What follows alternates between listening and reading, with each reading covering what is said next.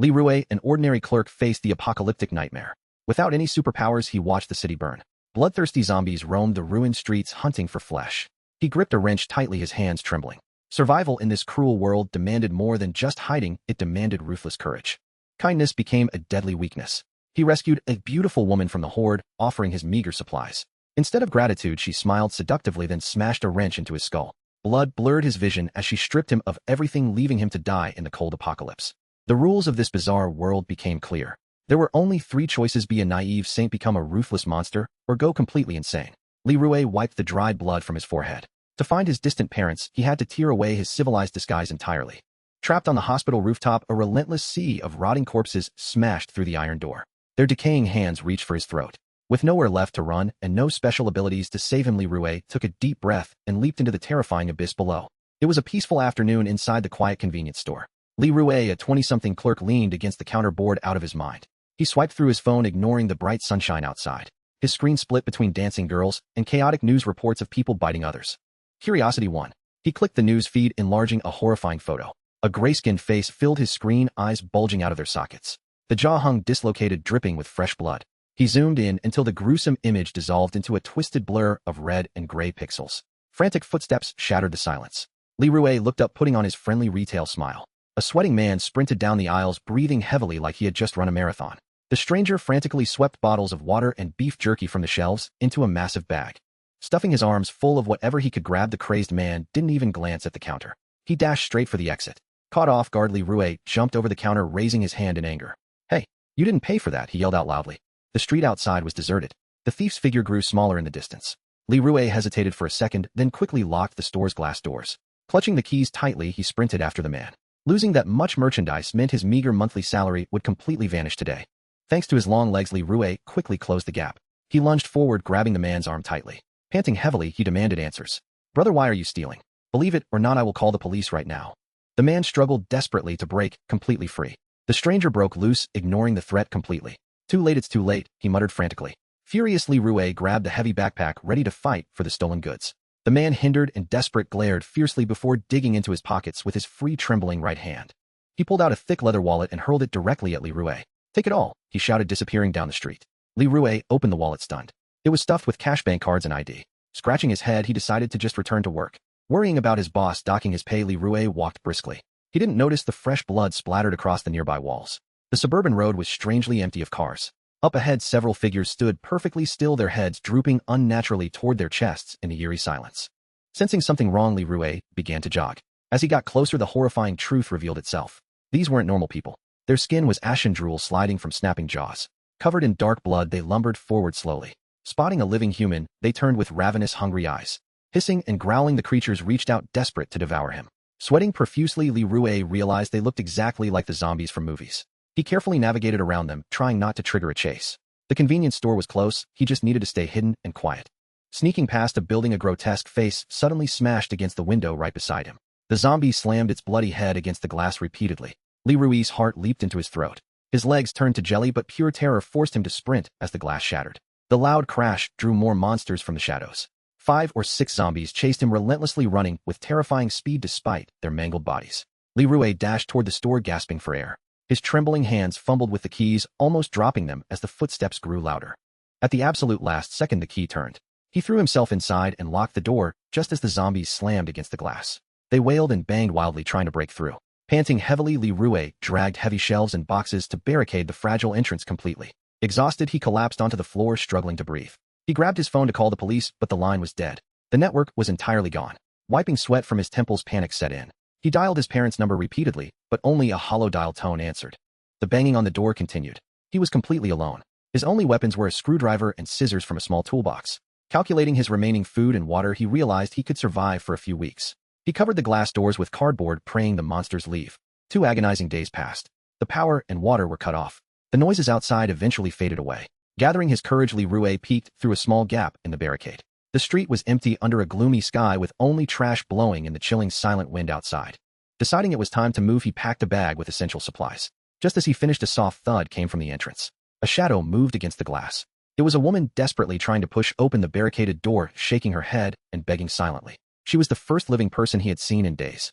Seeing her weak and helpless state, Li Rue couldn't refuse. He carefully moved the barricade and let her inside. Please give me some food. I haven't eaten in 3 days. He'll do anything, she pleaded, grabbing his arm. Her tearful eyes and soft body pressing against him made the inexperienced Li Rue blush deeply. He awkwardly stuttered and turned to grab some supplies from his packed bag. The woman watched his naive reactions closely, her eyes narrowing slightly as she observed his hidden stash of precious food. She devoured the food like a starving animal, yet maintained a hint of mature elegance. Her unbuttoned collar revealed pale skin, making it hard for Li Rue to look away. Are you okay? Do you know what's happening outside? He asked politely, trying to organize his scattered thoughts. Thank you, she said, drinking some water. I heard monsters spread from the city center. They bite everyone. I was trapped for 3 days before escaping. Her pitiful voice made Li Rue want to protect her. That's terrible. I'm Li Rue. What's your name? He asked, feeling deeply sympathetic. Jiang Tong. You can call me sister, she replied warmly, leaning closer. Li Rue, who had never interacted with such a beautiful woman, fidgeted nervously with his shirt. Do you want to rest for a bit? He offered, pulling out a comfortable chair from the back room for her. I'm fine. What are your plans? She asked, glancing at his packed bag. I need to go home and check on my parents, Li Rue said sadly. Surprised, Jiang Tong argued. It's too dangerous outside. Why not find a safe shelter first? Li Rue shook his head firmly. Family is everything to me. I don't care what happens to me. What about you? He asked. I just want to find a safe place to live, she sighed, moving closer. Realizing their paths differed, Li Rue offered to leave her some food before he departed the next morning. Jiang Tong stared at him thoughtfully. You've never had a girlfriend, have you? She asked softly. No, Li Rue admitted, confused. She pressed her soft body against him, wrapping her arms around his neck. Share half your supplies with me, she whispered, her voice dripping with pure seduction. I can't survive alone, she pleaded, her slender hands roaming his chest. Let me spend a wonderful night with you in exchange. Her touch sent his heart racing. His mind went completely blank, unable to process the overwhelming stimulation. Please just help me, she begged, pulling him closer. We should get to know each other first. Li Rue stammered faintly, his hands offering only weak resistance. She smiled, gently pushing him onto the recliner in the back room. Straddling his waist, she began unbuttoning her shirt, her eyes filled with an irresistible, intoxicating charm that paralyzed him.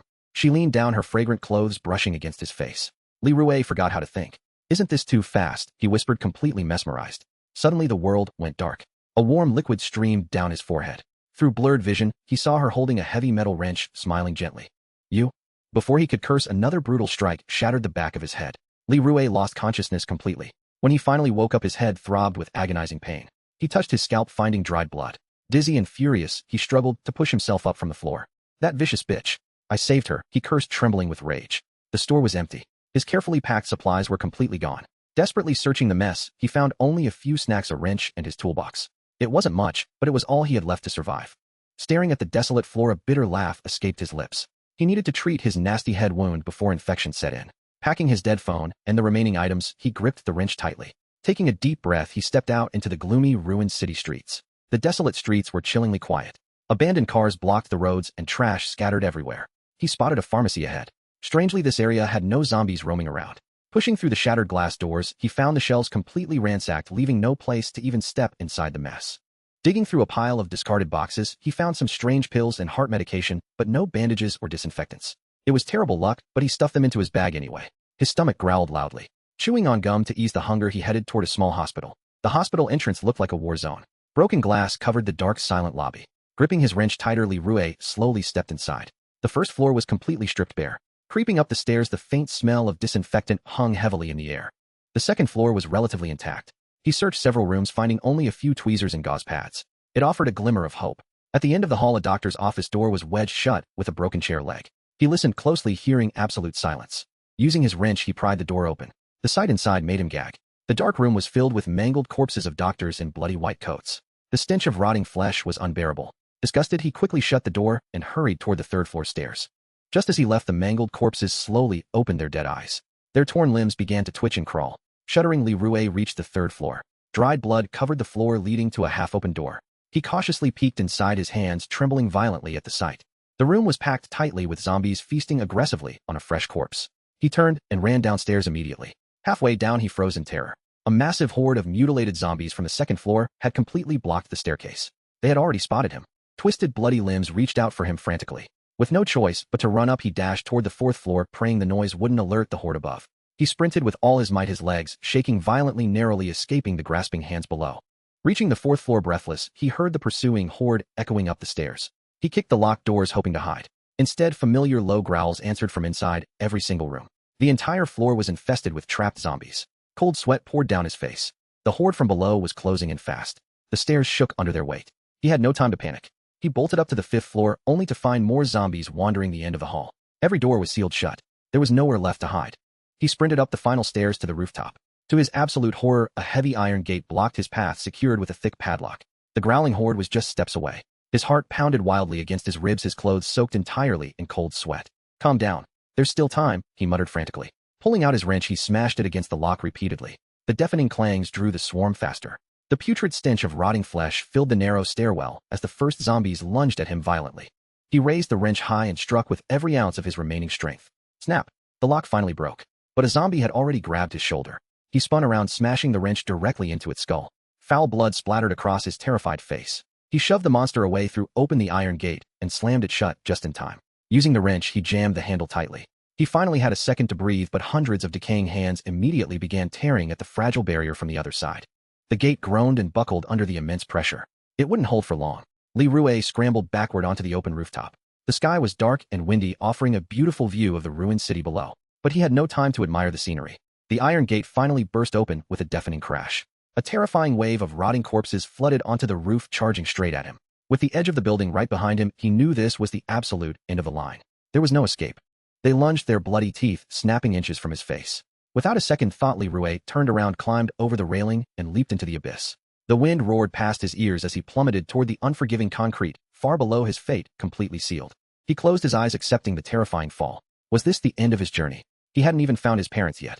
The betrayal of the woman, the endless hordes of monsters. It all flashed through his mind in the final seconds before impact. The apocalyptic world had forced an ordinary clerk to face the darkest depths of humanity. He realized too late that survival meant becoming a monster oneself. The wind howled furiously, carrying his regrets into the dark, indifferent sky as he vanished into the shadows of the ruined city. In a world without superpowers, an ordinary man's descent into madness was inevitable. Would he survive this impossible plunge? The grim reality of the zombie apocalypse spares no one, leaving only unanswered questions in its bloody wake. The story of Li Rue's survival has only just begun. Li Rue cautiously positioned himself against the wall, standing atop the air conditioning unit frame, peering down from a height that could easily spell disaster. There is always a glimmer of hope. Upon reaching the rooftop, he discovered to his surprise that air conditioning unit frames had been securely installed along the outer wall. They were sturdy enough, otherwise he would have had no choice but to leap from the 5th floor rather than succumb to a zombie's bite. Height was not a concern, as every floor boasted an air conditioning unit frame. If he descended carefully, he could reach the 2nd floor and then jump to safety. His only worry was that the frames below appeared less reliable. The iron supports were somewhat rusty, but what choice did he have but to gamble everything? Above him, the zombies writhed, their hungry eyes fixed on him. After resting for a moment and gathering his strength, Li Rue began his slow descent. The frame on the 3rd floor could indeed support his weight, but as he stepped onto the 2nd floor frame, he could distinctly feel it loosen beneath him. Without hesitation, he gritted his teeth, took a deep breath, and jumped, using the moment of instability to propel himself down alongside the air conditioning unit. Fortunately, Li Rue's legs were not broken. He merely scraped his skin and bled profusely. The sound of the collapse caught the attention of the zombies on the rooftop, several of whom excitedly leaped from the 5th floor. There was no respite for him. He limped away as those zombies thudded to the ground, bloodied, yet still struggling. But the numbers were overwhelming, and Li Rue dared not glance back. He ran for an indeterminate distance until the last zombie vanished from view. In a dusty corner, he collapsed onto the ground, too exhausted to move a finger. His body felt as if it had been disassembled, and it was nothing short of a miracle that he was still alive. Starving and battered, the thought of returning to his hometown was daunting. After resting for a considerable time, Li Rue finally managed to rise, using the bandages and clean water he had obtained at great risk to tend to his wounds, while also consuming a little snack to regain some strength. The food was limited, perhaps enough to last him for another day. However, there was little he could do at this moment. The encroaching twilight signaled the need to find shelter for the night, which had become his immediate priority. As for food, he decided to search for it tomorrow. He hastily sought refuge in an abandoned room, a chaotic space clearly belonging to a lonely bachelor. Nonetheless, it had a bed. Ignoring the litter strewn across the floor, he collapsed onto the bed and fell into a deep sleep. Upon waking the next day, Li Rue felt his body had somewhat recovered, though his head was still heavy, likely from not having eaten well and losing so much blood. His condition was far from optimal, but he needed to venture out for food. Grabbing the bag he had purchased upon his arrival and arming himself for protection, he prepared to leave. Li Rue planned to stow away the scant medical supplies he had scavenged the previous day in this makeshift hideout. He had discovered the spare key to this place in a drawer, indicating that its previous occupant had left in haste. Scavenging was a laborious endeavor. After an entire morning, he had found only a rotting apple, some leftover candy, and a crowbar for protection. He encountered a few zombies along the way, compelling him to retreat.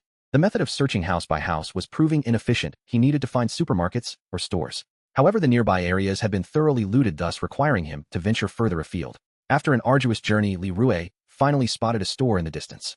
Peering through the glass, he observed a wealth of supplies within, but it appeared there were quite a number of zombies inside as well. Just as he stood in a corner despairing over how to acquire the food, he suddenly spotted a young man. This individual, carrying a striking pink backpack and wielding a club, seemed to be luring the wandering zombies outside. His movements were agile and swift, while zombies moved slowly. Their numbers were overwhelming. Each time a zombie drew near, he dispatched it with apparent ease, leaving Li Rue in stunned admiration. In no time, the young man had released all the zombies contained within the store, and they eagerly followed him away. The store was now safe, and despite the dubious nature of the situation, Li Rue was not one to miss such a golden opportunity. He joyfully dashed into the store to scavenge, knowing that with so many supplies the young man could hardly take it all for himself. Li Rue was determined not to leave empty-handed, his hands moving swiftly while he munched on food. Just as he was about to make an escape, the young man with the pink backpack unexpectedly returned, standing directly in front of him. Li Rue felt an awkwardness wash over him. With an unfriendly gaze, the young man approached, blood still dripping from his club, sending Li Rue into a panic as he had never run so fast in his life. After a prolonged chase, he finally managed to evade him, panting against a wall, unable to suppress his inner thoughts. Was it really necessary to chase him down for just a small amount of food? Just when Li Rue thought he had lost the young man, he unexpectedly emerged from the front, cutting him off.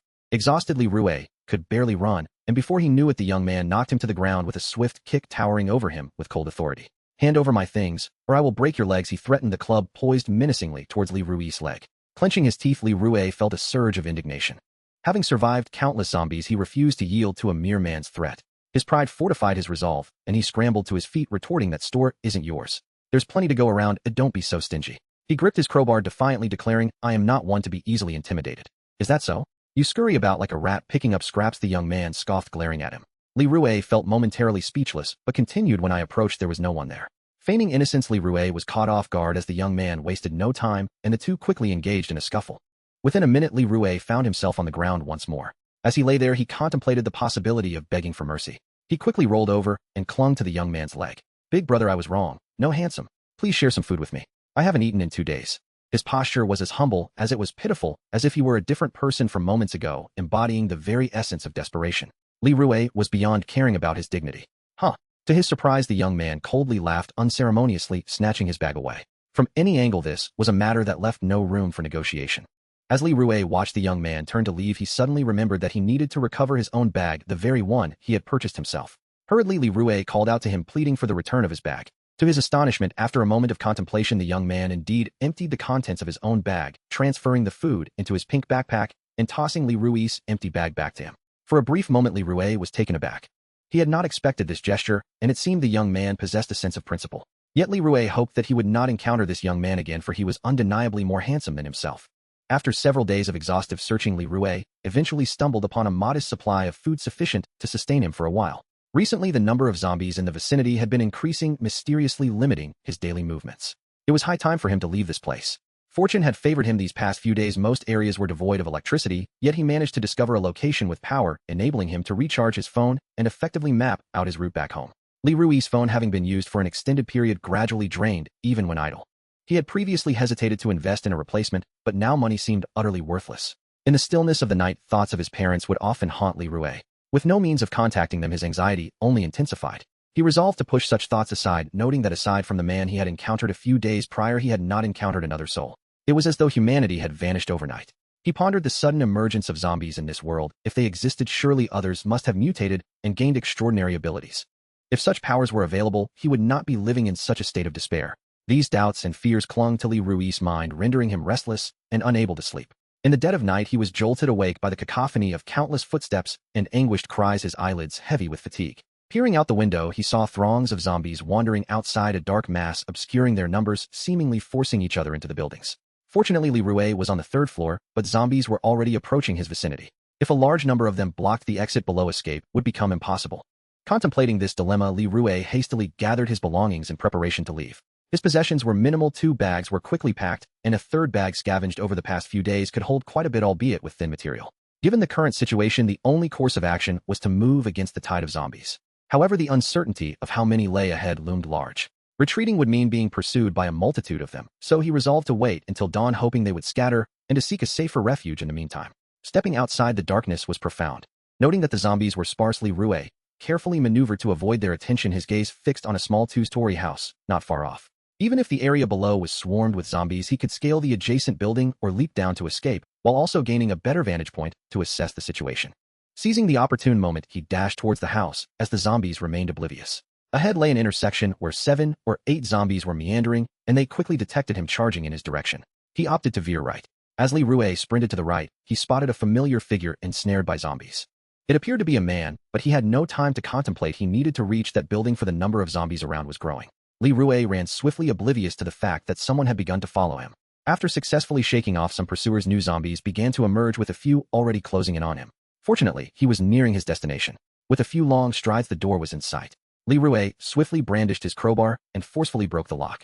Upon entering, he intended to barricade the entrance, but was unexpectedly assaulted by a grotesque, overweight zombie. The suddenness of the attack and the dimness of the room left him momentarily disoriented as he was knocked to the ground. As he fell, Li Rue instinctively raised the crowbar in front of him just as the zombie lunged its teeth, clamping onto the weapon. He gritted his teeth, striving to hold his ground against the relentless creature.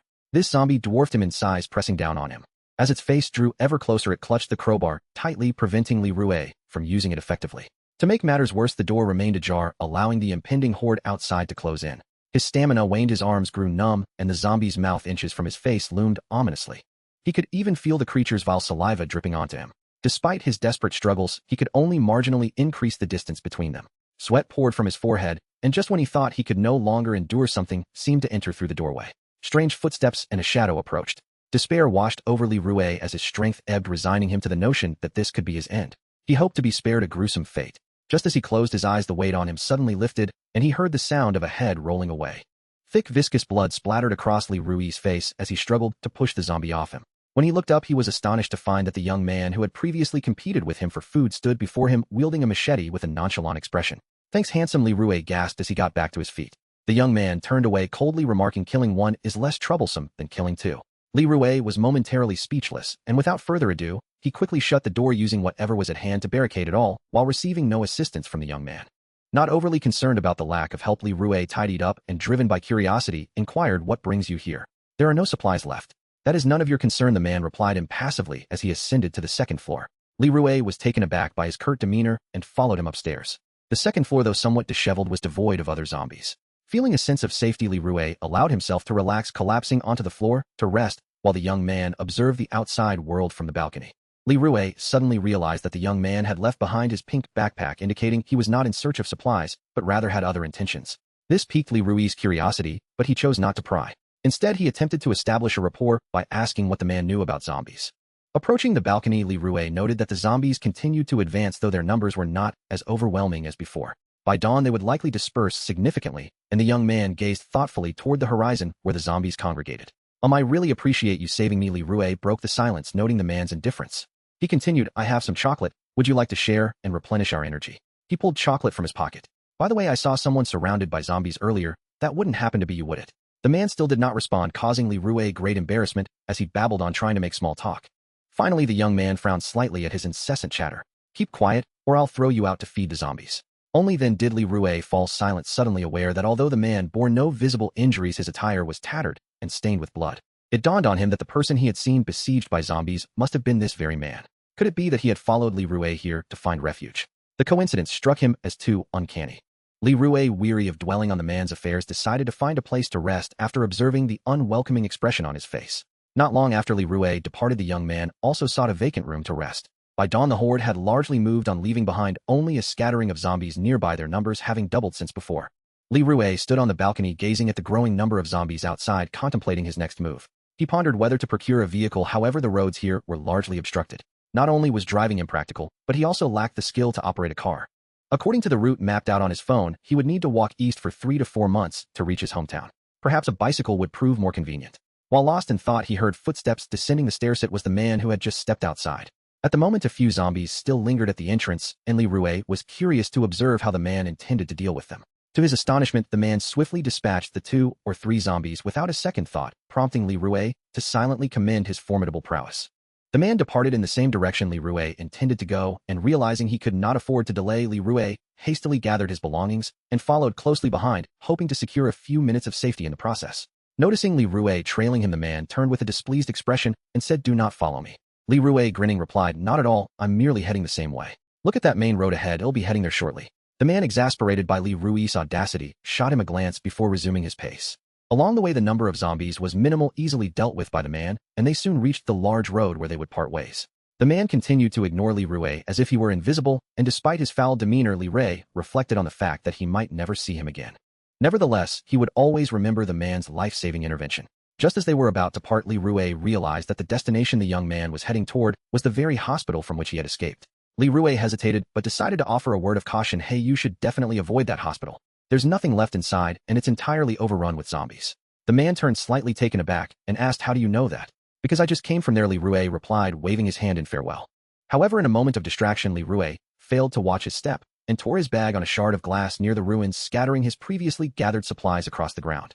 Cursing his bad luck internally, he hurried to collect them only to realize the man had not gone far and was now intently watching the items that had fallen. This made Li Rui feel uneasy, prompting him to hasten his gathering. The man spoke first. Hey, give me those pills, pointing at the boxes of fast-acting heart medication strewn across the ground. Li Rui, taken aback by his brashness, quickly stuffed the items into his pocket and retorted, no way, I need them for myself. Seeing the man approach, Li Rui hastily finished collecting his belongings and attempted to leave, but the man interjected, I can trade you food for them. Not interested, I have enough already.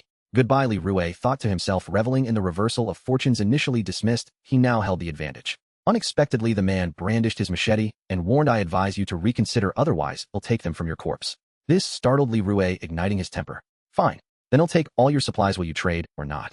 The man was rendered speechless by Li Rui's audacity, advancing menacingly with his blade. Realizing the man was serious, Li Rui panicked, hastily opened the pill bottle and raised it to his lips, shouting, I warn you, don't come any closer, or I'll swallow them all, and you'll get nothing. The man halted, gritting his teeth. What do you want in exchange for them? Li Rui smirked, as I mentioned earlier, I want all your supplies in return. He aimed to ruffle the man's feathers, hoping for compliance. Fine, put the pills down and follow me to collect them, the man replied, his gaze fixated on Li Rui while gripping his knife tightly. Li Rui was taken aback by the man's agreement. Evidently, the medication was of great importance to him. Yet sensing the man's hostile demeanor, he quickly amended his proposal. How about just half your supplies in light of your earlier assistance? All right, the man finally sheathed his knife. Thus, Li Rui followed the man to his hideout, reasoning that if the man had been amicable, Li Rui would have willingly given him a box of medication in gratitude for saving his life. To Li Rui, the medicine was of little value, especially considering their first encounter had ended with him receiving a beating. He felt justified in claiming some advantage from this transaction.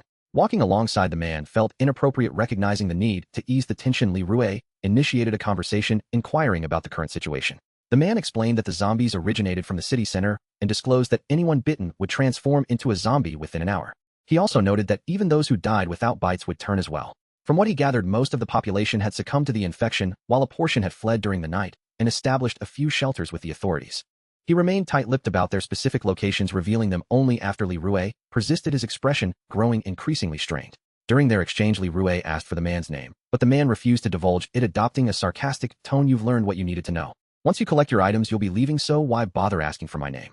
Li Rui found the man utterly insufferable, lamenting the lack of goodwill and camaraderie between them.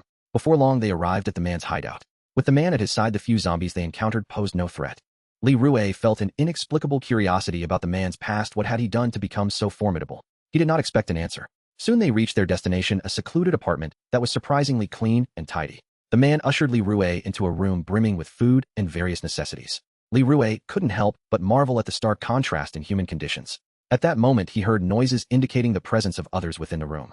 A young girl around 7 or 8 years old cautiously peeked her head out, her curiosity piqued by Li Rui's presence. Is this your daughter? The young man rolled his eyes, visibly exasperated. This is my sister. Why does it matter? Hurry up and take what you need. Swiftly shifting his demeanor, the man addressed the girl with warmth. Why are you out here? Are you feeling unwell? Do you want something to eat? I'm not hungry, brother. I've been waiting for you all night, worried you wouldn't come back. The little girl clutched his hand, voicing her concerns. Didn't I say I'd be gone a while looking for medicine? You don't need to worry, I'm fine, the man reassured her. Hearing this, Li Rui felt a pang of guilt for taking advantage of the situation. No wonder the man had ventured out for his sister. Opting to only take a few essential food items, Li Rui informed him, I've gathered enough already. He then handed over a box of pills to the man, who received it with disbelief. Are you sure this is sufficient?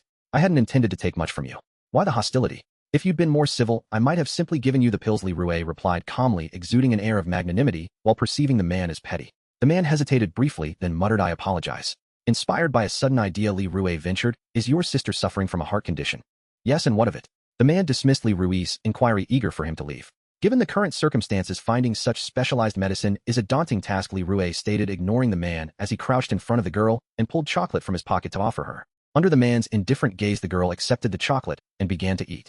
Li Rue continued, regardless, I will still search for it, but your concern is unwarranted. Why can't we coexist amicably and be friends? I have a brilliant proposal. I wonder if you'd be interested, Li Rue said, eyeing the man with a mischievous glint. Let's hear it, the man replied suspiciously. How about you accompany me back home as my bodyguard? I have 3 boxes of medicine remaining, and upon successfully ensuring my safety to my home, I'll hand them all over to you. Li Rue had noted that the medicine was of a sufficient dosage to last a month. That's too risky. What about my sister during the journey? There's no other option. Reflect on it. Nearby hospitals have long been emptied, and you'll eventually need to venture elsewhere to find medicine. Li Rue raised an eyebrow. Since you're already planning to search for medicine elsewhere, there's a chance you might find some along the way. Plus, I'll assist you at the very least. Traveling with me guarantees access to medication. Sensing the man's hesitation, Li Rue pressed on. Moreover, if one day you encounter trouble while out searching, can you be sure your sister will be safe here? You're aware of the dire circumstances outside. She can't remain here forever.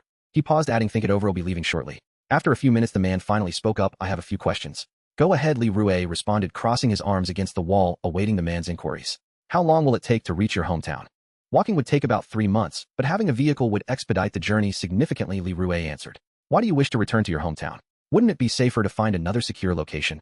I need to find my parents and see if they're still alive. At the very least, they should die at home, shouldn't they? Any other questions? Li Rue awaited the next query. The man appeared to struggle with indecision, but ultimately nodded in agreement. All right, I'll accompany you, but you must ensure my sister's safety to the best of your ability. Rest assured, I won't be the type to abandon her when facing zombies, Li Rue assured him confidently. The man's evident skepticism about Li Rue's reliability was palpable, his expressions betraying reluctance, and he took a deep, solemn breath. From this point forward, we'll be traveling together. I'm Li Rue. I can't keep calling you. Please share your name. Bai Jing. My sister is Bai Lin. Li Rue thought to himself, no wonder the man had hesitated to share his name. He did indeed possess a rather refined appearance. With a cheerful demeanor, Li Rue turned to the girl and said, hello, little sister. We're partners now. Call me Brother Rue, and I'll give you another piece of chocolate. Thank you, Brother Rue, Bai Lin replied shyly. Her innocent face melted Li Rue's heart, and he produced more candy from his pocket, patting her head affectionately. Your sister is much better behaved than you, Li Rue remarked at Bai Jing. Bai Jing scoffed, you're only good at deceiving children. Oh, but I managed to win over this child, didn't I? Li Rue chuckled. You really have no shame. Bai Jing mentioned that she needed a day's time to prepare, planning to find a vehicle to transport their supplies, and Li Rue decided to accompany her to lend a hand. Thus they set out on the road to search for a drivable car. Although the street was lined with vehicles, most were wrecked, evidently victims of severe traffic accidents reduced to shattered remains. To enhance their efficiency, they decided to split up. Li Rue kept a watchful eye along the roadside, while Bai Jing positioned herself across the street. Overwhelmed by fear, Li Rue hesitated to stray too far from Bai Jing. Concerned about potential encounters with zombies, he lacked her formidable skills and dared not wander far. Despite their efforts, neither of them discovered a suitable vehicle. Li Rue, feeling fatigued, chose to rest momentarily by the roadside, where he stumbled upon a patch of pink flowers blooming in the greenery. Realizing that spring was approaching, he plucked one and tucked it into his pocket before resuming their search. After walking for a while, Li Rue spotted a hotel in the distance. If there was a hotel, a dedicated parking lot was likely nearby. Upon investigation, the remnants of signage confirmed the existence of a parking lot, albeit an underground one. Peering into the inky blackness below caused a pang of anxiety in Li Rue. He quickly called for Bai Jing, who had not found anything usable on her end either. Reluctantly, Li Rue encouraged Bai Jing to lead the way into the darkness. Fortunately, he had brought his mobile phone for illumination. While it didn't provide much light, it was sufficient to reveal objects within a short range. The atmosphere was eerily silent, with only the echo of their footsteps resonating in the stillness. Li Rue harbored a deep-seated fear of zombies lurking in the shadows, ready to spring forth unexpectedly, prompting him to inch closer to Bai Jing's back until she shoved him away in annoyance. After surveying the area, Bai Jing confirmed the absence of zombies, which eased Li Rue's trepidation slightly. The surroundings were damp and cold, with dark, grimy concrete walls.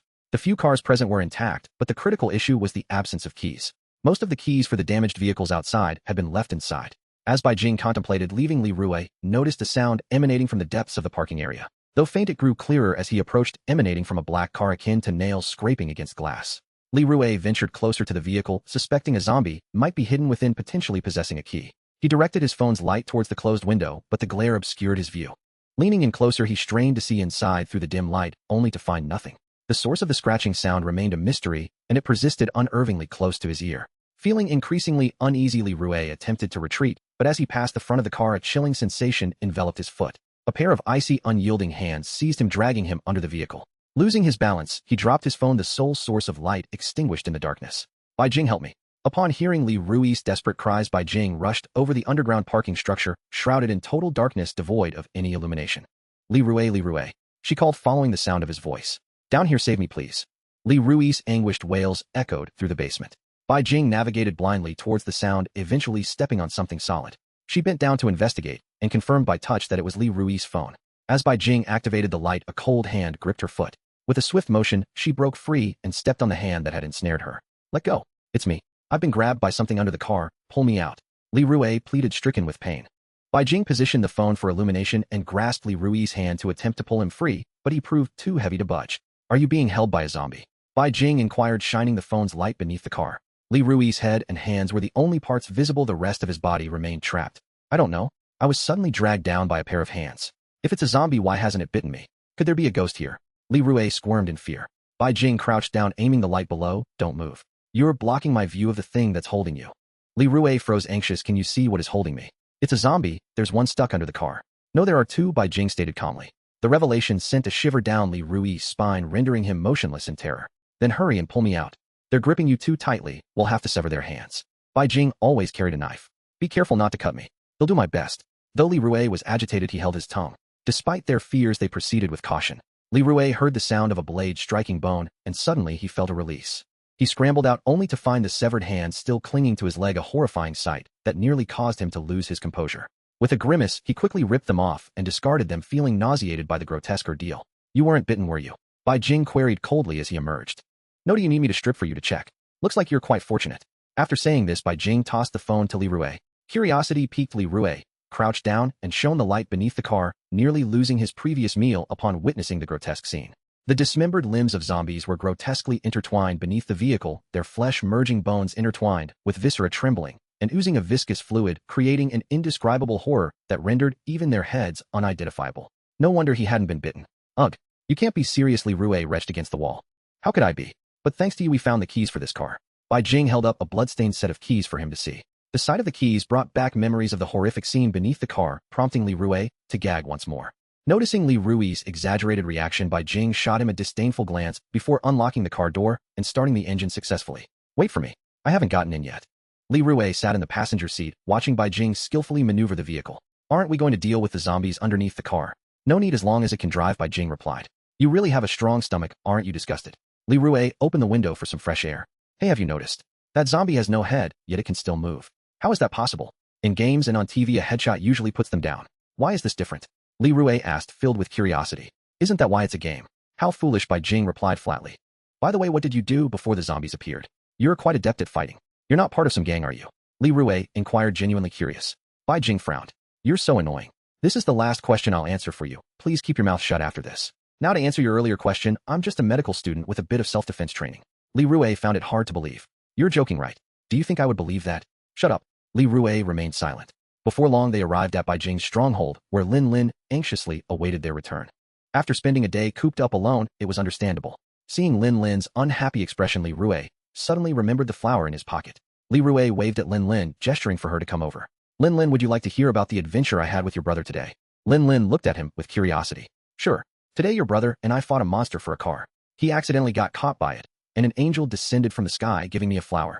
The angel told me that as long as I held this flower, the monster wouldn't dare approach me. Thanks to that flower, I was able to rescue your brother. Lin Lin listened in astonishment to Li Rui's tall tale. Is this true? Li Rui maintained a straight face, embellishing the story. Of course it is. Just look at this flower. He pulled out a flower he had picked from the roadside. Now I want to give you this flower from the angel, so the monster will stay far away from you. Lin Lin accepted the flower with delight. This flower is so beautiful. Are you really giving it to me? Li Rui, feeling a bit guilty about the wilting flower, replied, of course. It's a reward for Lin Lin being a good girl and waiting for us to come back. Thank you, brother Rui. Lin Lin danced with joy and ran to show Bai Jing. After their playful banter, Lin Lin ultimately decided to give the flower to Bai Jing, who discreetly tossed the wilted flower away in front of Li Rui. In this harmonious atmosphere, they rested for the night. The next day, Li Rui and the others packed their belongings and prepared to set out. Before hitting the road, they cleared a path and followed the predetermined route. Lin Lin, carrying a pink backpack, curiously leaned against the car window to gaze at the scenery outside, her happiness palpable as she hadn't been outside in a long while. Once the route was confirmed, they headed east. During the journey, Bai Jing asked Li Rui if he knew how to drive, to which he admitted he did not. To expedite their journey, Bai Jing begrudgingly taught him while driving. Aside from a brief moment when he mistook the gas pedal for the brake, he quickly adapted. Just as Li Rui basked in his newfound skills, Bai Jing suddenly exclaimed, "Stop! There's something ahead." A sudden brake nearly sent the three occupants of the vehicle flying. Sure enough, a horde of zombies blocked the road ahead. Bai Jing hurriedly exited the car. You two stay inside while I check it out. Okay, be careful and see what the situation is. Try to lure them away if you can, Li Rui instructed Bai Jing. Lin Lin looked worriedly at Bai Jing as he walked away. Don't worry, your brother is very capable. He'll be back soon, Li Rui reassured Lin Lin. Lin Lin obediently replied. By the way, brother Rui, where are we heading? Lin Lin asked, puzzled. To my hometown. It will take a few months, but if we hurry we might see the peach blossoms. There's a peach orchard near my house. It's stunning when it blooms. Would you like to see it, Lin Lin? Li Rui spoke nostalgically about his hometown, which in reality only had 3 trees, not an orchard. Wow, I really want to see it. We must hurry. Lin Lin excitedly replied. By the way, where are your parents? Why aren't they with you? Li Rui sought to learn more about their family situation. My parents are not here. I've always lived with my brother, Lin Lin answered obediently. Does Lin Lin know what your brother used to do? Li Rui was curious if Bai Jing had indeed been truthful. Lin Lin thought for a moment before responding, I'm not very sure. I often stayed in the hospital because of my health and my brother has always been with me. He used to read a lot of books I didn't recognize. Li Rui was surprised to find her statement true.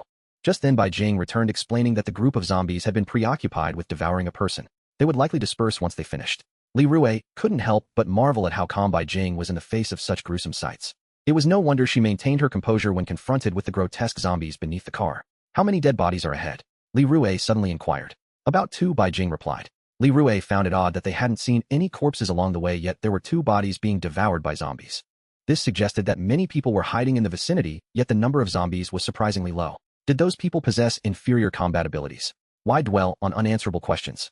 For now, nothing could be more comforting than enjoying a ride, without worrying about hunger aside from Bai Jing's unpleasant demeanor. Just as Li Rui felt himself drifting off, the zombies gradually dispersed, allowing them to pass smoothly. The roads in the urban area became congested, necessitating cautious driving. After a while, it was time for Li Rui to take over driving, though he felt a bit anxious as Bai Jing had closed her eyes to rest and was no longer there to guide him. The car's fuel would last only a day or 2, and once they ran out of gas, they would need to search for more, which was a hassle. Thus, Li Rui dared not drive too fast to conserve fuel. As night fell, the number of zombies on the road began to increase, especially as they approached the city center. Li Rui suspected that the previous zombie outbreak had originated from this area, given the consistent direction. What had transpired in the city center remained a mystery. Li Rui's route passed just on the right side of the city center, and he hoped there would be no issues, especially with Bai Jing by his side. Without her, he might have met a grim fate on the roadside. Li Rui felt grateful for their assistance. After driving for 2 to 3 hours, Li Rui began to feel fatigued, especially as the number of zombies increased along the roadside. He had to remain vigilant and watch for any obstructions. Suddenly, he was caught off guard and bumped into a zombie with a loud thud, driving right over it. The sound of cracking bones sent shivers down his spine. It was nothing serious, merely waking Bai Jing from her slumber. What happened? You didn't end up in a ditch, did you? She rubbed her eyes, struggling to adjust to the bumpy ride. Li Rui kept his gaze fixed on the road, gripping the wheel tightly. Not at all. Oh, I just hit a zombie. You can go back to sleep. After driving a short distance, he noticed an alarming increase in the number of zombies, and the road ahead appeared blocked by a cluster of abandoned vehicles. This route was no longer passable, and they had already reached the right side of the city center. The main road was blocked, and they would have to navigate around the city center. It seemed inevitable that they would have to enter the city center. Surprisingly, along the path leading there, the number of zombies was actually lower. Continuing along, they passed through what used to be a bustling street, now a scene of devastation, with only a few stray zombies lingering. Yet they encountered another blockage. Frustrated, Li Rui observed that the barricades appeared to be man-made, with thick metal sheets surrounding several intersections. It seemed someone had created a circular blockade around the main road. The area near the shopping district was completely obstructed, yet they had to traverse those main streets to move forward. Li Rui nudged Bai Jing awake to explain the situation. After some thought, Bai Jing decided to go out and assess whether they could clear a path or find an alternative route.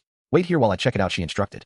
After waiting for nearly an hour, Lin Lin, who had awakened, began to feel increasingly anxious. Realizing something was amiss, Li Rui panicked. Bai Jing had only gone to check the situation. There was no way she would take so long without encountering trouble. He parked the car discreetly and scanned for zombies nearby. He couldn't leave Lin Lin alone in the car, so he decided to take her with him. He carefully instructed her to hold his hand tightly and not to stray from his side before heading toward the direction Bai Jing had disappeared. Li Rui walked alongside Lin Lin for quite some time without encountering a single soul. Upon reaching the roadblock at the end of the path, he still did not see Bai Jing. A tall aluminum alloy barrier separated them from the main road. Suddenly, Li Rui noticed a makeshift iron gate nearby. As he approached, he was about to push it open when the gate swung open on its own. Out stepped a burly bald man, his face marred by an unfriendly demeanor, brandishing a knife. Feeling apprehensive in the presence of this unfamiliar man, Li Rui stammered, Hello, I am a survivor who just fled here.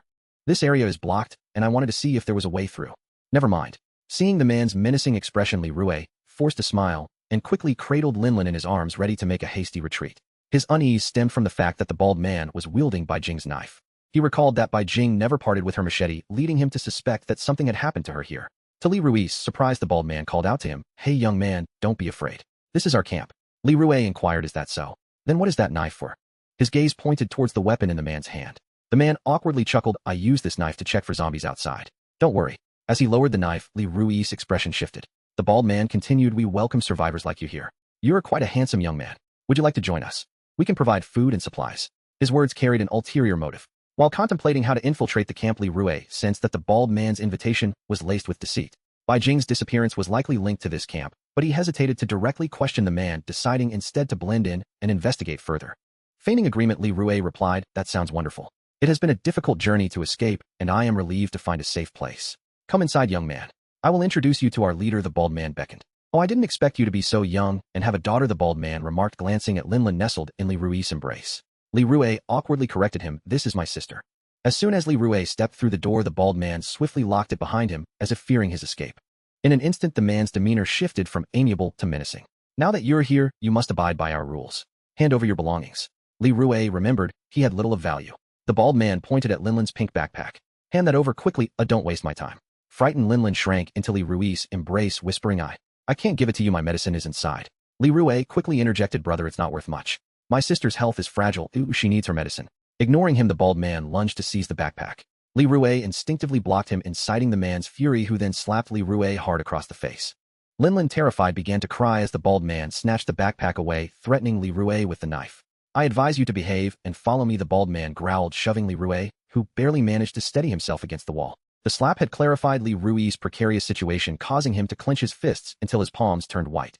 Their commotion attracted two individuals, one a lanky man, who said to the bald man, wow, you're lucky tonight. Another young man for the boss. Aunt Wu will surely reward you. The bald man boasted for a moment before parting ways with them, leading Li Rui deeper into their territory while the others remained at the entrance. Throughout the journey, Linlin trembled in his arms, softly sobbing, dampening his chest. Li Rui comforted her, not realizing she was only crying due to his injury and not from fear, as she gently touched his reddened face. This bittersweet moment tugged at Li Rui's heart. He needed to find Bai Jing and escape this dreadful place. Li Rui carefully observed his surroundings. The area consisted of main streets bordered by a large commercial building that appeared to house many resources, yet curiously devoid of any people. Surrounding the building were barricaded entrances, with only the door Li Rui had entered remaining accessible. The bald man soon led Li Rui to the entrance of a more luxurious hotel. Several individuals loitered outside. After exchanging a few words with them, the bald man continued, leading Li Rui away. You're fortunate tonight. Aunt Wu has a lovely companion and cannot meet you. Follow me, and we'll figure out your arrangement tomorrow. This revelation puzzled Li Rui. It seemed Aunt Wu was the overseer of this place. He had heard rumors of a young man captured prior to his arrival, likely Bai Jing. It was hard to believe that someone as capable as Bai Jing could be easily apprehended. Was there someone here stronger than him? While Li Rui pondered this, the bald man took him to a disheveled, enclosed room and forcefully pushed him inside, locking the door behind him. With no immediate plan, Li Rui sought a corner to rest. Fortunately, Linlin had fallen asleep in his arms, her tears subsiding, or she would have been too frightened to sleep in such an ominous environment. The next day, close to noon, the bald man returned to escort them out. Both Li Rui and Linlin were starving. Li Rui fared better, but Linlin appeared unwell. He hoped to procure some food. The bald man led them back to the previous hotel, where a long table surrounded by men awaited them. A middle-aged woman sat at the center, while others flanked her, engaged in discussion. The bald man introduced Li Rui to the woman, who seemed pleased by whatever he had shared. Hello, young man. I am the overseer of this camp. You may call me Wu Yi. As long as you adhere to our regulations, your survival will be assured. I hope you will integrate well with us. Her scrutinizing gaze assessed Li Rui as if he were a mere piece of meat, leaving him uncomfortable. Noticing the older woman was far more polite than the bald man, Li Rui responded courteously, thank you, Wujia. My name is Li Rui, and I have fled here from District C. I appreciate your hospitality for me and my sister, but could we have something to eat first? Wu Yi smiled warmly. Of course, I welcome your arrival. As newcomers, you are entitled to a complimentary meal. Please return this evening, and I will personally explain the rules of our camp.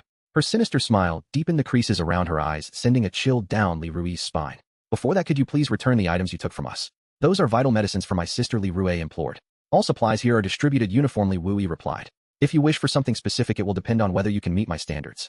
No sooner had she finished speaking than the men beside her began to scrutinize Li Rui with complex expressions. Li Rui felt increasingly unsettled.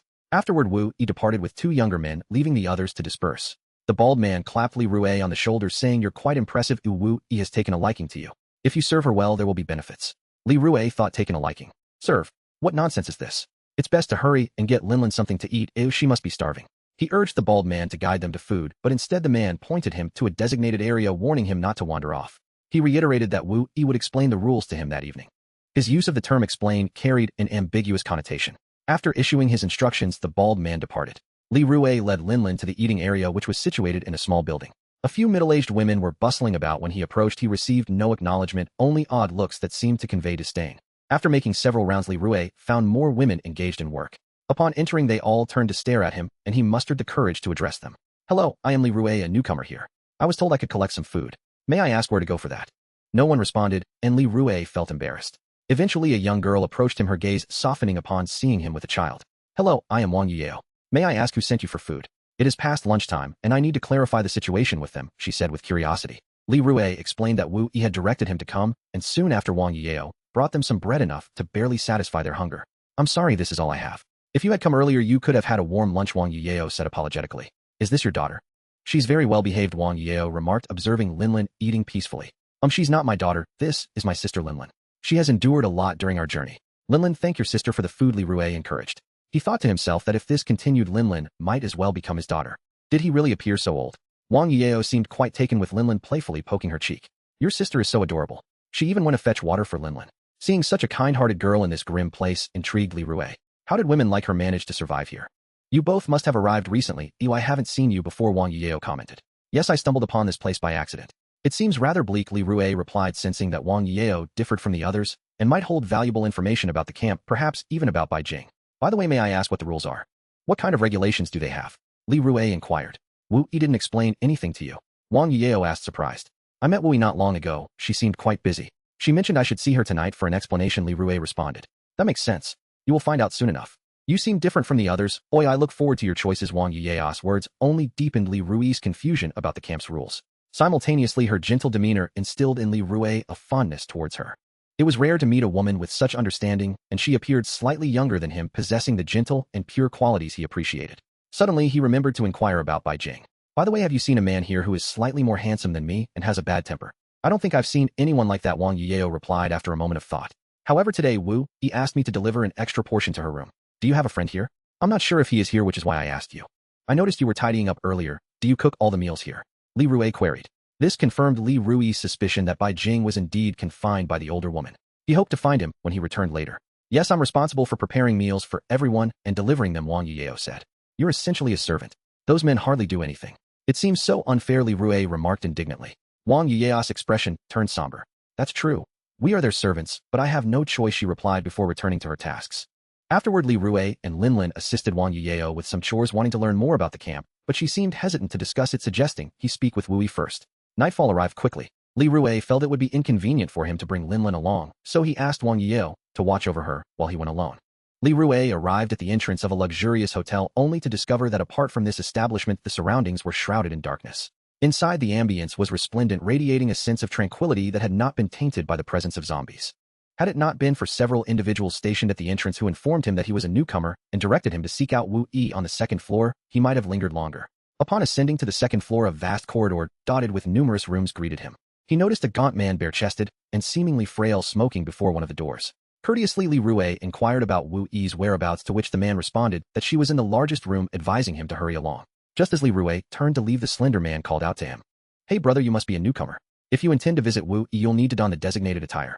Otherwise, you might incur her displeasure, and believe me, the consequences won't be pleasant." "Is that so? Nobody informed me.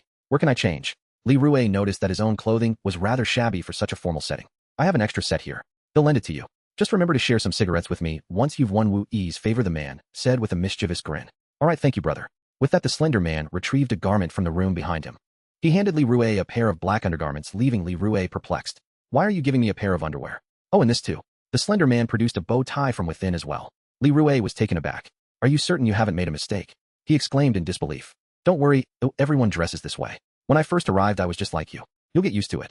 "Hurry up and change," the man said with a smirk which only heightened Li Rui's unease. This revolting item. I would rather die than wear it. With that, Li Rui strode away, ignoring the man's further entreaties. The odd behavior of these individuals left Li Rui with an unsettling feeling about Wu Yi. It was no wonder they had spoken so strangely. It seemed they wished to compel him to submit to her, and it appeared that many of the men here were entangled with her in some manner. Before long, he spotted the largest room and knocked lightly on the door. Moments later, he heard Wu Yi's voice beckoning him to enter. Upon entering, he was greeted by the sight of two burly men clad only in undergarments and bow ties attending to Wu Yi, who reclined on a sofa, indulging in comfort. She was adorned in a sheer black negligee, her corpulent form juxtaposed against a face marred by wrinkles and a sallow complexion. The scene was so shocking that it nearly overwhelmed Li Rui's senses, causing him to avert his gaze in fright. My apologies for the intrusion, or I shall take my leave immediately, he declared, hastening towards the door, eager to escape the room. Although Li Rue had mentally prepared himself, he had not anticipated such an extravagant display. Stop. I'm not in a state of inconvenience.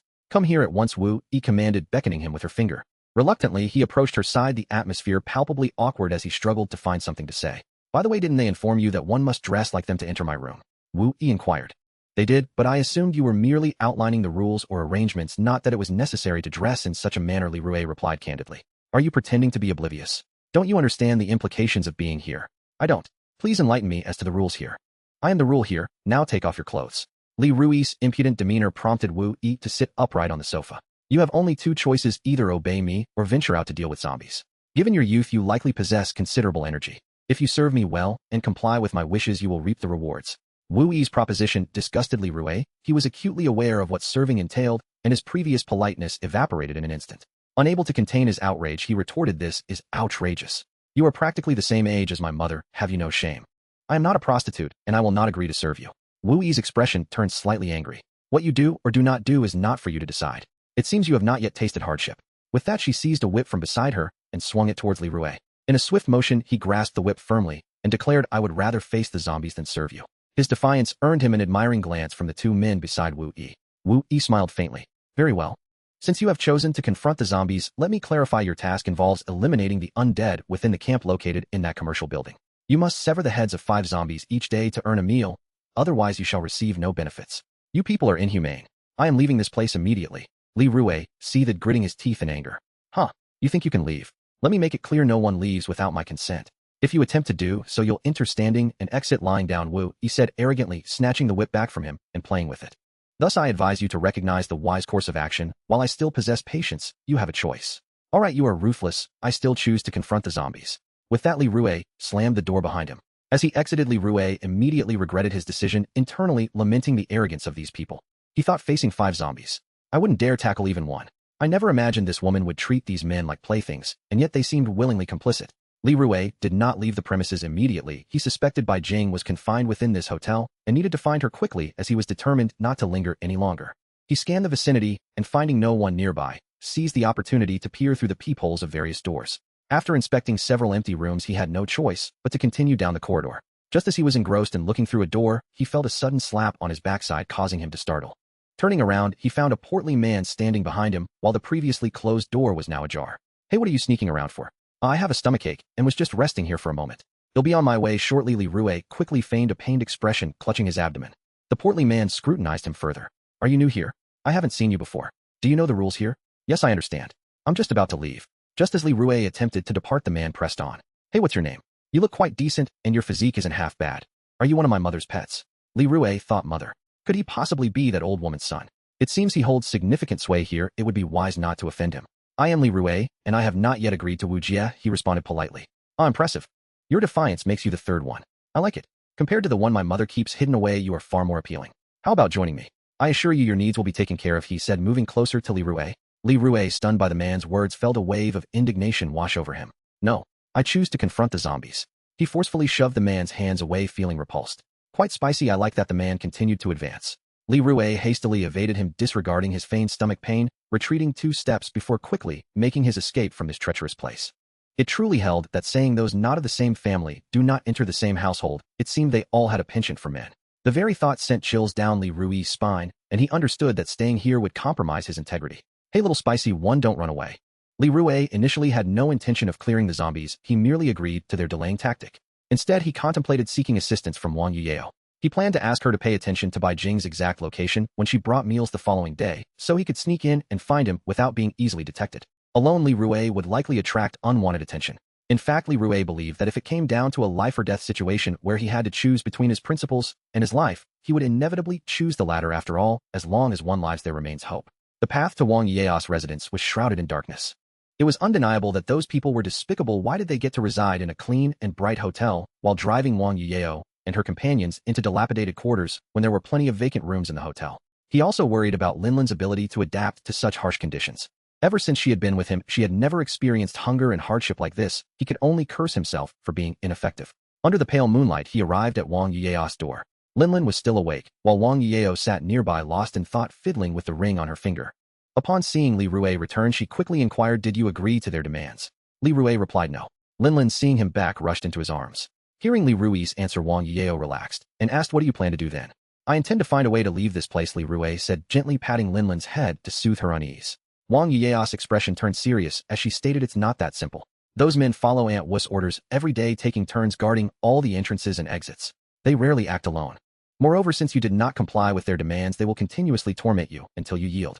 If you attempt to clear the zombies in that building, it is only a matter of time before you meet your demise there. It is exceedingly perilous." Li Rui sighed. "I have considered what you said, but at present I have no better options." He was unexpectedly warmed by Wang Yeo's concern for him. He continued, "By the way, I would like to ask a favor of you. When you deliver meals tomorrow morning, could you please pay attention to where an extra portion is sent?" Wang Yeo, puzzled, asked, "Are you looking for that person you mentioned before?" After a moment's hesitation, Li Rui sensed that Wang Yeo was not a malicious individual and decided to confide in her. "Actually, I came here to find my friend. It seems he has been captured by that old woman. From my observations, she appears to be hiding him in a certain room. If we can find him and rescue him, we can escape together. My friend is very capable." "That is impossible. Even if you manage to rescue your friend, you cannot leave this place.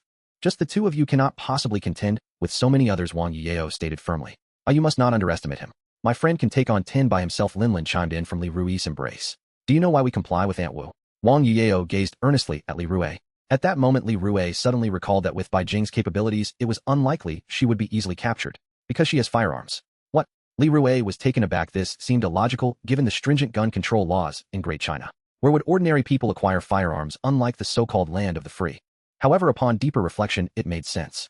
After all, how could that old woman command so many followers?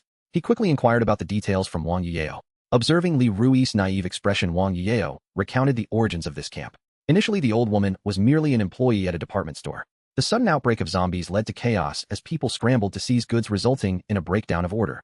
As the number of infected grew, the owner and a few others sealed off all the store's entrances, leaving only the owner and 8 remaining employees, including Aunt Wu, alive. This way no one could enter from outside, and they could not exit. Since this location was on the main street of the city center, most people fled in panic, causing many roads to become blocked. Those unable to escape became infected and turned into zombies. During this time, Aunt Wu desperately sought to find her son, but faced opposition from others. After about a week of confinement, only 4 people ultimately survived. No one knew what transpired during those days.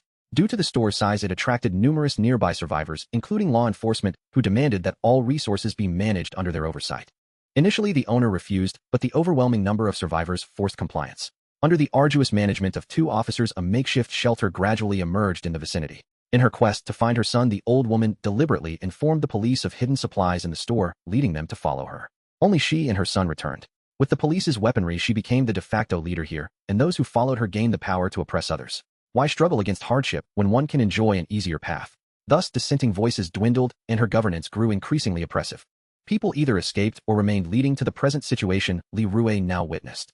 When the system of constraints and order collapses, and one is left to survive solely by instinct, one can no longer be called human. Wang Yeo lamented helplessly. "How do you know all this?" Li Rui suddenly inquired. "I have been here since the camp's inception. Do you remember the 3 ants who worked with me? They are among the 4 who survived alongside Aunt Wu." This revelation astonished Li Rui. They were once colleagues or friends striving for survival together, yet their fates diverged so drastically. That old woman is truly heartless. I learned most of this from them, but they mentioned that Aunt Wu is a woman without a husband raising her abnormal son alone. She must have faced many hardships along the way. Her expression dimmed in the dimly lit room.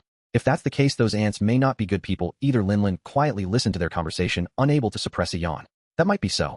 Just a moment ago, they were gossiping about her flaws, and the next they were trying hard to ingratiate themselves with her. I find it difficult to comprehend such behavior. After such a lengthy discourse, many of Li Rui's doubts had dissipated. He realized the hour was late and decided not to disturb her rest. He thought it best for Linlin to sleep with her, since she at least had a place to sleep, while he had no option but to sleep in a corner. Just as he was about to speak, unexpectedly Wang Yeo said, "Li Rui, let's find a way to destroy this place." "Oh, is that even possible?" Li Rui was surprised. He had not expected the gentle and kind Wang Yeo to suggest such a course of action. "There will be a way. This is your only chance to escape. You have crossed Aunt Wu and you cannot afford to linger here any longer. I will help you find your friend's location tomorrow." "Think it over," Wang Yeo said, pausing her fidgeting with the ring to silently gaze out the window at the brightly lit hotel in the distance. "All right, I will consider it. Thank you." Li Rui silently expressed his gratitude to Wang Yeo, but she did not respond. He wanted Linlin to sleep with Wang Yeo that night, but to his surprise, Linlin refused, insisting on staying with him, which provided rare comfort in an otherwise oppressive environment. Linlin even saved a portion of the food Wang Yeo had given her for Li Rui. Although it was merely a piece of biscuit, he was nearly moved to tears, thinking how wonderful it would be to have such a good daughter. Because I believe that Brother Rue will surely help me find my brother, she said with unwavering conviction. She clung tightly to Li Rui's arm, refusing to let go. At dawn, before Li Rue could even open his eyes, he was abruptly kicked awake, startling Lin Lin beside him. Before him stood the bald man who had brought Li Rue here, his face twisted with fury as he bellowed, "You little brat, how dare you disrespect Aunt Wu after she showed you kindness? You've dragged me into this mess. You've got some nerve. Get up and clear the zombies now." With that, he kicked Li Rue a few more times. Li Rue scrambled to his feet, brushing the dust off his clothes. "Can I not go this afternoon? At least give me some time to prepare." He intended to stall for time, planning to confront Bai Jing later to settle the score for all the bullying he had endured at the hands of this bald man. "Stop pretending. Get moving right now. Do you have any idea how much trouble you've caused me?" He yanked Li Rue towards the door. "Wait. Just a few hours," Li Rue protested, struggling against the bald man's grip, which only fueled the latter's rage. With a harsh shove, he knocked Li Rue to the ground and turned toward the trembling Lin Lin. "If the big one won't go, then the small one will. Let's see if I can't handle you." Li Rue panicked and quickly grabbed the bald man's arm, pleading for mercy. "Brother, I was wrong. I'll go right away. Just let her go, I beg you." The bald man feigned reaching for Lin Lin, relenting only when Li Rui's desperate pleas finally satisfied him. Before Li Rue could say anything further, the bald man dragged him away, shouting over his shoulder to Lin Lin, "Go find the sister who took care of you before and wait here for my return." Li Rue now deeply regretted not agreeing to destroy this place with Wang Yiyao the previous night. The shamelessness of these people always surpassed his expectations. Soon they arrived at a 7-story commercial building surrounded by a makeshift fence secured with a wire lock. Li Rue thought to himself that this was truly the end. However, the bald man's next words drove him into despair. "To prove your worth, you need to chop off the heads of 5 zombies to get out. Don't worry, if you don't emerge within 3 days, I will throw the girl in to keep you company. It's not like she's of any use there, so you better do well." The bald man's casual demeanor infuriated Li Rue, who gritted his teeth and said, "Is it too late for me to agree to Aunt Wu now?" He gripped the nearby railing tightly. "Haha, so now you understand Aunt Wu's value, huh? Let me tell you, it's too late. She doesn't want to see you anymore. Good luck." Just as the bald man was about to throw him in, Li Rue called out to him. "Hey, at least give me a knife to kill the zombies, and I need a bag too. What if I manage to chop off more than that?" Li Rue calmly regarded the bald man, holding tightly onto the railing. "Isn't that your rule? You can't possibly withhold even that." The bald man was momentarily at a loss for words. "Fine, wait here. I'll get someone to bring what you need. In that case, that knife you had before looked quite nice. Why not lend it to me? I don't want any other knives. It would be stingy of you not to give me even a knife and send me in empty-handed." The bald man ground his teeth. "All right, let's see what you're made of. Just don't let your sister come in to keep you company." To Li Rui's surprise, the bald man returned with Wang Yiyao, who stood respectfully behind him, her demeanor submissive. "Tell her what you need. I'm leaving now." He tossed Li Rue the cleaver. Seeing Li Rui's predicament, Wang Yiyao hurried forward, concerned. "Are you all right? I guessed it might be you when he suddenly called for help, so I came over. I'm okay, but my situation is quite troublesome. There are a few things I need help with. Go on. I need you to find some ropes, a flashlight, a backpack, and a few other things for me." "Sure, that's no problem." Li Rui's expression grew serious as he continued, "And most importantly, if I don't get out of here in 3 days, please make sure to take Lin Lin to someone named Bai Jing. He's my friend who is locked up. If you can rescue him, he will definitely be able to get you all out." "Don't worry, I'll take care of Lin Lin," Wang Yiyao assured him before heading off to gather the items he needed. Before long, Wang Yiyao returned with the supplies. "By the way, if I manage to survive, let's destroy this place together," Li Rue declared, resolutely gazing at the young girl who had been helping him. Wang Yiyao didn't meet his eyes, but instead stared down at a ring in her hand, seemingly at a loss for words. They were separated by a wire fence, and her delicate features twisted with a hint of reluctance as she said to Li Rue, "I hope you can help me with something. Sure, you've helped me so much, how could I refuse you? Could you help me save my boyfriend?" "Ah, you have a boyfriend?" Li Rue was momentarily taken aback, his previous fondness for her evaporating in an instant. It felt as if the relationship had ended before it even began. "Well, you're such a wonderful girl, it's only natural you'd be popular," he said with a touch of self-mockery. "I can't promise I'll succeed, but if I encounter him, I will definitely help. I will do my best. After all, my own escape isn't guaranteed either." Wang Yiyao kept her head down, unable to look at Li Rue. "My boyfriend went out to clear zombies because he refused to submit to Aunt Wu. He's been gone for 5 days, and I'm worried sick about whether he's alive or dead. I have no choice but to ask you for help. If something happens to him, even if he becomes a zombie, please bring me back the ring he's wearing." With that, Wang Yiyao couldn't hold back her tears. "That's our token of love. If it weren't for all this, we would have been married by now. If you can't bring back the ring, that's fine. Just knowing whether he is alive or dead will suffice." Wang Yiyao choked on her words, her tears flowing like pearls spilled from a broken necklace. Seeing Wang Yiyao so distraught, Li Rue couldn't bear to refuse her. After all, she had truly helped him a great deal. "All right, I promise I will help you retrieve the ring." Wang Yiyao carefully described her boyfriend's features as she prepared the last of the items. As Li Rue left, Wang Yiyao called out after him, "You must come back alive." Li Rue waved back nonchalantly. Once Li Rue had departed, Wang Yiyao calmly wiped her tears, gazing at the door through which Li Rue had vanished, whispering an apology to herself. Meanwhile, not far away, the bald man awaited her. Li Rue stood at the entrance, steeling himself mentally before gently pushing open the tightly shut glass door. Although this venture could be described as perilous, he had to summon his courage not only for himself, but also for Lin Lin. He did not want to endanger them if Lin Lin were to face harm. Because of him, he could scarcely imagine the consequences. Li Rue cautiously entered, finding the interior dimly lit. The spacious lobby was strewn with shards of glass and disarrayed goods. He drew out the flashlight he had prepared, wary of being ambushed by lurking zombies. Now he could only proceed with caution, aiming to target isolated zombies without making too much noise, carefully surveying his surroundings. The center featured 2 elevators, those folding types that move on their own, and at either end were stairwells leading to safety passages. The spaces were so vast that they seemed endless. After taking only a couple of steps, he spotted 3 or 4 zombies meandering nearby. Seeing their numbers were limited, Li Rue chose to hide behind an obstacle, contemplating whether to lure one over before taking it down, though he feared that too much noise might attract them all. Then he saw a sign indicating a restroom nearby, and an idea struck him. He could lure a zombie into the restroom and then ambush it from a stall. If that failed, he could continue to hide inside, thereby minimizing the danger. However, he first needed to ensure that no other zombies lurked within the restroom. He had to check it out first. Li Rue followed the sign toward the restroom, holding the flashlight in one hand and gripping his knife tightly with the other, ever vigilant and attempting to keep his back against the wall. Following the directions, he wound his way through the corridor, relieved to find no zombies lurking within. He could already see the male and female restroom signs ahead.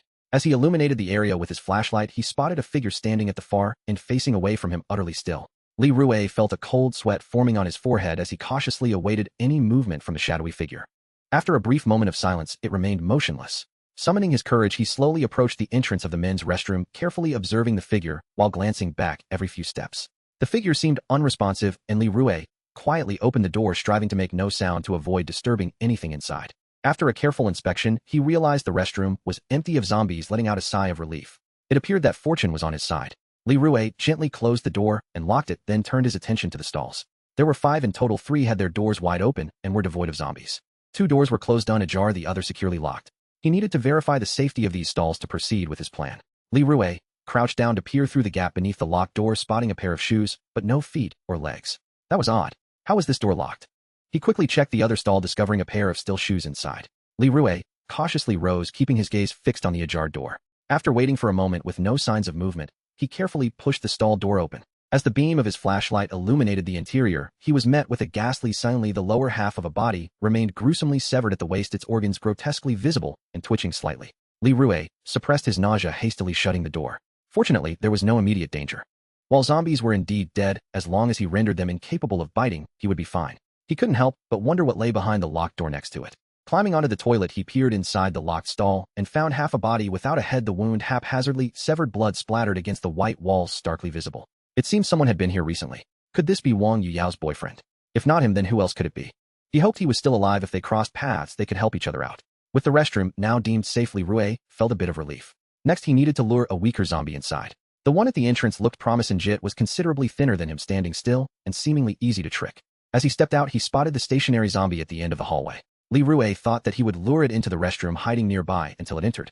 He could then kick it to the ground and swiftly sever its head. If he failed, he could always trap it inside.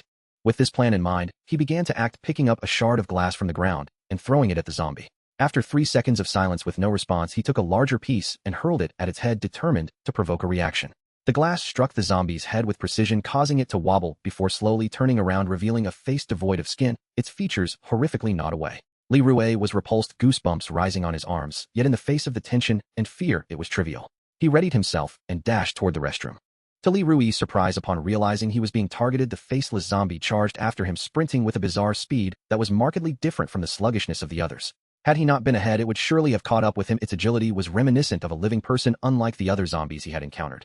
As he ran, Li Rue couldn't help but think how different this zombie was from the others. If he had to compare, the previous zombies resembled the ordinary ones from Plants vs.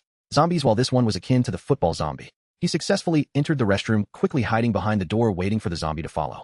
The footsteps grew closer and closer, his heart racing uncontrollably as he gritted his teeth and tightened his grip on his knife. It was coming. As the zombie stepped inside, Li Rue swiftly closed the door behind it. Taking advantage of the moment, he approached and forcefully kicked the zombie down. However, to his astonishment, it seemed to sense his presence instantly and turned around. Li Rue managed to kick it down just in time. The faceless zombie fell to the ground and lunged at Li Rue. Reacting swiftly, Li Rue discarded the flashlight, wielding his knife with both hands, pressing it against the zombie's neck, while using his legs to pin it down with all his strength. The zombie struggled violently, its hands clutching Li Rue's throat. With the knife pressed against its neck, Li Rue applied pressure even as the blade sunk into the zombie's cervical spine. The grip around his throat remained unyielding. The faceless zombie fought back fiercely, squeezing Li Rui's neck until he felt lightheaded from the lack of oxygen. Fortunately, Li Rui sensed that the zombie's neck would break first. In a sudden twist, it lunged to bite his hand, but Li Rui swiftly withdrew the knife in time to block it, the zombie biting onto the blade instead. This situation felt oddly familiar, but this time there was no one to save him. Previously, he had been pinned down by a zombie. Now he was the one pinning it down. Fortunately, the faceless zombie was relatively slender, and Li Rui had a slight advantage in strength. As the zombie clamped onto the knife, he decided to drive the blade downwards, preventing it from biting him. With all his might, he forced the knife down until it lodged in its bones and the grip around his neck loosened just a fraction. Seizing the opportunity, Li Rui fought through the suffocating pain, stabbing down repeatedly toward the creature's mouth. As the bones shattered, the final blow split its head in two. The grip around his throat relaxed, but it still clung on tightly. Li Rui swiftly severed the hand and collapsed to the ground, gasping for breath. In disbelief, he stared at the mangled remains of the zombie he had just defeated. He hadn't expected to succeed. There had been no time to contemplate anything. His hands trembled uncontrollably, and as he reflected, a sense of dread washed over him. Even gazing at the dismembered parts, he felt a strange sense of detachment from the disgust. However, one kill was not enough. He had to take down 4 more, and luck wouldn't always be on his side. After a brief rest, he stuffed the faceless zombie's head into a bag, planning to leave it at the door, as carrying it around would be too cumbersome. As he opened the door to leave, he noticed considerable commotion from the adjoining women's restroom. Leaning closer, he heard numerous footsteps shuffling inside. The commotion from his earlier struggle had evidently attracted attention next door. It seemed there were quite a few zombies hiding in the women's restroom. He felt grateful he hadn't ventured in there earlier. The darkness remained as oppressive as ever, and Li Rui cautiously crept through the corridors, evading the zombies. He wished to venture deeper into the hall, hoping to uncover the whereabouts of Wang Yao's boyfriend, as the traces found in the restroom piqued his curiosity. As Li Rui directed his flashlight into the depths, countless shadows danced before him. Zombies, being less sensitive to light, possessed gray eyes, but prolonged exposure would still draw their attention. He stealthily navigated around obstacles to avoid being seen, remaining utterly silent. The number of zombies inside was indeed substantial, lingering in every corner. Li Rui hesitated to proceed. Further, his extended crouch left his legs weak and numb. His stamina was severely depleted, and he had lost track of when he last consumed food. The prolonged tension dulled his sense of hunger, yet his body reacted with a debilitating emptiness, prompting him to seek something to eat. He noticed several tattered restaurant advertisements plastered nearby, and realized he needed to ascend to the second floor, as further exploration of the first-floor hall had proved fruitless. The central folding elevator was impassable due to numerous zombies occupying both sides, making a direct approach tantamount to courting death. The only option lay in the staircases on either side.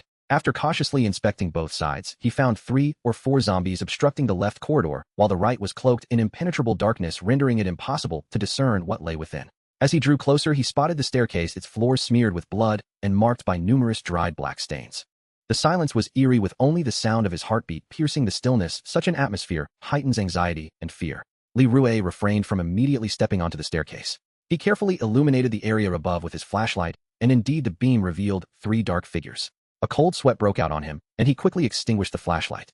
With no alternative, he steeled himself to ascend. After a few tense minutes with no sounds, his eyes adjusted to the darkness, allowing him to take the first step, though his grip on the machete became increasingly damp with sweat. With trembling trepidation, he ascended several steps, sensing the shadows on the platform. The closer he approached, the more pungent the odor of decay became, prompting him to hold his breath. One zombie leaned against the wall, another hung from the railing, while a third stood in the center above. In the shadows, the zombies' reactions would be significantly dulled. Perhaps in this darkness, they would not see him, provided he did not disturb them or make a sound.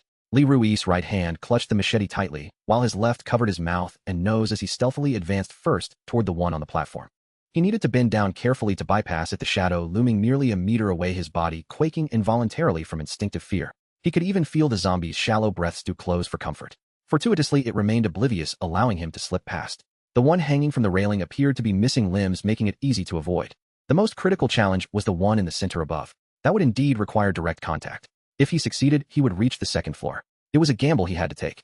Gritting his teeth, Li Rui dashed forward, believing that if he moved quickly enough, even if discovered, he could reach the second floor and find refuge. He closed his eyes and swiftly crouched beside it, the stench of rot filling his nostrils, but he managed to pass without incident. Just as he advanced, he suddenly felt something soft underfoot, as if stepping on something. To his shock, the soft object stirred. Alarmed, he hurried toward the second floor, only to have a zombie seize his heel. Li Rui had not anticipated another lying in wait. Fortunately, he grasped the railing just in time to avoid falling. The grip on his ankle was tight, and with little choice, he hastily removed his shoe to free himself. Thus, he fled toward the second floor, 1 foot bare, leaving behind a zombie that had grasped his shoe, slowly rising and seeking his trail. Upon reaching the second floor, Li Rui quickly activated his flashlight to survey the surroundings. The area appeared to be a restaurant sparsely populated with zombies, some potentially hiding within.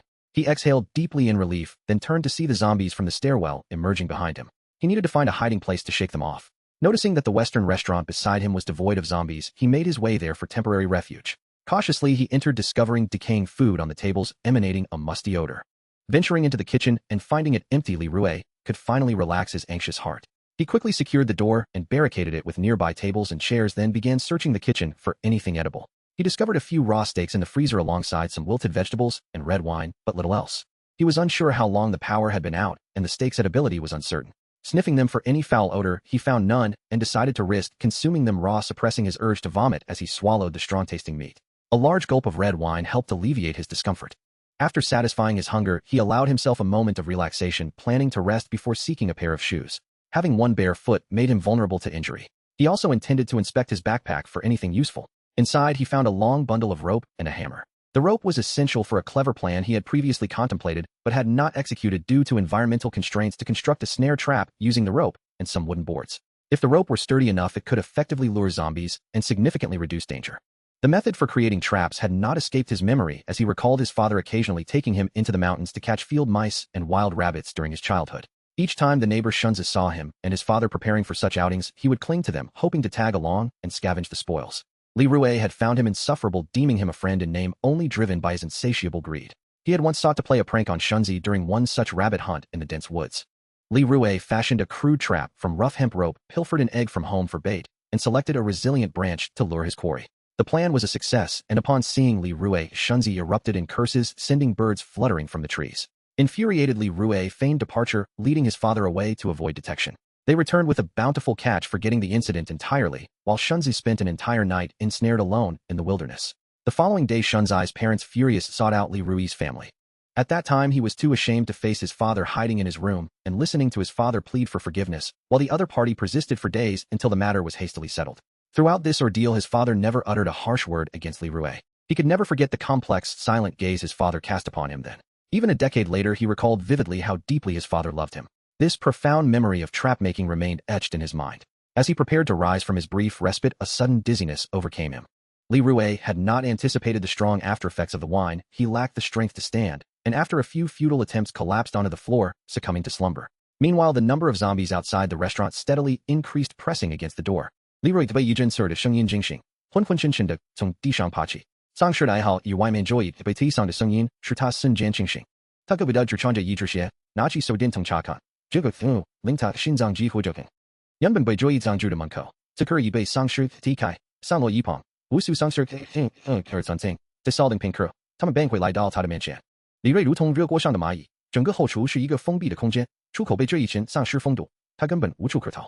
一只丧尸的身影已出现在后厨，惊慌之下，李瑞迅速关掉手电筒，躲在角落里。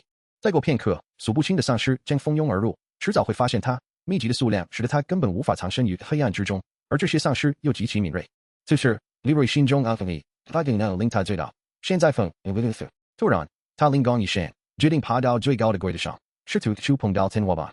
然而，几只丧尸体发现了他，迅速向他奔来。做出迅速反应，他抓起包里的锤子，猛地朝天花板一击。果然，一层薄薄的木板碎裂而下，天花板上方还有一层空间，正是房梁。李瑞乘机爬上去。通常这种高级西餐厅的顶上会铺设一层板子，以便于安装通风口，既美观又便于更换。此刻，他已站在房梁上，前方正是餐厅的招牌，只需爬到那里，打碎玻璃，bank的森林头里。他缓缓沿着房梁前行，但是斜的他倍感不适，空间狭小，他不得不勉强蹲行，只有沿着支架与房梁移动，绝不能踩到那装饰性的天花板，否则因其脆弱，承受不了它的重量，必将坠入丧尸堆中，连骨头都不保。内部结构呈天地形，中间需绕过承梁柱。显得有些棘手，他只能小心翼翼，缓缓爬了一段距离，膝盖被磨得发麻，下面丧尸的操作声越发急迫，令他无法有所分。很快，他来到了中央的距离前，必须弯曲身体以够到前方的架子，尽管这样会导致下半身难以平衡。李瑞小心翼翼地靠着柱子，试图够到架子，然而因只穿着一只鞋，他的脚不慎滑了一下，踩到了旁边的薄板上，瞬间碎裂，整个人的下半身坠落。幸好他的双臂紧紧抓住架子，尚未完全掉落。腰部以下则直接破开天花板垂掉下来，吸引了无数丧尸的注意。成群的手伸向他的脚，试图将他拉下。此时，李瑞心急如焚，双腿在空中拼命挣扎，而无数的手向他挥舞，声音愈加声小。他想要爬上去，但下方根本没有支撑点，毫无希望。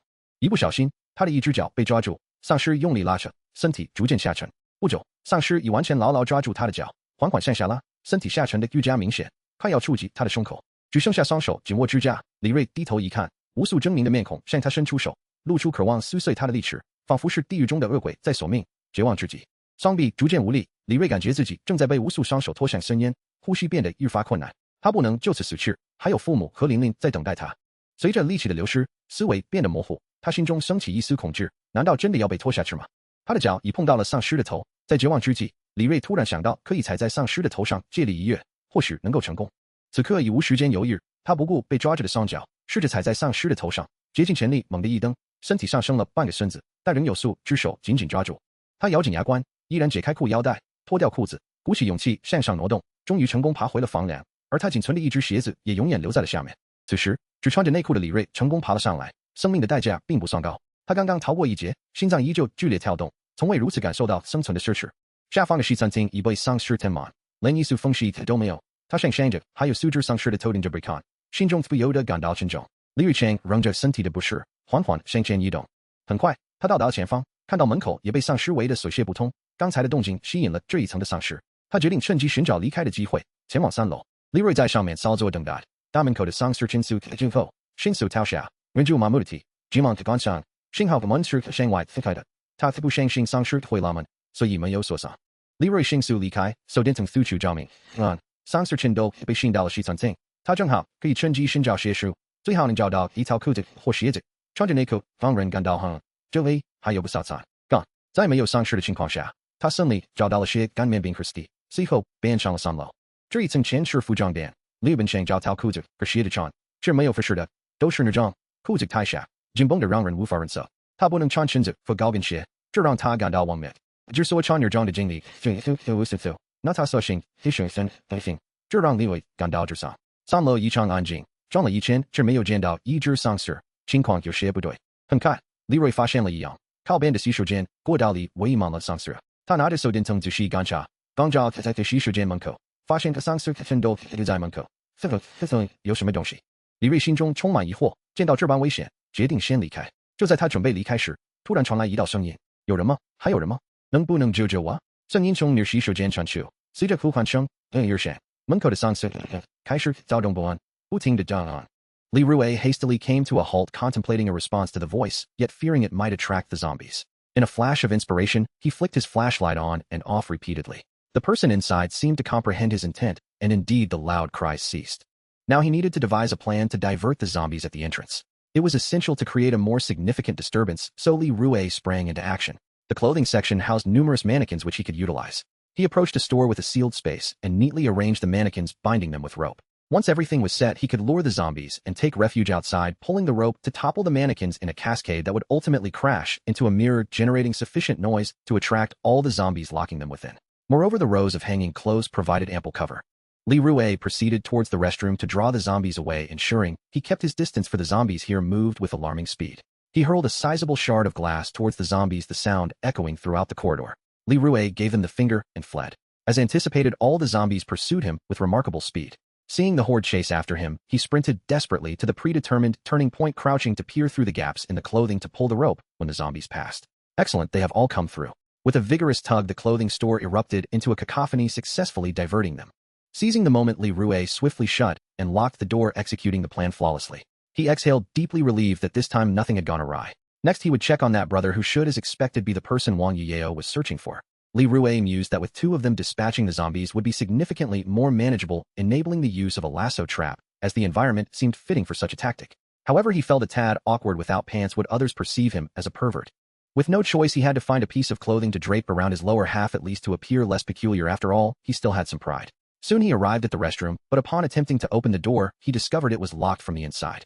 "Hey, I'm here to rescue you. Please open the door," Li Rue shouted at the entrance. "Oh, wonderful. Finally someone has come. Hey, are you Zhang Hui?" Wang Yuyeo had previously informed Li Rue of her boyfriend's name, so he needed to confirm. The voice replied astonished, "Yes, is Yao Yao the one who sent you to find me?" "Indeed, I am a friend of Wang Yuyeo. Oh, she asked me to rescue you. Please open the door." Li Rue thought to himself, calling her Yao Yao so intimately it seemed he was indeed her boyfriend. "I can't open the door. There are 5 zombies in here, and I am trapped in a stall. Could you please throw me something to eat? I haven't had anything in 5 days. How am I supposed to give you food?" Li Rue felt a throbbing headache. How was he to extract him? The men's restroom next door is connected to this one. There's a ventilation duct above. If you remove the exhaust fan and toss it over, I can access it. I'm in the first stall from the left. I appreciate your help, brother. All right, just a moment. Are there zombies in the adjacent restroom? Li Rui decided to clarify first. Zhang Houhei paused, seemingly pondering before continuing. I don't know, please be careful. With a mix of resignation and determination, Li Rui headed toward the men's restroom, first listening for any sounds before cautiously opening the door. He did not wish for an unfortunate surprise. After waiting a moment without any unusual noises, he opened the door, confirmed there were no zombies, climbed up, and removed the exhaust fan. Shining his flashlight across to the other side, he indeed spotted 5 zombies wandering about. The ventilation duct was quite small, merely a little square. Brother, I'm about to throw it over, catch it well. With that, Li Rui took off the clothing he had wrapped around his lower half, encased the dry bun within it, and secured it with rope before tossing it. Thank you, brother. Before long, the sound of someone consuming food echoed back. In the end, he still faced the embarrassment of being bare below the waist. He hoped Zhang Houhei wouldn't mind. Suddenly, Li Rui had a thought. If a person could die from 3 days without water or 7 days without food, then Zhang Houhei must have been drinking from the toilet. Regardless, he decided it was time to inquire about Zhang Houhei's situation. Once he seemed to have eaten his fill. By the way, brother, how did you end up trapped in there, and how can I rescue you? Sigh. I accidentally led the zombies, and while trying to decapitate them, I have no idea how to escape now. Given the circumstances, it's impossible for me to take on 5 zombies. By the way, I've never heard your voice before. Did you just arrive here? He spoke while chewing on the dry bun. Li Rui briefly explained his situation. This is outrageous. They don't even spare children. Zhang Houhei exclaimed indignantly. By the way, how is Yao Yao? I'm worried she might do something foolish in my absence. She's all right, though. She's quite concerned about you. By the way, you were also forced into this zombie-esling endeavor, right? How many have you taken down? Li Rui was curious about his capabilities. I've only taken down 2. I feel utterly useless, having promised to protect her for a lifetime, and now I find myself in this predicament. Unexpectedly, his skills were slightly superior to Li Rui's. Then why didn't you take her away sooner? The people here are despicable. He remained silent for a moment, and then Li Rui heard the sound of Zhang Houhei's bitter laughter. Those who attempted to leave have perished. What happened? Wang Yao mentioned that a portion of people had managed to leave. Zhang Houhei explained while eating, recounting what he learned before. He mentioned that those who defied the old woman's orders were expelled and forbidden from taking any supplies. Outside, amidst the zombie apocalypse, it was tantamount to a death sentence. At that time, there were quite a few people, so they had no choice but to submit to her. Zhang Houhei and his companions spent their days eliminating the surrounding zombies. Eventually, as the numbers dwindled, they ended up serving Old Lady Wu. Due to their reluctance, those who sided with her began to bully them. With her armed and supported by a loyal following, no one dared to take the first step to rebel, leading to increasingly intolerable living conditions, from 2 meals a day to eventually just 1, naturally provoking dissatisfaction among the majority. During that time, he contemplated escaping with Wang Yao. However, fearing the terrifying zombies outside, she was unwilling to take the risk, intending to stay and assess the situation. A faction remained discontent with Old Lady Wu's rule, but she seemed to have lost patience. She made high offers and demands, promising that those willing to serve her would be spared from dangerous tasks and ensured superior living conditions. After several days of selection, half the people successfully submitted to her, while others remained steadfastly opposed. Old Lady Wu then offered them a chance. If they could eradicate all the zombies from the city center, she would provide supplies and allow them to leave. After horrific sacrifices, the original 28 dwindled to just 4. The difficulties experienced were unimaginable. At that time, Zhang Houhei couldn't bear to let Wang Yao go, insisting she stay behind and wait for his return. What they did not expect was that after achieving their goal, Old Lady Wu would simply renege on her promise due to their reduced numbers. Infuriated, the other 3 fled under cover of night, with 2 perishing along the way and 1 being captured and thrown into this very place, his whereabouts unknown. Thus, both men harbored deep resentment towards Old Lady Wu, but felt utterly helpless. Zhang Houhei, of course, was unwilling to betray Wang Yao, ultimately resulting in this dire fate. Their only task of clearing the zombies from this building had merely been for the jewelry cabinet on the 7th floor. After hearing all this, Li Rui felt a profound sense of melancholy. No wonder the previous waves of zombies and those on the road seemed orchestrated. It appeared they were the orchestrators. Li Rui suddenly recalled something and promptly inquired of Zhang Houhei. I heard the zombie outbreak originated from the city center. Do you know the specific cause? Zhang Houhei paused briefly before slowly speaking. I heard it began when someone died unexpectedly, only to resurrect and then viciously bite others, thus spreading the infection. At that time, Yao Yao and I were here selecting rings. I didn't expect it to strike so suddenly. I hadn't even had the chance to bring her happiness. For reasons unknown, he began recounting his romantic history with Wang Yodeli's of childhood sweethearts, mutual confessions, and profound love. Hearing this made Li Rui suddenly irritable, prompting him to interrupt. By the way, have you noticed why the zombies here seem slightly stronger than those outside? I've noticed this is the primary infection zone. I suspect they will gradually mutate, becoming increasingly dangerous. We must leave soon. Before that, I need to devise a plan to rescue you. Li Rui furrowed his brow in contemplation. Li Rui meticulously surveyed the restroom where Zhang Houhei was located and noted the presence of a window on the side, though it was secured with a burglary-proof grate. The ceiling offered no means of escape as it was simply a standard overhead structure with no foothold for climbing. He considered the possibility of breaching the door and luring the zombies away, which seemed a feasible plan. Li Rui inquired of Zhang Hohe about this approach. However, Zhang Hohe cautioned that destroying the door would prompt the zombies to rush out immediately given their swiftness and proximity akin to inviting death. Contemplating the impracticality of such options, Li Rui concluded that he could not resort to breaking through the walls. After discussing several strategies with Zhang Hohe, they ultimately resolved to escape through the adjacent window. This would require Li Rui to ascend one floor and locate the corresponding restroom to dismantle the burglary-proof grate. Fortuitously, he possessed the necessary tools, a testament to Wang Yao's thorough preparations for Li Rui. Zhang Ge, have you ever been to the 5th floor? Are there many zombies there? Zhang Hohe replied, no, I only know that the 5th floor seems to be an arcade. I once accompanied Yao there to play claw machines. It appeared that only Li Rui could investigate this matter personally. After explaining his intentions to Zhang Hohe, he took the elevator up hoping that the commotion prior had drawn several zombies away. Li Rui arrived on the 4th floor with caution, finding zombies scattered about creating quite a nuisance. He could only conceal himself behind a coin-operated arcade machine to shield his presence.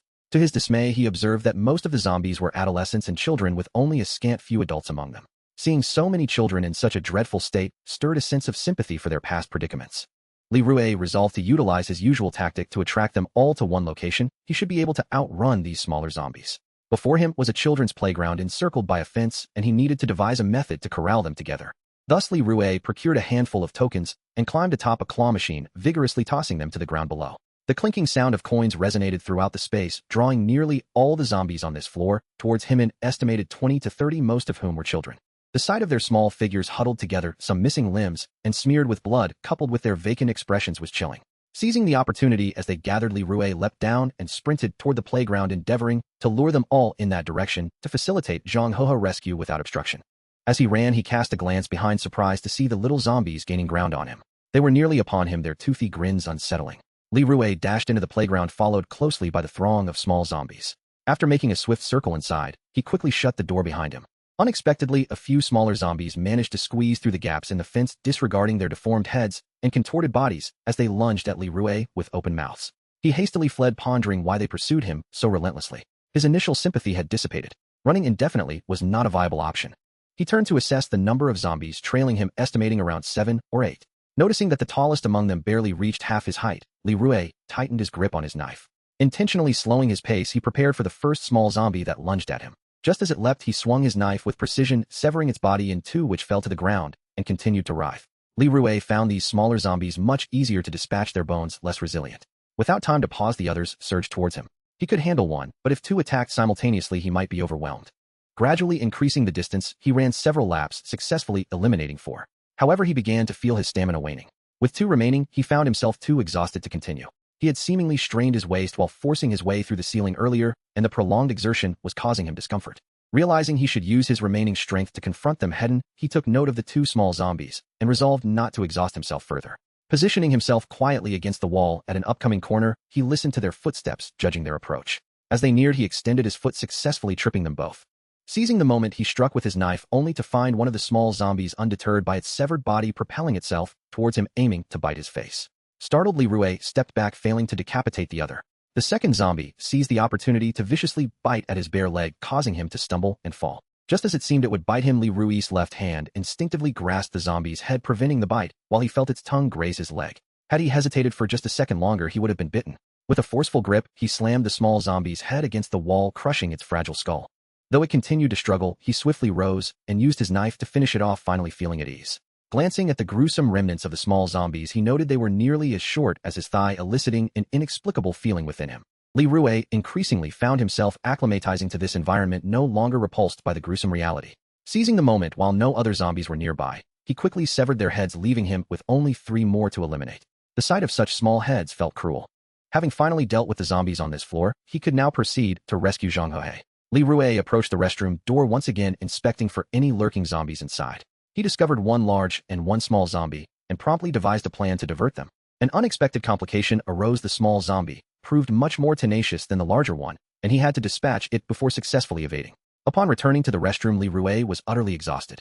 After a brief respite, he proceeded to pry off the burglary-proof grate from Zhang Hohe's restroom. He first removed the barrier from his own restroom, successfully squeezing through and securing a rope to lower himself down to Zhang Hohe's level. The 3rd floor was neither too high nor too low, and peering down evoked a sense of trepidation. Stepping onto the outer ledge, he began dismantling the grate. The 5 zombies inside, alerted by the noise, converged, although they could not reach him, alleviating his concerns. Hearing the commotion outside, Zhang Hohe expressed concern. "Little brother, please be careful and take your time." "Understood, they'll be there shortly. They'll toss the rope down for you to climb to the adjacent stall," Li Rui reassured him. As Zhang Hohe emerged, he was startled to see 2 bare legs dangling outside the window. Why aren't you wearing pants?" he asked incredulously. Li Rui, slightly at a loss for words, replied, "I would be if I could." Zhang Hohe was momentarily speechless, while Li Rui successfully pried open the grate. Li Rui climbed back up and secured the rope to hoist Zhang Hohe up. As Li Rui awaited Zhang Hohe ascent, the latter suddenly called out, "Zhang, what's going on over there? I just climbed up and secured the rope, but a few zombies piled on top of each other have grabbed my foot, and I can't break free." Li Rui suggested, "Why not remove your pants? That way you can escape." Zhang Hohe removed his pants and managed to climb up. Thus the 2 men, clad only in their undergarments, exchanged awkward glances in the women's restroom, and the atmosphere turned decidedly uncomfortable. Li Rui was the first to shatter the awkward silence. "Zhang, let's devise a plan to decapitate a few zombies. I must leave this place soon." "Agreed, I too wish to exit this perilous environment," Zhang Hohe replied, covering his lower half. "Before we leave, can we find some pants to wear? I do not want Yao to see me like this." Li Rui felt a twinge of disdain for how frequently Zhang Hohe mentioned Wang Yao. "I've already taken out 3 zombie heads, I need 2 more. I have an excellent and safe plan to accomplish this," Li Rui informed Zhang Hohe. Now Li Rui could finally employ a snare trap. He needed to retrieve the pants discarded by the zombies, including Zhang Hohe. After briefly explaining the trap's mechanism to Zhang Hohe, they collaboratively set to work. They selected a women's clothing store on the 3rd floor as their location, as it housed useful tools. After gathering supplies, Li Rui would attract the zombies, while Zhang Hohe would pull them due to his larger stature. In no time, Li Rui spotted a male zombie's pants and successfully lured it, triggering the trap and hoisting the zombie into the air. Watching the zombie dangle and flail, Li Rui skillfully severed its arm and then its head. Not a drop of blood had splattered onto the pants, earning Zhang Hohe admiration for Li Rui's ingenuity. Naturally, the first pair of pants went to Li Rui. Employing the same method, Li Rui ensnared another zombie, only to be surprised when it dropped some equipment. A wallet, a lighter, and a pack of cigarettes fell from its pockets as it dangled. Li Rui picked up the cigarettes and lighter from the floor, lighting one, while signaling Zhang Hohe, who declined, citing Wang Yao's aversion to men who smoke. Li Rui, however, took a deep drag, savoring the moment. Now he had successfully severed the heads of 5 zombies and could leave at any moment. However, Li Rui suddenly recalled the fate of Zhang Hohe once they ventured outside. He turned to Zhang Hohe and said, "By the way, I previously promised Wang Yao that we would devise a way to destroy this place together after we escape. You should join us. We will leave together." "Of course, as long as we can escape, it would be ideal to destroy this place," Zhang Hohe replied. As Zhang Hohe donned his trousers, he and Li Rui began to strategize. According to Zhang Hohe, in order to obliterate this location, they first needed to deal with Aunt Wu and her group of at least 20 to 30 individuals. A direct confrontation was out of the question, and Li Rui suggested they might instead employ the zombies. Li Rui conceived a plan. They could unleash the zombies on the lower floor to divert attention, allowing them to slip away amidst the chaos. Zhang Hohe, however, deemed this unwise. If they released the zombies, what would become of them? He informed Li Rui that the front door was locked with the key held by the personnel on duty. Furthermore, Aunt Wu's associates were scattered throughout the camp. They needed to first distract them before acquiring the key, enabling them to unleash the zombies. Additionally, they couldn't escape empty-handed. Even Linlin's medicine had been seized from them. They needed to gather necessary supplies before leaving. Zhang Hohe had informed Li Rui that the supplies were under Aunt Wu's direct supervision, and they needed to devise a method to procure them. With too many uncertainties, their discussion yielded no solutions. Li Rui proposed that he venture outside to scout the situation before making further preparations. He suggested that Zhang Hohe remain behind, allowing them to believe he was entirely gone. The risk of going outside was too great and might expose him to danger. After all, the second-floor cafeteria still provided food and drink. They could wait until Li Rui confirmed the situation before taking action. Zhang Hohe concurred. As Li Rui prepared to leave, he asked Zhang Hohe to give him his ring, reassuring him that it would comfort Wang Yao, who was anxious for his safety. Zhang Hohe carefully wrapped it and handed it to Li Rui, cautioning him not to lose it. Li Rui nodded solemnly, signaling his reassurance. He then said to Zhang Hohe, "When we meet again, you will undoubtedly be together." With that, Li Rui hoisted a bag of zombie heads and leaped from the second-floor window, as the staircase on the first floor was blocked by zombies. As Li Rui stepped outside, he couldn't help but glance up at the sky, a sight he had not witnessed in ages. He had lost track of time, unable to distinguish between day and night, perpetually pursued and fleeing without a moment's respite. But now was not the time to pause. Numerous tasks awaited him. Before he could venture far, he spotted Wang Yao, anxiously waiting for him outside. Upon seeing Li Rui, she rushed toward him. "Is he still alive?" Wang Yao asked, her eyes searching Li Rui's face for assurance. Li Rui smiled faintly, retrieving Zhang Hohe ring from his bag and presenting it to Wang Yao, speaking softly, "He is fine, he is doing well." At that moment, the tension that had gripped her heart began to dissolve. She clutched the ring to her chest, unable to hold back her tears of joy. "Then why didn't he come out with you?" Wang Yiao's voice trembled with concern. Li Rui glanced around to ensure there were no prying eyes before explaining his plan to Wang Yiao. She nodded solemnly, expressing her gratitude to Li Rui, and discreetly wiped away her tears. Li Rui felt a strong urge to embrace her, but could only reluctantly withdraw his hand. By the way, how is Linlin? How long have I been gone? He inquired. You have been gone for 2 whole days. Linlin has been very obedient, as she must miss you greatly. Let us go see her shortly, Wang Yiao replied. Li Rui, feeling slightly embarrassed, said, thank you for taking care of her. What should we do with these zombie heads? Who do we hand them to? Wang Yiao shook her head, indicating she was unsure, as no one had ever managed to return alive after severing zombie heads. Li Rui was the first. At that moment, a group of patrolling individuals passed by, one of whom was the bald man from before. Upon seeing him, Li Rui approached and intentionally tossed the bag of zombie heads at his feet. Hey, come look. I successfully returned with these. Care to verify the count? He taunted. Before they could react, Li Rui spilled the heads on the ground, the bloody mass rolling at their feet. The sight instantly turned their faces pale, and they could not suppress their nausea. They cursed angrily while retreating. You little brat, you think you're tough? Let's see if you can do that again next time. At least I have more guts than some, Li Rui retorted defiantly. You. One of them fumed, seizing Li Rui by the collar ready to strike, but was quickly restrained by his companions. The man spat at Li Rui before turning away. The bald man commanded Wang Yiao to dispose of the heads by burning them, adding that he would report Li Rui's bravery to Aunt Wu, so he should await her favor. Li Rui ignored them, intending to check on Linlin first, and then find a secluded spot to inquire with Wang Yiao about any news regarding Bai Jing and further strategize. Wang Yiao suggested that since he had successfully returned, it would be wise to request food first, as Linlin had relied on the meager rations Wang Yiao had been able to provide. Despite her hard work, she only earned enough for 1 meal a day, which was woefully insufficient. No wonder Li Rui noticed Wang Yiao's increasingly pallid complexion, stirring feelings of guilt within him. He resolved to provide food for both of them, as he was not particularly hungry at the moment. Soon Wang Yiao led Li Rui to a heavily locked door guarded by 3 individuals. One of them was a familiar fast chubby man who had previously taunted Li Rui, the very son of Aunt Wu. Wang Yiao whispered that his name was Song Kai and advised Li Rui to address him as Kai Gu to avoid offending him. Recalling their prior encounter, Li Rui had no desire to engage with him. He steeled himself and approached. The chubby man was visibly delighted to see Li Rui. Isn't this the little hot pepper from before? I never imagined you would be so capable as to return alive. Li Rui replied coldly, it's not that impressive, just fortunate. Now may I have some food in exchange for the 5 zombie heads I brought back? Certainly. It's been a while, and you still seem so aloof. I've been thinking about you, why not just submit to me? Why work so hard? The chubby man leered at Li Rui. I have no interest in that.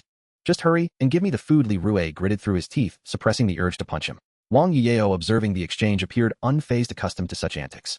Seeing that Li Rui remained unmoved, the chubby man scrutinized him for a moment before retrieving keys from his waist and unlocking the door. He then brought forth a substantial amount of food. Just as Li Rui reached out to grab it, the chubby man seized his hand and said, kiss me, and I'll let you take all this. The food he offered was enough to last several days. Wang Yiao discreetly watched Li Rui's reaction. Li Rui retracted his hand, a sense of indignation washing over him as he emphatically rejected the proposition once more. He only took a portion of the food before turning to leave, unable to endure the presence of such a repugnant individual. He felt his fists clenching uncontrollably. As Li Rui walked away, the chubby man called after him, little hot pepper, you've certainly caught my attention. If you can't hold out, feel free to seek me out anytime.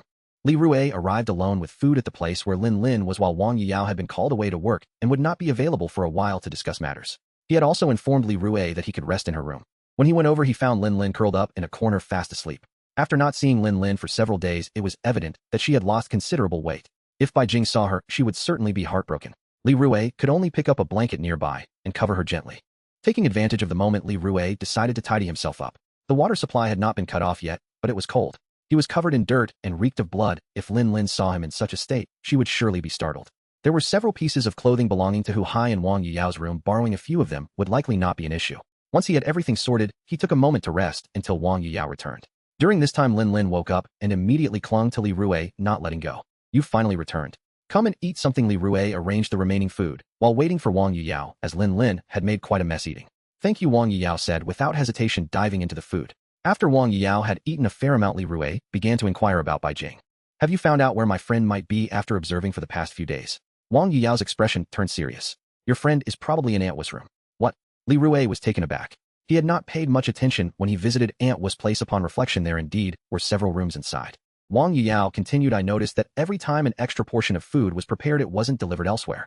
The dishes were also collected together with those from Aunt Wu's room. Thus I am quite certain she is in Aunt Wu's room. If you wish to rescue your friend, you must return there. Li Rui furrowed his brow, contemplating what to do. The situation was more complicated than he had anticipated. Did he really have to yield to the old woman and sneak in again? After careful consideration, he realized that even if he sneaked in, it would be impossible to act right under their noses. Wang Yiyao then said, I just thought of a way to help you sneak in. What method? Please tell me. Wang Yiyao explained, tonight, we will be delivering food. You can hide under the food cart, and that way you can blend in. But tonight, I won't be delivering food to Aunt Wu alone. After that, you will have to think of your own method. Li Rui asked Wang Yiyao about details such as their schedule and the guards, and she recounted everything to him. Suddenly, he remembered something crucial. By the way, why does the hotel where they are staying have electricity while we do not? Wang Yiyao answered, because they brought in a generator. Li Rui immediately formulated a plan and shared it with Wang Yiyao. Soon it was time for dinner. After settling Lin Lin, he followed Wang Yiyao to the kitchen. Inside, a group of women were bustling about, and Li Rui felt out of place and somewhat awkward. Wang Yiyao pointed to one of the women and quietly informed Li Rui that she would be the one delivering meals to Aunt Wu tonight. He needed to come up with a way to deal with her and have Wang Yiyao take her place.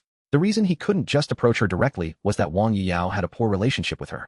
The dynamics among the women here were quite complex, with overt and covert rivalries. Many had clandestinely exchanged favors with men. Li Rui intentionally approached the woman, asking for some hot water to wash his face.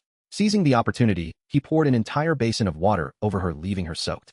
Feigning a slip, Li Rui angered the woman, who furiously ordered him away. At that moment, Wang Yiyao kindly stepped in to deliver the meal to Aunt Wu, suggesting the woman return to change clothes. This part went smoothly. While the women were distracted, Li Rui hurriedly hid beneath the food cart, shielded by the tablecloth, as Wang Yiyao pushed it toward the hotel. As they passed the entrance, several guards stopped Wang Yiyao, making Li Rui uneasy. Fortunately, they only inquired about when their dinner would be ready. Suddenly, one of them remarked, "Hey, when did they cover it with a cloth?" As he approached to investigate, Li Rui felt a surge of panic. Wang Yiyao promptly said, "Aunt Wu requested it a few days ago, claiming it looked more formal this way." Indeed, it does seem that way. However, the guard did not stop there and reached out to lift the cloth. Hiding beneath, Li Rui saw the approaching shadow and felt his heart race. "Quick, look, your dinner is ready. You should prepare to change shifts for dinner." Wang Yiyao immediately signaled to the others who were delivering food, allowing the guard to be distracted and walk away in excitement. Li Rui breathed a sigh of relief as Wang Yiyao successfully passed through the entrance. Upon reaching the first floor, they needed to find the generator. Wang Yiyao had informed Li Rui that the generator was located near the main switch, which was currently unguarded, so they swiftly located it. Li Rui slipped out using a lighter to burn the wires, making it appear as if it were an accident, while Wang Yiyao stood watch. The process went smoothly, and Li Rui estimated that the power would be cut off in about 10 minutes. They needed to time their actions so that they would reach Aunt Wu's room just as the power went out. According to Wang Yiyao, Aunt Wu would rarely be alone in her room. She was always accompanied by 2 trusted aides, making a direct intrusion impossible. If they timed it right during the blackout, Li Rui would have ample opportunity to slip into the room while the others went out to check on the situation. Once he found Bai Jing, he could enact the next step of their escape plan.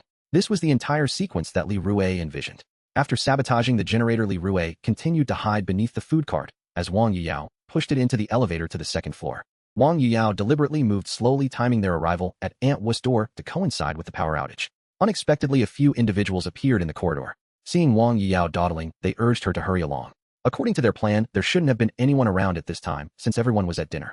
Thus, Wang Yiyao had no choice but to enter early and knocked on the door, stealing herself. Li Rui, hidden below, felt a surge of anxiety. This was beyond his expectations. He could only hope for the blackout to occur swiftly. A man answered the door, urging Wang Yiyao to hurry, as they were starving. Wang Yiyao had no choice but to proceed slowly. Li Rui was beneath the cart, anxious as time dragged on. Why hadn't the power gone out yet? The dishes were almost finished being served. Wang Yiyao's brow furrowed as she observed the diminishing portions. Li Rui thought the time must be nearing, but still the power held steady. Wang Yiyao could only take up the last dish. At that moment, Li Rui heard a loud crash like the sound of porcelain shattering. Likely Wang Yiyao had dropped the last dish to buy time. But soon after, Aunt Wu's furious voice echoed. With a loud slap, Li Rui felt an involuntary shiver as he caught a glimpse of Wang Yiyao stumbling to the ground, a vivid red mark forming on one side of her face. Wang Yiyao slowly got back up, silently picking up the shards, while Li Rui clenched his fists, powerless to help. With a striking red mark on her face, Wang Yiyao remained composed, tidying up everything with precision. Though she had delayed quite a bit, the power still had not gone out, causing Li Rui to doubt whether he had indeed severed the wires. As Wang Yiyao finished cleaning up, just as she prepared to approach the food cart, darkness finally descended. As their eyes struggled to adjust to the sudden blackness, Li Rui understood that his opportunity had arrived. He quietly crawled out and found a corner to hide. In the pitch black, Aunt Wu and her associates began to shout, waving their hands around in confusion, hastily instructing everyone to exit and check the situation. As planned, Li Rui heard the sound of a door closing and confirmed that their footsteps had receded before emerging to search with a flashlight. The interior was spacious, resembling a luxurious suite that Li Rui had never experienced. There were several rooms, and since they had hurried out, they had left them unlocked. A fortunate oversight. After opening several doors without finding anything, he wondered if Bai Jing might be in the bathroom. However, after checking, he found nothing there either. Li Rui believed Wang Yiyao wouldn't deceive him, and continued searching until in the master bedroom, he finally made a discovery. There was a door behind a curtain that he had initially overlooked. He hurriedly opened it, and to his relief, saw Bai Jing bound to a chair utterly motionless. Li Rui thought about how much he had sacrificed to find this person risking his own life, while Bai Jing was simply tied up here, seemingly comfortable and not lacking in food or drink. The thought made him feel aggrieved. Bai Jing appeared to be asleep. Li Rui approached and lightly tapped his face to wake him. As he slowly regained consciousness, he saw Li Rui holding a flashlight looking displeased. Bai Jing's expression turned to surprise, and he tried to speak, but was muffled by a cloth in his mouth, signaling Li Rui to hurry and untie him. Li Rui removed the cloth, and Bai Jing immediately asked about Lin Lin, wanting to know how she was. Li Rui shot him a glance, and said, "Your sister is surely fine with me. I practically ventured through fire and water to find you, and you don't even care about my well-being. That's rather heartless. You seem to be doing quite well. Why did it take you so long to rescue me?" Bai Jing continued to be insufferable. "Please, I've been quite fast. If I had delayed any longer, your sister would have been practically my daughter by now." With that, he began attempting to untie the ropes binding Bai Jing's feet. "Wait, since she's my daughter, that makes you my son. Say dad so I can hear it. After all, I nearly risked my life and dignity to save you." Li Rui didn't want to miss this rare opportunity to tease him. "Only if you can free me first," Bai Jing retorted. "Don't worry, dad will have you free in no time," Li Rui replied, trying to suppress a smile. Frustrated, Bai Jing exerted all his strength to lunge at him, but Li Rui easily dodged. "Since you still have the energy to struggle, why not think of a way to escape?"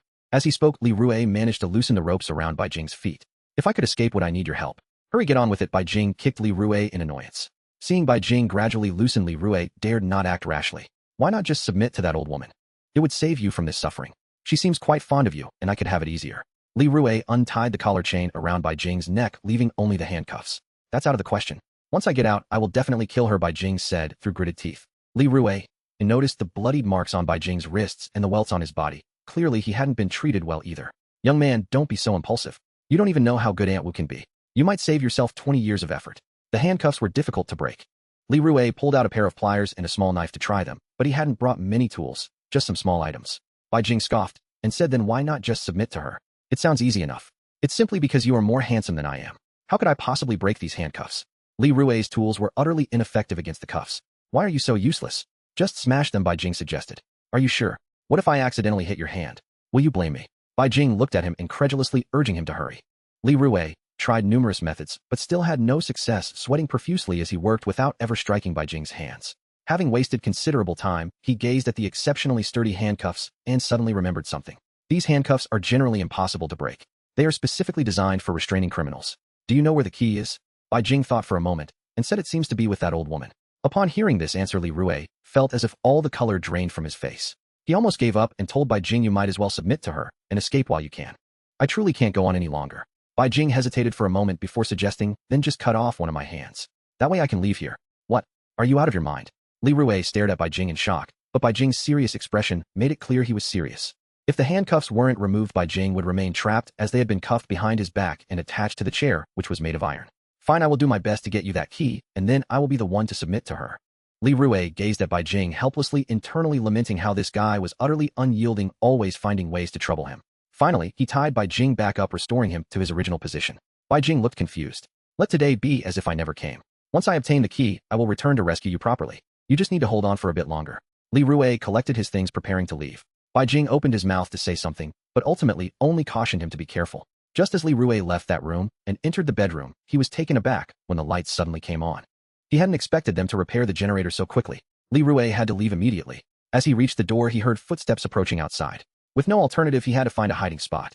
There was nowhere else to conceal himself, so he crawled beneath the bed in the master bedroom. He hurriedly squeezed under the bed to hide, hoping not to be discovered. Given the current situation, his only option was to wait until they fell asleep before he could leave. Alternatively, he could take the opportunity to retrieve the key from the old woman while they were asleep, then go to rescue Bai Jing. Though Li Rui always devised good plans, unforeseen obstacles continually arose. Li Rui concealed himself beneath the bed, stealthily observing their every movement while they merely engaged in a mundane meal, discussing the issue of a short-circuit engine. When they finally finished, an elderly woman entered with a man, causing Li Rui, hidden below, to feel an unsettling tension. His gaze darted between the two pairs of feet, as if they were dancing, yet the lewd words exchanged filled him with disquiet. What unfolded next was an indelible memory that Li Rui would carry for the rest of his life. He witnessed the elderly woman's foot gradually inching closer to the man's. As the woman leapt onto the bed, her shoe slipped off, landing beneath the bed and striking Li Rui in the abdomen. To avoid detection, Li Rui gritted his teeth and neatly arranged the shoe. Once they were both on the bed, a sense of foreboding washed over Li Rui. He dreaded the forthcoming events. Although such scenarios were only a figment of his imagination, having only seen them in films, Li Rui had no desire to endure a live performance of the elderly woman's actions. He could only endure in silence until they concluded. As expected, the mattress began to shake violently, even nudging against him, leaving Li Rui in a state of silent agony. Yet this tumult subsided within 5 minutes. Useless came the scornful retort from the elderly woman. The man was unceremoniously kicked off the bed, his gaze locking onto Li Rui's as he rolled over on the floor. The man stared incredulously at Li Rui, while Li Rui frantically blinked at him, placing a finger over his lips in a desperate attempt to signal him. After a brief moment of shock, the man understood, and taking his clothes exited without immediately alerting the elderly woman. This realization brought relief to Li Rui. He remembered seeing that man before. He was the one who had cautioned him to change clothes during his first visit while smoking in the hallway. Wondering if their relationship might lead to further complications, Li Rui felt his palms sweat with anxiety. Increasingly unsettled, he needed to leave this place promptly. Wang Yao had informed him that they would reconvene in the hall later that evening, where Aunt Wu would distribute supplies to those who performed well. He could seize this opportunity to escape and return for the keys next time. As soon as the man departed, the elderly woman exited the bedroom to converse with someone outside. Li Rui remained concealed for what felt like an eternity, his limbs growing numb until they finally left. He crawled out from beneath the bed stealthily, making his way out and escaping through the window on the second floor, fortunate not to encounter anyone along the way. Now his only course of action was to find Wang Yao and inquire about the man. Inside the room, Wang Yao and Linlin were resting. Noticing Li Rui's solitary return, they immediately sensed that something had gone awry. What happened? Did something unexpected occur? Wang Yao asked, concern etched on her face upon seeing Li Rui's distress. He recounted the entire sequence of events to Wang Yao. As Li Rui observed the typically composed Wang Yao display disbelief, he realized that his experiences had spiraled into something surreal since her departure. I don't know much about that man except that he was one of the earliest to align with Aunt Wu, she replied. What should I do? Will he tell others and get me captured? Li Rui paced anxiously. I don't think he will. The fact that he didn't report you immediately indicates he has some reservations about Aunt Wu, Wang Yao reassured him. You'll have an opportunity to interact with him tomorrow and gauge his intentions. Wang Yao began to analyze the situation earnestly. By the way, is your face all right? I truly appreciate your assistance in this matter. Li Rui noticed that one side of her face remained flushed. It's fine, don't worry. It will be better by tomorrow, she replied. After exchanging a few more pleasantries with Wang Yao, he retired to rest with Linlin following suit. Li Rui observed that Linlin seemed to harbor some disfavor towards Wang Yao. He dismissed the thought as he prepared for the next day. As predicted by the bald man, they returned to seek out Li Rui to take him to the elderly woman. This time she did not summon him to the bedroom, but rather to the hotel lobby, where most of the people gathered, including the man from the previous night. Aunt Wu regarded his arrival with a gleam in her eye. It's impressive to see you here after a few days. I previously offered you the chance to choose at any time, yet you managed to escape from there. The bald man's expression shifted slightly. It's not that impressive, merely luck. Is there anything else? Li Rui responded, reluctant to engage further with her. I'm here to offer you an opportunity. Given your apparent capabilities, I won't impose. If you can clear out all the zombies from that building, I'll grant you supplies and allow you to leave. If you struggle, you can still choose to come back to me at any time. Aunt Wu maintained her lofty demeanor. Thank you immensely. I will give it serious consideration, Li Rui replied, recognizing the similarities to Zhang Hehe manipulations. After a brief discussion regarding personnel changes, they dispersed, and Li Rui closely followed the man. The man seemed to notice and deliberately led them to a secluded corner. As the man took the initiative, Li Rui found himself at a loss for words due to the awkwardness of their situation. Clearing his throat, the man broke the silence. No need for thanks. I didn't want to complicate matters. So what do you really want? Leaning against the wall, the man fixed his gaze on Li Rui. I simply request that you don't disclose my whereabouts to anyone, Li Rui implored, feeling guilty under the man's scrutiny. He hastily produced a cigarette he had picked up earlier and offered it to him to ease the tension. Is it Huazi or is it soft? The man asked as he quickly accepted it, inhaling greedily. It's been a while since I've had one. You seem to have some sense. I won't say much more, he remarked nostalgically as he took a drag. I'm aware of your reputation. I must admit I admire your spirit. If you're planning to oppose Aunt Wu, I won't hinder you. Your relationship with her seems rather cordial, Li Rui ventured, probing his stance. If it weren't for the benefits, I wouldn't be serving her. I've served many people, but I've never encountered someone so desperate, the man replied, disdainfully exhaling a cloud of smoke. Seizing the opportunity, Li Rui handed him the entire cigarette pack. I'd like to ask you for some information. The man smirked, knowingly stuffing the cigarettes into his pocket. Go ahead, I'll share whatever I know. You must know that Aunt Wu carries a gun, right? Does she keep it on her person? The man replied, she carries it on her in a bag at her lower back. She doesn't take it off even when sleeping next to me. Li Rui pressed further, does she have any keys or anything like that on her? She has many keys, I've seen them hanging from her waist. You're not thinking of getting any ideas, are you? Li Rui feigned innocence. I just want to retrieve my sister's medication and leave here. If I weren't afraid of her robbing me, I wouldn't have to sneak around. He needed an excuse to deflect the man's suspicions. If he revealed his intention to destroy this place, the man likely wouldn't divulge anything further. You won't be able to get the keys without getting close to her. Don't think I can hold up against her for long. If it were you, you wouldn't last 3 minutes. The man teased Li Rui. Are you so sure? Li Rue retorted somewhat indignant. Of course. Prior to this I specialized in such matters. Considering his expertise, Li Rue devised a plan. If he could procure the keys, perhaps he could enlist the man's help. Since you're so skilled, why not assist me in getting the keys? They'll fetch you whatever you desire. Li Rue flattered him.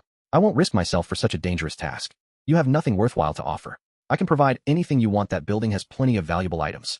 Li Rue gestured toward the commercial building, recalling Zhang He's words about its richness in both food and precious goods.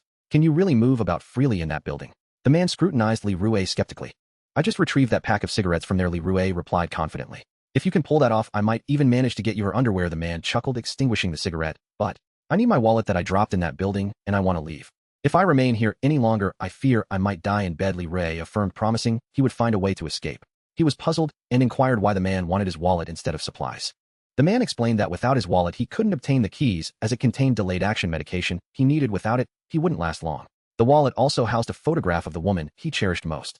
Li Rue asked where it might be, and the man replied it was in the cinema on the 6th floor, specifically in the largest room, although he couldn't recall the exact one.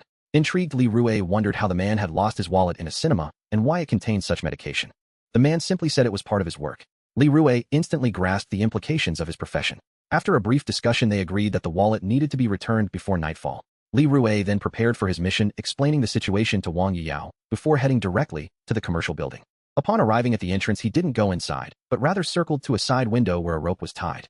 That was the same place he had descended from. He couldn't approach from the 1st floor due to the zombies blocking both sides. Once again, he climbed up from there, reaching the 2nd floor to find Zhang He. Li Rue searched, but couldn't locate him. Just as he was about to ascend to the 3rd floor, he spotted him in the restroom corridor. Li Rue couldn't help but think it amusing that he always found him in the restroom.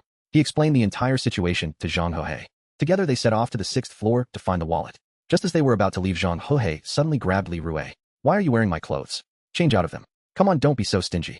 My clothes got dirty, and borrowing yours is no big deal, Li Rue protested. But Zhang He held onto Li Rue's shirt, insisting, no way. I have no issues with other clothes, but this one was specifically bought for me by Yao. You need to change it. Li Rue was at a loss for words. Wang Yiyao hadn't objected when she saw it. It was just a piece of clothing, and he hadn't stolen his girlfriend away. Reluctantly, Li Rue complied and exchanged shirts. What's in your pocket? 3 boxes of medication. Zhang He questioned, pulling them out curiously. Give those to me. They are my life-saving medication. Li Rue hurriedly reclaimed them, stuffing them into his inner pocket. Ever since the initial betrayal, he had remained vigilant around others. He kept the important medication close to ensure that Bai Jing wouldn't steal it while he was distracted, even from Li Rue himself. Li Rue casually inquired about the 5th floor. It's a snack shop, a place for light meals. The 6th floor is the cinema, Zhang He replied. Li Rue realized he hadn't eaten anything yet and could indulge later. Soon they reached the 5th floor, encountering several zombies along the way, all of which they dispatched with ease. Before leaving, Li Rue handed Zhang He the knife belonging to Bai Jing. Seeing him handle it adeptly made Li Rue feel somewhat embarrassed about reclaiming it. Since Li Rue's departure, Zhang He had refrained from wandering off, and they were uncertain about the conditions on the 5th floor. Therefore they proceeded cautiously. As they illuminated the area with their flashlight, they were greeted by a plethora of snacks and treats with no zombies in sight. Li Rue hurried to the snack shop, indulging in a feast and selecting the most expensive items, stuffing many into his pockets. Zhang He seemed uninterested, instead standing guard with his knife, ensuring no zombies approached. As Li Rue stuffed cookies and chocolates into his mouth, he suddenly noticed something amiss. He seemed to hear another chewing sound, and quickly stopped, realizing it was as if someone nearby was eating. However, Zhang He wasn't eating anything. How else could it be? Feeling a chill run down his spine, Li Rue hurriedly called Zhang He over. They listened intently in the darkness as the flashlight beam failed to illuminate the entire space. Before long, they discovered the sound emanated from the cash register area. With trepidation, Zhang He cautiously advanced, while Li Rue followed, closely shining the flashlight. As the beam of light revealed the scene, they found 4 small zombies gnawing on a carcass that was little more than bones. Disgusted, Zhang He dared not approach, but the small zombies seemed to have noticed them, lunging forward to bite. Zhang He was unable to fend them off alone, prompting Li Rue to seize a nearby stool and swing it at 2 of them. Seizing the moment, Zhang He swiftly severed one small zombie in half. He quickly dispatched another, pinning it down to prevent it from moving. Li Rue, having smashed 2 small zombies into a pulp, applied his previous experience with them. As long as he restrained their limbs and crushed their heads, it would be manageable. The only concern was their potential to feign death, and unexpectedly bite speed was essential. Fortunately, they escaped unscathed. The area was laden with obstacles, making it difficult for the small zombies to conceal themselves. Li Rue, wary of sudden ambushes, hastened to finish eating and head to the cinema on the 6th floor. After Li Rue finished his meal, he directly took the elevator up to the 6th floor.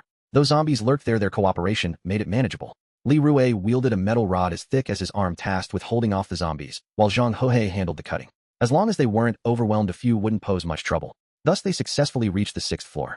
They arrived at the entrance of the cinema surrounded by an eerie silence. Li Rue approached the no-defunct refrigerator and retrieved a bottle of cola, taking a refreshing sip. Zhang Hohe, walking ahead, urged him to hurry inside. As Li Rue drank, he pondered the absence of any zombies at the entrance, a situation that felt decidedly unnatural. The man with kidney issues had previously mentioned that this place was once teeming with people, and they had barely escaped from the last few rows.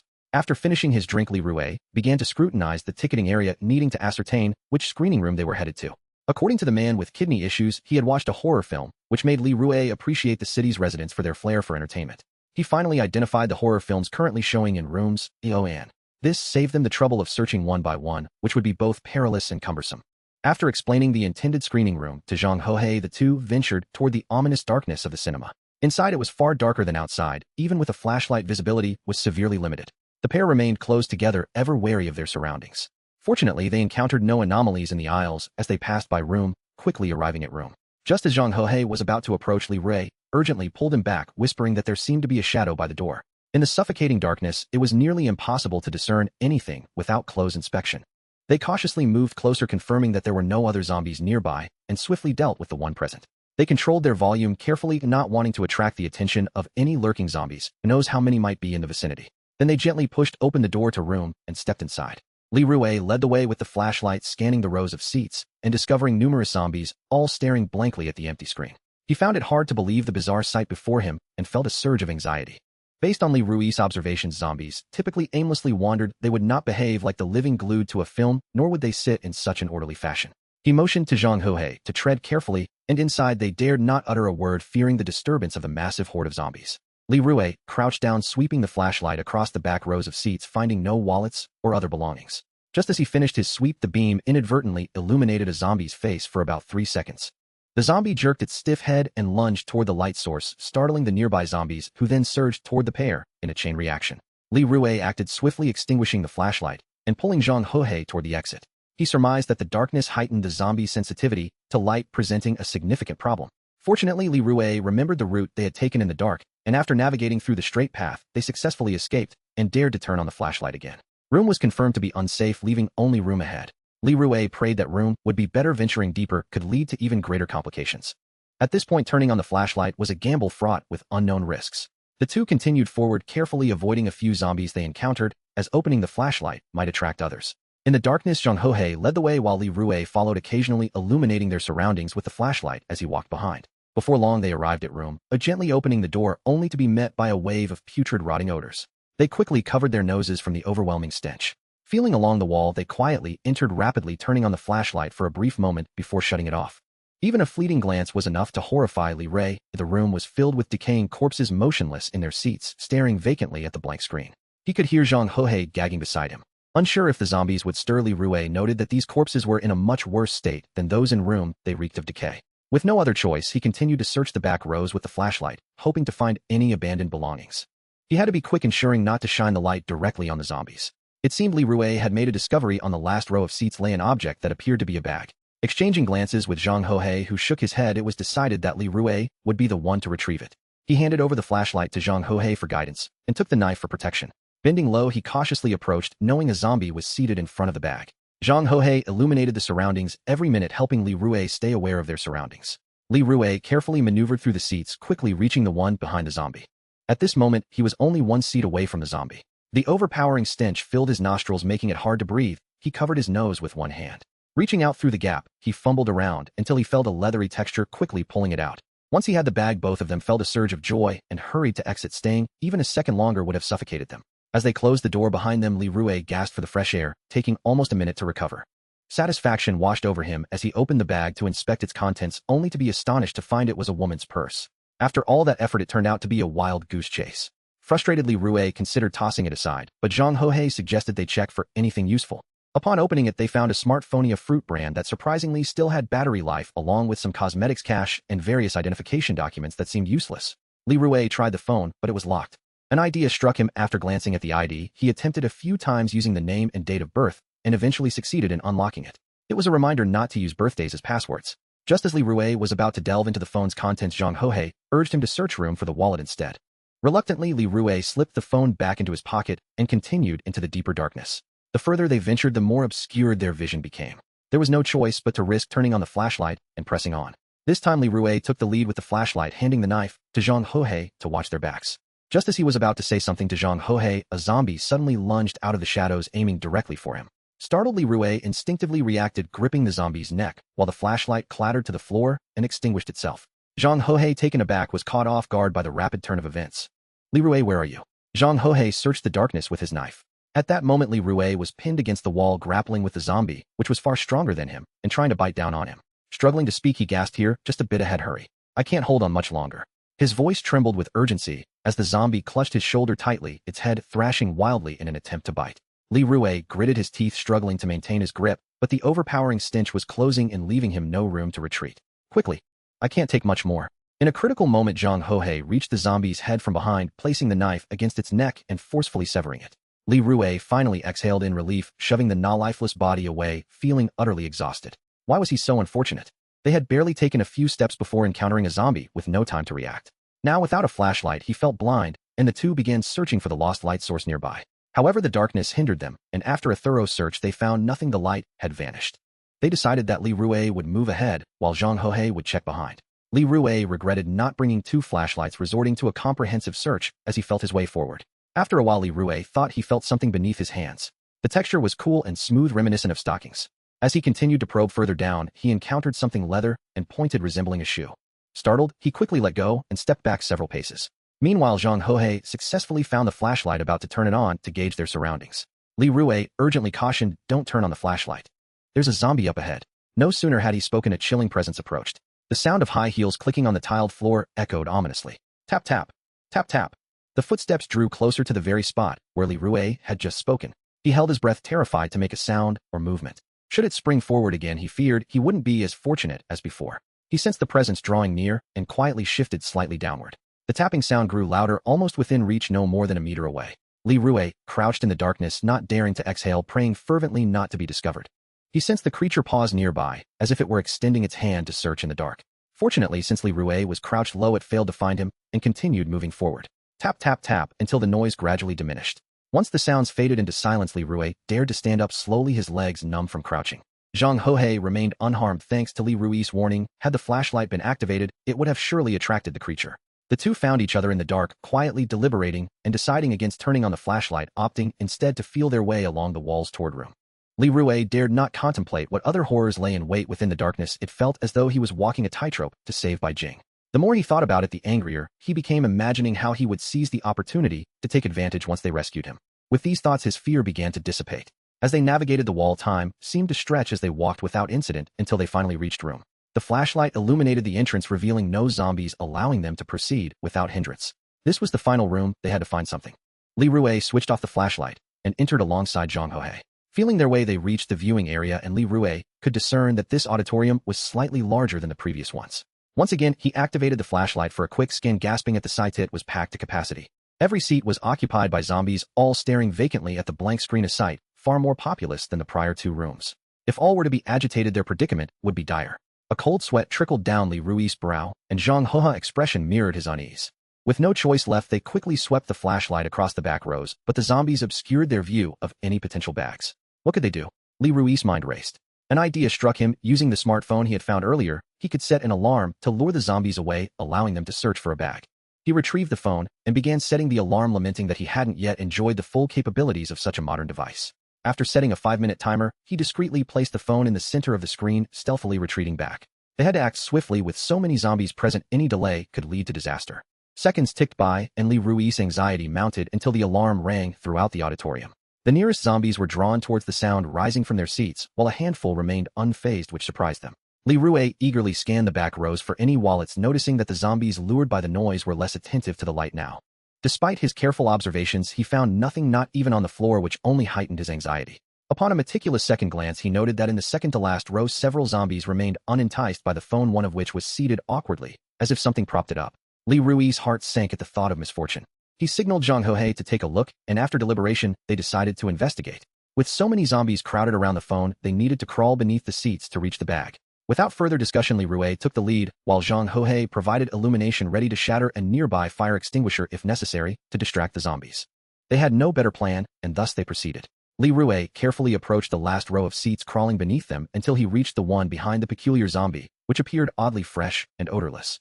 Noting its stillness, he furrowed his brow and cautiously extended his hand beneath it. The seating was too tight for his hand to fit through comfortably, and he feared that any sudden movement might awaken the creature. He gently probed the area, finding an edge that felt like a wallet. With a steady hand, he pulled it, careful to avoid startling the zombie. After a few tentative tugs, he felt it was a male wallet, confirming his suspicion. However, as he pulled further, it seemed stuck. Despite the zombie's continued inactivity, he decided to exert a firm pull to free it, inadvertently pushing the zombie slightly. Even the most patient soul would not tolerate such provocation, and the zombie immediately sprang to life. It lunged at Li Rui, grasping his hand in a fierce bite attempt, but thanks to his concealed position, it failed to reach him through the gap. With the wallet now in hand, Li Rui disregarded caution, quickly wriggling free and leaping onto a chair the zombie closed behind. At that moment, the alarm ceased, and the commotion drew the attention of the surrounding zombies, which quickly encircled Li Rui. Zhang Hohe noticed the impending danger and promptly shut off the flashlight, plunging the room into darkness to provide Li Rui with cover. Li Rui swiftly ducked beneath a bench, narrowly escaping the zombie's grasp. Following their plan, Zhang Hohe smashed the nearby fire extinguisher, creating a loud noise that diverted the zombie's attention. Finally, Zhang Hohe turned on the flashlight and shouted, "Go to the second floor and leave this place quickly." With that, he bolted from the room, pursued by all the zombies. Zhang Hohe proved to be quite dependable, successfully drawing the zombies away. Li Rui hoped fervently for his safety. In the dark, Li Rui ran crashing into walls, but finally making his way out of the cinema, racing down the stairs. Zhang Hohe had previously mentioned that if it came to luring zombies, he would dash to the 7th floor, circle around, and then jump down from a window on the 2nd floor. Li Rui descended 4 flights in a single breath, reaching the 2nd floor with growing concern for Zhang Hohe's safety. Worrying was futile. Even if he could help, he would be of no use against the horde of zombies pursuing them. It was better to wait outside. Li Rui decided to escape through the window, perhaps never to return again. Li Rui anxiously waited outside for more than 10 minutes, without sighting Zhang Hohe. To be prudent, he opened his wallet to check its contents. If it were empty, he might just lose his temper. Fortunately, it contained items befitting a man suffering from kidney deficiency, including a woman's photograph, several cards, a few blue pills, and a couple of condoms, but notably devoid of cash. Just as Li Rui finished inspecting the wallet, he heard a commotion by the window, and finally Zhang Hohe appeared, panting heavily as he jumped down. Seeing that he was unharmed, Li Rui felt a wave of relief wash over him. "Are you injured?" he inquired. Zhang Hohe waved his hand dismissively and collapsed on the ground, gasping for breath. Li Rui reached into his pocket and offered him some candy to help regain his strength. They then began discussing their forthcoming actions. If all went well, they would be able to leave that very night. Next, Li Rui sought out Wang Yiyeo to provide her with an update.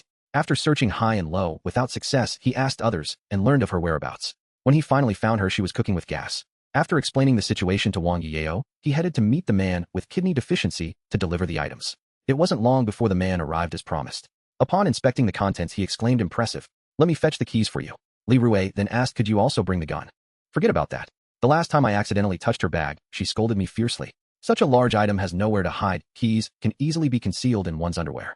Li Rui felt a bit embarrassed and replied, "Could you at least take me inside with you and give me Aniwa's room key?" "Oh, my little brother, are you really planning to steal her underwear?" Li Rui was primarily unwilling to trouble Wang Yiyeo again as he had done previously. "To get out, I must go to her room. What do you think?" With a resigned sigh, the man acquiesced. "All right, as long as you follow my instructions."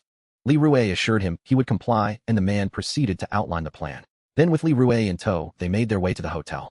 The guards did not impede their progress, and they managed to enter smoothly. From the casual banter, it was evident the man was quite familiar with the place. With him leading the way, they encountered no obstacles, even when meeting others who he skillfully shielded Li Rui from. Li Rui recalled how clumsily he had entered before and thought it would have been better to bribe them sooner. Subsequently, the man led Li Rui to a room, instructing him to hide inside the wardrobe and to remain still. At the appointed time, he would slip the items into Li Rui's coat and leave them in the room. He cautioned that if someone entered to change clothes, Li Rui should not panic, as hiding in the wardrobe would ensure he remained undetected. When the group gathered for a meeting that evening, Li Rui could then make his move. Li Rui specifically asked what he should do if someone opened the wardrobe. The man explained that since his arrival, he had never witnessed anyone here properly hanging up clothes. They simply tossed them aside to grab the next outfit. Li Rui couldn't help but feel it was all too true. He then inquired if the man had often hidden in wardrobes before. In shock, the man replied, "How did you know?" Li Rui simply smiled and remained silent. Afterward, the man left, turning off the light, which left Li Rui feeling particularly gloomy in the wardrobe, reminiscent of a certain old Wang. He lost track of time, growing nearly drowsy, and several individuals entered, but thankfully nothing unexpected occurred. After a while, he finally heard the man's voice. Listening intently, he learned that the repulsive fat man would be arriving, and they were discussing who would receive him. Then they exited, and the man deliberately slammed the door, seemingly as a reminder to Li Rui. Once all was silent outside, Li Rui emerged and located the man's coat. Everything had gone remarkably well, almost too good to be true. Thus, he successfully acquired the keys and the old woman's room card. At this hour the corridor was nearly deserted as everyone else had gone to the meeting, allowing him to traverse the hallway without encountering anyone. However, to his dismay, he spotted the last person he wanted to see, the fat homosexual smoking at the corridor entrance. Li Rui had no choice but to swiftly duck around the corner. Had he not seen him first, it would have been quite a disaster. He could only wait for the man to finish smoking and enter his room. After what felt like an eternity, Li Rui finally saw the man extinguish his cigarette and head inside, but he left the door ajar, making it risky for Li Rui to pass by without being noticed. Yet to reach the old woman's door, he had no alternative but to walk past the man's room. Frustrated, Li Rui racked his brain for a solution, noting that the room door lacked a keycard and had no accessible means to pry it open. Taking a reckless gamble by rushing in was too risky, and he needed a foolproof plan. Recalling the mouse traps in the room where he had hidden, he devised a clever tactic. He stealthily approached the door, too wary to peek inside, and crouched down, scratching the floor with his nails to mimic the sound of a mouse, then darted back to the corner. After a few repetitions, the fat man finally shut the door. Li Rui couldn't help but admire his own ingenuity. Having caught plenty of mice in his childhood, he was well acquainted with their sounds. Finally feeling secure, he successfully approached the old woman's door and entered, searching for someone in the bedroom. Seeing Bai Jing again stirred a myriad of emotions within Li Rui. He was finally ready to leave this place. Bai Jing showed no surprise at his arrival, as if she had been awaiting him. Her condition had worsened since their last meeting, clearly having endured more suffering. Li Rui, "Just, it seems you're doing quite well. Having a woman here to tend to you, is it enjoyable?" Bai Jing shot him a glare. "Stop your nonsense. Did you get the keys?" "Of course. Your father sacrificed his life for you. You ought to repay me well." Bai Jing dismissed him, urging Li Rui to hasten and unlock the handcuffs. The man with kidney deficiency had reliably provided him with a set of keys, which Li Rui had to test one by one. "Could you hurry? If you dawdle, they'll return." "Just a moment. What's your rush? Are you eager to see the old woman?" Li Rui replied impatiently. He then posed a crucial question. "Have you considered how to handle her once you meet? She has a gun and several men with her. Do you think you can defeat them?" Noticing Bai Jing's silence, Li Rui proposed his idea, reasoning that compromise was out of the question. He even brought up Linlin to persuade Bai Jing to cooperate with him, albeit reluctantly. While they dilly-dallied, Li Rui finally found the correct key and successfully unlocked his handcuffs. Afterward, Li Rui hid beneath the bed, waiting for their return. The rest depended on Bai Jing. Before long, they returned, and after a considerable time, Bai Jing remained unexpectedly still. Li Rui, lying under the bed, pondered what she was up to. According to plan, Bai Jing should have called the old woman inside, pretending to agree to her terms. The old woman would be eager to sleep with her, providing Li Rui the perfect opportunity to ambush her and seize her gun. The old woman would never expect that the handcuffs had already been removed. With Bai Jing assisting in subduing the others, they could brandish the gun confidently and leave, provided Bai Jing was willing to sacrifice a little of her dignity to avoid much trouble. It was only fair. They couldn't be the only ones not allowed to touch, acting like a little girl while resisting. Li Rui silently scolded in his mind. Just as the plan seemed to stall, Bai Jing finally began to shout.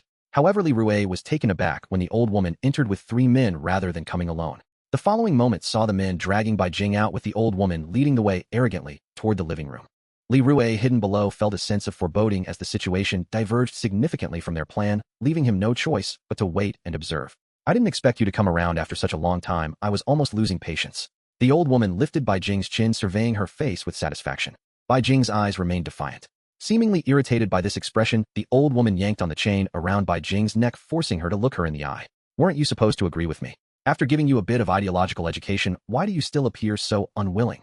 "No," Bai Jing replied flatly. "Then let's cut the small talk. Strip and put this on." With that, she brandished the clothing Li Rui had previously seen. Bai Jing stared at the garment, which could hardly be described as clothing, frozen for a moment. "I've been more than generous to you. With your looks, I could support you for life. What's wrong with being outside where it's dangerous?" The figures of the 3 men stood with their backs to the bedroom, allowing Li Rui a clear view from beneath the bed. Bai Jing remained still, her gaze flickering toward them. From his hiding spot, Li Rui could distinctly feel Bai Jing's eyes directing toward him. He cautiously extended his hand from under the bed, gesturing for her to hold on, indicating that it wasn't the right time yet. The old woman, noticing Bai Jing's reluctance to move, began to lose her patience. She took it upon herself to rip the garments away just as she was about to touch her. Bai Jing could no longer contain herself, seizing a nearby ashtray and hurling it at her, attempting to snatch the gun from her waist, but was quickly restrained by the burly men beside her. Ultimately, the old woman was quicker, pulling her gun and aiming it at Bai Jing's head. Bai Jing had no choice but to stop, gripping the ashtray tightly while the men held her firmly. "I can't believe you managed to unlock the handcuffs. How is that even possible? What you don't expect is still to come." As soon as Bai Jing finished speaking, Li Rui emerged from behind her, raising a stool high and bringing it crashing down on the old woman. The old woman was knocked to the ground, barely comprehending what had happened, and her gun fell from her grasp. Seizing the opportunity, Li Rui kicked it away.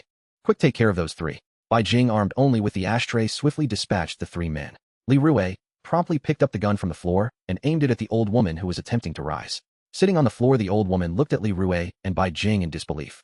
"How could you be here? You too?" The old woman was about to reprimand them when Li Rue slapped her, silencing her harsh words. Li Rue looked down at her contemptuously, prodding her wrinkled skin with the gun. "Now call me father, and I may spare your life." The old woman glared at Li Rue, her fury causing her to tremble, unable to utter a single word. Li Rue lowered the gun to rest against her chin, compelling her to look up at him. "Hurry up and say it." Then he slapped her again. "Stop playing around, kill her, and let's get out of here." Bai Jing seemed eager to leave the place. After taking a couple of slaps, the old woman, hearing their words, began to panic, glancing at the gun pointed at her, and said, "You two think you can leave here? You should check how many bullets are left in that gun." Seeing her so audacious, Li Rue kicked her down to the floor, stepping on her head, while inspecting the gun for bullets, only to discover that it was empty. Bai Jing, unable to watch any longer, took the gun and quickly opened the magazine, revealing it was completely devoid of ammunition. Their expressions turned grave, and Bai Jing dealt a brutal blow to the old woman, striking harder than Li Rue had. Ultimately, Li Rue found some rope inside and bound all of them, deliberating on their escape plan. Li Rue asked Bai Jing, "Can you take on 20 by yourself?" Bai Jing had no retort. "What are you thinking?" "At most 5. All right, fortunately, I have an alternate plan. We need to acquire the main door key to make our exit." Li Rue knew that relying solely on a gun wouldn't suffice. He had to find the fat man to obtain the exit key and supplies. Before leaving, he couldn't resist telling the old woman, "Thanks to you, I will destroy everything here." It was uncertain whether the unconscious woman heard him. They decided not to kill her. Taking a life was not something to be done lightly, and it depended on having the courage to follow through. Li Rue wasn't sure he could go through with it. Perhaps it was better to let her experience a taste of fleeing from zombies. Unexpectedly, Bai Jing agreed, leading Li Rue to think that she might find it harder to take a life than he. Thus, Li Rue took Bai Jing to the fat man's door and initiated their plan. The corridor was deserted at this late hour, making it ideal for an ambush. Li Rue knocked on the fat man's door, and after a moment, a bare-chested man answered. "Who is it?" He was swiftly subdued by Bai Jing. However, this man was not the fat one, or it seemed he was still inside. Li Rue beckoned Bai Jing to enter, as they couldn't possibly be sleeping with 5 people. To Li Rue's relief, it wasn't as exaggerated as he had feared. The fat man lay asleep on the bed bare. Remembering the various encounters with him, Li Rue decided to rouse the man for a proper reckoning, feeling secure with Bai Jing by his side. Meanwhile, Bai Jing rummaged through the scattered clothes on the floor and found a key, looking at Li Rue with disdain and urging him to take it. Li Rue was left speechless. She could stare down corpses without flinching, yet found this trivial scene repulsive. Seeing the key in hand, Li Rue kicked the sleeping fat man, sending him tumbling from the bed. The fat man, awakening from a deep slumber, gazed at Li Rue and Bai Jing in shock. Before starting the assault, Li Rue stuffed a piece of clothing into the fat man's mouth to muffle any cries. Unfortunately, the fat man was robust, and despite Li Rue's efforts, his hands wore out without significant results. Had he known, he would have brought a knife to cut off the man's little bird, preventing him from harming innocent women. The flabby man struggled like a fish out of water under their blows until they finally relented, binding him securely.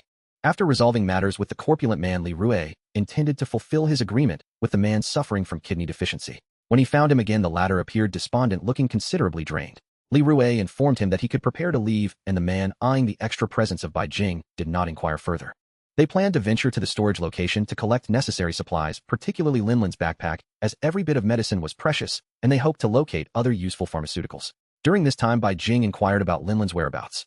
Li Rue reassured him that she was with a trustworthy friend and that they would reunite once they retrieved their belongings. When discussing the others, Li Rue felt a hint of discomfort at the prospect of a larger group. Before leaving, Li Rue once again located the generator and thoroughly incinerated the wires. They then circumvented the front entrance, escaping through a window. Bai Jing specifically questioned why they did not exit through the main door. The kidney-deficient man explained that several guards were stationed at the entrance and patrols roamed nearby, making such an exit too conspicuous. Under the guidance of the kidney-deficient man, they successfully evaded multiple patrols. Just as they were about to depart, Li Rue swiftly halted Bai Jing, for he spotted the bald man who had bullied him on several occasions heading towards the women's resting area. With a gleeful whisper, Li Rue requested, "Could you subdue that man for me? I wish to give him a good thrashing." Bai Jing, irritated, retorted, "We need to hurry, let's not waste time. He has bullied Linlin." No sooner had he spoken than Bai Jing strode towards the bald man, urging Li Rue to follow. In a swift maneuver, Bai Jing knocked him to the ground before he could react, while Li Rue seized a plastic bag from a nearby refuse sack, covering the man's mouth to stifle any cries. He then joined Bai Jing in the assault. Li Rue delivered a fierce kick, remembering how the man had kicked him 6 times. The bald man whimpered and groaned, his voice muffled by the bag. The kidney-deficient man observed them quietly lighting a cigarette, and they only ceased their action once he finished, leaving the bald man unconscious. After this brief interlude, they quickly located the storage area. Although Li Rue had visited once before, he had not committed it to memory. Even at night, guards watched over the supplies, and he and his companions hid nearby, observing them as they appeared to be playing cards.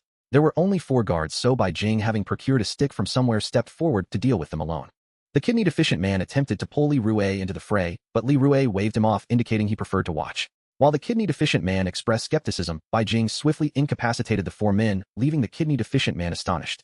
He greatly admired Li Rue for having such a formidable ally and expressed a desire to be introduced. Li Rue ignored him and approached the entrance to unlock it. He considered it unethical to undermine the situation, so they discarded the unconscious guards to the side, leaving the kidney-deficient man to keep watch while the two ventured into the storage area for essential supplies. Li Rue, wielding a flashlight, navigated the spacious interior, which indeed boasted a vast array of items befitting a grand supermarket. Ultimately, he discovered Linlin's backpack and tossed it to Bai Jing. Given that it was also partially his possession, and since their previous vehicle still contained ample food, they were not particularly lacking. Li Rue opted to gather a few small weapons such as knives for self-defense. He also stumbled upon another pair of handcuffs which appeared identical to those that had restrained Bai Jing, leading him to ponder something felt amiss. Without time to dwell on it, Li Rue collected some basic necessities, just managing to fill a tote bag. He assessed that it was sufficient, while Bai Jing, without needing to guess, went off to search for medicine. When Li Rue inquired if he found what he needed, Bai Jing shook his head, resigned, claiming he had only gathered some other pharmaceuticals he deemed useful. Li Rue urged him to hurry up, they needed to be quick. As they exited, they found that the kidney-deficient man had vanished, causing Li Rue to feel a sense of foreboding. Suddenly, an explosive sound erupted, nearly rupturing Li Rue's eardrums. In a split second, Li Rue pushed Bai Jing aside. As the noise subsided, a wave of numbing pain surged through Li Rue's arm, blood rapidly staining his sleeve. Both men looked up in shock. Before them stood the bruised and battered bald man, brandishing a gun and glaring furiously at them, accompanied by an elderly woman being supported by someone. Numerous others emerged from behind them, swiftly enclosing Li Rue and Bai Jing. "You truly are audacious. Today, I shall ensure your demise here," the bald man snarled, preparing to fire again, until the elderly woman intervened. "Save your bullets. They have nowhere to flee now." With a venomous glare, the elderly woman fixed her eyes on the two, seemingly wishing to devour them whole. "Allowing you to die so easily would be too merciful. Seize them both. Do I plan to flay their skins off and torture them to death?" Li Rue's expression darkened as he clutched his injured arm, which was rendered immobile and bleeding profusely, while the encroaching crowd drew nearer. Bai Jing, threatened by the bald man's gun, dared not move. He glanced at Li Rue's injured arm, then was forced to step forward to face their captors. The elderly woman, breaking free from her supporter, approached them unsteadily with a knife in hand. Li Rue had not anticipated that the true weapon would be in the bald man's possession, and he realized he had underestimated them. As the elderly woman advanced with her knife, Li Rue remained unperturbed, mocking her appearance. "If I were to die here, taking you all along with me wouldn't be too bad." The elderly woman's face contorted with rage as she glared at Li Rue, her features twisting grotesquely. "You are on the brink of death, yet you continue to speak defiantly. Make sure to scream loudly for me when the time comes." At that moment, Li Rue noticed that all the lights in the hotel had gone out. Clutching Li Rue's neck, the elderly woman's sharp nails dug deeply into his flesh. Bai Jing, witnessing the scene, struggled against the three men restraining him. Li Rue looked at him and slightly shook his head. The blade grazed Li Rue's face, leaving thin trails of blood as the elderly woman traced the knife lightly across his skin, her bloodshot eyes fixed intently on him. A crowd of onlookers surrounded them, and the bald man kept his gun trained on Bai Jing, fully aware of his prowess. The situation could not worsen. Yet Li Rue maintained a facade of confidence, infuriating the elderly woman, who tightened her grip on his neck, nearly choking him, as the knife glinted ominously above her increasingly deranged face. "I shall first slice off your skin to see just how thick it is." Just as the elderly woman was about to strike stop, a commanding female voice interrupted her. Two figures emerged from the distance, revealing Wang Yuyao clutching Linlin and Zhang Hohe. In truth, Li Rue had been on the verge of panic, merely feigning calmness. Thankfully, Wang Yuyao had arrived just in time. Wang Yuyao was finally prepared. Had she arrived any later, Li Rue might have lost his life. "Release them at once, or you shall face the same fate." The elderly woman halted, casting a disdainful glance at the newcomers. "And who do you think you are to threaten us?" The bald man turned to them, declaring, "It seems you are the ones behind this. Seize them all." Wang Yuyao produced a lighter, calmly facing the group, while Li Rue seized the opportunity to signal Bai Jing discreetly. "How, just a lighter? You must be mad." The bald man was about to mock them when Wang Yuyao ignited the lighter and hurled it towards a distant point. A deafening explosion resonated through the sky, igniting the surrounding darkness. In the moment of shock, Bai Jing seized the few seconds to break free from his captors, swiftly grappling the gun from the bald man's hand. The bald man quickly responded, clinging tightly to the weapon, while the elderly woman regained her composure and lunged at Bai Jing with her knife. Li Rue rushed towards her, biting into the old woman's neck, and those nearby hurried to prevent Bai Jing and Li Rue from advancing. Zhang Hohe charged in to assist them, and chaos erupted in the scene. The crowd surged as the elderly woman, now bitten, lashed out with her knife. Fortunately, Li Rue released his grip just in time, allowing her to miss. Seizing the opportunity, Li Rue threw all his weight into a charge, causing the elderly woman to tumble to the ground, unable to rise amidst the throng. In the midst of their struggle, someone shouted about the presence of zombies, prompting everyone to glance around and flee in panic, abandoning the bald man and the elderly woman. Out of nowhere, hordes of zombies surged forth from the flames, rushing towards the living. With the numbers dwindling, Bai Jing gained the upper hand, successfully securing the gun and unhesitatingly pulling the trigger. With a resounding bang, the bald man collapsed, blood gushing from his forehead as he stared vacantly at the elderly woman. As he prepared to point towards the stunned elderly woman, a multitude of zombies drawn by the gunfire converged upon their location. Fear gripped everyone as they scattered in terror. Li Rui, clutching his wounded arm, shouted to the remaining few, "Run!" Wang Yuyao, carrying Linlin, raced towards Li Rui and Zhang Hohe. Noticing the zombies pursuing Wang Yuyao, Bai Jing disregarded the elderly woman and sprinted towards her. He snatched Linlin away, pulling Li Rui along as they fled. Wang Yuyao barely had time to register the event when the pursuing zombies lunged forward significantly faster than ordinary zombies. Wang Yuyao could not outrun them, but Zhang Hohe timely positioned himself in front of her, yanking her towards Li Rui. "Why didn't you help her?" Li Rui gasped, struggling to keep pace. "With that energy, you should worry about yourself," Bai Jing replied, his hands stained with blood. Li Rui was dragged along breathless and dizzy, but upon seeing Zhang Hohe catching up, he felt a sense of relief. Finally, Li Rui glanced back, catching a glimpse of the elderly woman, now motionless, cradling the bald man as they were engulfed by the horde of zombies. The group hastened towards the entrance, their escape chaotic and scattered. Fortunately, Li Rui possessed the key he had taken from the bald man and successfully unlocked the door. He called for Zhang Hohe and the others to follow closely as they all piled into the vehicle, fleeing the scene.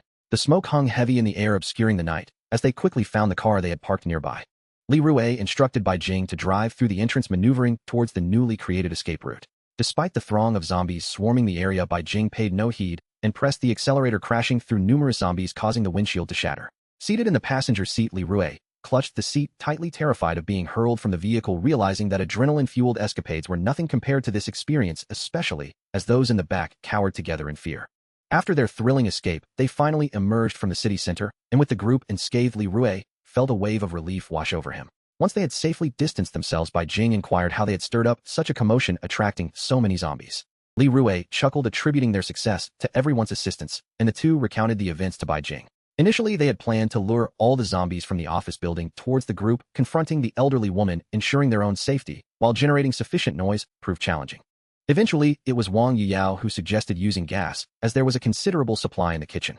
During the time Li Rui rescued Bai Jing, the hotel experienced a power outage, signaling that Li Rui had dealt with the elderly woman. They moved to transport the gas to the blocked entrance to open the first floor of the commercial building. Their original intention had been to gather at the entrance before driving off and detonating the gas to lure the zombies to destroy that area. However, when Wang Yuyao discovered that no one was at the entrance, she realized that something had gone awry on Li Rui's end. In a bid to save them, they had to detonate early, inadvertently attracting the zombies and causing chaos. They had not anticipated that these zombies would be far more formidable than the ones outside. Zhang Hohe's somber expression underscored the gravity of their situation. Bai Jing grasped the entirety of the situation, acknowledging Wang Yuyao and Zhang Hohe's reliability, unlike the kidney-deficient man who had long since vanished. After an indeterminate distance, Zhang Hohe noticed Wang Yuyao asleep in his arms and subtly signaled Bai Jing to stop. Li Rui, puzzled, observed as Zhang Hohe pressed a gentle kiss to Wang Yuyao's cheek, whispering softly to her, "I'm sorry, I can no longer protect you for a lifetime. You must survive along with my memory." Zhang Hohe brushed away tears, threatening to fall, leading Li Rui out of the car. Li Rui felt a surge of fear at the sight of Zhang Hohe's emotional state. They arrived at a desolate roadside, gazing into the vast darkness faintly illuminated by a few fireflies. After a long pause, Zhang Hohe finally spoke. "I have a favor to ask of you. If it concerns Wang Yuyao, I cannot assist." Li Rui, ever perceptive, noticed Zhang Hohe's peculiar demeanor, the pallor of his skin, and the graying of his eyes. Ignoring Li Rui's response, Zhang Hohe continued, "I implore you to ensure that you take good care of Yuyao, that you help her live well. I sense that you still have feelings for her. My only concern is for her. You must protect her. I must tell you, she won't express her unhappiness, but she adores small animals." Upon finishing, Zhang Hohe wiped his tears, but Li Rui absorbed none of it. After a long silence, Li Rui mustered the courage to ask, "Have you been bitten?" "Yes." Li Rui could not bear to look into his eyes, lowering his gaze as his fingertips involuntarily dug into his palm. "I'm sorry. It's my fault if I had only." Zhang Hohe interrupted him. "It has nothing to do with you. Don't blame yourself. When I was in the building, I already accepted that I might never see her again. I must thank you for allowing me one last glimpse of her. I am grateful. And please return this ring to her." Zhang Hohe handed back the ring Wang Yuyao had given him not long ago, once again entrusting it to Li Rui. He trembled, gripping the ring tightly, with his uninjured hand suddenly feeling its weight. Seeing Li Rui secure the ring, Zhang Hohe approached the car window, gazing longingly at Wang Yuyao, brushing his hand against the glass as if to caress her serene, sleeping face. "Farewell." Without looking back, Zhang Hohe vanished into the darkness alongside the fireflies, leaving Li Rui in a daze as he stared after him. Though their acquaintance had been brief, an overwhelming sorrow enveloped him. Bai Jing, noticing that Li Rui had been absent for some time, had settled Linlin and descended to check on him. Seeing Li Rui alone, he understood everything. He opened his mouth to offer comfort, but found no words. Are you alright? Let me check on your arm. Yes. Li Rui remained seated on the ground, unmoving. Bai Jing retrieved some antiseptic supplies and a medical kit from the car and began to bandage Li Rui's wound. You're fortunate it's just a scrape, not a gunshot wound. I will stitch it up, take some anti-inflammatory medication for a few days, and it will heal without water contact. Bai Jing's tone mirrored that of a professional doctor, and ordinarily Li Rui would have teased him, but now he lacked the spirit for such banter. Bear with it or it may sting a bit. Once Bai Jing began to work, Li Rui merely furrowed his brow slightly before suddenly asking, Bai Jing, what does it feel like to kill someone? To me there is no feeling. Li Rui refused to accept it, for he had seen it after he fired the shot. His hand, holding the gun, trembled. Bai Jing worked with practiced efficiency and soon stitched his wound closed. If we had killed them, then perhaps he would still be alive, Li Rui muttered. Why must those who are good suffer such misfortune? Someone asked. They did not deserve this fate. I love all that is good and despise all that is wicked. I should have. Li Rui lowered his head and spoke to himself. Bai Jing offered no reply, quietly wrapping his wound with gauze in solemn silence. In the end, being good for too long breeds a stubbornness that cannot be easily shed, Bai Jing observed, gathering her things and glancing through the glass at the sleeping Wang Yuyao. So you intend to remain good to the end? She asked. If I stop, I will not be the man you see now, Li Rui answered, rising and turning his back to her. Bai Jing hesitated briefly at his reply. Do as you please. They traveled through the night into dawn. Li Rui watched the sun rise and found sleep eluding him deep within. He hoped Wang Yao would linger in her dream a little longer. Morning light roused her anyway. She reached for the empty seat beside her and opened her eyes in startled alarm. Where is Zhang Hohe? She demanded. Silence fell in the car. Linlin beside her dared not make a sound. Where did he go? She asked again, louder. Li Rui clenched the ring in his hand and spoke slowly. He left. He asked me to give this to you. He did not look at her as he handed the ring over. She stared at it, frozen. After a long moment, she reached out with trembling hands and took it, the motion shuddering through her entire body. Tears slipped uncontrolled down her cheeks, darkening the fabric of her clothes before vanishing into the weave. Where did he go? Tell me. Her voice cracked and echoed through the vehicle. He had no choice. He had to leave. I will find you a safe place to live, Li Rui said, his voice dwindling. Wang Yuyao could no longer contain herself. She sobbed and shouted in hysteria. Bai Jing, who was driving, glanced at Li Rui, then spoke with an unflinching bluntness. He was bitten. He left in the night. At Bai Jing's words, Wang Yuyao demanded to get out. Bai Jing obliged. Without hesitation, she flung the door open and ran back along the road, as if her legs could chase down fate. Li Rui leapt from the car and seized her by the arm. Calm down. He specifically asked me to make sure you survive, he pleaded. She yanked free. They wrestled for a moment, hands and bodies refusing to yield. Finally, she faced him and, steadier now, stared into his eyes. Let go. Without him, I have no reason to live, she said. For him, I would do anything. Even if I became one of them, I would not care. Even if he were to eat me, I would do so gladly. We must never be separated. Li Rui looked at her determination and felt his grip slacken. He let her pull away. Is this your choice? He called after her as she walked toward the endless road. She did not hesitate. Her silhouette receded into the distance without a single backward glance. Li Rui returned to the car and told Bai Jing, "You'll drive. You go rest." They swapped places. Bai Jing, intending to sleep, watched in surprise as Li Rui reversed and retraced their route. What are you doing? She asked. Li Rui drove toward Wang Yuyao's figure. I can't leave her. If she has chosen this, then I will take her where she intends to go. Bai Jing could not fathom his reasoning and, exasperated, lay down and slept. Li Rui soon caught up with Wang Yuyao and explained himself. She thanked him simply, then sat in the back holding the ring wordlessly.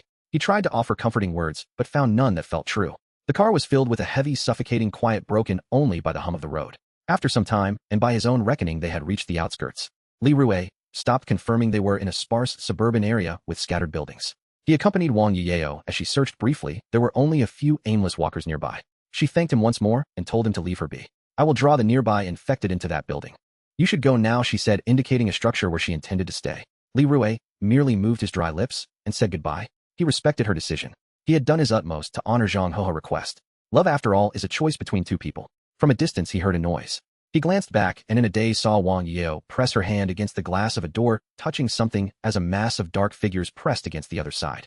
Without lingering, Li Rui started the car and drove away. Along the road, Bai Jing woke and chided him, saying they had only known each other a few days and that such devotion was excessive. She also cautioned him against being overly kind to others. Li Rui could not help himself. If they had not helped me, you would have been kept by that old woman as her captive, and they would have been tending to your sister, he shot back. Bai Jing scoffed. So they starved my sister, did they? She said scornfully. Linlin, meanwhile, was happily nibbling the small snacks Li Rui had given her. Unable to retort further, Li Rui recounted how many times those people had helped them and how often he had barely escaped death, trying to sound grander than his conscience allowed. Bai Jing, surprising him, touched her chin and mused, I think that woman deceived you. What? Impossible. Wang Yuyao is so kind. You're talking nonsense, he protested. But Bai Jing offered a different interpretation. Her dealings with the old woman had seemed voluntary, not forced. The old woman forced choices rather than commands, and she picked according to appearance. With Li Rui's looks, she might have been able to choose him anytime. So maybe she planned to use you from the start to force you to save her boyfriend, and then ruin that place, Bai Jing speculated. Li Rui was incredulous.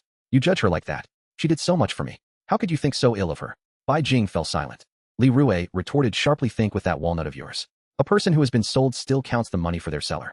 Why didn't you give yourself to that old woman in the first place? Then none of this would have been necessary, Bai Jing snapped before closing her eyes. She had no more patience to argue with someone she considered hopeless. In that oddly harmonious discord, they continued driving eastward. Although several days were lost, they successfully navigated away from the city center to the outskirts. Li Rui and his companions were now on the highway leading to the station.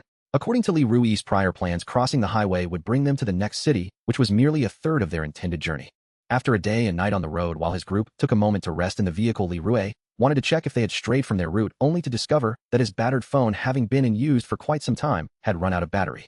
Thus he inquired of Bai Jing, who was sharing a meal with Lin Lin, whether he could borrow a phone. Bai Jing lamented that he had lost his phone long ago, prompting a sigh from Li Rui as he glanced at the affectionate pair beside him. Li Rui noted that ever since Lin Lin had parted ways with Bai Jing days prior, she had become increasingly attached to him. After finishing her snacks, she seemed to pay less attention to Li Rui. Indeed, her affection for Bai Jing had overshadowed her regard for him, diminishing the joy of their journey. Once they had finished their meal, Li Rui took it upon himself to change the bandages on his arm. Healing from such an injury would require at least 2 weeks of rest, especially after losing so much blood. It was essential to take care of his body. Otherwise, upon returning home, his parents were undoubtedly the people most concerned for his well-being, would surely worry. Unlike Bai Jing, who had his sister by his side, Li Rui felt acutely aware of his own isolation. Lost in thought, Li Rui fumbled with the bandage, unable to wrap it properly. Bai Jing, unable to bear the sight of Li Rui's clumsiness, offered his assistance. Your technique is quite adept. Have you ever been a doctor? Li Rui asked, intrigued by Bai Jing's unexpected skill. I worked as an assistant in a hospital for a while, Bai Jing replied, deftly wrapping a lovely bow on Li Rui's arm. Given your medical background, how is it that you are so proficient in fighting? Li Rui was curious to hear his explanation. Because I understand the human body better than you do, thus I know which areas are more vulnerable. His reasoning was quite sound, leaving Li Rui momentarily speechless and slightly dazed. So Doctor, Bai, what remedy do you suggest for the ailment of becoming weak-kneed and having an accelerated heartbeat upon seeing a beautiful woman? My thoughts spiraling out of control. I recommend a vasectomy. My technique is swift and steady. Would you care to try? Bai Jing responded with unexpected seriousness. You charlatan, I was hoping you might enlighten me on the art of wooing women. Surely with your looks you must have encountered all types of women. With a disdainful expression, he retorted, I sincerely suggest you consider reincarnation and alter your appearance. That would certainly enhance your chances of winning a lattice heart. Li Rui grimaced, deciding not to engage in such puerile banter any further lest he become exasperated. Just as he was about to rest, Bai Jing abruptly tossed him a small bottle, advising him it contained vitamins to replenish his strength after his excessive blood loss. Li Rui was pleasantly surprised by Bai Jing's concern for him. Truly, he was a good friend. As they prepared to depart, Bai Jing reminded Li Rui that they were running low on fuel and needed to figure out how to procure more. He asked how much longer they could drive, to which Bai Jing replied that they had about half a day's worth of fuel left. Li Rui glanced at Lin Lin, who was nestled beside Bai Jing, and sighed before rising from his reclining seat. Stay here, I will look around for a gas station. Bai Jing appeared somewhat taken aback. Are you sure you can manage alone? Do not worry, I fear you might vanish again. If I am not back in 3 hours, come to find me. All right. Li Rui was not entirely unarmed, having brought along some makeshift weapons for protection. Outside the surroundings were the desolate outskirts of the city. As he walked along the lonely road, he occasionally encountered a solitary zombie. Li Rui swiftly dispatched them, noting their sluggishness and clumsiness. Upon closer inspection, the bite marks on their bodies appeared fresh, which might explain their weakness. Reflecting on the events of the past few days, Li Rui realized that zombies became more formidable with time post-bite, or perhaps they simply resembled humans more closely. A horrifying thought struck him. As time progressed, these zombies would become increasingly challenging to confront, indicating that survival would become more arduous. He pondered how the vulnerable would survive, particularly his elderly parents. The mere thought of them stirred a wave of bitterness in his heart. He wished he had not ventured so far for work in the first place. At that moment, a van passed by, interrupting Li Rui's reverie. He observed the vehicle receding into the distance for a few seconds before deciding to follow it. Conveniently, several shared bicycles were parked nearby, and unlocking one proved to be effortless for him. Within moments, he had broken the lock. Li Rui mused that if they were good people, he could seek their assistance. If they were nefarious, he would simply evade them. Even if they were unwilling to help, asking for directions would suffice, as he was not familiar with the area. Without a phone to consult a map, he was uncertain of the station's location along the highway and did not wish to waste time meandering. Thus he resolved to ride in the direction the van had taken. The road was a one-way street, alleviating any concerns about losing sight of it. Li Rui pedaled furiously, barely managing to keep the van in view. Not long after, the van came to a stop, prompting Li Rui to hastily halt his bicycle and crouch behind a nearby cover to observe discreetly. He noticed 4 individuals disembark from the vehicle, 3 men and 1 woman. Notably, the woman stood out, her dual cup figure being quite striking even from a distance. They appeared youthful and were holding sticks engaged in conversation. Li Rue could not discern their words, but surmised they had parked outside a small grocery store likely in search of food. Ultimately, 2 men and 1 woman entered the store, leaving a single male outside to await their return. The remaining young man seemed relatively youthful, perhaps he had been kept from danger to ensure his safety. Li Rue speculated about the situation, though the specifics remained unknown. After some deliberation, Li Rue decided to approach them for directions. Riding up on his bicycle, he feigned a casual encounter, addressing the young man outside the vehicle. "Hey young brother, may I ask you for directions?" The young man turned in surprise, his expression one of astonishment, and ignored Li Rue, instead calling out to someone inside the van. "Uncle, sure, there's someone outside." Li Rue was taken aback to realize there was another person inside the vehicle. He wondered if leaving abruptly would seem awkward. Upon hearing the young man shout, another figure emerged from the van, a middle-aged man with silver-streaked hair who looked genuinely pleased to see Li Rue. "Ah, it seems there are other survivors."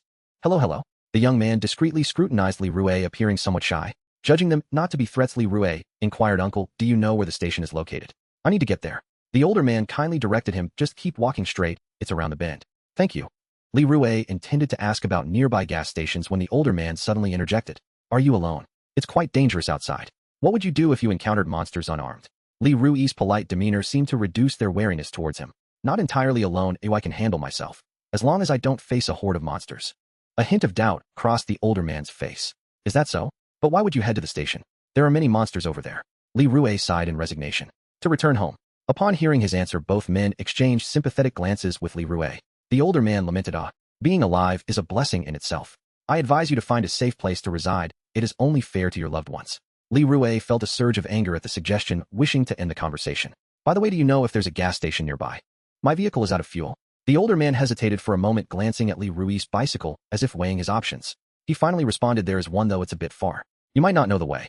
How about this, you can come with us." "Oh, we were planning to go there for gas as well. It would be safer for both parties." Li Rue felt a rush of gratitude and promptly thanked them. They agreed to wait for him to fetch his bicycle, urging him not to keep them waiting too long. With renewed vigor, Li Rue pedaled back to where he had come from, feeling elated. Perhaps there were indeed many good people left in this world. When Li Rue returned, Bai Jing and Lin Lin were taking a brief respite, with sunlight gently illuminating Lin Lin, who was nestled in Bai Jing's embrace. Bai Jing rested his head on one hand against the window, while the other arm partially enveloped Lin Lin in shadow. Li Rue, witnessing this tender scene, felt reluctant to intrude. However, it was Bai Jing who first sensed Li Rue's approach and stirred awake. "Have you found the oil after being gone for so long?" he inquired. "Of course, when I take action, I must succeed." With that, he closed his eyes again to rest, while Li Rue headed towards the elder and the others. As he drove straight ahead, he soon spotted their vehicle with a group of people waiting outside. The 2 men and 1 woman who had gone to gather supplies were also present, and it was evident they were growing impatient. Quickly exiting the car, Li Rue greeted them with a smile. "I apologize for keeping you waiting. I am Li Rue." The elder was the first to respond, chuckling, "Haha, we were just talking about you. Finally, you have arrived. I am Shuwei, everyone calls me Shu, so you should too."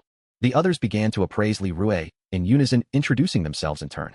The young man and the 2 women, both of whom Li Rue had encountered before, turned out to be siblings, Fang Yin and Fang Yu. The 2 men were also brothers, the elder named Lu Shijing and the younger Lu Yichun. Li Rue listened as they introduced themselves, but promptly forgot their names, deciding to refer to the elder as Lu Degu and the younger as Lu Erdi to avoid confusion. Li Rue briefly shared his own situation, and they expressed admiration for his determination to return home. As tension eased in their gazes, just as Li Rue was about to board the vehicle, Fang Yin unexpectedly rushed towards him. "Wait a moment, handsome." As Li Rue turned around, he caught sight of Fang Yin's alluring figure and found it difficult to avert his gaze, forcing himself to do so in order to maintain his composure. Did she mean him by handsome? Could it be that his springtime had finally arrived? As he pondered this, he subconsciously raked a hand through his disheveled hair. "You. Hello." Just as he was about to say something, she bypassed him and approached Bai Jing, who had leaned back against the car. Feeling awkward, Li Rue looked towards Bai Jing, only to hear him exclaim, "What are you doing? Why are there so many people here?" Completely ignoring Fang Yin's attempt at conversation, Li Rue frowned, replying, "We're about to refuel. You should continue resting." Bai Jing furrowed his brow slightly and pulled up the car window to resume his slumber. This left Fang Yin feeling somewhat embarrassed, and the others looked on in confusion.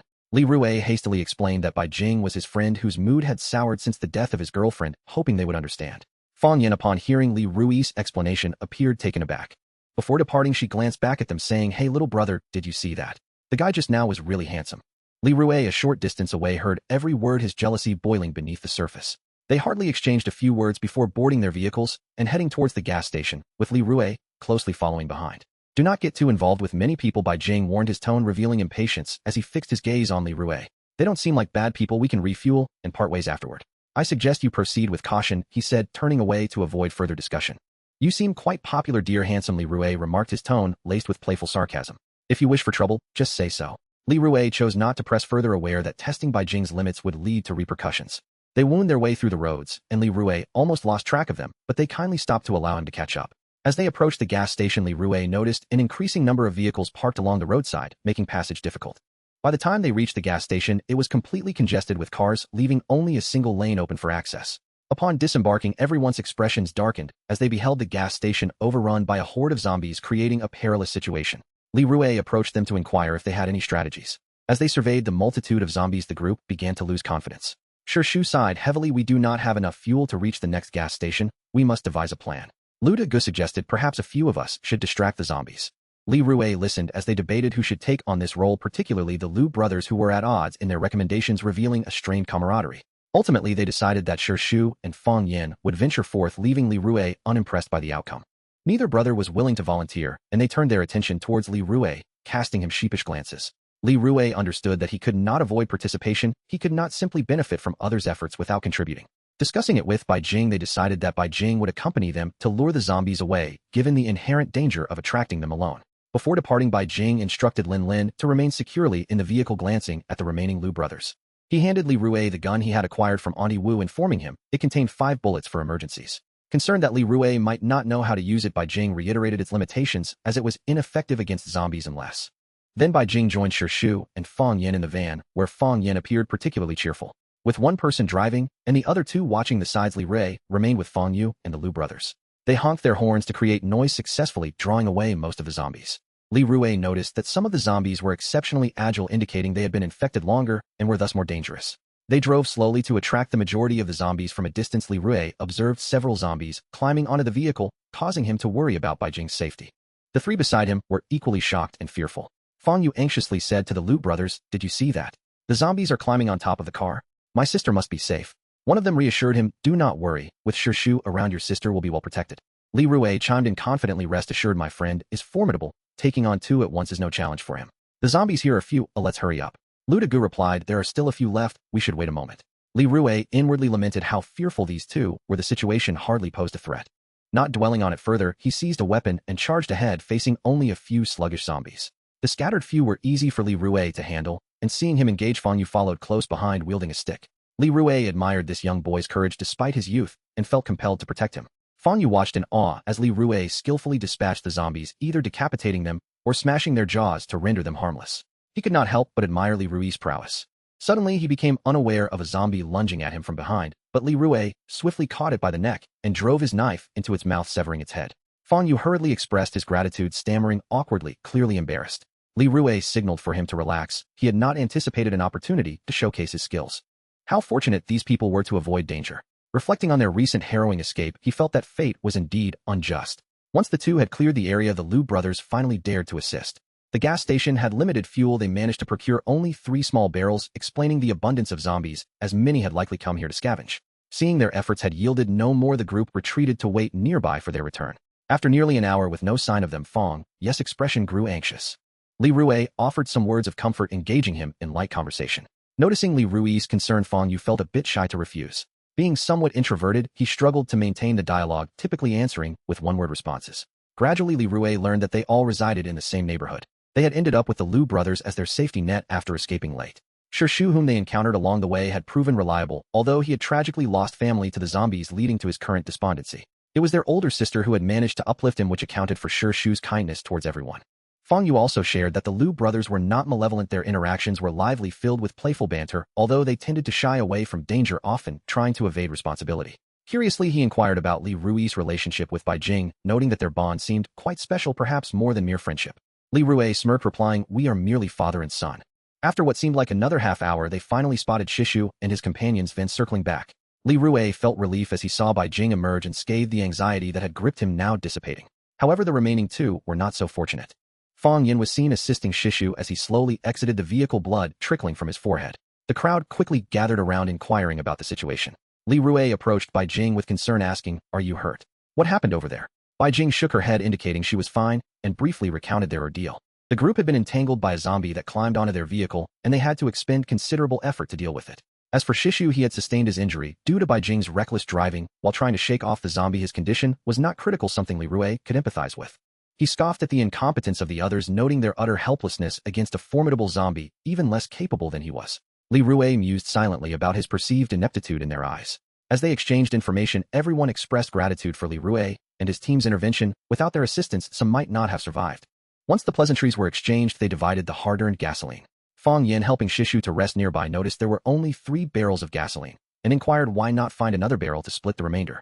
Her brother Fang Yu explained, "We only found 3 empty barrels nearby. We can't just pour out bottled water to fill them, can we?" Bai Jing shot a glare at Li Rui, who felt somewhat helpless, thinking it was not his intention to create such an awkward situation. Thus Li Rui discreetly suggested to her that given their numbers, it would be wise to yield and take 1 barrel.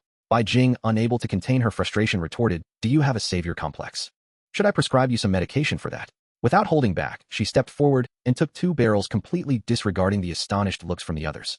The Liu brothers immediately blocked her path. "Young lady, this doesn't seem right with so many of us. At least we should split it evenly," one of them protested. Shishu and Fang Yin quickly intervened, urging, "Just give them what they deserve." Fang Yin echoed, "Yes, yes." This left Liu Erdi utterly astonished. "Hey Fang Yin, have you lost your mind over this pretty face? You're not usually like this." "Not at all, if they deserve this. You have no idea how formidable he is, unlike you, coward," Fang Yin asserted stoutly to Liu Erdi. Li Rui felt a bit embarrassed. After thanking Shishu, he mentioned they needed to be on their way, wishing them well. Unexpectedly, Shishu called out to him. "Excuse me, Li Xiao brother, you are heading towards the highway near the bus station, correct?" "Indeed, why do you ask?" Li Rui replied, puzzled. Shishu wiped the blood from his forehead and spoke slowly. "We initially planned to take the main road to the next city where there are several shelters, but we simply do not have enough fuel to reach there. We must travel the same route as you. Your friends wouldn't mind sharing the journey, would they?" Truthfully, Li Rui was quite concerned about this arrangement, but he could only politely indicate he would consult with his companions. Shishu seemed to recognize their vulnerability and sought to ally with them. Bai Jing, however, expressed indifference, saying they should avoid entanglements with them as they could not deny others the route. Li Rui found it perplexing that she preferred to avoid social interaction, was mutual assistance not beneficial. He coldly replied, "Being associated with you is already enough trouble for me." Li Rui was momentarily speechless. He considered himself quite reliable. Thus Li Rui followed behind Shishu's vehicle as they made their way to the bus station, a route with which they were somewhat familiar. As they drove, the roadside obstacles grew increasingly numerous. Previously, Shishu had mentioned that during the onset of the zombie crisis, most people had surged towards all traffic exits, causing blockages. Those who fled became lost, while those who did not became zombies. The bus station exit and similar locations were likely to be perilous. Upon arriving at the bus station, they found, as Shishu had forewarned, that zombies were rampant everywhere. The most troublesome aspect was the abandoned vehicles blocking the roads. The group parked nearby and began surveying the scene. After a thorough inspection, they remained stationary. Shishu turned to Li Rui, inquiring if he had any viable solutions. Li Rui noticed Shishu's gaze was particularly fixated on Bai Jing, as though he held a keen interest in her. Could it be he was attempting to woo her? Though Li Rui had seen them possessing significant resources, he figured that their small group could not manage to acquire them. Without the necessary medication Bai Jing required, they would likely be ignored. They began discussing how to clear the blocked vehicles and deal with the zombies. The previous methods would prove ineffective, as it would not be possible to lure all the zombies away. The obstacles not only blocked the exits, but also contained hordes of zombies clustered in the gaps. The only viable solution was to use their vehicle to tow the obstructions away and then clear the zombies from the gaps, thus creating a pathway. The crucial issue was the allocation of personnel. 1 person needed to drive, while at least 2 would need to manage the towing, all while remaining vigilant for any nearby zombies. Not to mention additional hands would be required to eliminate the zombies. Li Rui had no doubt that he and Bai Jing would handle the most perilous task of dispatching zombies, leaving the rest to be divided among the others. He directly informed them they would manage the most dangerous task, prompting glances among the group as they began to confer. Li Rui eagerly leaned in to observe their unfolding drama. Initially, Liu Erdi was quick to volunteer to drive, but Fang Yin promptly objected, accusing him of lacking masculinity for not wanting to combat the zombies, asserting that her brother should be the one to drive. Liu Leida countered, claiming her brother was too young and wouldn't drive well, insisting that he was the more skilled driver. Fang Yin, in exasperation, chastised them both for their selfishness. Caught between them, Fang Yu remained silent, while Shishu could not quell their escalating quarrel. Li Rui found the spectacle amusing, though regrettably lacking in snacks to enjoy it. Bai Jing, however, ignored them entirely and began to survey the surroundings. Ultimately, Liu's brothers, recognizing their defeat, conceded and allowed Fang Yin to drive, while Shishu and Li Bai would handle the zombies, and the 2 brothers would assist Fang Yu with the towing. Li Rui suggested that perhaps they had too many people for the towing, as they only had 3 individuals to tackle the numerous zombies, considering bringing one of the brothers over. Fang Yin was the first to support this idea. The brothers, witnessing the multitude of zombies surrounding them, turned pale. Liu Erdi smirked at Fang Yin and remarked, "If I go to slay zombies, I promise to take good care of your brother." He emphasized take care particularly heavily, leaving Fang Yin speechless with rage. She decided to switch with Lu Erdi, allowing him to drive, while she would tackle the zombies, threatening Lu Leida that if anything happened to her brother, he would lose his own. Lu Leida responded nonchalantly, showing no concern. Feng Yu kept his head down, not uttering a word, which surprised Li Rui. He could not criticize their decision. Had he known, he would not have mentioned it at all. He held admiration for Feng Yin's resolve. Thus the plan was finalized. Li Rui, Bai Jing, and Shishu along with Feng Yin would clear the zombies while Lu Leida and Feng Yu managed the towing with Lu Erdi behind the wheel. Suddenly Feng Yu approached Li Rui. Could you please look after my sister? I sincerely apologize for the inconvenience. Li Rui smiled reassuringly, assuring him he would safeguard the lovely lady, and after confirming, Shishu led him to gather a range of tools. With some time left, Li Rui attempted to speak with Feng Yin about how she should hide behind him in times of danger, only to find her had already approached Bai Jing, engaging in friendly banter. Li Rui felt frustrated, swallowing his words. Observing Feng Yin's affability toward Bai Jing, he could not help but mutter, is she really just a tad more handsome than I am? What's the big deal? He felt no jealousy whatsoever. Lu Leida, standing behind him, overheard and immediately placed a hand on his shoulder, jestingly, Zayadai, it seems you don't understand women. Li Rui looked puzzled. What do you mean? Lu Leida gestured toward them, stating women like us men are the same. If you encountered a stunning beauty with a sizzling figure, would you not find yourself captivated and drawn to her? Li Rui pondered this, finding some truth in his words, and began to comprehend Feng Yin's behavior. They exchanged a few more trivial remarks about women before long Shishu and the others had prepared the tools more swiftly than anticipated. Li Rui was eager to continue listening to Lu Leida's tales of swanky swap parties. Li Rui prepared his knife with care, while Lao Lu had already secured the ropes for the pull. As soon as Lu Air lifted the front obstacle vehicle, it was likely that 7 or 8 zombies would come rushing at them. Li Rui felt no particular concern regarding ordinary zombies. His only apprehension rested on whether any of them had been in existence for a prolonged period. Should their numbers swell, the situation for their small group could become perilous. Before he could ponder further, the first obstacle vehicle was swiftly pulled aside. Taking a deep breath, Li Rui gripped his knife tightly as 7 or 8 zombies surged towards them, 2 of which were surprisingly agile, while the others appeared rather mundane. Li Rui made a point to alert Bai Jing to be cautious. The 2 nimble zombies charged at the forefront. Li Rui and Bai Jing exchanged a glance, each targeting one, while Feng Yin and Uncle Shi coordinated to deal with the ordinary zombies. As long as they avoided being bitten, they should manage without too much trouble. Li Rui swiftly grasped a zombie's neck, delivering a couple of decisive blows that severed its head. Compared to Bai Jing, Li Rui was noticeably slower. After pushing the swaying zombie body aside, he marveled at its tenacity. Even headless, it continued to thrash about. After all, a zombie could not truly die. Although Feng Yin was a woman, her movements were remarkably agile and adept, albeit somewhat lacking in strength, allowing her to contend with only one ordinary zombie. Gritting her teeth, she exerted herself to the utmost. Li Rui admired her courage and resilience, stealing glances at her amidst the chaos. Uncle Shi appeared somewhat apprehensive when confronting the zombies, keeping a safe distance to strike before following through with a kill. Bai Jing, on the other hand, was a force to be reckoned with, having dispatched 4 zombies with remarkable speed and precision akin to slicing through vegetables. Li Rui forcefully extracted the knife stuck in a zombie's skull, having successfully dealt with this batch. He recalled his initial encounters with zombies, during which he had been timid and merely fled.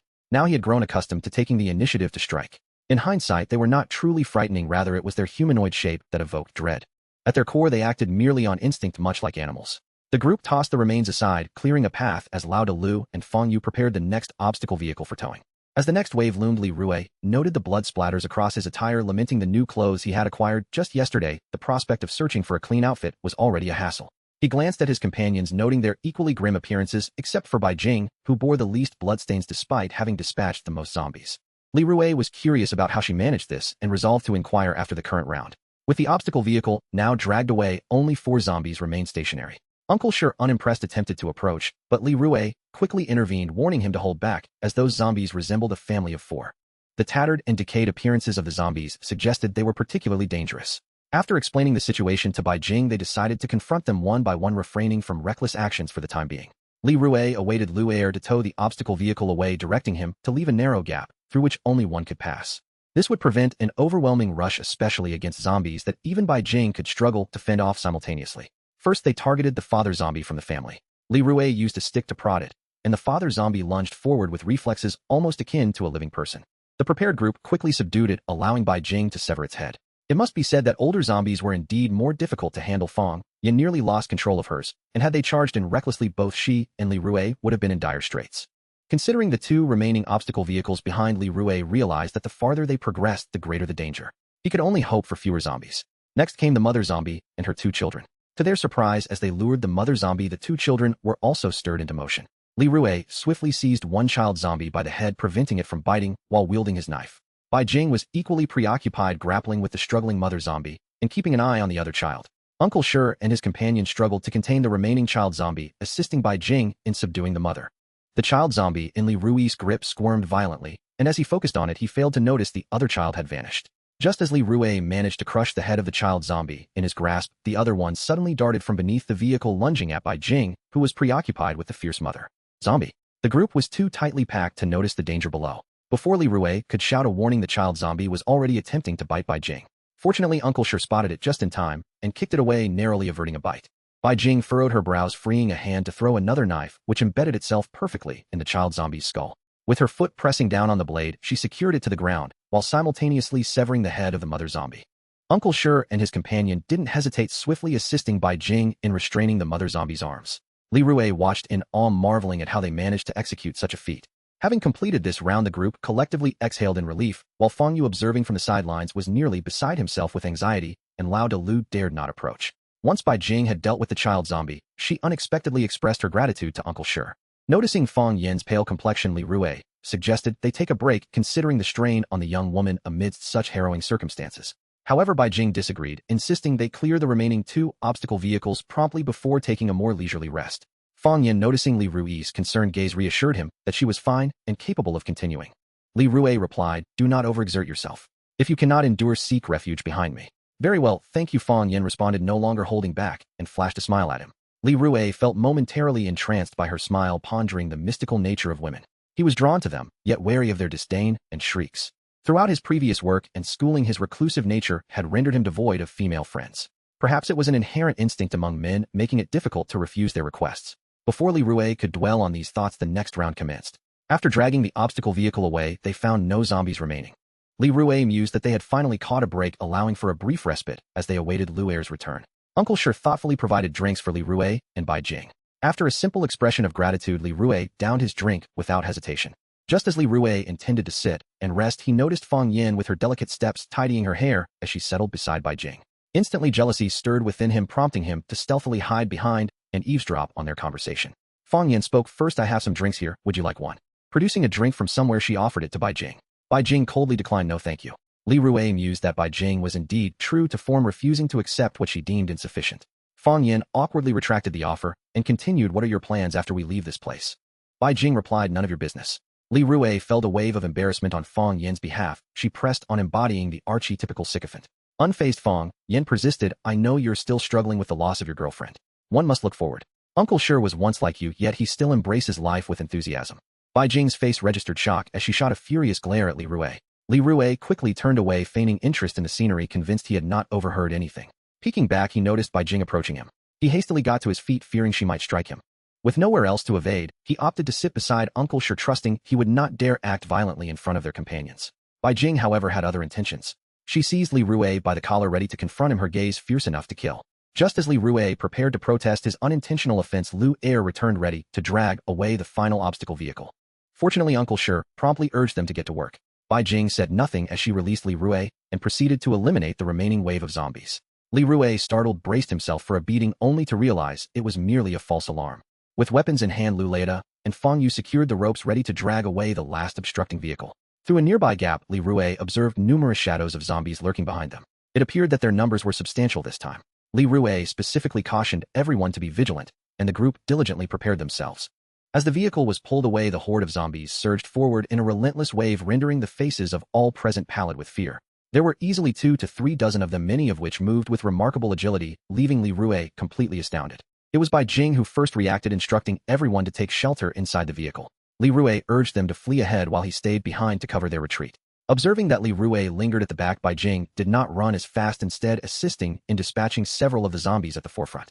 Since their vehicle had been driven away by Lu Erdi and would not return swiftly, they had no choice but to seek refuge in Li Rui's vehicle. Lu Leida, leading the charge, noticed that there was still someone inside the vehicle and remarked, "Oh, how is there still a little girl here?"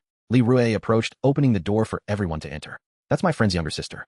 Linlin, come sit with your older brothers and sisters. You can sit on my lap." With a puzzled look, Linlin was lifted into the passenger seat by Li Rui, while the 4 in the back became tightly squeezed together. Bai Jing had dealt with a few troublesome zombies and joined them, taking the wheel to evade the relentless undead. With the last obstructing vehicle finally removed, the path was clear for them to drive through, though the only complication was the multitude of zombies crawling atop the vehicle. Although Bai Jing drove somewhat recklessly, he was remarkably skilled at shaking off the zombies clinging to the roof. Li Rui held tightly to the seat, cradling Linlin in his arms to prevent her from being jostled, hoping she would not mind the bloodstains on his clothes. Through Bai Jing's series of deft maneuvers, the zombies that had latched onto the roof were successfully dislodged. Li Rui felt as though his very insides had been rearranged, and the others behind him fared no better. Fong Yin nearly disregarded her image as she leaned out the window to vomit. Many zombies had been crushed into a pulp, significantly reducing their numbers. Just as the group struggled to regain their composure, Bai Jing exited the vehicle to finish off the remaining zombies, earning the admiration of everyone as they watched him depart. Li Rui cleared his throat to remind them that it was time to get to work. They couldn't leave everything to his side. Thus they all disembarked to assist. Li Rui made sure Linlin was settled before attempting to leave the vehicle, only to find that Lu Leida had not exited. He shamelessly suggested that Linlin would be lonely alone and volunteered to stay with her in the vehicle. Li Rui felt an overwhelming sense of embarrassment, fearing Lu Leida might fill the child's head with inappropriate thoughts. He firmly insisted that Lu Leida should step outside and keep his distance from Linlin. Unfazed, Lu Leida retorted that Li Rui had changed, calling him a hypocrite for suddenly acting virtuous after having gotten along so well before. Li Rui chose not to engage further, forcibly pulling him out of the vehicle. The moment he released him, Lu Leida darted off to another spot. After considerable effort, they successfully cleared away all the zombies, leaving everyone utterly exhausted. As dusk fell, the surrounding dismembered limbs had piled into small hills, with several still twitching in the darkness, causing Li Rui, resting nearby, to feel a pang of unease. Li Rui and Bai Jing planned to take a moment to regroup before resuming their journey. Uncle Shi seemed to have discovered something valuable at the station. They found supplies for outdoor cooking and some edible meats along with wilted vegetables in an abandoned vehicle. Once the food was prepared, they insisted that Li Rui and Bai Jing join them for a meal. Li Rui politely protested several times, but eventually succumbed, while Bai Jing, with an air of entitlement, brought Linlin along without a hint of shame. The group gathered around the campfire, enjoying a jovial atmosphere filled with laughter and banter, while Li Rui sat somewhat awkwardly to the side eating. Having subsisted on instant food for days, Li Rui felt as if he had lost his sense of taste. Eating barbecue again felt surreal. Not wanting to take more than his share, he noted that Bai Jing was relentlessly stuffing Linlin with treats until she could hardly hold them. At that moment, Lu Erdi stood up and, recognizing the hard work of the group along the journey, decided to share a few cans of beer he had been secretly hoarding. Each person received a portion, including Linlin. Bai Jing, finally showing a hint of politeness, declined, but before he could refuse, Lu Erdi tossed the can at him and walked away. Fong Yin, seeing the beer, erupted into cheers, playfully chiding Lu Erdi for finally deciding to act like a decent person. She even snatched her brother's beer, but still seemed unsatisfied, continuing to demand more from Lu Erdi. Lu Erdi, displeased by her antics, began to bicker with Fong Yin, while Lu Leida watched the spectacle with amusement. Li Rui observed the lively atmosphere, feeling an involuntary pull towards the campfire, contemplating whether to approach Bai Jing for a chat. As Bai Jing noticed him approaching, he tossed 2 cans of beer in his direction, saying, "These are all for you." Li Rui caught them and inquired, "Why aren't you drinking?" "I have a low tolerance for alcohol." Li Rui pondered for a moment, trying to decipher what low tolerance meant. Did it imply he would become inebriated after just a sip? As Li Rui was about to ask for clarification, Bai Jing noticed Fong Yu drinking milk and decided to take Linlin to get some as well. Fong Yin's face lit up upon seeing them, and she couldn't help but comment on how thick-skinned Bai Jing had become. Li Rui glanced at their cheerful laughter, the flickering campfire casting an elongated shadow of him. After taking a sip of the slightly bitter beer, he realized that despite being so close to the flames, he felt no warmth. Ultimately, he resolved to distance himself from the fire, finding their noise a bit overwhelming. In truth, Li Rui was not particularly fond of alcohol. The taste was unappealing, and overindulgence led to dizziness. He preferred cola, as alcohol seemed merely an excuse to escape troubles. Refusing it would appear odd, especially since he did not fit the stereotype. Noticing that Uncle Shi was not among those gathered around the campfire, but rather seated alone in the darkness, drinking quietly, Li Rui approached him with the 2 cans of beer. After standing beside him for nearly 2 minutes, Li Rui realized Uncle Shi was oblivious to his presence, his gaze fixed vacantly on the darkness of the distance, gripping a crumpled beer can. Li Rui gently patted his shoulder and offered one of the cans. "Would you like another?" "Thanks, Li Xiaoxiong, you're truly a good person." Uncle Shi accepted the beer and began to drink. He pulled his gaze back from the distance and turned to observe Fong Yin and the others. Li Rui offered a faint smile. "Uncle Shi, you too, being a good person is quite challenging in these times." Uncle Shi sighed. "They always say that good deeds are rewarded, yet misfortune still befalls me." Li Rui recalled Fong Yu mentioning that Uncle Shi's family was no longer around, but finding words of comfort proved difficult. "Uncle Shi, don't think like that. Some things are simply unavoidable. As long as we do what we can, that is enough." Uncle Shi continued to drink, stating, "Li Xiaoxiong, you're quite young, yet have endured much." Holding the beer, Li Rui did not take a sip, instead opening his heart to converse with him. "Not really, why pale in comparison to you all. After all, you have traveled further than I have. Don't be so modest, Li Xiaoxiong. In this world you possess far more capability than we do."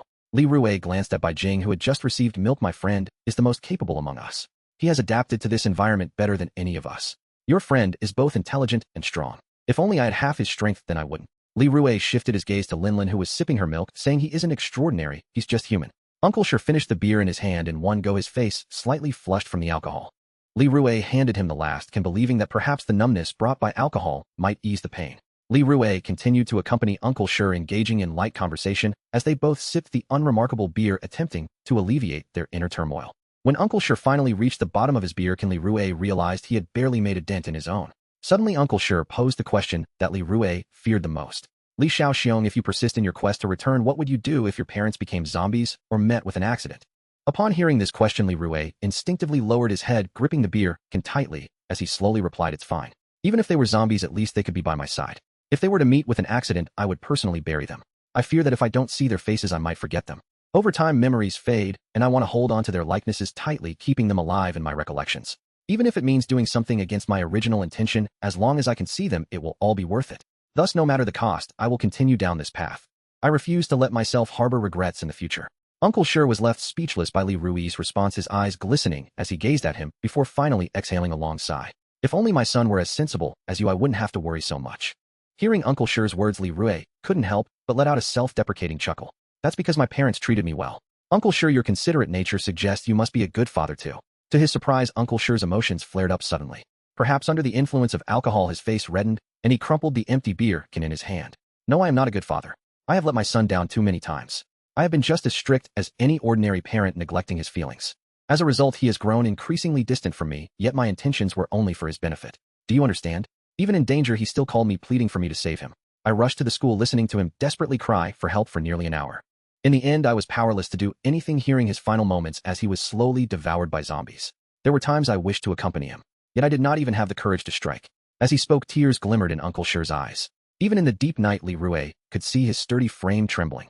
What could he say to comfort him in this moment? His mind felt blank, struggling to find the right words. He knew he had to say something. Just as Li Rui opened his mouth to speak, Uncle Sure wiped away his tears and suddenly asked Li Shaoxiong, you are so strong. If you were in my position, what would you do?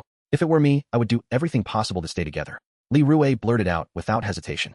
Uncle Sure pulled out a photograph from his pocket, gently caressing it, absorbing Li Rui's words as he pondered. He held the photograph for a long while, without moving, and Li Rui sighed, preparing to offer more words of comfort. At that moment, Bai Jing suddenly called for Li Rui. He glanced back at Uncle Sure, still lost in sorrow, before making his way toward Bai Jing and the others, the firelight casting warmth upon his face. The night enveloped Uncle Sure's desolate figure. He turned to gaze at the group gathered around the firelight for a moment of silence, before finally fixing his gaze on Linlin. With a forceful throw, he cast the misshapen beer can into the darkness. Li Rui inquired why Bai Jing had suddenly called for him, gesturing towards his previously injured arm. Upon closer inspection, Li Rui noticed that it had begun to bleed again. Dried blood had seeped through the inner sleeve of his elbow. It seemed that the vigorous effort of clearing out zombies today had reopened the wound. Yet how had he missed noticing the extensive blood on his own body?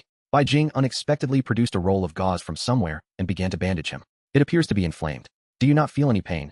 I truly do not feel anything, Li Rui replied, recalling that he had always had a diminished sensitivity to pain since childhood. Unless it was particularly severe, he hardly felt a thing. Bai Jing found his demeanor rather peculiar. But when I struck you earlier, did you not scream quite loudly? That was merely to make it more gratifying for you to hit me. If I hadn't cried out, you would surely have struck harder. Upon hearing this, Bai Jing deliberately wrapped the gauze around his arm several more times, saying, then next time I shall apply more force. You need not cry out. You. Li Rui was rendered speechless by his audacity. Had he known, he wouldn't have engaged in this conversation. Bai Jing was becoming increasingly insufferable, and he couldn't fathom where he had learned such behavior.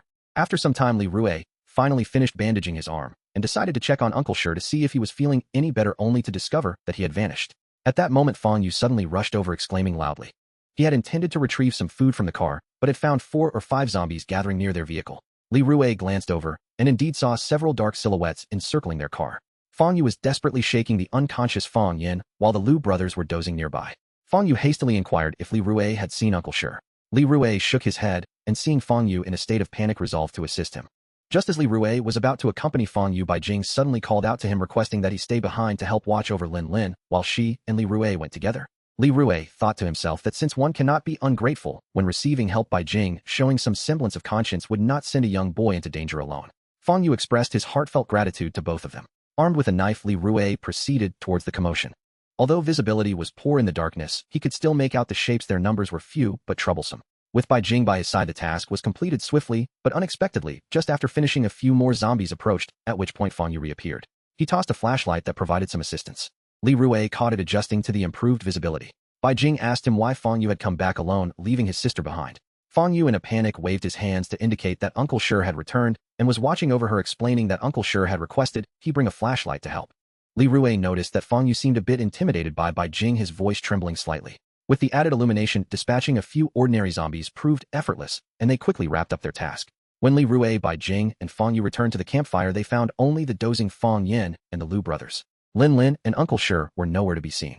Bai Jing's expression turned to one of immediate concern, disregarding her usual composure, and she called out loudly for Lin Lin. Fang Yu, astonished, remarked that they had been right there only moments ago, prompting the three of them to hurriedly scatter and search the vicinity. Li Rui suddenly recalled the last words he had spoken to Uncle Shi. A wave of unease surged through him, amplifying with each heartbeat as he strained to discern their silhouettes in the darkness. It was as if they had vanished without a trace. He too wished to call out their names like Bai Jing, but his throat would not cooperate. After fruitless searching in the dark, Li Rui hastily awakened the inebriated Fang Yin and the Liu brothers. They were disoriented, grasping at the situation, and upon hearing the details they stumbled about the edge of darkness as if caught in a dream. Li Rui, however, stood still, gazing into the dim night, his thoughts in turmoil.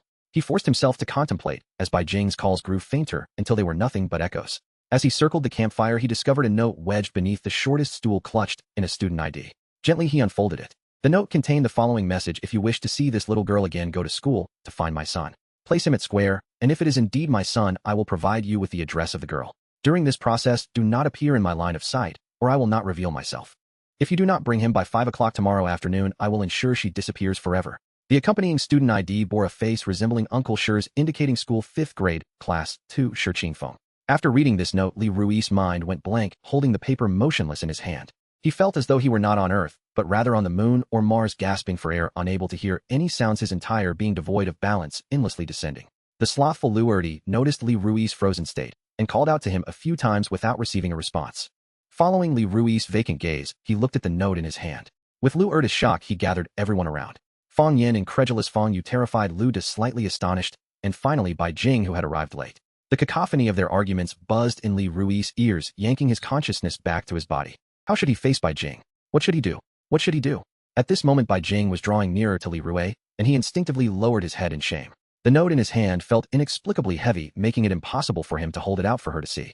She would undoubtedly be furious. She had warned him not to engage with them. Why hadn't he listened? If Lin Lin were to perish because of this, even if Bai Jing were to take his life, it would not quell the anguish within his heart. As Bai Jing approached, the group fell silent. Li Rui could not raise his gaze to meet hers, summoning all his strength to inch the note closer to her. In the ensuing silence, Bai Jing took the note and read it. Within a second, she crushed it in her fist, the veins on the back of her hand visibly throbbing with rage. Li Rui managed to move his stiff lips. Bai Jing turned and brushed past him, a cold wind stinging Li Rui's face. Li Rui, I do not blame you. Rui, I do not blame you. In a daze, Li Rui thought he heard his mother's voice. Her gentle tone reassured him, like it always had, starkly contrasting with Bai Jing's cold demeanor. Regardless of right or wrong, only a mother would unconditionally accept him. After all, the standard of judgment is determined by the concerned party. Bai Jing did not hold him accountable, and Li Rui wished she would scold him, but such thoughts only deepened his despair. In truth, he was the one responsible for Lin Lin's predicament, yet there was still time to rectify it. He longed to confess to Bai Jing, yet just moments ago Uncle Shi had stolen his courage, rendering him incapable of expression. Upon reflection, was it not his words that had compelled Uncle Shi to make such a grave decision? Was it the sentiment that even actions contrary to one's intentions could be justified? Or was it the notion that one must press forward regardless of the cost? Surely it was the resolve to do everything possible to stay together that had spurred him to act as he did. He had always been a good person, yet he had engaged in villainous deeds. What did that make him now? Li Rui was lost in thought. The night breeze was cool, yet it felt unchill against Li Rui's face. He remained silent, gazing out at the scenery beyond the car window, a desolate stillness flashing through his eyes, where the darkness of his pupils reflected naught but shadows. Bai Jing swiftly drove along the unlit road, nearing the school that Fang Yin had directed him to. She felt a pang of guilt, wishing to assist, but was halted by Bai Jing's insistence. She recounted how they had first encountered Uncle Shi, who had contemplated suicide at the very gates of this school. Upon disembarking, a few discarded plastic bags were swept into Li Rui's path by the wind, yet he did not shift his footing. He activated the flashlight he had borrowed from Fang Yu, illuminating the way for Bai Jing, who walked ahead. Climbing over a half-meter-high iron fence, Li Rui stepped down onto a piece of paper revealed by the light to be half of a point test paper. Such fragments littered the road, reminiscent of a grand funeral that had taken place. Li Rui closely followed Bai Jing, who moved swiftly, almost vanishing from the beam of the flashlight in an instant. After a brief survey, Bai Jing quickly located the elementary school's teaching building. Li Rui pulled out his student ID for a quick glance, but discovered that Bai Jing had already moved on and hurried after her. Not a word had been exchanged between them thus far. Searching for a small zombie in the vast campus proved quite challenging. Following Bai Jing's lead, Li Rui entered a dimly lit stairwell. The first grade was on the ground floor, while the fifth was on the fifth, with a total of 6 levels and 2 staircases on either side. They had not gone far when a mountain of desks and chairs obstructed their path. The pair set to work clearing a narrow gap wide enough for one to pass through. As the desks toppled, countless books cascaded to the ground. Li Rui indifferent trampled through the chaos, venturing deeper into the darkness. However, the commotion soon disturbed the silence of the second floor, and the hidden figures began to stir. Bai Jing at the forefront was immediately surrounded by the small zombies lurking in the shadows. In the corridor, they clustered around the staircase, above their movements agile, seemingly indistinguishable from the living. Bai Jing was the first to strike down the foremost attackers, while Li Rui also dispatched a few that attempted ambush from the side. They appeared endless, pouring forth from the dark. The two found themselves overwhelmed, far outnumbered, and thus retreated back the way they came, ascending via the other staircase. Even as they intended to flee, the pursuing small zombies relentlessly chased them, some even missing limbs, dragging themselves forward in relentless pursuit. Li Rui, holding the flashlight and leading the way, found himself ahead, while Bai Jing, needing to fend off sudden attacks from the small zombies, lagged behind. Just as Bai Jing dispatched a few assailants, more swarmed, without pause, from behind. In a moment of distraction, Li Rui disappeared from sight, extinguishing the flashlight, plunging the surroundings into a darkness deeper than when they arrived. The small zombies continued their frenzied pursuit of Bai Jing. Just as he turned a corner upon exiting the stairwell, a hand suddenly yanked him into a pitch-black classroom. Instinctively, Bai Jing raised his weapon to strike. "It's me." Li Rui's voice, devoid of emotion, softly emerged, prompting Bai Jing to halt, just in time, his blade mere centimeters from Li Rui's neck. Li Rui showed no reaction, turning to assess the situation outside. The small zombies, now lost without a target, scampered chaotically in all directions. The current predicament necessitated waiting for complete silence before they could venture out. After remaining in darkness for a while, Bai Jing gradually discerned the outlines of an ordinary classroom. Meanwhile, Li Rui circled the empty classroom, rummaging through the desks, picking up chalk and a blackboard brush, scribbling without any semblance of understanding what he was doing. In the dim light of the classroom, Li Rui's expression was obscured. When Bai Jing next glanced at him, he found Li Rui seated atop a desk, perusing an elementary school textbook. Li Rui even switched on the flashlight, prompting Bai Jing to curiously inquire, "What are you doing?" Without lifting his gaze, Li Rui held up the book and asked Bai Jing, "What subject is this?" Intrigued, Bai Jing approached to examine it. "This is merely the standard Thoughts and Morals. What's peculiar about it? Haven't you ever been in elementary school?" Li Rui paused for 2 seconds, lowering his head. "I have not." Bai Jing was momentarily taken aback, stating, "This book discusses nurturing children's sound thoughts and moral standards, as well as establishing correct behavioral habits." This was the third time Bai Jing had noticed that whenever Li Rui faced something he wished to avoid, he would lower his head. After hearing Bai Jing's explanation, Li Rui remained silent. Bai Jing found this behavior of Li Rui to be oddly unsettling, a strange sensation he could not quite articulate, but he was too fatigued to dwell on it. The small zombies outside had largely dispersed, and the two planned to exit without further delay. As they departed, Bai Jing carelessly discarded the Thoughts and Morals book onto the ground, where Li Rui, trailing behind, inadvertently stepped on it, leaving a bloody footprint. This time, Li Rui refrained from turning on the flashlight, as the light from the moon illuminated the surroundings more clearly. The small zombies on the second floor had mostly been lured away, and the few that remained were swiftly dealt with by the pair. They ascended to the third floor without hindrance, the stairwell reeking of human entrails and limbs, resembling the remnants of a banquet still quivering, slightly a testament to their agonizing demise. Li Rui stepped upon the viscous liquid, nearly losing his footing, forcing his right hand to grasp the handrail, which was smeared with soft, shriveled intestines. Li Rui gradually lagged behind, finding movement difficult amidst the scattered limbs. Stepping down felt akin to treading upon a pile of rotting pumpkins, and pulling his leg free splashed the decaying liquid everywhere. Bai Jing, effortlessly navigating atop the bones, paused slightly to wait for Li Rui, who was struggling to ascend. Continuing to the 5th floor, the two endeavored to maintain silence, as the adjacent classrooms were filled with immobile small zombies. Upon arriving at the classroom designated as Class 5th grade, their faces turned as pale as the peeling wall surrounding them, for the room stood eerily quiet and devoid of life. The student ID in Li Rui's grasp had become twisted, while Bai Jing clenched his fists with gritted teeth. Li Rui took a deep breath, forcing himself to regain composure, suggesting to Bai Jing, "Perhaps we should find a similar one to disguise ourselves." Bai Jing hesitated, momentarily shaking his head. "I cannot take that gamble. The likelihood of failure is too great. I will continue searching, and only if absolutely necessary will I reconsider. How can we locate a specific small zombie in such a vast school? What if one is devoured?" Li Rui was momentarily struck dumb, realizing this meant casting all uncertainties onto Bai Jing, prompting him to retract his words. "My apologies, please disregard what I just said."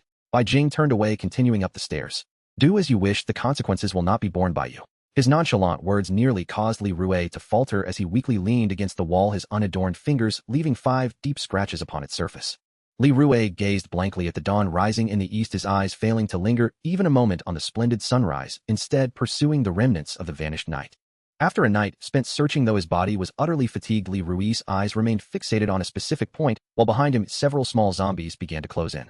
The gentle breeze on the rooftop had not yet dried the crimson stains on his garments before it was tainted anew. Li Rue swung his stiff arms, meticulously scanning the vacant faces before him, only to be met with a profound sense of disappointment and despair. It was only when a lifeless liquid stained the entire rooftop that Li Rue apathetically departed. He passed through classrooms cluttered with books, traversed blood-splattered corridors, and navigated spiraling staircases, yet found nothing on this floor. Upon reaching the next level, he encountered only a few scattered zombies in the corridor. With a swift motion, he plunged his knife into the foremost creatures, severing their heads with ease. He meticulously searched each classroom, sparing no shadow or corner. Li Rue finally halted in a supply room, where peculiar costumes for performances were jumbled alongside basketballs and volleyballs. Among the chaos, a dust-free speaker caught his attention. A moment later, Li Rue proceeded to the playground, searching for Bai Jing's figure, yet encountered only a handful of zombies adorned with fragrant camphor leaves.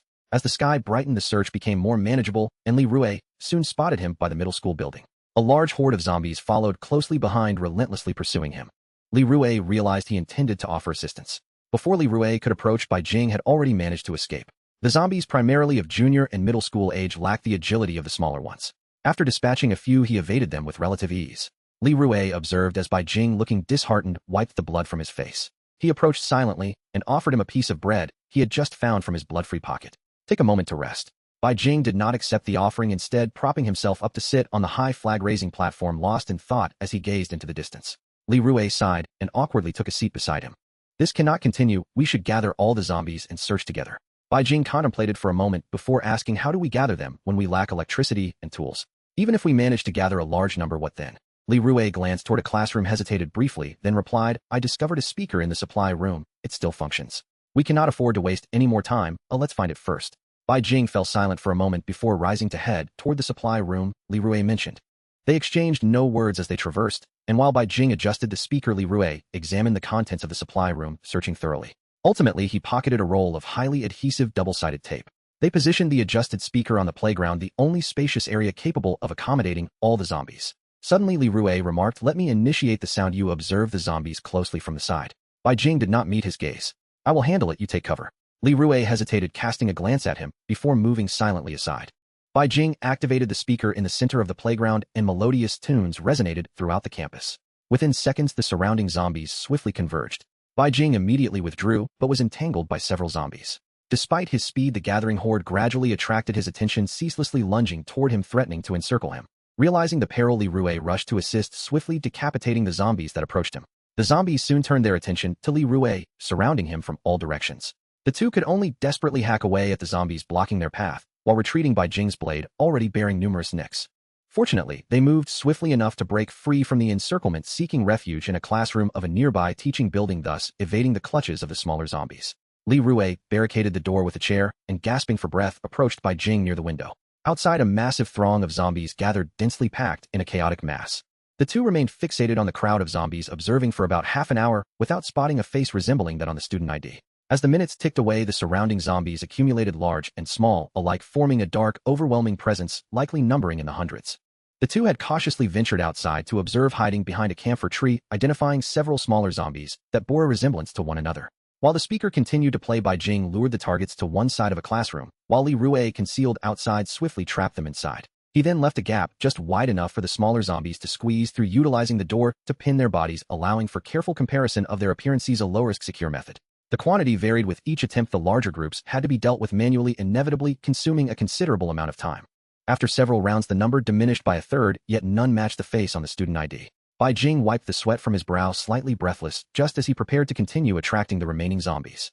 Li Rue suddenly called out to him, proposing that he take on the role of luring the zombies, while Bai Jing would confirm their identities and deal with any surplus. Bai Jing nodded in agreement, and Li Rue tightened his grip on his knife, advancing toward the horde. As Li Rue drew the attention of several zombies, the speaker unexpectedly fell silent. Suddenly, silence enveloped the surroundings, the only sound emanating from Li Rue, now the sole focus of the zombies who pursued him relentlessly. Li Rue's expression darkened, and he raced toward the teaching building, pursued closely by the zombies. Some nimble smaller zombies even leaped directly at him. Li Rue could only deflect with his knife his pace, slowing thus granting the horde behind him an opportunity to surge forward, their contorted bodies reaching out with countless hands. Fortunately, Bai Jing noticed the impending danger and rushed to assist, swiftly dispatching the foremost zombies, providing Li Rue with the chance to escape their grasp. As Li Rue followed Bai Jing in retreat, he glanced back at the horde, closing and momentarily immobilized, his gaze fixed on a familiar face within the crowd of zombies. That face, one he had scrutinized countless times, while holding the photograph, briefly emerged between the gaps in the horde before quickly being obscured again by other zombies. Though it lasted only an instant, Li Rue instantly recognized it as the face from the photograph. While running, he explained his discovery to Bai Jing, who turned back, but found nothing. While they continued their discussion mid-flight, they resolved to lure all the zombies into the largest conference room and methodically inspect each one. They soon arrived at the adjacent teaching building. The conference room was on the first floor, requiring little distance to traverse. However, a critical issue arose. Some zombies moved swiftly, while others were sluggish, and they could not all enter the conference room at once. To prevent any from being left behind, Bai Jing would draw them away. Seizing the opportunity, Bai Jing hid in an empty classroom, waiting for the front group to pass before dispersing the stragglers, effectively splitting the horde into two groups directed to different locations. Li Rue glanced back at the substantial number of zombies still trailing behind him, opting to head toward the conference room, while Bai Jing chose a nearby classroom to secure. Upon reaching the conference room, Li Rue swiftly opened the main door, and the zombies surged in. To ensure all had entered, he lingered inside for a moment. However, he was soon entangled with the zombies at the front, quickly dispatching them until the dark mass of zombies nearly filled the conference room. Li Rue narrowly escaped several close calls, relying on his swift strikes with the knife. He then retreated to the window, leaped through, and made his way to the hallway, circling around to shut the door behind him while the zombies pounded against the transparent glass. Sweating profusely, Li Rue caught his breath, inhaling fresh air. He then scrutinized each face of the zombies through the glass, but could see only a few on the periphery, unable to discern the crowded figures within. When Bai Jing hurriedly arrived, Li Rue inquired if he had made any discoveries, to which Bai Jing shook his head in frustration. The two exchanged glances, contemplating the entire horde of zombies in the conference room, planning to use their previous method of trapping them one by one for comparison. As Li Rue prepared to crack the door open, he unconsciously swallowed hard, and as soon as the gap appeared, countless hands reached out. A powerful force yanked at the door from the other side, and Li Rue gripped it tightly, the gap widening as numerous distorted heads clamored to squeeze through. Fortunately, Bai Jing swiftly intervened, dispatching the heads that emerged, which fell to the ground. Yet they had underestimated the zombies' numbers. The door Li Rue held began to tremble precariously, and in an instant it shattered, unleashing a torrent of zombies that surged forth, prompting both to retreat hastily. With only one corridor available, they were pursued by the zombies in front, while those behind remained oblivious to the commotion. As Li Rue ran, he anxiously glanced back at the dwindling horde, suddenly freezing in place. The last group of zombies had ceased their pursuit and began to disperse toward the outside, threatening to scatter and escape their hard-earned confinement. At that moment, Bai Jing, who had charged ahead, noticed that Li Rue was no longer beside him. Li Rue halted, knife in hand, his gaze resolutely fixed on the advancing horde. Gritting his teeth, he braced his blade against the first few small zombies before him. The zombies before him writhed and clawed, their efforts indicating that he could not hold out for long. With his other hand, he hastily reached into the depths of the zombie crowd, disregarding the nearby small zombies, watching him hungrily. Bai Jing, alarmed, dashed toward Li Rue. Although they were not far apart, the time it took to reach him felt interminable. Li Rue. Just as Li Rue withdrew his arm, a small zombie seized the opportunity to bite down hard on his previously injured arm. With his eyes squeezed shut, Li Rue disregarded the pain and gritted his teeth, exerting every ounce of strength to drag out what he had grasped from the horde, successfully retrieving the face that matched the one on the student ID. A flicker of relief crossed Li Rue's otherwise sullen face. In the desolate classroom, two voices labored to breathe, and cold sweat trickled down Li Rue's forehead as he succumbed to exhaustion, sliding helplessly to the ground. With one hand firmly grasping the neck of the small zombie, he rendered it incapable of attacking, its frail arms flailing weakly in futile struggle. Outside the window, shadows of numerous zombies flitted past. Bai Jing barricaded the front and back doors with desks and chairs, calming his ragged breath. He secured the small zombie's mouth with tape and bound its hands and feet, rendering it immobile. Casting a complex gaze toward Li Rue, he asked, "Why go to such lengths for me?" Bai Jing's usually indifferent voice quivered slightly, prompting a faint smile from Li Rue as he straightened himself. "It is not for you, it is for myself. Did you consult me before doing this?" Bai Jing's eyes fixated on the blood seeping from Li Rue's bitten arm. Li Rue averted his gaze, instead raising his head to the sun that had already risen outside. "If I falter, I wish to entrust you. Be silent." Bai Jing interrupted him, sharply squatting down to inspect Li Rue's injury. He methodically unraveled the bloodied bandages from Li Rue's arm, and Li Rue's anxiety dissipated with each movement. By the time the last of the long bandage was removed, Bai Jing's worry was alleviated. The wound appeared as it had before, with no additional bite marks, merely a deeper redness. In the midst of misfortune, it was a stroke of luck that the bite had occurred on a prior wound, and Bai Jing had meticulously dressed it with thick layers, otherwise Li Rue would indeed have met his end. Li Rue bore no semblance of relief, instead remaining silent, fixated on the view outside the window. Lacking medical supplies, Bai Jing could only offer rudimentary treatment, yet Li Rue seemed utterly devoid of pain, allowing him to proceed, without even a furrowed brow. Once the zombies at the door gradually dispersed, the two prepared to leave, and before departing, Li Rue gathered all the chalk from the classroom. After an exhausting day and night, without rest, they found themselves weary as the midday sun beat down, lulling them toward drowsiness. Noting that there was still some time before their agreed rendezvous, Li Rue urged Bai Jing to rest while he would drive to the designated square. However, Bai Jing insisted he would not require rest, promptly taking the driver's seat.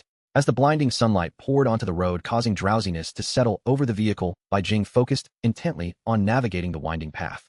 Li Rue, seated beside him, remained awake, instead grinding chalk.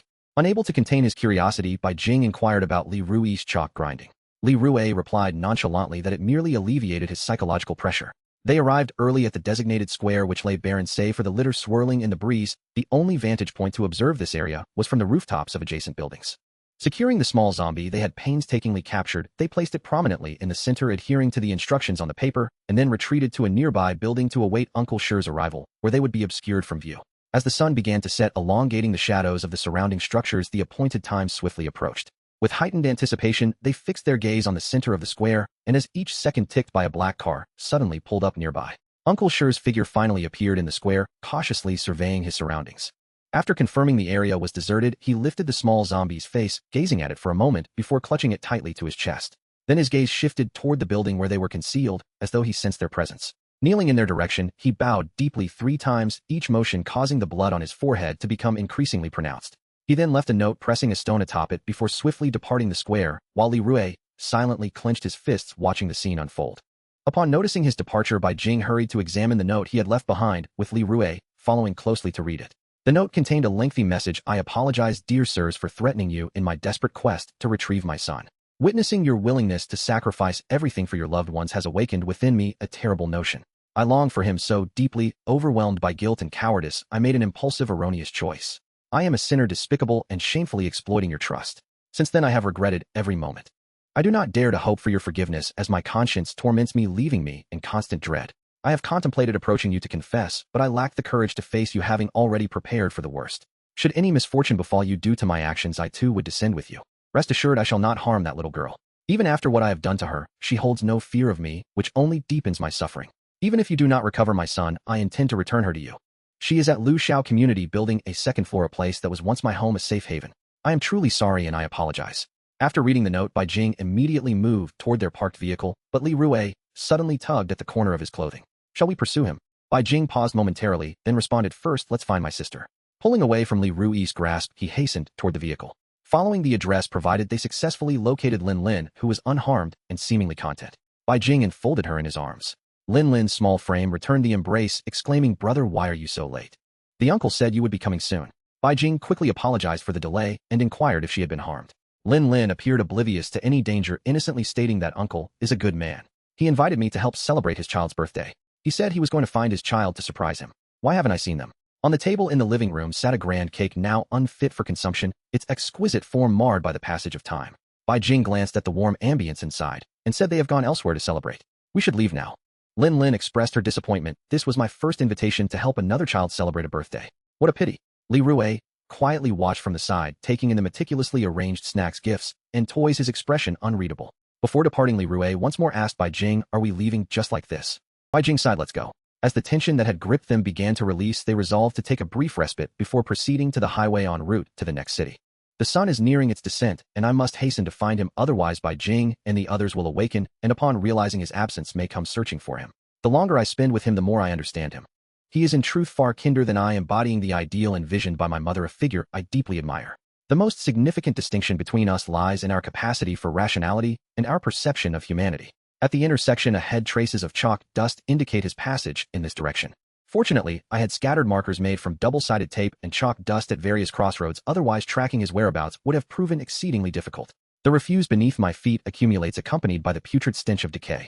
The road's edges are littered with animal feathers, and the doorsteps of nearby houses are strewn with withered vegetable leaves, suggesting that this place was once a bustling marketplace.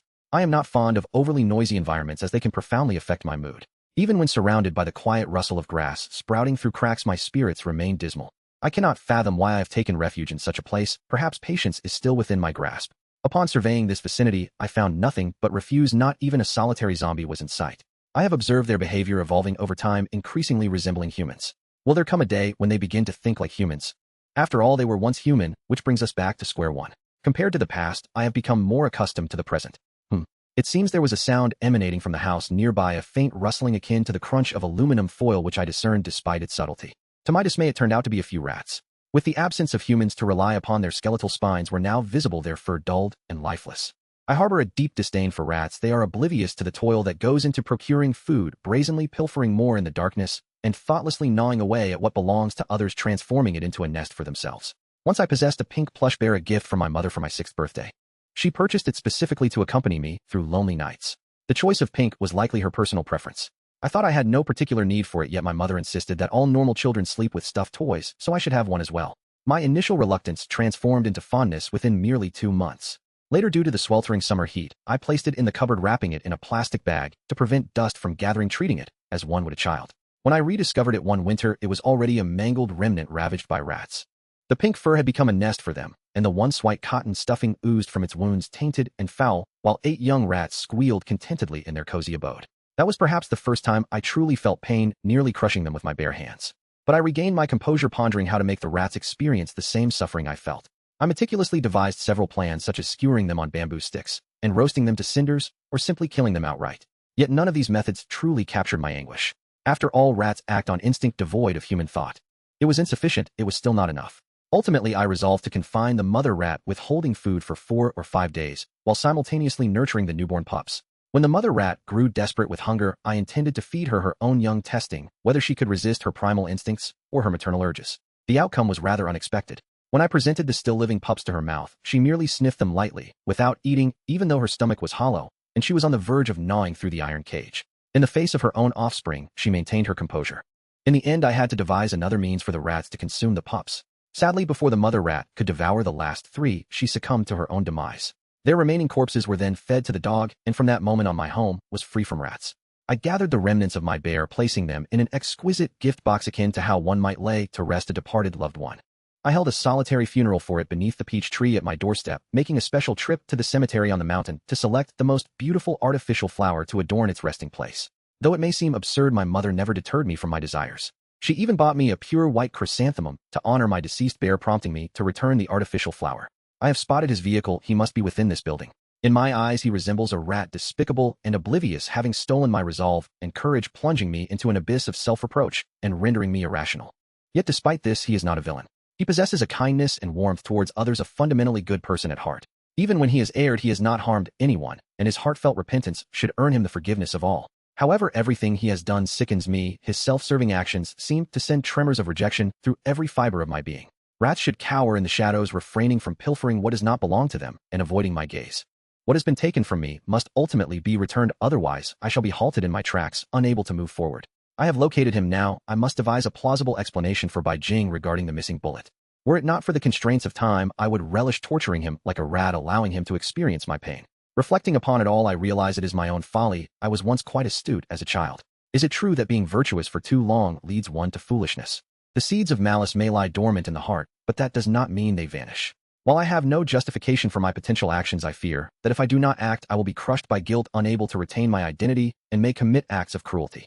Yet I can no longer do such things. I am incapable. Still, the guilt pierces my skin like needles, numbing my mind, compelling incessant thoughts that I cannot suppress, causing my body to move involuntarily. This is not the conduct of a good person. I apologize, Mother. I have betrayed my initial choice. I can no longer endure this anguish. It is unbearable. I seek no cost. Allow me a moment to indulge in my own capriciousness. The remnants of the setting sun sliced across Li Rui's figure, obscuring his face as he lowered the hand that had held the gun. Cut. Without looking back, Li Rui departed, his cold voice faintly echoing in the enclosed space. Inside, 2 figures, one large and one small, aimlessly wandered. The larger silhouette slowly approached the vanishing sunset, its face marred by the absence of flesh-warm liquid trickling down. The orange glow refracted in its gray eyes, reflecting nothing but a vacant stare into the distance. Night had fully descended. Bai Jing, resting in the car, noticed Li Rui's absence. After waiting outside for nearly half an hour, she was about to search for him when she spotted a figure emerging from the darkness, slowly approaching Li Rui on a bicycle. With impatience, Bai Jing inquired, "Where have you been?" Li Rui tossed the bicycle aside and raised his head with a slight smile. "I want to find a nice outfit. Do I look a bit more handsome?" "Not really. Let's get moving, Bai Jing replied, dismissively casting a fleeting glance before entering the car. You're just jealous that I'm more handsome, aren't you? Li Rui retorted, trailing behind her aggrieved. As Bai Jing prepared to drive, she noticed Li Rui gazing at his reflection in the car window for a moment.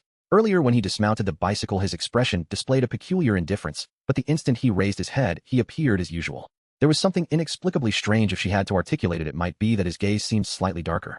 Yet his eyes were naturally black, and Bai Jing sensed something amiss, although overthinking it would serve no purpose. He remained the same, so she started the car and set off.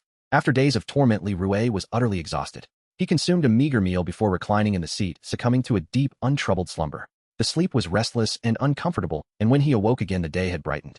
Bai Jing was asleep beside him, their vehicle parked on the highway surrounded by an expanse of dense forest. Perplexed as to why they had stopped here and why they hadn't continued driving, Li Rui immediately shook Bai Jing awake. Wake up. If you're too tired, let me drive. Bai Jing furrowed her brow, opening her weary eyes. Our car broke down but won't start. What? What did you say? Li Rui rushed to check the situation. Don't bother, I've already tried, and it was futile. I didn't want to disturb your slumber, but now what do you plan to do? Bai Jing spoke casually while rubbing her eyes. Li Rui glanced around at the surrounding dense mountains, shocked to the point of near fainting. Undeterred, Li Rui exited the car to investigate. The vehicle showed signs of wear from the past few days, but no matter how he looked at it, he had no skills to repair it. He tapped on the car window and immediately inquired if Bai Jing knew how to fix cars. Bai Jing shot him a disdainful glance. Do you think I'm omnipotent? Figure it out yourself, or let me know when you have a solution. I'm going back to sleep. Seeing Bai Jing offloading all the responsibility onto him, Li Rui gritted his teeth. In this desolate place, what options do I have? We can only walk. Do you plan to stay here for a lifetime? Bai Jing waved her hand dismissively. Then let's walk. We can discuss it after I wake up. Li Rui, desperate, stared down the highway leading into the woods, realizing that this journey would consume considerable time, questioning when he would ever return home. Once Bai Jing had rested, Li Rui sat on the railing, his gaze lost in the endless mountains. Linlin, unbeknownst to him, had also exited the car and was playing by the roadside. Upon seeing Bai Jing approach, Li Rui hurriedly asked, Where are we? How far is it to the next city? Bai Jing replied, I don't know, we barely lasted 2 hours on the highway before it broke down.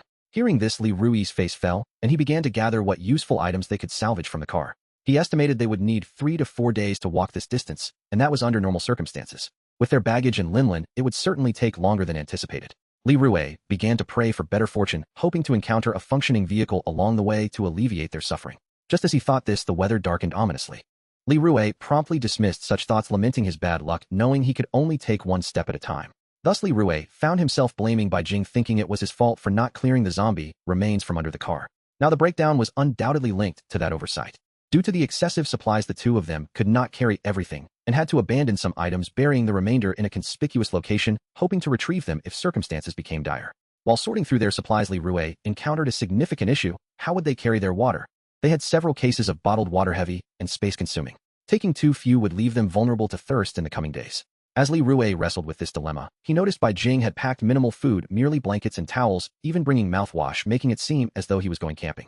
Li Rui couldn't help but marvel at the privilege of someone raised in the city, contrasting with his own upbringing in the rural countryside, where he learned to be resilient and less concerned about comforts. Unable to restrain his criticism, he suggested Bai Jing should have taken more food. Bai Jing responded nonchalantly, asserting that enough provisions to reach the next city sufficed. They could worry about food then. Li Rui pressed, Aren't you afraid we won't find anything by then? Bai Jing replied coolly, It's fine, I've heard there are many people there. If necessary, we can take from others. His callousness exceeded Li Rui's expectations. He felt certain that such arrogance would lead to trouble. Lastly, there was Linlin. Being young and frail, they had not asked her to carry anything, and she continued with her pink backpack. Noticing how much the two of them were carrying, she volunteered to help, but Bai Jing unfeelingly declined. Sensing her disappointment, Li Rui gently patted Linlin's head and solemnly requested her to bring one more bottle of water, which brightened her expression slightly. After weighing his options, Li Rui decided not to carry much water, opting instead for food items such as instant noodles and canned fish. Thus the three of them, laden with supplies, set off along the highway. After about half an hour of walking, Li Rui noticed Linlin's pace gradually slowing, her delicate face turning pallid. Bai Jing quickly retrieved some medicine and water from her backpack, administering it to Linlin. Li Rui immediately suggested they take a break. After all, there was no rush, but Linlin stubbornly insisted she could continue. Bai Jing, disregarding her protests, scooped her up, while Linlin struggled, adamant that she could walk. Bai Jing had no choice but to set her down, admonishing her to behave. Li Rui felt a pang of sympathy for the strong-willed Linlin, understanding Bai Jing's intentions, and sat down on the ground. I suddenly feel hungry. Linlin, can you wait while I eat something? Linlin looked puzzled.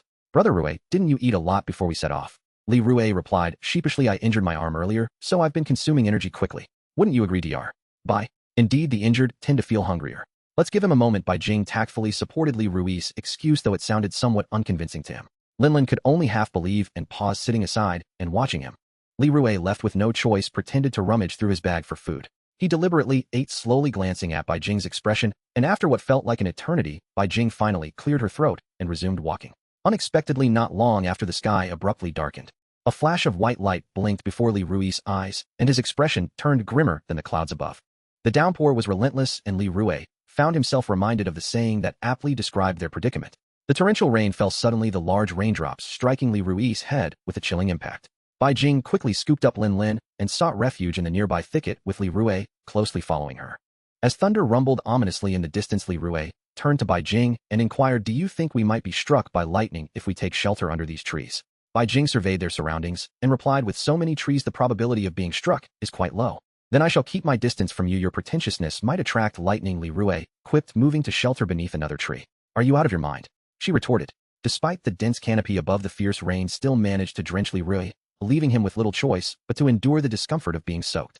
With the chilling wind adding to his misery, they ventured deeper into the woods, eventually reaching a lowlying area where the surroundings began to resemble a primordial forest and the road was no longer visible. As the rain gradually subsided, Li Rui found himself covered in dry leaves and twigs, feeling uncomfortable and itchy, as if insects were crawling on him. Bai Jing was no better off, resembling a drenched chicken, while Lin, sheltered under Bai Jing's protection, was somewhat better off, her clothing only half dry. Noticing the rain had lessened considerably, Li Rui searched diligently for some dry leaves or twigs, successfully kindling a small flame. However, the dampness produced excessive smoke, making it difficult for him to keep his eyes open. Through his perseverance, the fire gradually grew larger, prompting him to call Bai Jing and Lin over to warm themselves. Li Rui was particularly concerned about Lin falling ill again due to the harsh weather. Such suffering was unwarranted for one so young. As the firewood quickly burned out and the rain showed no sign of stopping, Li Rui stood up to seek more dry twigs, with Bai Jing volunteering to accompany him. Li Rui hesitated, asking, "Are you sure it's fine to leave Lin alone?" "It's fine, she usually doesn't wander off. He'll remain close by," Bai Jing assured him. Thus he began searching in the vicinity for suitable twigs and leaves. As Li Rui ventured further into the thicket, he discovered an abundance of mushrooms. Given that it was early spring, it was not surprising to find edible varieties emerging in the seasonal rains. Li Rui planned to gather enough dry twigs to prepare a mushroom soup with canned fish, hoping it would warm Lin's body and help her avoid illness, especially since they hadn't consumed cooked food in ages. He took off his jacket and began collecting the mushrooms, noting a few inedible varieties, including a toxic one resembling a mushroom clad in a sock. This was the Amanita muscaria, which Li Rui recognized due to his past experiences. He recalled how he had once mixed these toxic mushrooms with edible ones to share with his neighbors, who had subsequently suffered from food poisoning and needed to be taken away by emergency services. The reasoning behind his actions had nearly escaped his memory. It was merely out of curiosity about the effects of consuming such mushrooms with no other intent.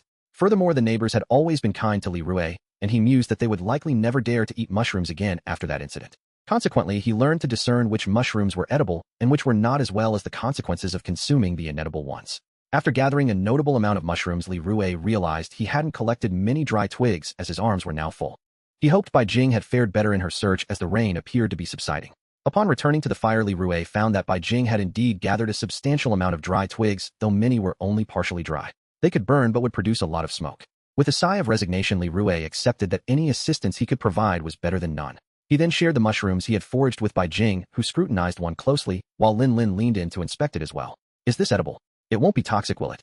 Bai Jing asked. "Of course it is edible. Just wait until I cook it. Don't eat it raw," Li Rui replied, tending to the fire and propping 2 stones beside it. He retrieved a can from his bag, added some bottled water to clean the mushrooms, and placed them in the middle of the stones to cook. Bai Jing watched somewhat skeptical, while Lin eagerly gazed at the steaming mushroom soup. Halfway through cooking, Li Rui suddenly realized he lacked salt and seasoning, so he inquired if Bai Jing had any. After a moment of thought, he responded affirmatively. Li Rui deemed the soup nearly ready, instructing Bai Jing to bring the salt. He intended to warm up his own jacket, which was still damp. Just as Li Rui retrieved his jacket, he noticed Bai Jing pouring something from a transparent bag into the mushroom soup, boldly labeled as sodium chloride injection. Li Rui gasped in shock. "Stop. You heretic." Bai Jing looked puzzled. "You said to add salt, didn't you?" Li Rui, now somewhat irate, responded, "Is that salt? That's saline solution. Get a grip. Salt is sodium chloride, just with differing concentrations," Bai Jing retorted, displeased. "This is entirely different. We're cooking, not conducting an experiment." Bai Jing frowned. "Why are you yelling? It's still edible." Li Rui rushed over to inspect the mushroom soup, relieved that only a small amount had been added. To him, Bai Jing's actions were akin to substituting tomatoes with watermelon in a dish of scrambled eggs. While it was technically edible, it was incredibly difficult for him to accept. Li Rue retrieved a fork from his instant noodle package and speared a piece of mushroom to taste, experiencing an indescribably peculiar flavor. Bai Jing, curious, asked how it tasted, prompting Li Rue to grimace at her inquiry. He suspected she had never cooked before. Although he was no expert, he at least knew how to prepare a few dishes. The mushroom soup was salvageable. Lacking actual cooking salt, he resorted to using the seasoning packet from the instant noodles to enhance the flavor, while also adding the noodles, breaking them into smaller pieces to accommodate the size of the can. With the infusion of the instant noodle seasoning, the aroma improved significantly. Li Rue sampled the concoction and found it quite palatable, beckoning Bai Jing and Lin Lin to join him. Having consumed a fair amount of food earlier, Li Rue was not hungry. He considered how cold and hungry they must be after the prolonged rain, thus insisting that both of them partake in the meal. Watching them relish the food filled him with satisfaction. He then began to jest with Bai Jing, questioning whether she had ever cooked before and if she had been impressed by his culinary skills. Bai Jing, appearing disdainful, shrugged it off, while Lin Lin joyfully declared it delicious, innocently showering Li Rue with praise. As the rain, which had persisted throughout the afternoon, gradually subsided, they dried their clothes and prepared to continue their journey. Uncertain of how long they had traversed the highway, dusk gradually enveloped the landscape. The only source of illumination for the two was Li Rue's lighter. Thus it was imperative to find a suitable place to rest in advance. Li Rue could not refrain from expressing his frustration to Bai Jing about the lack of foresight in bringing a flashlight. Bai Jing, equally exasperated, retorted, "How was I to know the car would break down along the way? If you had such grand expectations, why didn't you prepare? This is basic survival gear. Was that even up for debate?" Li Rue countered defiantly. Bai Jing, unwilling to engage in this fruitless argument, had already cleared a relatively decent patch of ground and urged Li Rue to start a fire to prepare for their rest. Due to the recent rain, the ground was damp, and after much effort they struggled to ignite a fire. Li Rue began to question his life choices, realizing he had no option but to search for dry twigs nearby. He ventured into the thicket where the uneven mountain path was scattered with fallen leaves, obscuring his shoes with each step. As Li Rue pushed aside a thick layer of leaves beneath him, he suddenly felt the ground shift under his left foot. Losing his balance, the dry twigs he clutched tumbled into the foliage. A figure enveloped in dead leaves sprang forth from the ground and lunged at Li Rue. Startled, Li Rue brandished the last of his dry twigs in defense, but the leaves obscured his vision, making it difficult to discern the nature of his attacker. Shaking his head to clear the foliage from his face, he finally recognized the creature before him, a zombie, its mouth agape, poised to bite. The fragile twigs were insufficient to penetrate its skull, providing only a meager defense. The zombie, encumbered by the leaves, possessed formidable strength and swiftly pinned Li Rue to the ground. In a moment of desperation, he grasped its neck with one hand to prevent a bite, while hastily stuffing remnants of branches and leaves into its mouth with the other. With a swift knee strike, he dislodged the creature from atop him, quickly rising to seize a fist-sized stone from the ground, and struck down, hard blood splattering his hands until it ceased moving. Li Rue lamented the scattering of the dry twigs he had painstakingly collected. In frustration, he stripped the zombie of its tattered clothing, wiping his hands on the coarse fabric which only served to irritate his skin. He noted the outfit's outdated style, reminiscent of garments worn by migrant workers from the late 10th century. Clearly, this zombie had lingered in this desolate area for quite some time. He wrapped some broken branches and dry leaves in the clothing and returned. Perplexed by the presence of a zombie in such wilderness, Li Rue felt pressed for time as darkness loomed closer. He needed to return swiftly or risk losing his way in the forest. Upon arriving back at Bai Jing's side, the surroundings had dimmed to near obscurity. They relied on sound to ascertain their positions, for the woods, devoid of city lights, were profoundly dark. Li Rue set about starting the fire. Bai Jing inquired about his prolonged absence, prompting Li Rue to recount his encounter with the zombie. They then deliberated whether to take turns keeping watch through the night. After careful consideration, they resolved to remain vigilant, for it was better to be cautious than to be caught unprepared. Li Rue volunteered to take the first watch, and Bai Jing had no objections. With the meager supply of firewood, they could not prepare a warm meal and settled for a light snack instead. After dinner, Li Rue stared vacantly at the dwindling flames, boredom weighing heavily upon him. Without a phone or any form of entertainment, the night felt interminably dull. Moreover, sitting on the ground had invited the attention of unknown insects, while Bai Jing and Lin Lin had spread a layer of dry leaves and a blanket on the ground, which appeared quite comfortable. Li Rue felt too self-conscious to join them, as the blanket barely accommodated Lin Lin alone. Bai Jing merely rested against a tree nearby. Curiously, Rue wondered why they were seemingly unbothered by insects. His own feet were crawling with ants, and the surrounding environment was both damp and irritating. He moved a little closer to the warm fire, resolved to gather more firewood before nightfall, having underestimated the harshness of the outdoors. The surrounding darkness was overwhelming. Bai Jing sat across from him, while Lin Lin appeared to have drifted off to sleep on the blanket. Feeling restless with nothing to alleviate his boredom, Li Rue broke the silence. "Are you asleep?" Bai Jing, eyes still closed, replied, "Not yet. I'm so bored. Let's have a chat." Intrigued, Bai Jing asked, "Did you really not attend elementary school?" Taken aback by the question, Li Rue regretted initiating the conversation. He answered, "No, I did not." "No wonder you're so foolish." Li Rue, a bit indignant, shot back, "Just because I didn't attend elementary school doesn't mean I haven't read books." It's no exaggeration, I once scored highly enough to gain admission to the most prestigious secondary school in our city. Bai Jing with a hint of skepticism challenged him, then tell me what is 28 multiplied by 2 divided by 3 multiplied by 6 plus 138. You can straightforwardly call me foolish, there's no need for subtleties, Li Rui retorted. Bai Jing chuckled softly, I thought you'd be counting on your fingers. Clearly your mind is intact. Li Rui lowered his head, exhaling softly relieved. She hadn't asked why he didn't attend elementary school, for he was at a loss for words. As vague memories resurfaced, squeezing glue into classmates' water bottles and daily pinning the teacher's clothing, he felt these misdeeds were too embarrassing to voice. He shuddered at the thought of revealing such secrets and the expression it would conjure on his face. Quickly he shifted the topic. How about we discuss matters pertinent to men? Bai Jing alert responded, if you wish to engage in self-indulgent musings, please do so over there on the hillside. She gestured away. Li Rui was taken aback and exclaimed, do you perceive me as such a lewd individual? Isn't that accurate? The last time you saw Fang Yin, your eyes were glued to her chest. Oh, I was embarrassed for you. Fuming, Li Rui protested, you're speaking nonsense. Why did not? I'm done talking to you. You should get some sleep. Bai Jing shifted slightly, seeming to turn over, and said, do as you wish. Before the night had fully set in, Bai Jing urged him to rest. Drowsy, Li Rui found a spot on the ground and fell asleep. When morning arrived, Li Rui awoke feeling utterly drained. The insects from the previous night had deprived him of any semblance of peace. His neck and feet were covered in welts, while Bai Jing and Lin Lin appeared largely unscathed. Unable to contain his curiosity, Li Rui asked, did you two not get bitten by insects last night? Bai Jing, bemused by his disheveled appearance, replied, not really, I sprayed some alcohol in advance. Li Rui's face darkened instantly. You had that and didn't tell me. Bai Jing promptly retrieved the bottle from her bag and tossed it to him. You never asked. Li Rui, furious, found himself at a loss for words. By noon they had settled in a wooded area where Li Rui intended to prepare a warm meal, having collected ample dry twigs along their journey. He called for their assistance, planning to scout the vicinity for mushrooms to add to their meal. Bai Jing followed suit, likely thinking the mushrooms would make a delightful addition. Instructing Lin Lin to stay put and not wander off, she suddenly inquired if there was something she could assist with. After some consideration, Li Rui asked her to tend the fire and add more twigs, to which she nodded obediently, assuring him she would keep it alive. Li Rui and Bai Jing did not venture far, as they could easily spot Lin Lin with a glance, and they began their separate searches. Li Rui meticulously scrutinized the area for traces of mushrooms, but found nothing. He decided to check on Bai Jing. Upon seeing him, Li Rui noticed he had stepped back, his face pale and a hint of panic evident. This was the first time he had witnessed such a look on Bai Jing's face. Li Rui hurried to Bai Jing's side. What happened? Bai Jing pointed to a specific location. There's a snake, a really big one. Following his gaze, Li Rui spotted a large plump snake coiled beside the rocks. It appeared to weigh nearly 2 to 3 pounds, and given its diamond-patterned scales and triangular head, it was undoubtedly venomous. Li Rui thought to himself, surely it's just a slightly larger 5-step snake. What's there to fear? They could dispatch it and have some meat for dinner. Wait until we have some meat to eat. With Bai Jing looking on in disbelief, Li Rui cautiously approached, grabbed a nearby stone, and struck down, with force pinning the snake's body. Drawing a short knife from his sleeve, he aimed for its sharp head and swiftly pierced it through. The snake writhed a few times before falling still. The entire maneuver was seamless, executed in a single fluid motion. To ensure it was truly dead, Li Rui stabbed it several more times, then felt safe to pick it up and examine it. Noticing Bai Jing lingering at a distance, evidently too frightened to approach, a mischievous thought crossed Li Rui's mind.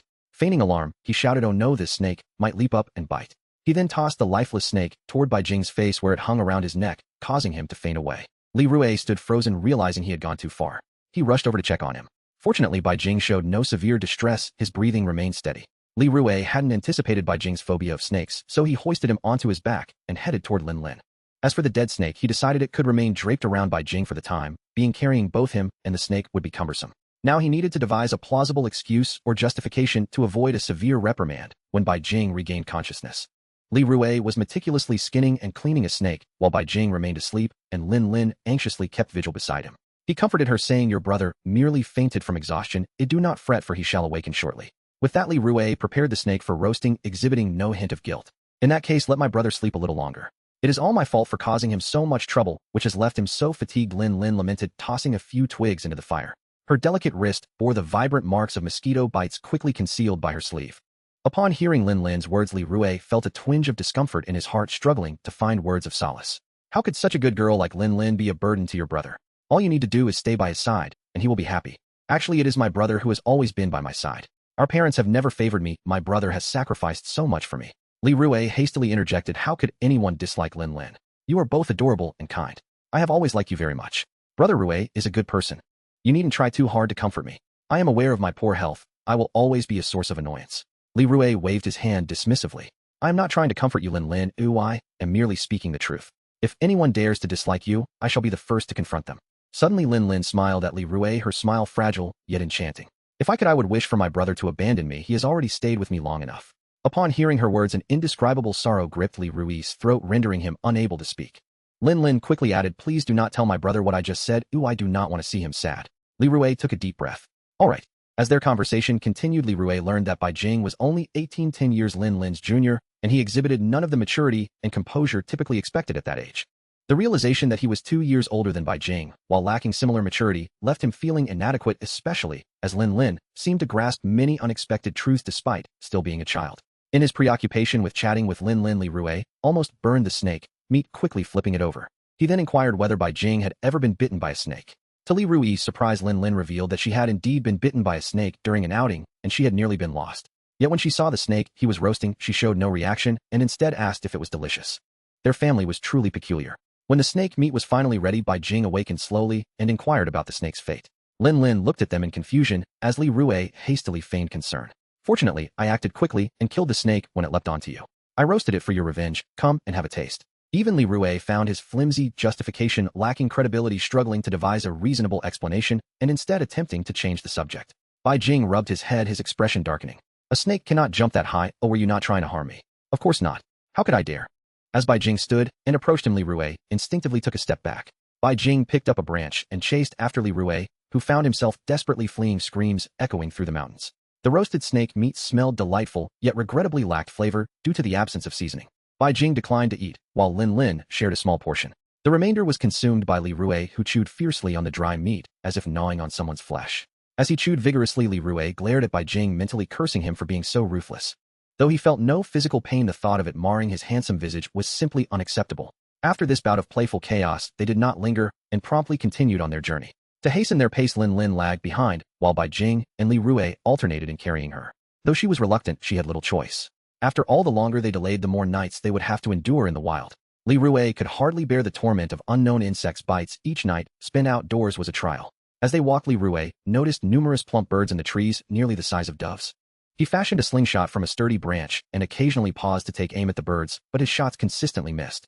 This drew Bai Jing's attention. Seeing Li Rui fail to hit anything, he snatched the slingshot and tried his hand. After several unsuccessful attempts, Bai Jing too failed, prompting Li Rui to seize the opportunity to mock him. However, Li Rui soon realized that Bai Jing seemed rather engrossed in the pursuit, glancing around for nearby birds with every few steps, the birds evading them all the while. As dusk began to settle, Li Rui suddenly recognized the gravity of the situation. He observed Bai Jing, who had halted in his tracks, intently aiming with the slingshot. Li Rui wanted to caution him that the slingshot's elastic band was crafted from the waistband of a zombie's underwear, urging him to keep it away from his face.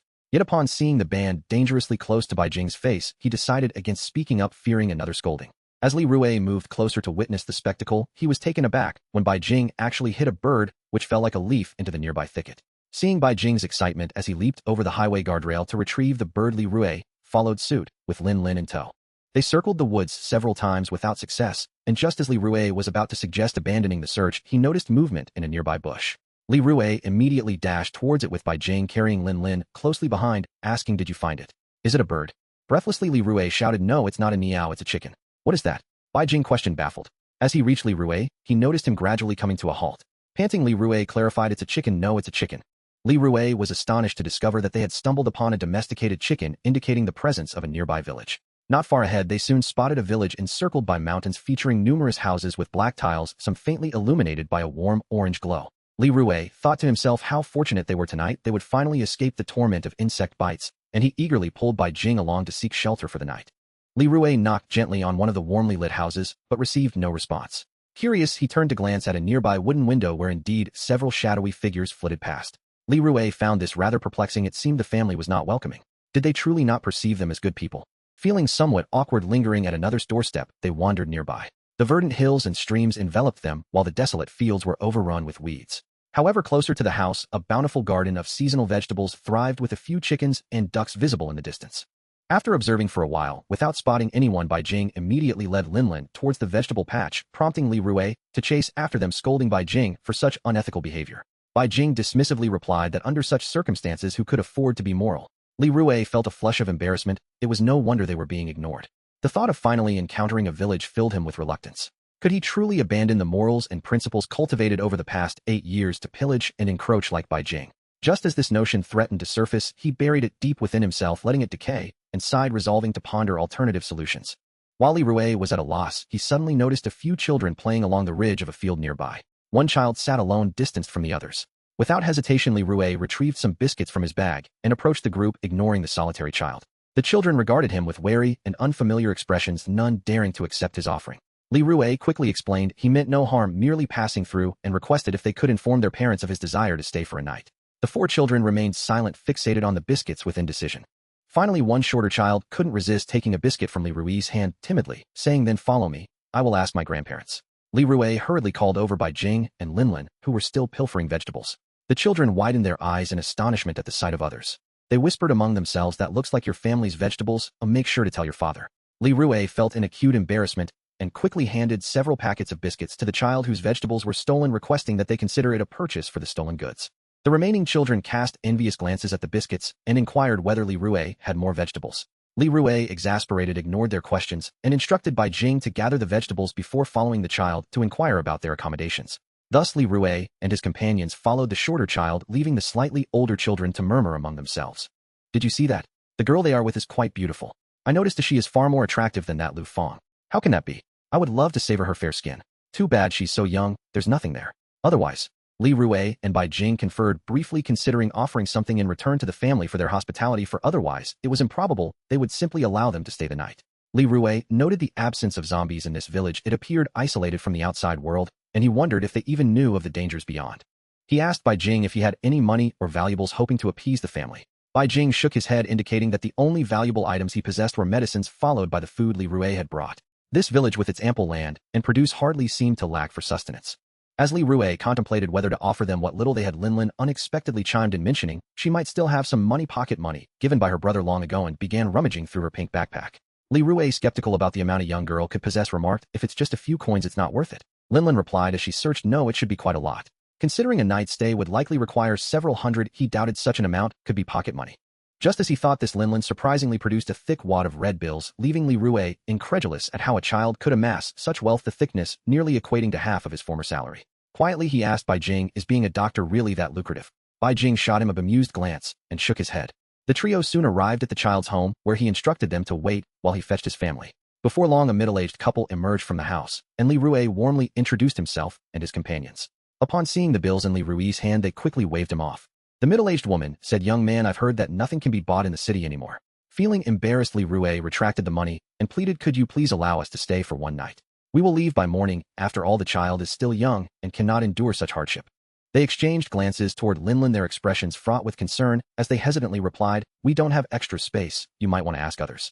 Li Rui noticed the sizable house behind them, which even comprised 2 buildings.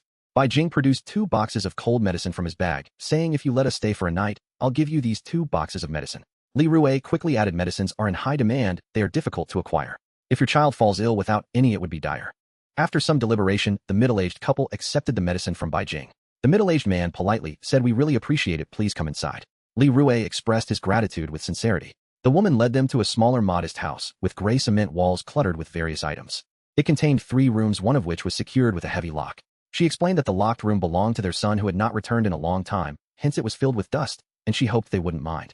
Li Rui smiled reassuringly and inquired about the lock, as its size and chain were difficult to overlook.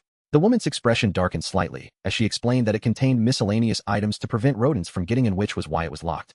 She informed them that the remaining 2 rooms were available for their use, and Bai Jing promptly led Linlin inside to rest and unpack their belongings. Seeing the woman's kindness, Li Rui thoughtfully shared methods for repelling mice. The woman engaged in casual conversation with Li Rui, asking about their backgrounds and revealing some details about the village. This village was an ordinary remote mountain settlement where the inhabitants predominantly bore the surname Xia. Most young people had left to seek work, leaving behind mainly the middle-aged and elderly. She mentioned having heard from distant relatives that something dangerous had occurred in the city, but the specifics remained vague, hence they dared not interact with outsiders. Li Rui, with good intentions, shared the current situation in the city, explaining that it had become overrun with monsters that bit people. The woman listened in disbelief, especially when he mentioned that being bitten would lead to transformation. She stared blankly for a moment before laughing lightly and changing the subject. Understanding her anxious demeanor, Li Rui approached the locked room and knocked on the door, hearing faint footsteps and the sound of nails scraping against the wooden surface from within. After some contemplation, he decided to disregard his concerns. The lock appeared sturdy enough, and they were merely staying for a night. Although the thought of sleeping next to zombies was unsettling, it was preferable to becoming fodder for worms. Li Rui briefly relayed his discoveries to Bai Jing, expressing that he found the situation slightly peculiar, but did not mind as long as they were not disturbed.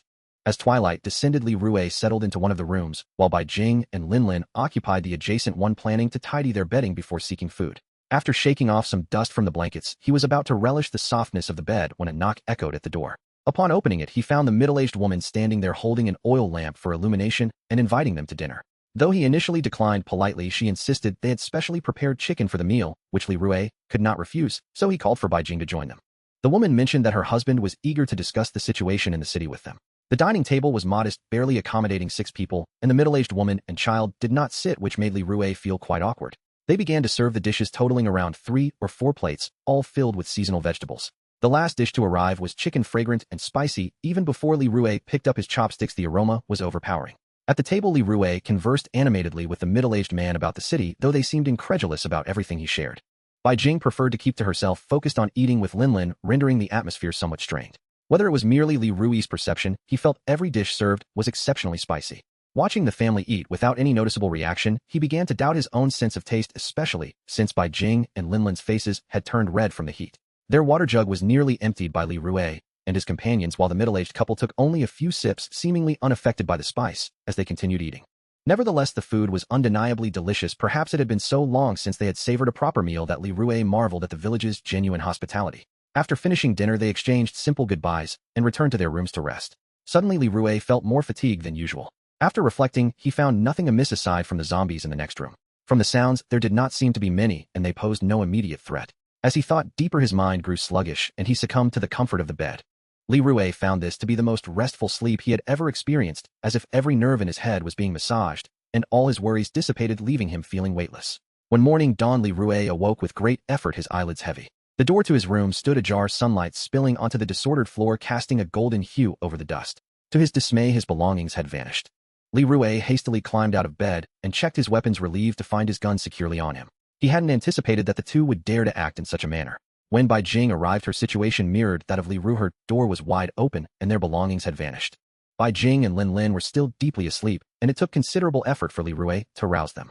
Upon awakening, Bai Jing immediately rushed toward the room occupied by the middle-aged couple, while Lin Lin appeared to be groggy. Li Rui allowed her to continue sleeping before hastening to follow Bai Jing. Bai Jing forcefully kicked open the wooden door of their room, drawing a knife from her waist. Li Rui, not one to be outdone, also brandished his weapon. The middle-aged couple, caught mid-meal, were startled by the sudden confrontation, huddling together with their grandchild in fear. "Hand over our belongings." Bai Jing's voice was fierce, her blade aimed menacingly at them. The middle-aged woman, trembling as she clutched her grandchild, stammered, "What belongings? We know nothing of it." Li Rui advanced beside them, toying with his knife. "Our luggage has gone missing, and you are the only others here." Sweat beaded on the man's forehead as he protested, "We truly don't know anything. We never touched your things, and we didn't even go to your room last night." The woman echoed his sentiments. Yes, we would never dare to take your belongings." Their words only darkened the expressions of Bai Jing and Li Rui as she pressed closer with her knife. The couple sank to the ground in fear, pleading, "Please, we truly have your things. Spare us." Li Rui crouched before them, gently poking the blade against the woman's wrinkled, pallid face. She trembled uncontrollably. "How do I know if you're telling the truth?" As the blade slid down to her gaunt chin, she looked up at Li Rui with dread, her voice shaking. No, if you don't believe us, you may search." The man, too frightened to approach, begged, "Our house is small. You can take your time searching. Please don't harm us." Feeling a pang of annoyance, Li Rui stood and began to search through their room, while Bai Jing kept a watchful eye on them, ensuring they did not make any sudden moves. Li Rui meticulously searched each of their rooms, but found nothing. Observing their quivering forms in the corner, he felt a rising uncertainty. Could they really be innocent? If they could not retrieve their belongings, reaching the next city would be impossible. Were these people good or evil? With no other options, Li Rui shook his head at Bai Jing, who then seized the middle-aged man, slamming him against the wall and embedding her knife into his sparse hair, prompting a scream from the woman. The blade drew a trickle of crimson from his scalp as Bai Jing's gaze bore into him fiercely. "Who else is here? Speak up." The man trembled in terror, stammering, We truly haven't taken anything." The woman, clutching her child, began to weep as she implored them. Her soft sobs grated on Li Rui's already frayed conscience, as if accusing him of his own diminishing humanity. Bai Jing's patience waned. "If you do not speak, I shall stab you until you do." With that, she tightened her grip on the knife, ready to strike. Li Rui turned away, unwilling to witness the scene, when he noticed the child in the woman's arms trembling and crying, soaking her tattered clothing. Sadness, fear, and pain clawed at Li Rui's shattered sense of morality. He found himself powerless to intervene, having learned a harsh lesson already. Wait. To remember. Last night, the woman spoke through her tears, and Bai Jing paused, urging her to continue. Last night, I saw Xiaoliuzi pass by our door inquiring about you all.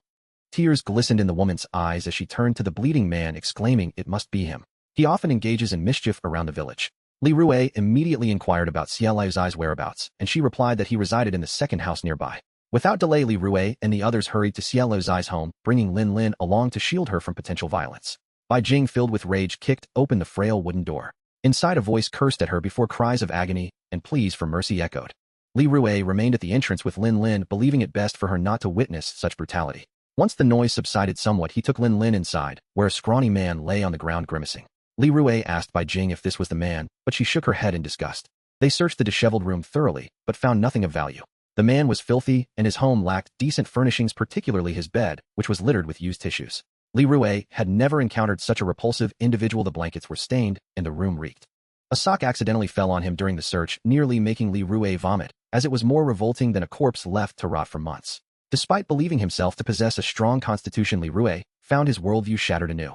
The cleanest object in this wretched abode was a photograph of a young woman, pristine and untouched, suggesting it had been cared for. Unable to bear it, Li Rui kicked the loathsome man violently, demanding to know if he had stolen their belongings. The man consistently denied it until Bai Jing brandished her knife. Terrified, he pressed himself against the ground, begging, "Please spare me. I didn't take your things, I merely passed by and asked about them." Bai Jing moved closer, causing him to retreat until he had nowhere left to go, pressing his back against the wall, where he began to kowtow before them. "Please let me go. I truly know nothing. I never took anything from you." He knocked his head hard against the ground, his rough skin already oozing blood, but it did nothing to halt Bai Jing's advance. The blade glinted as it passed near his horrified face, and trembling uncontrollably, he shouted, "I know who took your things." Bai Jing, knife poised at his throat, delivered her icy command, "Speak. There's a madwoman living beneath our village. Her children have long abandoned her, and she often wanders into others' homes looking for food." His excitement grew as he continued, "It must be her. Just recently she came to my house and stole my belongings." Li Rui's head throbbed with confusion, unable to distinguish between who was good and who was evil, between truth and lies. Their fear was palpable, yet the whereabouts of their supplies remained an enigma. The group's morale plummeted, leaving them no choice but to investigate the location mentioned by Xiaoliuzi. Before departing, Li Rui delivered a final thrashing to the man, issuing a grave warning. "If we do not recover our belongings, you will pay dearly." The man's terror rendered him speechless, trembling uncontrollably. 3 individuals descended along a rural embankment, basking in the brilliant sunshine and inhaling the fresh air. Despite the splendid weather, they felt no sense of comfort. Occasionally, they were observed by passing villagers who regarded them with curious gazes, as if they were witnessing an entirely new species. In his quest to locate the madwoman, Li Rui suppressed his displeasure and inquired after her whereabouts from several villagers. Upon learning of their search, the villagers displayed peculiar expressions as if burdened by guilt and offered them no assistance. Li Rui then noticed a few children playing by the fields along with a solitary child sitting apart. He approached the trio of children first, but they clamored for cookies, refusing to divulge any information, otherwise leaving Li Rui exasperated. With a sense of trepidation, he decided to ask the isolated child. To his surprise, the child generously revealed the location he sought. Before departing, Li Rui inquired why he was not playing with the others. The lonely child replied that they were not his friends. His true friend was ill, and they had promised to meet there, hence his wait. Li Rui found this rather odd. Despite being a child, he nonetheless expressed his gratitude. Following the child's directions, they ventured close to the edge of the deep mountains. The house they discovered was sizable, yet significantly more dilapidated than its surroundings, with moss covering the walls and the entrance appearing almost non-existent. As Li Rui stepped inside, sunlight managed to reach the top of his head. Though it was a warm day, an inexplicable dampness enveloped the space, causing the temperature to drop noticeably. The sunlight that poured in could not dispel the gloom within. Li Rui intended to take a few steps to investigate, but the debris scattered across the floor impeded his movement. He held tightly to Lin Lin, cautioning her to watch her step to avoid a fall, while Bai Jing ventured deeper in search of any signs of life. He began to doubt whether anyone actually resided in such a dreadful place, pondering if he had been deceived by that scoundrel Xiaoliuzi. Nevertheless, he reassured himself that the monk could run, but the temple could not. Soon Bai Jing made a discovery. Before Li Rui could approach, he caught a whiff of excrement, while Lin Lin remained oblivious, curiously observing her surroundings. What met his gaze was a gray figure curled in the corner. In front of her lay a dwindling fire, and she was consuming something from a shattered bowl beside, which was a nest made of black fabric. Were it not for the faint visibility of her hands and feet, Li Rui would have struggled to identify what creature lay huddled there. There was not a single table or chair in the entire dwelling. Even Bai Jing, typically irritable, fell silent upon witnessing the dismal scene. Li Rui, bearing the foul odor, approached her, but she offered no response, seemingly deaf to his words, as she mechanically fed herself a clump of black-green substance. Upon closer inspection, he realized she was consuming overcooked vegetable leaves from her broken bowl, with several raw ones nearby, likely the oldest of the lot. Li Rui raised his voice slightly, yet she continued to numbly shove the leaves into her mouth, oblivious, even when strands of hair brushed against her cheek. The entire scene felt as though she were neither seeing nor hearing him. Li Rui felt deceived to avoid leaving empty-handed. He began to rummage through the trash-laden abode. Bai Jing, eager to leave, urged him to hurry so they could confront the middle-aged couple. Linlin chose not to accompany Bai Jing outside. Instead, she silently approached the disheveled, dazed woman. Li Rui noticed her intent to distance Linlin from the madwoman, but Linlin disregarded his warning, rummaging through her pocket to produce a piece of candy, unwrapping it, and placing it into the woman's rickety bowl. The orange candy glimmered amidst the dark green contents of the bowl, and as her gnarled fingers reached in the sugary treat mingled with the vegetable leaves before entering the toothless mouth. Li Rui observed the woman pause noticeably after tasting the candy, only to spit it into her palm. She then lifted her hollow cheeks, opening her murky eyes to examine the candy for a moment before wiping it on her clothes and carefully stowing it away in her inner pocket. Linlin, puzzled, asked Li Rui, "Why doesn't she eat the candy I gave her?" "Perhaps she intends to save it for someone important," Li Rui replied, a complex emotion stirring within him. He grappled with the notion of why she would persist in such a wretched existence. Did the person she cherished wish for her to endure this bleak life? His gaze lingered on her, and after a moment, he recognized a semblance in her visage from somewhere. Linlin sighed, "She is so pitiful, yet I only have this one piece of candy left." Li Rui yearned to do something, but the current circumstances forbade any troublesome actions. If given the chance, he would have wished for her demise. However, Linlin's sympathetic demeanor constrained his darker thoughts, compelling him to let her leave first while he conducted a brief examination. After a cursory search of the interior yielded nothing, he was about to depart when a packaging box underfoot caught his attention. Though the room was cluttered with similar refuse, he could easily distinguish this onite was a medicine box. Despite being marred by unknown stains, it looked relatively new. Upon inspecting it, he found it empty, and the label indicated it contained antidepressants. Noticing the production date, he realized it was recent, just a few months prior to the zombie outbreak. Suddenly it dawned on him that the madwoman bore a striking resemblance to the younger woman from Xieliu's family, as if they were cast from the same mold. In an instant, everything clicked into place, and he took the medicine box to find Bai Jing. It became clear that they were all deceivers. Bai Jing and Linlin awaited his return outside, eager to hear of his findings. Li Rui presented the medicine box to Bai Jing, inquiring what would happen if a normal person took this medication. Bai Jing glanced at it and responded, "A small dose poses no issue, but too much could render one unconscious." As soon as he spoke, he realized the implications, crumpling the box in his grasp. The three of them quickly made their way to the middle-aged couple's home, only to realize they had looped back around. As Li Rui walked, he contemplated how everything fell into place. No wonder every dish had been so spicy, it had all been intentional. He suddenly recalled their luggage being left behind and remembered to search the middle-aged couple's house, but had neglected to check the locked room next door harboring the zombies. In hindsight, he blamed his impulsiveness, realizing that the middle-aged couple had indeed been obstinate. He glanced at Bai Jing, who was likely seething with rage, perhaps even ready to confront them violently. How would he deal with them? Would he kill them, or simply beat them? Were their actions deserving of death? Then he remembered their child. If they were to perish, their child would surely not survive either. Li Rui contemplated seriously. If he truly desired to kill them, he should restrain himself. Retrieving his belongings and administering a sound thrashing should suffice. When Li Rui and Bai Jing returned to the home of the middle-aged couple, they found the door firmly shut, not revealing even a sliver of light. It seemed they were aware that the visitors would return, but regrettably Li Rui and his companions were not to be trifled with. Bai Jing's fury was palpable as she began to kick the door, prompting Li Rui to scoff at the absurdity of believing a mere wooden door could impede them. With vigorous kicks, Bai Jing shook the door, creating quite a commotion that drew the attention of curious villagers. Feeling a sense of discomfort, Li Rui and Linlin recognized that their actions resembled those of debt collectors. To assert their position, Li Rui bellowed at the door. "Open up! Hurry! If you have the audacity to steal, you should have the courage to face us." Upon hearing this, the onlookers wore peculiar expressions and gradually gathered closer. At that moment, the quaking door finally succumbed and crashed to the ground. Li Rui paid no heed to the villagers around them. He swiftly picked up Linlin and hurried to catch up with the leading Bai Jing. Inside, the middle-aged couple had long since fled in terror, and the small space made the search quite straightforward. They soon discovered a locked room and promptly kicked the door open, revealing the couple huddled in a corner, trembling with their child. Seeing Li Rui and the others, the couple reacted as if they had seen a ghost, muttering, "Please, for mercy, please spare us. We did not take anything from you." Bai Jing dismissed their words and kicked the middle-aged man to the ground. Li Rui placed Linlin outside the room and entered, pointing accusingly at the middle-aged woman. "How dare you two vile creatures drug us and deceive us?" With that, he threw the box of drugs at their faces, causing them to gasp in horror and immediately beg for forgiveness.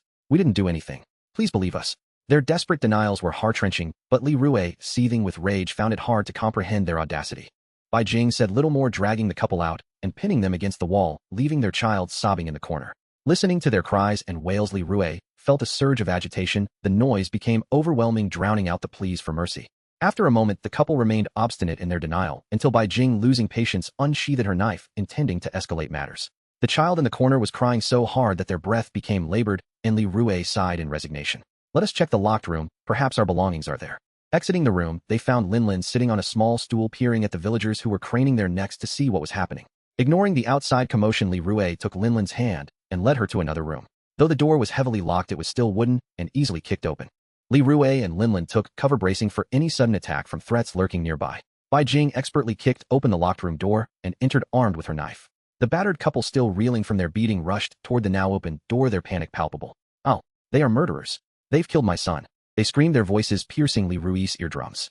Rushing to investigate, Li Rui found the middle-aged woman collapsed on the floor, hurling curses. "You murderers! You've killed my sick child." Li Rui approached the couple and peered inside, witnessing Bai Jing efficiently dispatch one of the zombies with another already dismembered, its scattered limbs writhing on the floor. Frustrated, Li Rui turned to the couple. "Have you lost your mind? Your son has long perished and transformed into a monster. Cease your cries." The middle-aged woman, in a fit of hysteria, shouted back, "You are the real monsters. I will fight you." She lunged at Li Rui, who effortlessly knocked her to the ground. At that moment, the previously curious villagers had all entered to investigate the commotion. Li Rui sensed the woman had gone mad and asked Bai Jing if she had spotted their belongings inside. With a grim expression, Bai Jing replied, "There's only a little, the rest is missing." Li Rui glanced at the plastic bag in her hand containing the same cookies he had previously packed. Before he could ponder where the remaining supplies had gone, a stone struck him suddenly.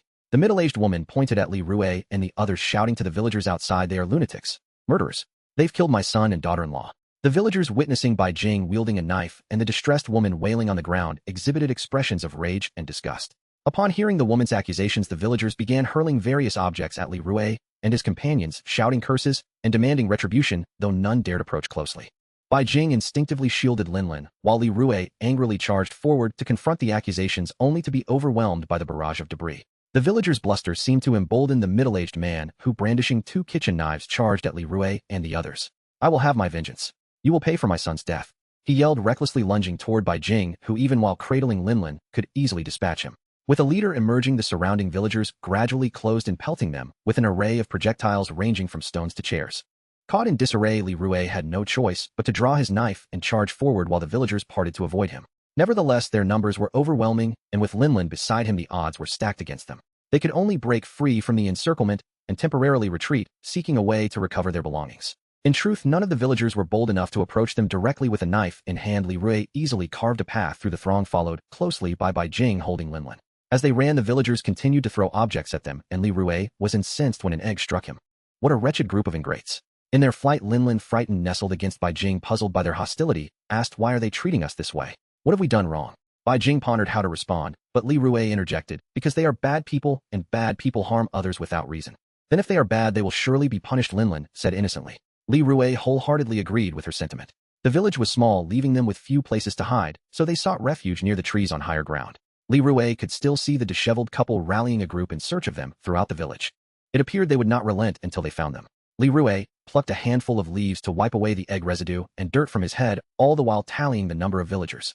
There were about 20 or 30 of them, although mostly older individuals. Their possession of makeshift weapons made them a formidable challenge. At present, their combined fighting prowess was insufficient to confront such a rabble, and the most pressing concern remained their missing belongings, which was a stark contrast to Li Rui's earlier assumptions. Villagers armed with crude clubs began scouring the hamlet, their agitation disturbing every living thing. Flocks of birds in the trees scattered and fled in a great swarm. Li Rui and the others crouched at the forest's edge, watching each movement with keen attention. From their vantage point, the entire village was laid bare before them. Li Rui unwrapped the last of their biscuits and ate. They had gone so long without food that this meal, belated though it was, felt like a reprieve. A thought of the middle-aged couple flashed into Li Rui's mind, and curiosity prompted him to ask Bai Jing, who sat finishing her portion, why those two remained adamant about not stealing despite being beaten so badly. Bai Jing, watching the commotion below with a sour expression, answered plainly, from the moment they chose to deceive, they had clung to hope that luck might shield them. To confess would invite graver consequences, so fear hardened into a decision to persist in their falsehood. Li Rui found the reasoning disturbingly plausible. He asked where Bai Jing supposed their supplies had gone. Bai Jing rose from Linlin's side and fixed her gaze on the crowd below. "If I'm not mistaken," she said, "they divided them among themselves." Li Rui was aghast. "How can you be so sure?" Bai Jing sighed, exasperated at the question. Where else would they go? The sight of the villagers united in their cruelty like scavengers on a single raft made the conclusion seem inevitable. If they could mercilessly take from the weak, they would surely apportion spoils among themselves. That realization made reclaiming their goods far more daunting. Li Rui fretted. "Can you take on an entire village by yourself?" Bai Jing, surprised, dismissed the notion. "I am still only one person. That is absurd." She then posed a chilling counter-question. Even if they subdued every one of them, could they realistically recover everything? Li Rui fell silent, turning the dilemma over in his head. Bai Jing shook her head sadly. You underestimate how base people can be. For a heartbeat, Li Rui's eyes darkened. Then shall we kill them all? He muttered the words foreign and terrible even to himself. Bai Jing was stunned. The suggestion was not the Li Rui she knew. He caught his own shock and immediately recanted. Forget I said that. Let us think of another way. He pressed his temples and vowed not to let a hardened world make him speak those horrors again. As awkwardness settled between them, Linlin leaned in to peer at the village. She pointed with sudden curiosity at a lone boy. Why is that little boy sitting by himself? Why doesn't he play with the others? Li Rui followed her finger and recognized the sullen child they had encountered before, still waiting for his friend. He replied gently, his friend is ill. He's waiting for him. At the mention of illness, a disquieting notion struck Li Rui. These villagers, so simple-minded, treated zombies as if they were living kin. If the friend had become a zombie and been locked away, Li Rui realized he could exploit that fact to retrieve their supplies, a scheme that owed itself to something Shu had once suggested. He confided the plan to Bai Jing. After a brief exchange, they agreed. Linlin was concealed in a safe spot and comforted to stay put. Bai Jing then made herself conspicuous, drawing the villagers' attention as she provocatively moved through them, with the middle-aged couple leading the chase. With the crowd diverted, Li Rui crept toward the lone boy, warily glancing over his shoulder with every few steps. He sat beside the child and struck up a low, sympathetic conversation. You still waiting for your friend? He asked. The boy nodded gravely. Yes, I will wait all day. Li Rui feigned compassion. You two are very close. If you help me with a simple favor, I can let you see him now. Tell me where he lives. The offer surprised the child, but he quickly agreed, though he worried he might not be able to do the task. Li Rui placated him with the remaining biscuits and a fabricated tale about a little sister who needed companions for games such as skipping rope and tug-of-war, then asked him to gather all the village children into a derelict, tile-roofed house at the edge of the settlement. He also requested as many ropes as the boy could find. The child moved and eager promised to summon them, and led Li Rui to the friend's home. The house belonged to a relatively well-off family. Its door was unlocked by fortune rather than malice, and with the villagers distracted, Li Rui felt free to ransack the rooms for anything useful. He wrapped milk and other food in plastic, but his true aim was to find the caged child, no easy task. Remembering that zombies are drawn by sound, Li Rui began to make noise rapping on walls and cupboards. A muffled growl and the scrape of nails answered him, but he could not localize the source until a broken cup revealed that the sound emanated from below. He searched the house for a cellar, but found none inside. At last, outside beneath a haystack, he discovered a trapdoor. The hatch opened onto a narrow black stair. He could feel a chill issuing from below. With only a lighter on him, he returned for a torch cord and a thick cloth to gag the creature, then descended carefully. The cellar widened into a cool, damp vault for pickled vegetables and jars of wine. Li Rui picked his way along a single passage until at the far end he found a small zombie with a rope tied around its neck. It lunged the moment he neared. The tether checked its stride, but it snapped and snarled like a rabid dog.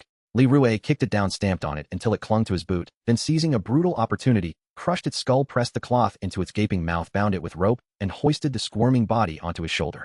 It tossed and writhed as if it were still a child in violent distress. He carried the bound creature to the appointed house. The boy stood on the threshold in awe as Li Rui unceremoniously dropped the captive at his feet. Li Rui warned him fiercely not to untie it or remove the gauge. If it were freed, it would bite and transform him, and urged him to have his family take the creature away.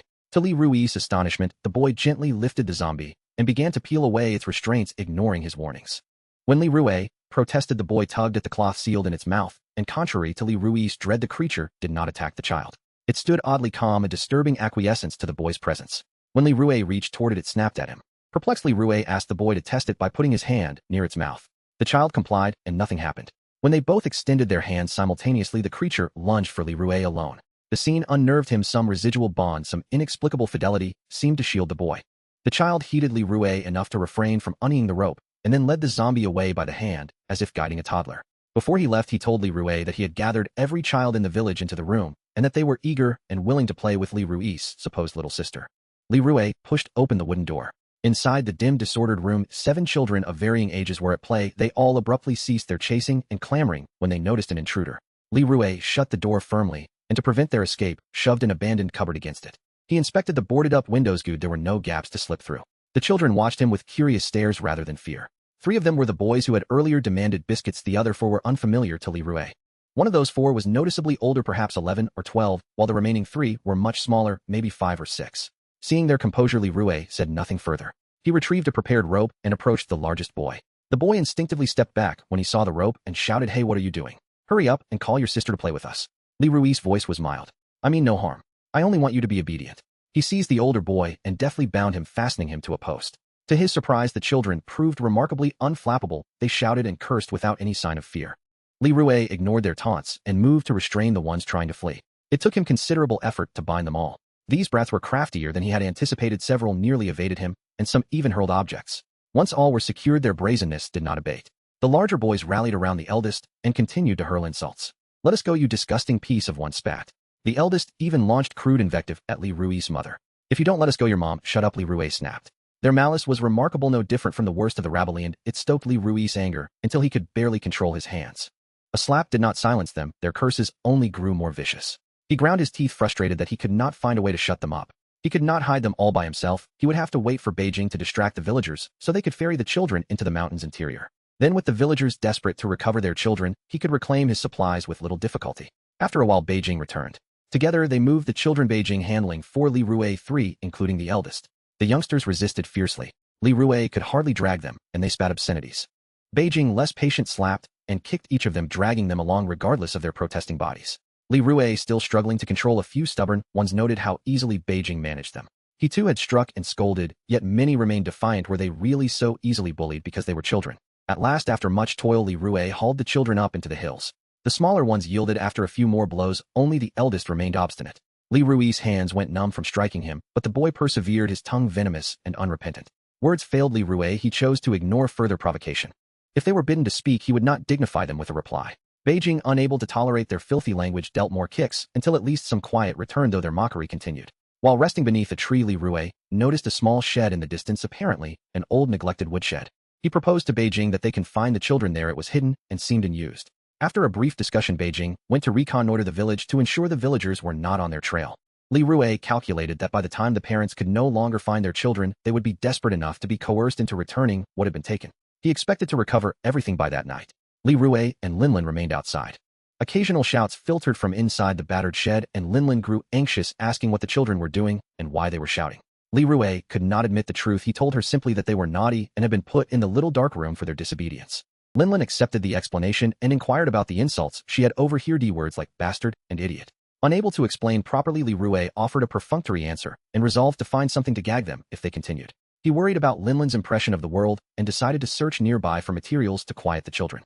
What he did not know was that in his absence, those wicked little ones had tried to ensnare Linlin, and she had nearly suffered at their hands. He returned just in time to prevent something terrible. He pulled the trousers of one miscreant back up and gave them a lesson they would not soon forget.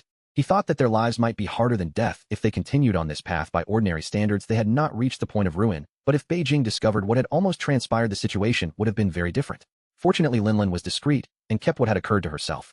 As dusk fell, Beijing returned. The villagers had capitulated, pleading for the return of their children and offering to give back all the goods, even with compensation. Beijing reported on the villagers' fickleness. 2 families whose children had not disappeared were forced by the others to hand over whatever they had, producing a ridiculous scene. A quarrel had erupted between a middle-aged couple and the others. The couple protested that the division of goods had not been like this originally. Li Rui suppressed a laugh. Satisfied that their belongings were secured, they released the children. The youngsters fled at the sight of Li Rui as if they had seen a specter. The eldest seemed nearly paralyzed, filthy, and dumbfounded. Li Rui insisted they carry him back. Beijing could not help but wonder why those insolent children obeyed Li Rui so readily. Had he done something to them? Li Rui merely smiled and said nothing. On their way out of the village, Li Rui glanced once more at the tranquil settlement. It was largely unchanged from their arrival, except that there was one more soul, arguably not fully human, out in the vast fields. In the amber light of the setting sun, the solitary child and his lone companion played together a small, bittersweet tableau against the wide, indifferent landscape. Last night, Ergo, along with the elder brother and Uncle Lu, stealthily observed Wang Guafu engaged in questionable activities, only to discover that Uncle Xia had taken in 2 young men. Ergo realized he would once again savor the biscuits gifted by that foolish young man. Those individuals laden with bags must possess a plethora of delightful treasures. De Huang had exchanged several bundles of vegetables for biscuits, yet in the end he was allotted but a single piece. Such parsimony. He must inform his parents to arrive early for a share. The last time they sought to divide the spoils from Zhang Pozi, it was due to their tardiness that they only secured a few bowls. The adults reasoned that since she was already mad, it would be of no use to retain her. It was better to distribute the belongings sooner rather than later. The 2 newcomers were clearly from the city, appearing rather daft. Even if they took their possessions, they could not intimidate them like the previous individuals. They would inevitably depart without causing a ruckus, as everyone had become quite adept at cooperation. However, it must be said the little girl they brought along was undeniably beautiful, perhaps the most exquisite child Ergo had ever encountered. In contrast, the village women seemed almost gorilla-like. Had he known, he would have approached them to stay at their home, allowing him to closely engage with that lovely girl, perhaps even covertly observe her. During their daytime play, the 2 fools were indeed led around in circles. Ergo could not comprehend why Xiao Ming still informed them, sitting by the side daily, waiting for Xiao Liang, appearing like an utter fool. What was so remarkable about having read a little? They strutted around with their noses in the air. Ergo's father had said that even without an education one could still marry. He shared this sentiment despite being illiterate himself. He pondered what benefit knowledge truly held and what good it would do. Having witnessed Xiao Liang wait for nearly a month, it was quite an eyesore, and evidently the lesson from the incident in the woods had not been learned. Once the elder brother had leisure time, they would devise other means of amusement, especially since Xiao Chang would no longer protect him. Yet today Xiao Ming unexpectedly displayed maturity, offering them biscuits as delightful as those given by the foolish young man, and suggested that a little girl desired their company, the more the merrier. Upon hearing this, Ergo was nearly propelled into the air with excitement.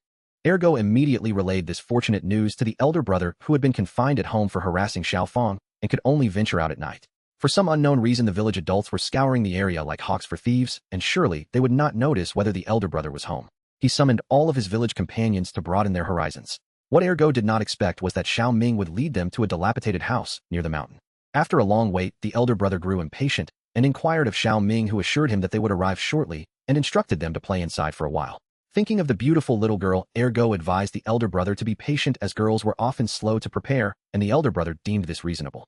However, after an extended wait, they were greeted by the rather daft young man, who proceeded to bind them, while Xiao Ming vanished without a trace. Seething with anger, Ergo clenched his teeth, furious that the wretched boy had dared to deceive them. Upon their return, he would incite the elder brother to confront him. This foolish young man even had the audacity to strike their elder brother merely for a few insults. But it mattered little. Their elder brother was formidable, having once endured 3 blows from his mother, each as thick as his thigh. This slap would hardly faze him. Ergo observed their elder brother berating the foolish young man into silence, feeling immense satisfaction. The young man's foolish demeanor revealed him to be a virgin. Ergo could not fathom how he had survived to such an age. Alongside him was another individual with a perpetually sulky expression, dragging them deeper into the mountains. This morose figure was far more brutal than the foolish young man. Confused about their intentions, Ergo discreetly inquired of the elder brother, who scolded him for his ignorance. It was evident they intended to kidnap them and threaten their parents. Realization dawned upon Ergo, and he joined the elder brother in vehemently cursing their captors. They had the audacity to act so brazenly. He would inform his parents and summon the police. As he followed the elder brother, they cursed all the way, even within the confines of their prison, undeterred by fear. Unexpectedly, amid their confinement, Ergo encountered the beautiful little girl up close. She was even more enchanting. Just as the elder brother seemed poised for success, the foolish young man intruded at a critical moment. Furious, the elder brother unleashed his verbal prowess, a skill honed from the teachings of all the village ants. The foolish young man was left humiliated, yet Ergo swiftly sensed something was amiss. The young man's dark eyes fixed on them with an unsettling intensity, devoid of any expression, as if he were not gazing at humans. A shiver ran down Ergo's spine as he exchanged furtive glances, feeling inexplicable dread. Wishing to caution the elder brother to temper his words, Ergo's pleas fell on deaf ears as the elder brother continued his tirade, nearly thrusting himself against the wall. Ergo sensed that the man genuinely harbored the intent to kill. For reasons unknown, the young man unexpectedly released him, stepping outside for a moment. Upon his return, Ergo felt no trace of anger emanating from him, but rather an eerie excitement. At this juncture, the elder brother remained blissfully unaware of the impending danger, continuing his vicious verbal assault. The man seized the elder brother and hurled him to the ground, producing a thin, wriggling earthworm from his pocket, its repulsive body squirming in a grotesque manner. Madman, pervert, lunatic. Hearing these words, the young man visibly seethed with rage, swiftly grasping the elder brother's throat, as if seeking to extinguish those very words. Everyone present could even detect the acrid scent of urine in the air, uncertain whether it emanated from the elder brother or among them. Summoning his last vestiges of courage, Ergo looked toward the man, who was gleefully observing the writhing elder brother on the ground. Ergo had never experienced such overwhelming fear. His body trembled uncontrollably, and several timid children nearby could not suppress their tears. Silence. His icy voice cut through the air, and the surroundings fell silent save for the sounds emitted by the elder brother, as almost everyone stifled their voices, fearing they might be next. Finally, once all the children had finished their meals, he spoke. Do not reveal what transpired here to anyone. Otherwise, the earthworms you consumed will grow within you and crawl out of your mouths. In unison, all the children nodded, and only then did he depart with satisfaction. Once he left, most of the children could no longer hold back their quiet sobs, calling for their mothers, yearning for their loved ones. Meanwhile, Ergo's elder brother lay motionless on the ground, dazed. After an indeterminate time, they were finally released, and Ergo helped the elder brother, who struggled to walk, as they gingerly made their way home. On their return journey, Ergo beheld Xiao Ming frolicking joyously with Xiao Liang, who had been freed. Recalling the nightmarish experience that could be attributed to him, Ergo stormed forward, intent on teaching him a lesson. As he prepared to throw a punch at Xiao Ming, Xiao Liang lunged at him, mouth agape. The inky sky began to prepare for rain once more as lightning sliced through the tranquil night, prompting Li Rue to involuntarily sneeze. Only 2 days had passed since leaving the village, and here they were again besieged by rain at night. Could their misfortunes intensify any further? The downpour was relentless, and Li Rue huddled with Bai Jing and the others beneath a tree, doing his utmost to shield Lin Lin from the rain with his height. With a heavy sigh, Li Rue lamented that sleep was now an unattainable luxury. The next city was supposedly just ahead, yet here they were thwarted by yet another obstacle. He gazed blankly at the end of the highway when suddenly a flash of lightning illuminated the surroundings. In that fleeting moment, he thought he perceived something at the end reflecting light. Though the illumination lasted but a second, Li Rue noticed it nonetheless, and under Bai Jing's puzzled gaze ventured forward into the torrential rain to investigate. After approximately 10 minutes of being drenched, Li Rue returned, his face alight with excitement. Hurry, hurry. There's an abandoned bus up ahead where we can take shelter from the rain. Li Rue brandished his long knife, urging Bai Jing to follow suit and bring a weapon, while advising Lin Lin to remain safely hidden as the bus likely harbored zombies that would need to be dispatched. The two men braved the downpour as they approached the bus, which had collided with the highway's guardrail, its glass shards scattered across the ground. Through the windows, shadowy figures loomed within. The doors were firmly shut, but Li Rue could force entry by smashing a nearby window. Their first task was to neutralize the undead inside. Bai Jing swiftly shattered the front window, and the zombies immediately stirred, pressing toward the half-open aperture. The rain continued to fall, occasionally blurring their vision as droplets invaded their eyes. The zombies stretched their bodies, clawing and thrashing at the window. This presented an undeniable opportunity for Li Rue and his companion. Before he had a chance to wipe the rain from his face, Bai Jing deftly evaded their attacks, severing both hands and heads with precision. The dismembered limbs fell to the ground, quickly washed clean by the rain. Li Rue dragged away the remaining bodies, but with each one he removed, new zombies rushed to fill the gaps at the window. Soon a small mountain of corpses had formed. Just as Li Rue reached to pull away another trapped limb, a large, stiff hand unexpectedly seized him, dragging him toward the window with alarming speed. In that moment, Li Rue glimpsed a skeletal head, its sunken cheeks pallid, emerging from the window. The arm's grip tightened, almost pulling him through. Li Rue struggled, but found himself unable to escape the formidable hold. As he was about to be drawn towards the gaping maw of death, Bai Jing seized him just in time, his strength barely sufficient to resist the pull. Fortunately, Bai Jing managed to thrust his knife into the zombie's mouth, creating an opportunity for respite. He quickly released Li Rue, delivering a fatal blow that rendered the creature's head unrecognizable. Almost simultaneously, Li Rue, driven by inertia, collided into a heap of disjointed zombie limbs. The soft, cold flesh splattered across his face. The overwhelming stench of blood invaded his nostrils, eliciting a wave of nausea. Li Rue, on the verge of cursing, reconsidered. Had it not been for Bai Jing's timely intervention, he surely would have met his end. Turning to Bai Jing, he expressed his gratitude. Thanks, but please be more careful next time. I prefer not to have intimate encounters with zombies. I can assure you of your survival, which is no small feat. And do keep your distance, you're a bit disgusting. Li Rue gritted his teeth and closed his mouth, cursing internally, while deliberately moving closer to Bai Jing to annoy him. The rain was heavy, soon washing away the sticky sensation from Li Rue's face. Their clothes had long since soaked through. As they removed the last two zombies, Li Rue attempted to salvage any dry clothing, warning Bai Jing not to ruin them, only to be met with disdain. This incited Li Rue's irritation. He should consider the current circumstances. He managed to salvage 2 sets of seemingly intact clothing, and was curious to see if Bai Jing would change into them when he became too cold to bear. The zombies in the bus were swiftly dispatched. Aside from the large one that had grabbed Li Rue, the others posed no significant threat. Reflecting on the scattered corpses, Li Rue realized that had the large zombie not become ensnared at the window, their situation could have been dire. In a Oni-unknown scenario, even Bai Jing might have faced peril. As time progressed, the zombies grew increasingly formidable. If they continued to encounter such adversaries, Li Rue's survival would be in jeopardy. He could only cling to Bai Jing's coattails, striving to avoid inciting his displeasure, for without him Li Rue would find himself in dire straits. With this thought, he found it easier to temper his anger. Thus Li Rue and his companions endured the night-long deluge within the bus, though Bai Jing still refrained from donning the garments Li Rue had scavenged from the zombies. Consequently, by the following morning his clothes remained damp, prompting Li Rue to admire Bai Jing's unwavering principles. Under their protection, Lin Lin had managed to evade serious troubles, though a few more red spots adorned her skin.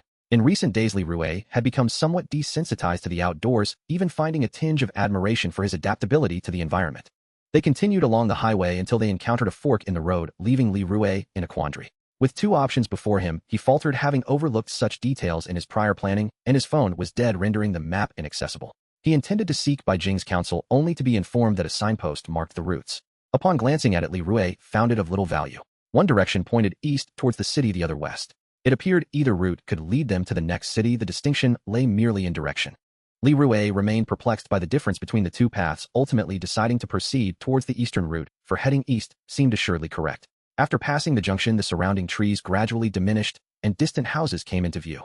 They stumbled upon several abandoned cars along the way, signifying their proximity to the city. Li Rue was elated, envisioning their imminent arrival in the city where they could find a shelter and take a well-deserved rest. He had heard that survivors were plentiful. Perhaps he might even encounter a woman who piqued his interest to accompany him back home, sparing him from a future of solitude. The more he contemplated, the more exhilarated he became, inadvertently becoming conscious of his appearance. Using his dead phone as a mirror, he realized he bore the unmistakable visage of a vagabond, complete with leaves adorning his hair. At this, he couldn't help but assess Bai Jing, who was hardly any better off. Even if Bai Jing had once been handsome, the rigors of the past few days had transformed him into a scruffy version of himself, while Lin Lin's shoulder-length hair resembled a bird's nest. The harsh conditions of the wilderness had proven arduous, with relentless winds and rain, swarms of mosquitoes, and nights spent in rugged terrain. Reflecting on these struggles was nothing short of daunting. After walking a while longer, Li Rue could faintly discern the city's skyscrapers, stirring a sense of eager anticipation within him. He sincerely hoped the remaining journey would be more favorable. On the expansive boulevard, 2 or 3 listless zombies wandered aimlessly, and Li Rue joyfully smashed one of their heads. As he crossed the road barrier, the towering city loomed ahead, stretching beyond the horizon. After a few days of consuming their provisions, little remained, yet Bai Jing expressed a desire to first explore a nearby pharmacy or hospital. This city was significantly larger than the previous one, with a labyrinthine network of roads. Li Rue suggested that they should first seek a drivable vehicle, which would facilitate their travels later on. They scoured the highway for vehicles surrounded by abandoned trucks, yet no compact cars were in sight, having just stepped into the city's outskirts akin to an industrial zone. Li Rue and his companions could only continue progressing toward the city center. Aside from encountering sporadic zombies, no other discoveries were made, and all wore identical uniforms. Despite Li Rue's efforts, he could not locate a suitable vehicle. The dust on the roads was particularly thick, with even a slight breeze stirring sand into their eyes. One could only lament the severe smog of such a large city. As Li Rue glanced around, Bai Jing made a notable find. He and Lin Lin had discovered an electric bike nestled in the dust-choked greenery, right beside a zombie wearing a helmet. By the time Li Rue reached them, Bai Jing had already propped the vehicle upright. The zombie sprawled on the ground. "Is it still operable?" Li Rue inquired. Bai Jing directed his gaze toward him and replied, "We found the keys, and there's power it should run, but I can't drive." Li Rue felt a surge of delight. He hadn't expected Bai Jing to be so inexperienced, allowing him a moment to display his superiority. The bike was rather compact, barely accommodating the three of them along with their luggage, yet it was manageable. Li Rue suddenly recalled the discomfort of riding an Indian motorcycle, which had been quite cramped. With the bike retrieved, they soon arrived at what had once been a bustling economic district, now desolate and populated only by scattered zombies. Li Rue suggested to Bai Jing that they search for food in the vicinity. Just as they prepared to halt and scavenge, they spotted 4 or 5 individuals engaged in a brawl at the intersection ahead. Upon closer inspection, Li Rue saw 4 individuals with brightly colored hair assaulting a disheveled middle-aged man brandishing gleaming knives and clubs. Li Rue was reluctant to intervene. After all, they were merely passing through, and those with such flamboyant hairstyles seemed formidable. However, blocking the road, Li Rue quietly proposed to Bai Jing, "Should we wait for them to finish before moving on?" Before Bai Jing could respond, one of the individuals with yellow hair noticed them, casting a menacing look in their direction. He beckoned with a finger, and the gray-haired and red-haired companions swaggered toward them, leaving the blue-haired one to continue beating the man. Li Rue, grim-faced, dismounted the electric bike, with Bai Jing unsure of what their intentions might be. He thought it wise to assure them they meant no harm, as it would be them who suffered if a fight broke out. He noticed Bai Jing had already drawn a knife. Li Rue's naivete contrasted sharply with the hostility of their assailants. The yellow-haired leader pointed at them, shouting, "Where did these beggars come from, daring to wander in our territory?" Li Rue hurriedly approached with a forced smile. "No, we're merely passing through. May you gentlemen kindly let us through? We shall depart at once." As he uttered the word gentleman, he couldn't help but twitch at the corners of his mouth. Despite his words, the yellow-haired individuals had no intention of letting them pass. Continuing their aggressive demeanor, they declared, "Since you're just passing through, you'll need to pay a toll. You have quite a few bags, hand over too." Brandishing his knife, he signaled his companions to display their weapons menacingly.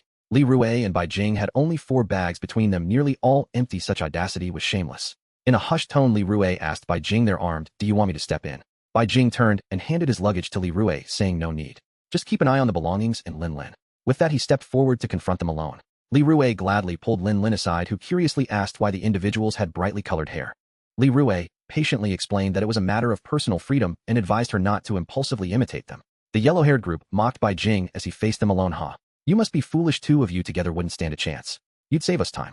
Bai Jing, uninterested in banter, promptly threw a punch at the yellow-haired leader. The 2 behind him brandished their knives, but Bai Jing dodged effortlessly, and within 3 minutes they lay defeated. The blue-haired assailant, noticing his companions downed, abandoned the man being beaten and charged angrily at Bai Jing, but the outcome was predictable. Seizing this opportunity, the battered man escaped quickly, and Li Rue had hoped to ask him for directions.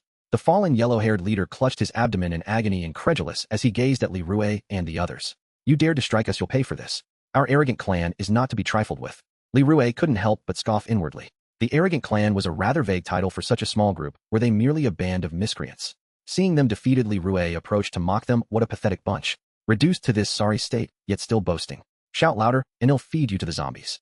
With that, he kicked one of them, leaving them seething yet too stunned to respond as Li Rue and his companions rode away on their electric bike. Before departing, Li Rue confiscated their knives, finding them superior to his own. This route had already been thoroughly looted, and they found nothing of value. Not far ahead, Li Rue spotted an abandoned barbershop conveniently adjacent to a menswear store. Angered by the earlier insults, he felt compelled to maintain a clean and respectable appearance despite their circumstances. He proposed to Bai Jing that they rest there, to which he readily agreed. Upon entering the dusty barbershop, they found it well-equipped, including a washing station for face cleansing. Gratefully, Li Rue picked up a razor to tidy his appearance, even giving himself a stylish haircut. In a drawer, he discovered several sharp blades, compact and ideal for stealthy attacks, and took them all.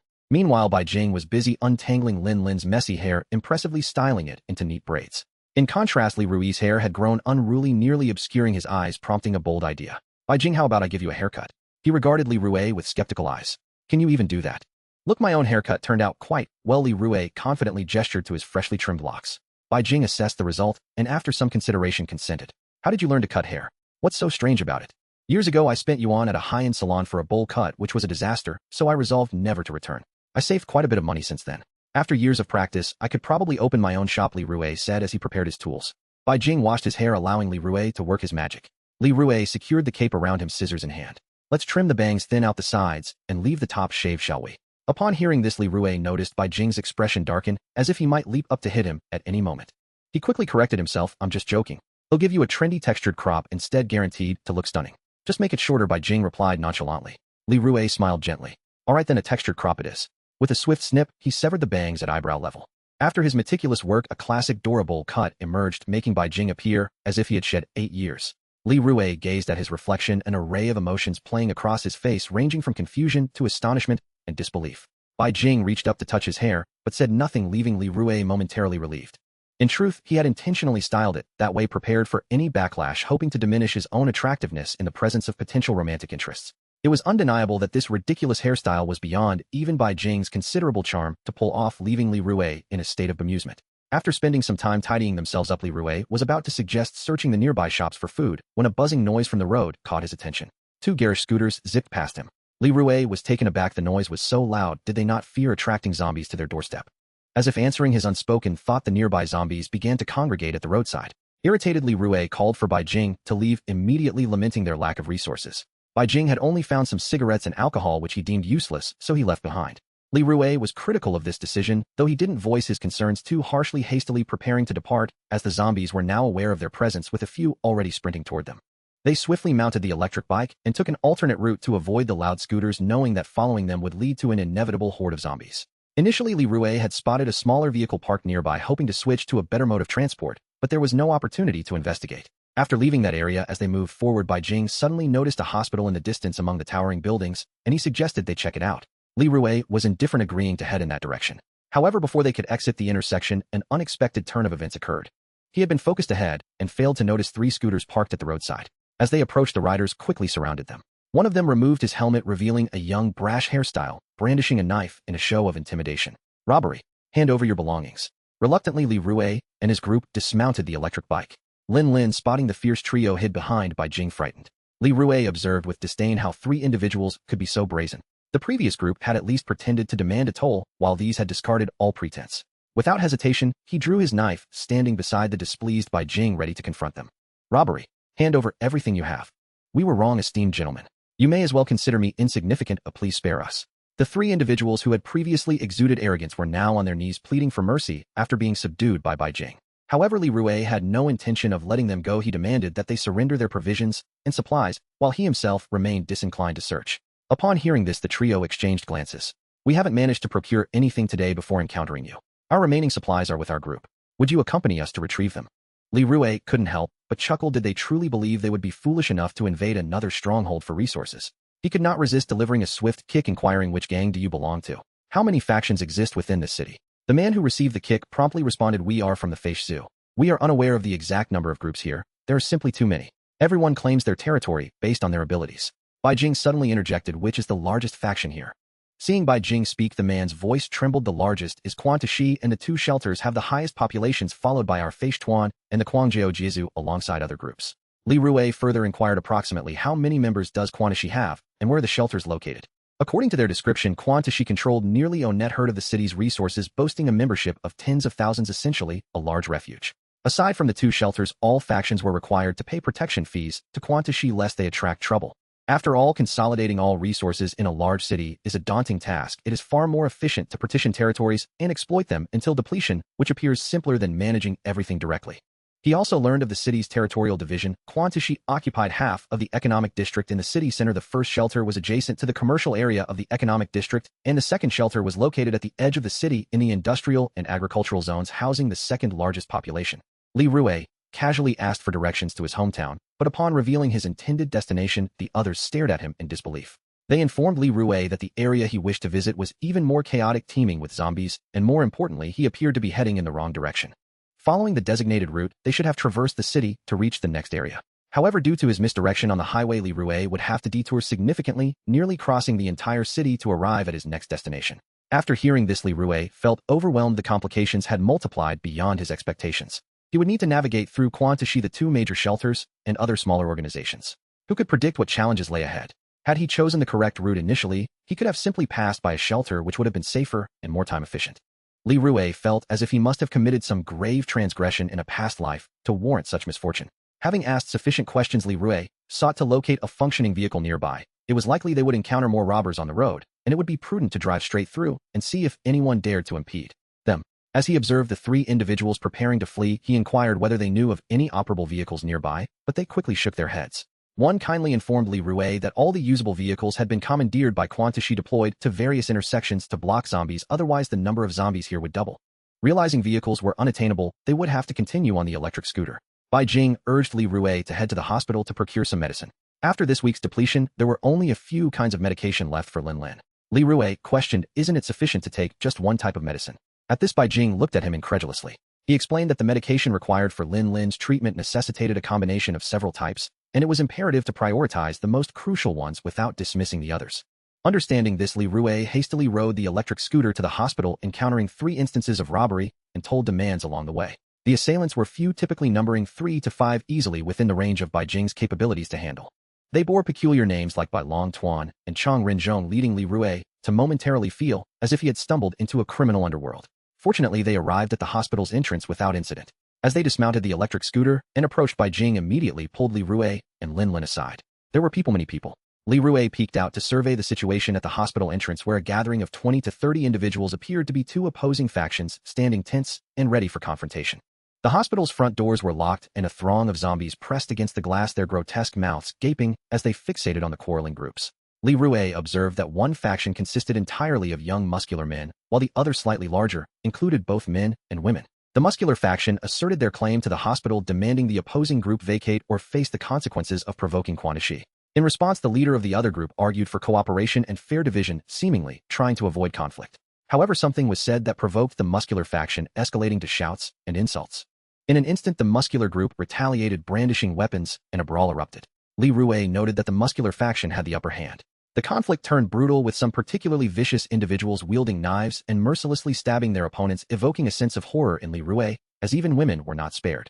Quietly, Li Rue turned to Bai Jing and asked if they should intervene to assist the beleaguered individuals, receiving a fierce glare in return. With a stern expression, Bai Jing coldly replied, "If you wish to perish, then go ahead. Do not implicate me." Li Rue clenched his fists, suppressing the urge to act. He lacked the strength and could only remain a detached observer. With a silent sigh, he cautiously watched behind the cover of obstacles as the struggle unfolded. Several young men fell quickly, dispatched by the opposing faction, their lifeblood spilling as they lay helpless beneath the trampling feet of the chaotic crowd. Were Li Rue as formidable as Bai Jing, perhaps he would have intervened. Rescuing the vulnerable is a duty of the virtuous, and as a good person, he ought to extend his item moral imperative. A middle-aged man wielding a long knife wildly hacked at his adversary's, blood spraying as limbs fell to the ground. The scene was too harrowing. Li Rue's desire to assist surged within him, yet he recognized that his involvement would yield little impact, merely serving to pacify his own guilty conscience. Ultimately, it was the weaker women who struggled feebly against the onslaught. Their piercing screams met with brutal blows that rendered them unconscious, and the unsightly were fatally pierced by sharp blades. The skirmish concluded swiftly, a mere slaughter for the muscular faction. Some, sensing defeat, fled hastily, while several men lay fallen gasping for their last breaths, and the women were dragged away as trophies. Li Rue cast his gaze into the distance, intentionally avoiding the ghastly spectacle, waiting until the sounds of conflict subsided before daring to inquire of the ever-watchful Bai Jing. What will you do now that it has ended? Let us depart, it is far too perilous. After the burly men at the hospital's entrance dealt with that group, they began to lure the zombies inside. Li Rue observed that a large mass of corpses had already been drawn out, and it would not be long before the undead would spread towards their location. Reluctantly, he had to drive the electric cart to take them away. Suddenly, Li Rue recalled seeing several pharmacies along the roadside on their way to the hospital and suggested to Bai Jing, "It seems there are quite a few pharmacies ahead. Shall we explore them?" Bai Jing nodded in agreement, though Li Rue noticed through the rearview mirror that her gaze appeared dejected, as if she were contemplating and hesitating over something. "Let us search carefully. There is no need to rush. In such a vast city, we are bound to find something." Bai Jing fixed her eyes on the distance. "Yes, those individuals were rather formidable. Oh, let us try to steer clear of them." Li Rue continued, "How many of them do you think you could defeat?" "At most 2 or 3. Hearing this, Li Rue felt the situation had become considerably more complicated. Those individuals were not at all like the previous rabble. Each possessed a level of strength that was not easily overcome. Soon Li Rue stopped at a relatively intact pharmacy, surrounded by a sparse scattering of zombies, which did not appear overly threatening. Bai Jing suggested that she would go in alone, while Li Rue stayed outside to tend to Lin Lin. Given the disorder nearby, they had been unable to find a suitable place to shelter her. Every location was someone else's territory, and Bai Jing was not entirely at ease, thus she had to bring her along. Li Rue disembarked with Lin Lin and leaned against the side waiting for Bai Jing. It was not long before a group appeared from the roadside, spotting the two of them. A cohort of imposing men approached Li Rue, emanating an unfriendly aura. Cursing his misfortune, internally were there people everywhere, he quickly pulled Lin Lin behind him to shield her. There were 5 men, all tall and robust. The leader, with one hand in his pocket and the other smoking, bore no visible weapons. He sauntered over lazily. Were it not for the scattered zombies around, one might think he was merely out for a stroll. Even before he neared Li Rue, the pungent smell of smoke wafted towards him. The man pointed at Li Rue with the hand that had been in his pocket, gesturing to his companions. 2 burly men stepped forward to confront Li Rue. "Hey, which gang do you belong to? Do you not know this is the domain of our Fist Society?" Li Rue smiled apologetically. "My sincerest apologies. It is my first time here, and I was unaware. I will leave shortly." One of the dark hair-skinned men barked, "You need to leave immediately. You are not allowed to take anything from here." All right. Li Rue slowly backed away, with Lin Lin exchanging trivial pleasantries in hopes of stalling for time, praying Bai Jing would return swiftly. The longer he could delay, the better. Otherwise, if he left with Lin Lin and became separated, it would spell trouble. Just as Li Rue was hesitating to leave, the smoking man suddenly spoke. "Wait a moment." He flicked the ash from his cigarette and approached Li Rue, squatting down to address Lin Lin. "Little sister, would you like to come with me? I promise you will have more candy than you can eat." Li Rue immediately pulled Lin Lin behind him, shifting from a jovial demeanor to a wary stance as he regarded the man, while Lin Lin anxiously shrank back. The man had not glanced at Li Rue the entire time, his gaze fixated on Lin Lin's feet. "Tisk tisk. You the small fry should step aside." Li Rue remained unmoved and swiftly drew a handgun from his waist, aiming it at the man's head. "How about a little game, guess if my gun is loaded?" This piqued the man's interest as he opened his half-lidded eyes and gazed up into Li Rue's dark pupils. One of his subordinates, slightly alarmed, shouted, "Hugo, be careful." Several rushed to his side, feigning to pull him away. He waved his hand, signaling his men to stay back. Standing up to meet Li Rue's gaze, the gun's muzzle following the movement of his head. This man, known as Hugo, flashed a brief smile at Li Rue, and then with lightning speed struck at his abdomen. Li Rue staggered back a few steps due to the force, and quickly fired a shot at him. It was all. Li Rue and his companions casually approached a street thug and effortlessly gleaned the precise location of Quan Tushi. The establishment occupied a vast area, nearly taking up half of a bustling central district situated in a prime location with abundant resources.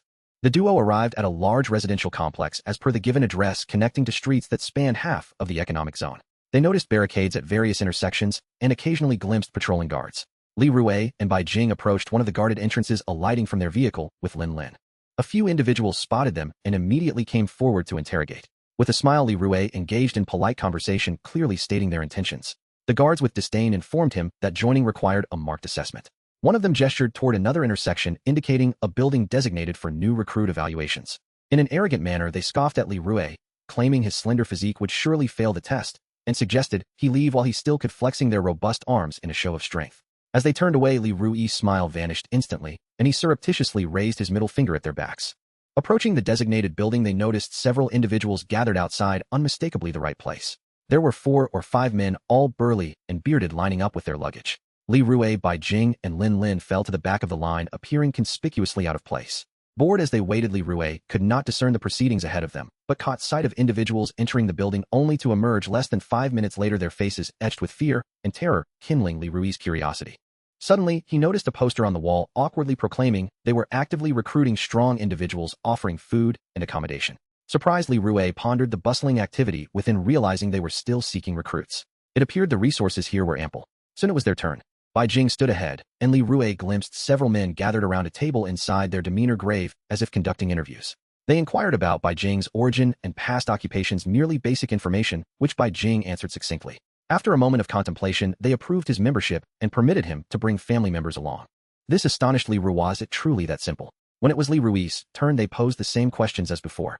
Upon mentioning his occupation, he recalled his previous underwhelming job, feeling a sudden embarrassment as he reluctantly stated he was in sales. Unexpectedly, they produced a small knife and directed him toward a room to eliminate 2 level 1 zombies. Li Rue grasped the knife, its blade merely 5 centimeters long, glancing at Bai Jing awaiting him nearby, feeling a surge of indignation.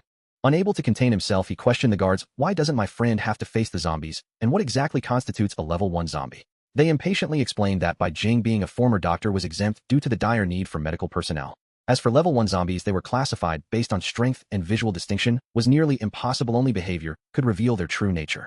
Zombies that moved as slowly as an elderly woman were classified as ordinary, while level 1 zombies exhibited reflexes akin to middle-aged individuals, comparable to an average human.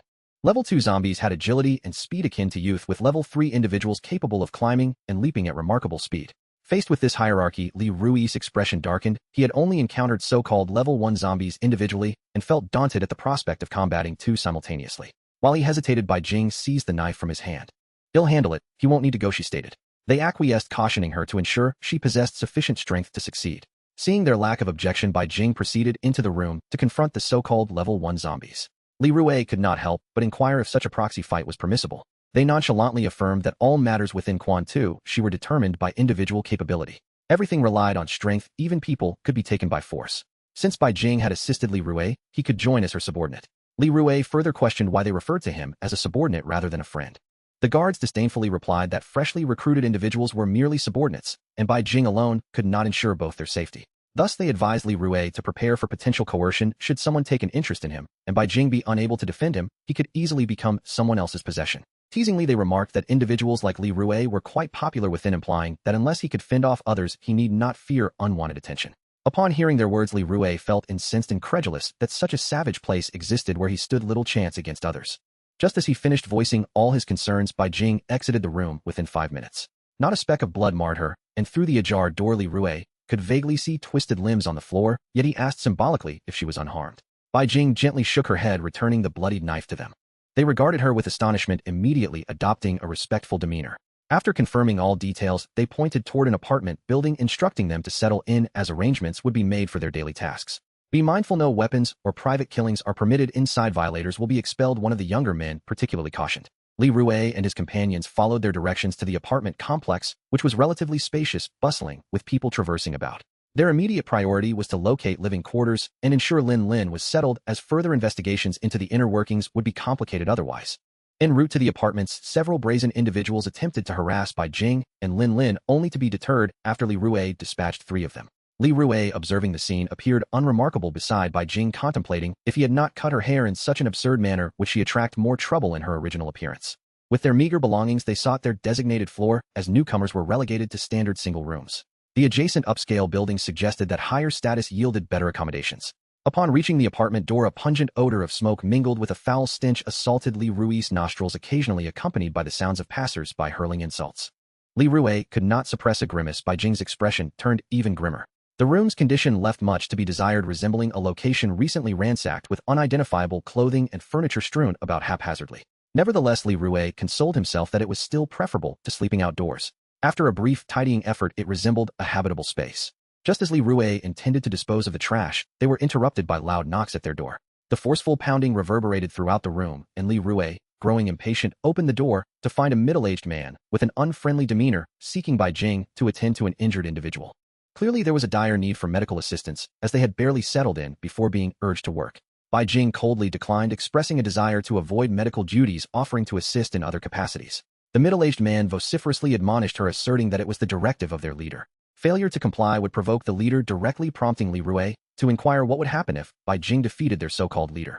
The middle-aged man seemed taken aback, stating that if she could defeat the leader, she would assume his position and oversee all his responsibilities. Li Rue was astonished that management could be overthrown so casually. Indeed, everything was dictated by strength. The middle-aged man boasted about their leader's prowess, recounting tales of past victories against multiple opponents.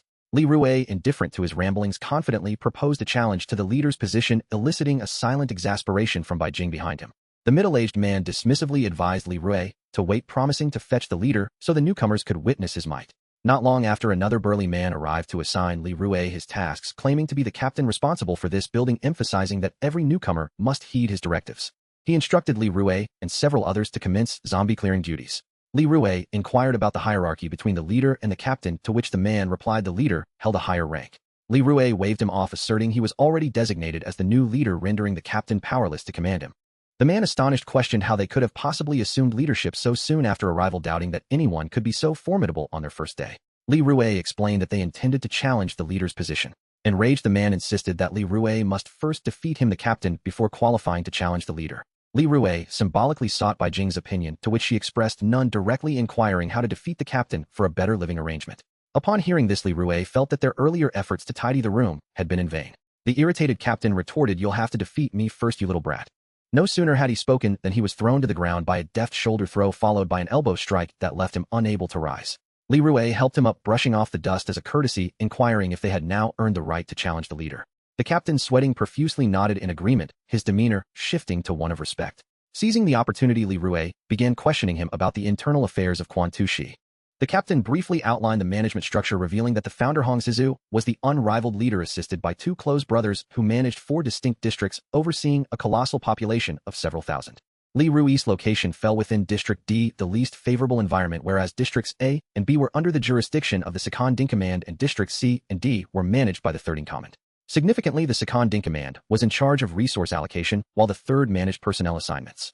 To obtain desirable resources and make a clean getaway, one would have to ascend to the Second Ding Command's ranks, a challenging endeavor, as gaining the trust of such a figure required substantial strength. For those lofty figures to acknowledge them, one would need to become a district leader at a minimum, which was not insurmountable, as defeating the current leader would suffice. Li Rue found the management structure perplexing, yet orderly. Those in charge seemed to shirk responsibilities, delegating tasks to subordinates while merely maintaining order. He believed Bai Jing's strength could facilitate their advancement, as the conditions were highly favorable for oni-on challenges, with prohibitions against weapons and group brawls to prevent excessive casualties. After garnering sufficient information from the captain, Li Rue decided it was time to depart. Shortly thereafter, the earlier middle-aged man returned, flanked by several burly men, demanding Bai Jing descend to showcase her prowess against their leader for all of District D to witness, imposing an intimidating presence on the newcomers. After swiftly ensuring Lin Lin was settled, Li Rue hastened to follow, eager to witness the spectacle. Approaching, they beheld a spacious area where a muscular man lounged in a chair, flanked by 3 or 4 others indulging in cigarettes. It was evident he was the leader the moment he spotted Li Rue, and Bai Jing, a contemptuous smile crossed his face. "Come on, don't waste time," the leader impatiently beckoned, while Bai Jing, appearing indifferent, strode toward him. The leader, unperturbed, rose to his full height, stretching his muscles, as Li Rue gazed enviously at his impressive physique. As the tension mounted, onlookers began to gather, forming a circle around the unfolding confrontation. Seeing the crowd's focus shift, the leader initiated the first strike, which Bai Jing effortlessly dodged, continuing to evade several rounds of attacks. Li Rue observed that Bai Jing seemed to toy with him, evading rather than engaging, much to the crowd's chagrin. The muscular leader's face reddened with frustration as he yelled, "Stop dodging like a mouse, and fight me directly." "All right," Bai Jing replied, and as her words concluded, the leader's countenance suddenly bore the marks of battle, prompting Li Rue to exclaim in delight, fully appreciating the entertainment. Incensed, the muscular man lunged at Bai Jing with all his might, yet the outcome quickly became clear. In the end, Bai Jing exerted just enough effort to ensure his submission. The surrounding spectators regarded her with newfound admiration, and several bold individuals offered her cigarettes, which she ignored. The subordinates who had previously surrounded the defeated leader approached Bai Jing, eager to curry favor. Through their conversation, Li Rue learned that managers had the authority to personally select subordinates for work, and those who fell from grace lost that privilege, often facing harsh treatment from others. Bai Jing, disinterested in their attention, remained aloof. Li Rue, now by her side, suggested they might as well recruit a few, considering they were uncertain of a leader's responsibilities. Bai Jing, casting a curious glance at Li Rue, remarked, "Are you truly planning to stay? Now we should seek the district leader and dethrone him." Li Rue comprehended her implication. Their audacity on their first day might be excessively bold. He casually inquired of the nearby subordinates regarding the location of the district leader. Those former subordinates informed him that the 4 district leaders of District D had been dispatched by the Third Command to a perilous area to gather resources. Li Rue further queried whether they could challenge leaders from other districts. The onlookers watched him in astonishment, clarifying that such inter-district challenges were strictly prohibited, necessitating permission from the third in command for any transfers. For the time being, it appeared prudent not to push their luck. They should first establish themselves. However, one could surmise that as the leader, Li Rue would undoubtedly possess some authority to indulge himself. Li Rue sat in a van with several others, his brow furrowed as he gazed out at the street, filled with zombies. Beside him, Bai Jing appeared to be dozing off. After a while of inquiries, Li Rue learned that there were over 20 leaders like him in their area, and only the few who performed exceptionally well might earn a meager reward from above, akin to the distant promises made by their boss. His specific task was to organize personnel to collect supplies from designated areas based on higher-ups' demands, which were then submitted collectively. This meant that as a leader, he could not scavenge anything for himself. The supplies did not pass through their hands, leaving them unable to reap any benefits. The only advantage was a slightly cleaner living space and an extra meal compared to the ordinary lackeys who were limited to 2 meals a day. Li Rue had encountered several lackeys who remarked that their treatment was already quite favorable. The ordinary people outside not only had to live in constant fear of zombies, but also struggled to find food for days. Those with skills were eager to join them. Thus, it was better to lead a team to scavenge supplies personally, although Tuotheards of the Hall had to be surrendered to ensure the operation of the entire organization. When deployed, personnel would provide locations, vehicles, and weapons, which significantly reduced hassle.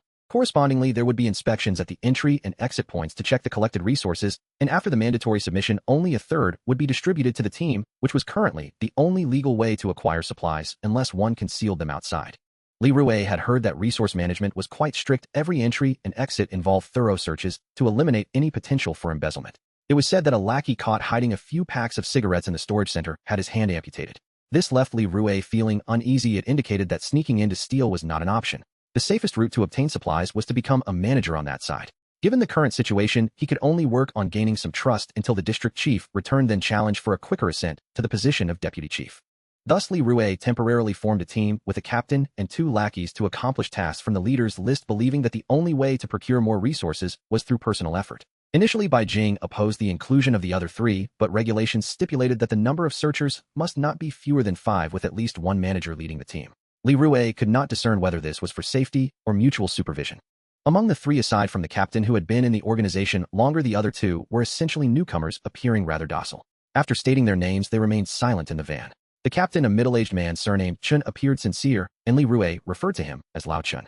The 2 newcomers, one slightly darker and the other a bit lighter in complexion, were dubbed He and Xiao Huang for convenience. Feeling assured that Bai Jing as the leader would manage the others, Li Rue simply needed to delegate tasks. If not for the requirement to meet the head count, they could have been considered superfluous. Bai Jing, disinterested in the complications, left everything to Li Rue. Their destination was a small shop in the primary economic district, rumored to remain partially unoccupied by the Quan Tu society, where they could expect resistance from the inhabitants of makeshift shelters. Thus, personnel were dispatched there to scavenge supplies and assert dominance. Upon arriving, the group noted the relatively low number of zombies outside, though some might be hiding within. They remained vigilant as they proceeded. Bai Jing led the way, effortlessly dispatching several ordinary zombies. The remaining 3 were equally adept at handling the threats posed by these creatures. Li Rue observed their proficiency, realizing that he was the weakest among them, having joined without passing the assessment. After successfully eliminating a few ordinary zombies, they entered a shopping mall where shattered glass littered the floor and various household items lay carelessly strewn about outside. There was little of value to scavenge on the periphery. They needed to venture deeper in search of oil, grains, salt, and food. The mall was expansive, and upon scanning the area, Li Rue noted the absence of zombies, prompting the group to split up within sight. The other 3 took action, while Li Rue and Bai Jing remained on standby. Li Rue could not help but admire the perks of leadership. All the dirty work fell to his subordinates, allowing him to legitimately slack off and bask in their efforts. Soon He called out, having discovered a plethora of food on the shelves to the left, though it was surrounded by over a dozen zombies. The experienced Lao Chen cautioned everyone to be careful, as the presence of a level 2 zombie would complicate matters. Li Rue, in a token gesture, asked Bai Jing what to do. He proposed that He and Lao Chen create a distraction to lure the zombies away while the others collected the supplies. Upon hearing this outcome, both men exchanged grim looks, with Bai Jing refraining from voicing any objections and proceeding as instructed. Although Li Rue held no strong sentiments toward them, he still advised them to remain vigilant and assured them he would assist if the situation became dire. The duo began their operation, making noise by striking the glass, successfully drawing the attention of the horde of zombies, which rushed out after them. From his hiding spot, Li Rue noticed a few zombies sprinting particularly fast, nearly catching up to them. They appeared to be the so-called level 1 zombies, and several of them caught his attention. Bai Jing, sensing Li Rue's unease, leaned closer to remind him, "Do not concern yourself too much with their fate. It is our entitlement. When necessary, sacrifices may be made." Li Rue nodded, recognizing that this was merely a professional undertaking. They would not gain much, and the weak had no voice in such matters. The two were soon overwhelmed by the pursuing zombies while the remaining three exerted considerable effort to dispatch the last of the ordinary zombies. Bai Jing then instructed the two to gather the supplies while he wandered collecting who knew what. Li Rui, disinclined to engage in menial tasks, saw Lao Chun and Da Hei return panting. He called them over to assist with the supplies. Seizing the opportunity to rest, Li Rui thought he could take a break, confident that Bai Jing would not object. Nearby there was a furniture section where he could recline. Just as Li Rui intended to lounge on a leather sofa, he noticed two zombies sluggishly standing in the corner by a wardrobe. He had no choice but to eliminate them first.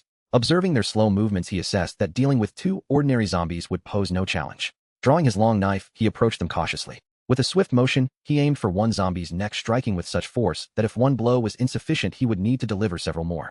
Just as he prepared to strike again, both zombies lunged at him simultaneously. Caught off guard, Li Rui was momentarily unprepared.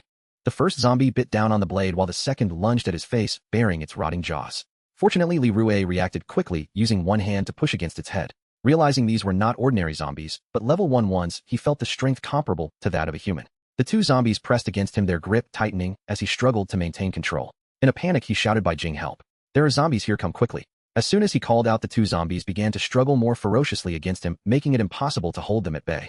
They would not arrive in time, and the rotting stench of the zombies drew closer to his face, leaving him acutely aware of his vulnerability. He refused to accept being weak. He believed he could succeed. He had to succeed. Li Rui resolutely affirmed his capabilities, understanding that no one could protect him indefinitely. With a sudden surge of determination, he released both the knife and the head he was holding, pivoting aside. The two zombies, propelled by their momentum, crashed to the ground. Seizing the opportunity, he exerted all his strength to sever the already partially severed neck, while the other fallen zombie attempted to rise and bite him. Taking advantage of the moment, he kicked it away. With these fleeting seconds, Li Rui completely decapitated the first zombie before turning his attention to the one trying to get back up. The remaining zombie posed little threat, and as Li Rui struck its head off, blood splattered into the wardrobe's crevice, prompting a faint gasp from within. The sound was subtle, but Li Rui's keen ears caught it. He kicked the remnants aside, allowing himself a moment to catch his breath before cautiously opening the wardrobe door, gripping his knife tightly. He found the door obstructed by something. With a forceful tug, he pulled it open to reveal a woman curled up inside, trembling as she stared at him, her face smeared with blood. At that moment, Bai Jing and the three others hurriedly approached. The young woman, concealed within the wardrobe, cast a wary glance at Li Rui and his companions, her grip on the short dagger tightening. Bai Jing, noticing the scattered remnants of shattered corpses around them, inquired if Li Rui was unharmed. Li Rui shook his head, and everyone turned their attention to the woman in the wardrobe, whose expression betrayed a profound contemplation, her fear and terror barely concealing her delicate complexion. Old Chun was the first to suggest, "Team leader, we should capture this woman. Such a specimen could fetch us 5 kilograms of quality supplies." Da Hei stared intently at the woman's curvaceous figure, commenting, "Shouldn't the leader have a little fun before selling her? That would be most profitable. And if the leader tires of her, could you perhaps let us have a turn?" He added, "I could clean her up afterward and still sell her for a good price. I know plenty of good brothers who would surely provide you with valuable goods." Xiao Huang gazed at the woman, his silence betraying his thoughts, his fervent gaze revealing the entirety of his desires. Li Rui, observing the terrified woman, felt a pang of discomfort. The sharp knife in her hand seemed to vanish in their eyes. With a heart heavy with sorrow, Li Rui turned to Bai Jing, who was poised to make a decision. After a moment's hesitation, he said to Li Rui, "Since you discovered her, I leave her fate in your hands." Li Rui suspected that Bai Jing had no viable solution and was cunningly passing the responsibility to him, a clever means of evading all choices. Realizing that the power of choice lay within him, he yearned to follow his heart and release this unfortunate woman. Li Rui whispered, "Perhaps we should just let her go." The three men stared at him, aghast, confusion and anger evident in their eyes. Bai Jing seemed to anticipate Li Rui's choice and quietly stepped aside. Suppressing his anger, Da Hei remarked, "Li Ji, are you alright? You may spare her, but I will not." Old Chun offered a pragmatic suggestion, "If you find it difficult to act, I can take care of it for you, and you will receive all the benefits. Just pretend you never saw this woman." The woman, hidden inside, seemed to have overheard their conversation, revealing tear-filled eyes as she glanced at Li Rui. Li Rui lowered his gaze, addressing his companions, "Never mind, I suppose I shall have a little fun first." Da Hei scoffed and pulled the woman from the wardrobe, her desperate resistance easily subdued as he dragged her into the nearby restroom by her hair. Closing the door behind him, he said to Li Rui, "Hurry up, Li Ji. It will only take about half an hour to finish transporting the supplies, and we will wait for you just outside." Li Rui nodded and entered the restroom, faint sobs emanating from a corner. He approached the woman gently and opened a nearby window. Truth be told, the woman was quite beautiful, someone Li Rui would have hesitated to approach in the past. Now he could compel her at will, and while his mind was filled with typical male desires, the thought of her repulsion and suffering made it impossible to act. Her tears extinguished any lingering desires within him, and his conscience ached with compassion. The confused woman gazed at Li Rui as he opened the window, not daring to utter a word, her body curling in on itself as if to vanish. Li Rui crouched down to her level, asking, "What is your name?" The woman remained silent, her guarded gaze fixed upon him, her delicate brows furrowed tightly. Seeing her continued fear, Li Rui continued, "If you tell me, I shall set you free." Yi Yuxin. Her voice was soft yet strangely melodious, her name far from the ordinary. "It is a lovely name. How did you end up here? Do you have companions?" Yi Yuxin relaxed her guard slightly. "I was trapped by zombies after an accident. My companions left, possibly believing I was dead. Can you truly set me free?" Li Rui nodded. "Do you have a place to go?" She seemed less tense now, regarding Li Rui with curiosity. "Yes, my friends must be in the shelter worrying about me." Li Rui straightened and looked out the window. "Then you may leave. Climb out through this window, they will not notice." In a hurry, Yi Yuxin climbed out the window. As Li Rui watched her depart, she suddenly turned back and waved at him, seemingly beckoning him to come closer. Curiously, Rui approached the window where Yi Yuxin stood outside, smiling gently as she reached out to wipe the bloodstains from his face with the clean sleeve of her garment. She was so near that he could faintly discern a delicate fragrance. A few stray strands of hair fell onto his arm as she leaned, and even through the fabric Li Rui felt a tingling sensation. With a faint smile, Yi Yuxin said, "Thank you, you are truly a good person. May I know your name?" At that moment, Li Rui felt himself captivated, a delightful emotion surging within him, rendering him momentarily paralyzed as he gazed at her radiant smile, awkwardly revealing his name. She nodded earnestly, as if committing his name to memory, preparing to depart. Suddenly, Li Rui recalled that the outside world might not be safe. "Wait, take this knife. Be careful on your journey." As he spoke, he handed her the dagger from his waist. Yi Yuxin surprised him by turning back to accept it, expressing her gratitude once more. "If fate allows," she curved her lips, leaving the sentence unfinished as she turned to vanish into the depths of the street. Li Rui stared at her retreating figure, lost in thought, particularly about her unfinished words, which left him pondering whether this could be love at first sight. He hoped for fate's favor to reunite them. Her features, especially her smile, bore an uncanny resemblance to his mother's. So tender was she that even the briefest contact infected him with warmth. This fleeting encounter, lasting mere minutes, was one that Li Rui knew he would never forget, truly the embodiment of his dream partner. With a sigh, Li Rui acknowledged the need to exit the restroom and confront the current situation. Upon emerging, he found He and Xiao Huang gazing at him with curious eyes. They rushed to the restroom to investigate, only to discover it empty, and they questioned Li Rui about the woman's whereabouts, seemingly hoping to glean some advantage. Li Rui awkwardly explained that while unfastening his pants, she had slyly escaped through the window, while he was distracted, shrugging helplessly. They were not convinced by Li Rui's clumsy lie. The headless corpses still quivered on the ground, making it hard for anyone to believe that Li Rui, who had dispatched 2 zombies, would fail to subdue a single woman. The 2 shot Li Rui a discontented glance before departing in silence, having completed their supply gathering and ready to move on to the next location. Bai Jing, seeing Li Rui emerge alone, noted his seemingly pleasant demeanor, instantly deducing what had transpired. The vehicle was as quiet as when they had set out, with Old Chun navigating their route expertly, soon arriving at a small supermarket. As Li Rui and his group disembarked, they noticed another vehicle parked nearby. Sure enough, several individuals emerged from the supermarket, seemingly aware of Li Rui's group's arrival. Li Rui remained unfazed, now part of the largest faction. Who among them would dare confront them directly? As tensions rose between the 2 groups, Old Chen approached respectfully, and only then did Li Rui realize that they were allies. A few subordinates stood guard at the entrance while their leaders searched for supplies they were likely passing through when they stumbled upon this location. There was little choice but to adhere to the principle of first come, first served. Just as Li Rui was about to depart, Old Chen informed them that a district chief was among their group. It seemed they need not leave after all. Li Rui tugged at Bai Jing, who nodded in agreement, and they promptly approached the group of subordinates, boldly proclaiming, "Greetings, could you kindly summon your district chief? Our team leader wishes to challenge him." At the entrance of the supermarket, all present gazed in astonishment at Li Rui and Bai Jing. Those who could ascend to the position of district chief were undoubtedly formidable individuals, and Lao Chen couldn't help but feel anxious for them, while He and Xiao Huang stood by, bewildered spectators. A group of individuals seemingly intent on their mission sent one person to seek out the district chief. Moments later, an impressive throng of over 30 emerged, signaling the gravity of the situation. It appeared that the district chief was determined to make a grand entrance, with 2 orderly rows of people flanking the entrance, creating an air of splendor as if a red carpet were to be laid down. A bizarre man wielding a sickle, clad in a cloak with bandages wrapped around his neck and one eye, while the other bore a red line, slowly made his appearance. Li Rui couldn't help but twitch at the corners of his mouth. The sickle appeared to be merely a bent knife affixed to a stick, and the cloak resembled a curtain tied around his neck. Could this peculiar individual truly be the district chief?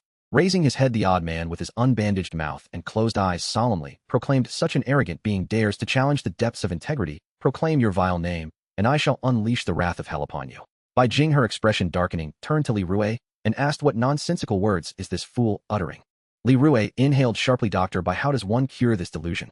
Seemingly understanding his words, Bai Jing replied, "A good thrashing should suffice." In front of the delusional man, Li Rui declared, "Be district group. Bai Jing here, to challenge the position of district chief. I beseech you, grant us your guidance." Extending his right hand, he bent slightly in a gesture of invitation, while Bai Jing furrowed her brow and stepped forward, casting a disbelieving glance back at Li Rui. Li Rui surmised that those nearby were nearly at their wits' end. Since this was the case, he thought it would be amusing to indulge the delusional man, for a man remains youthful until death. The delusional man waved his cloak dramatically, seemingly pleased with Li Rui's response. "Let us battle, you wretched ant." He tossed the sickle to a subordinate, but Bai Jing, unable to withstand his nonsense any longer, initiated the confrontation, and the two engaged in a fierce exchange of blows. Li Rui marveled at how the man's subordinates communicated with one another. This delusional fellow appeared to be barely in his 20s, with arms only slightly bulkier than Li Rui's, leaving him puzzled as to how he had attained the position of district chief. However, Li Rui was taken aback. The delusional man fought back vigorously against Bai Jing, who found herself at a disadvantage with blood trickling from the corner of her mouth. The delusional man fared little better as the bandages around his eye became disheveled, revealing a panda-like appearance. Watching from the sidelines, Li Rui felt a twinge of concern as the man's subordinates looked on with cold detachment. After approximately 20 minutes, Bai Jing managed to gain the upper hand, bringing the delusional man to one knee and choking him until he finally conceded. Observing Bai Jing's battle scars, Li Rui felt an inexplicable dread. He hoped to avoid the dire necessity of a life-or-death struggle, yet the current situation was undeniably brutal. Li Rui was the first to approach, eager to assist her, but the fallen delusional man, inexplicably incensed, scrambled to seize the sickle from his subordinate and lunged at Bai Jing. "Vile wretch, perish." Li Rui swiftly grasped the sickle's handle with one hand, while drawing a blade from his sleeve with the other, pressing it against the man's throat. The blade was sharp, and immediately a thin line of crimson began to flow. "You have already lost. I implore you to abide by the rules." Li Rui's cold voice prompted the delusional man to momentarily steady himself, though the blade had already pierced his flesh, the liquid trickling down Li Rui's slender hand. The delusional man clutched his throat and retreated, his eyes wide with fury, bellowing in a raspy voice, "You will pay for this. I shall return." Li Rui watched as the delusional man staggered away, supported by his subordinates, continuing to curse despite the blood flowing from his throat, indicating that his bandages would not require changing for some time. Following this altercation, Li Rui and his companions returned, as defeating the district chief necessitated a transfer of certain responsibilities, which Bai Jing entrusted entirely to Li Rui. Thus, he became her subordinate, though the tasks were not arduous, merely following directives from above. However, their swift ascension to the role of district chief would inevitably attract attention from higher authorities. Not long after settling into their new residence, an emissary from the 3rd Command arrived to invite Bai Jing to dinner, and naturally Li Rui accompanied her. Several men clad in suits escorted them to a villa in Area C, where the dining table was illuminated by candlelight, creating a uniquely romantic ambience, albeit crowded with many guests. It appeared that the attendees were primarily managers and their subordinates, leaving Li Rui as a mere subordinate to obediently stand aside, idly surveying the opulent decor. Truly, the 3rd Command lived more comfortably in this post-apocalyptic world than most civilians did before the outbreak of the zombies. Upon encountering the so-called 3rd Command, Li Rui found him to be an ordinary middle-aged man lacking any discernible strength, yet speaking amicably as he engaged in discussions with those beside him. From a distance, Li Rui could only discern shadows, observing the man busily conversing about territories and safe havens, unable to hear much more. With careful observation, Li Rui noted that the 3rd Command did not possess significant strength. Everywhere he moved, 2 or 3 individuals closely guarded him. Soon enough, he approached Bai Jing's group, inquiring about their well-being and sharing some personal thoughts, all the while Li Rui and Bai Jing remained cognizant of their primary purpose for being there. After all, working under the 3rd Command primarily entailed managing personnel movements, occasionally resolving minor conflicts without reaping substantial benefits, as rewards depended entirely on higher-ups. When Bai Jing suggested they work under the second command, the 3rd Command's tone became more assertive, making numerous excuses, insisting they needed time to adapt and that diligence would yield substantial rewards. He offered Bai Jing no opportunity for further discussion, prompting a resigned sigh from Li Rui. As he contemplated the supplies they had gathered, after accounting for what needed to be submitted, they would barely have enough provisions for a week. While food and water were guaranteed in this location, the quantities they could carry on the run were far from sufficient, and crucially, they had yet to secure essential medications. In this place, medications were distributed based on injury assessments, and the supply was limited.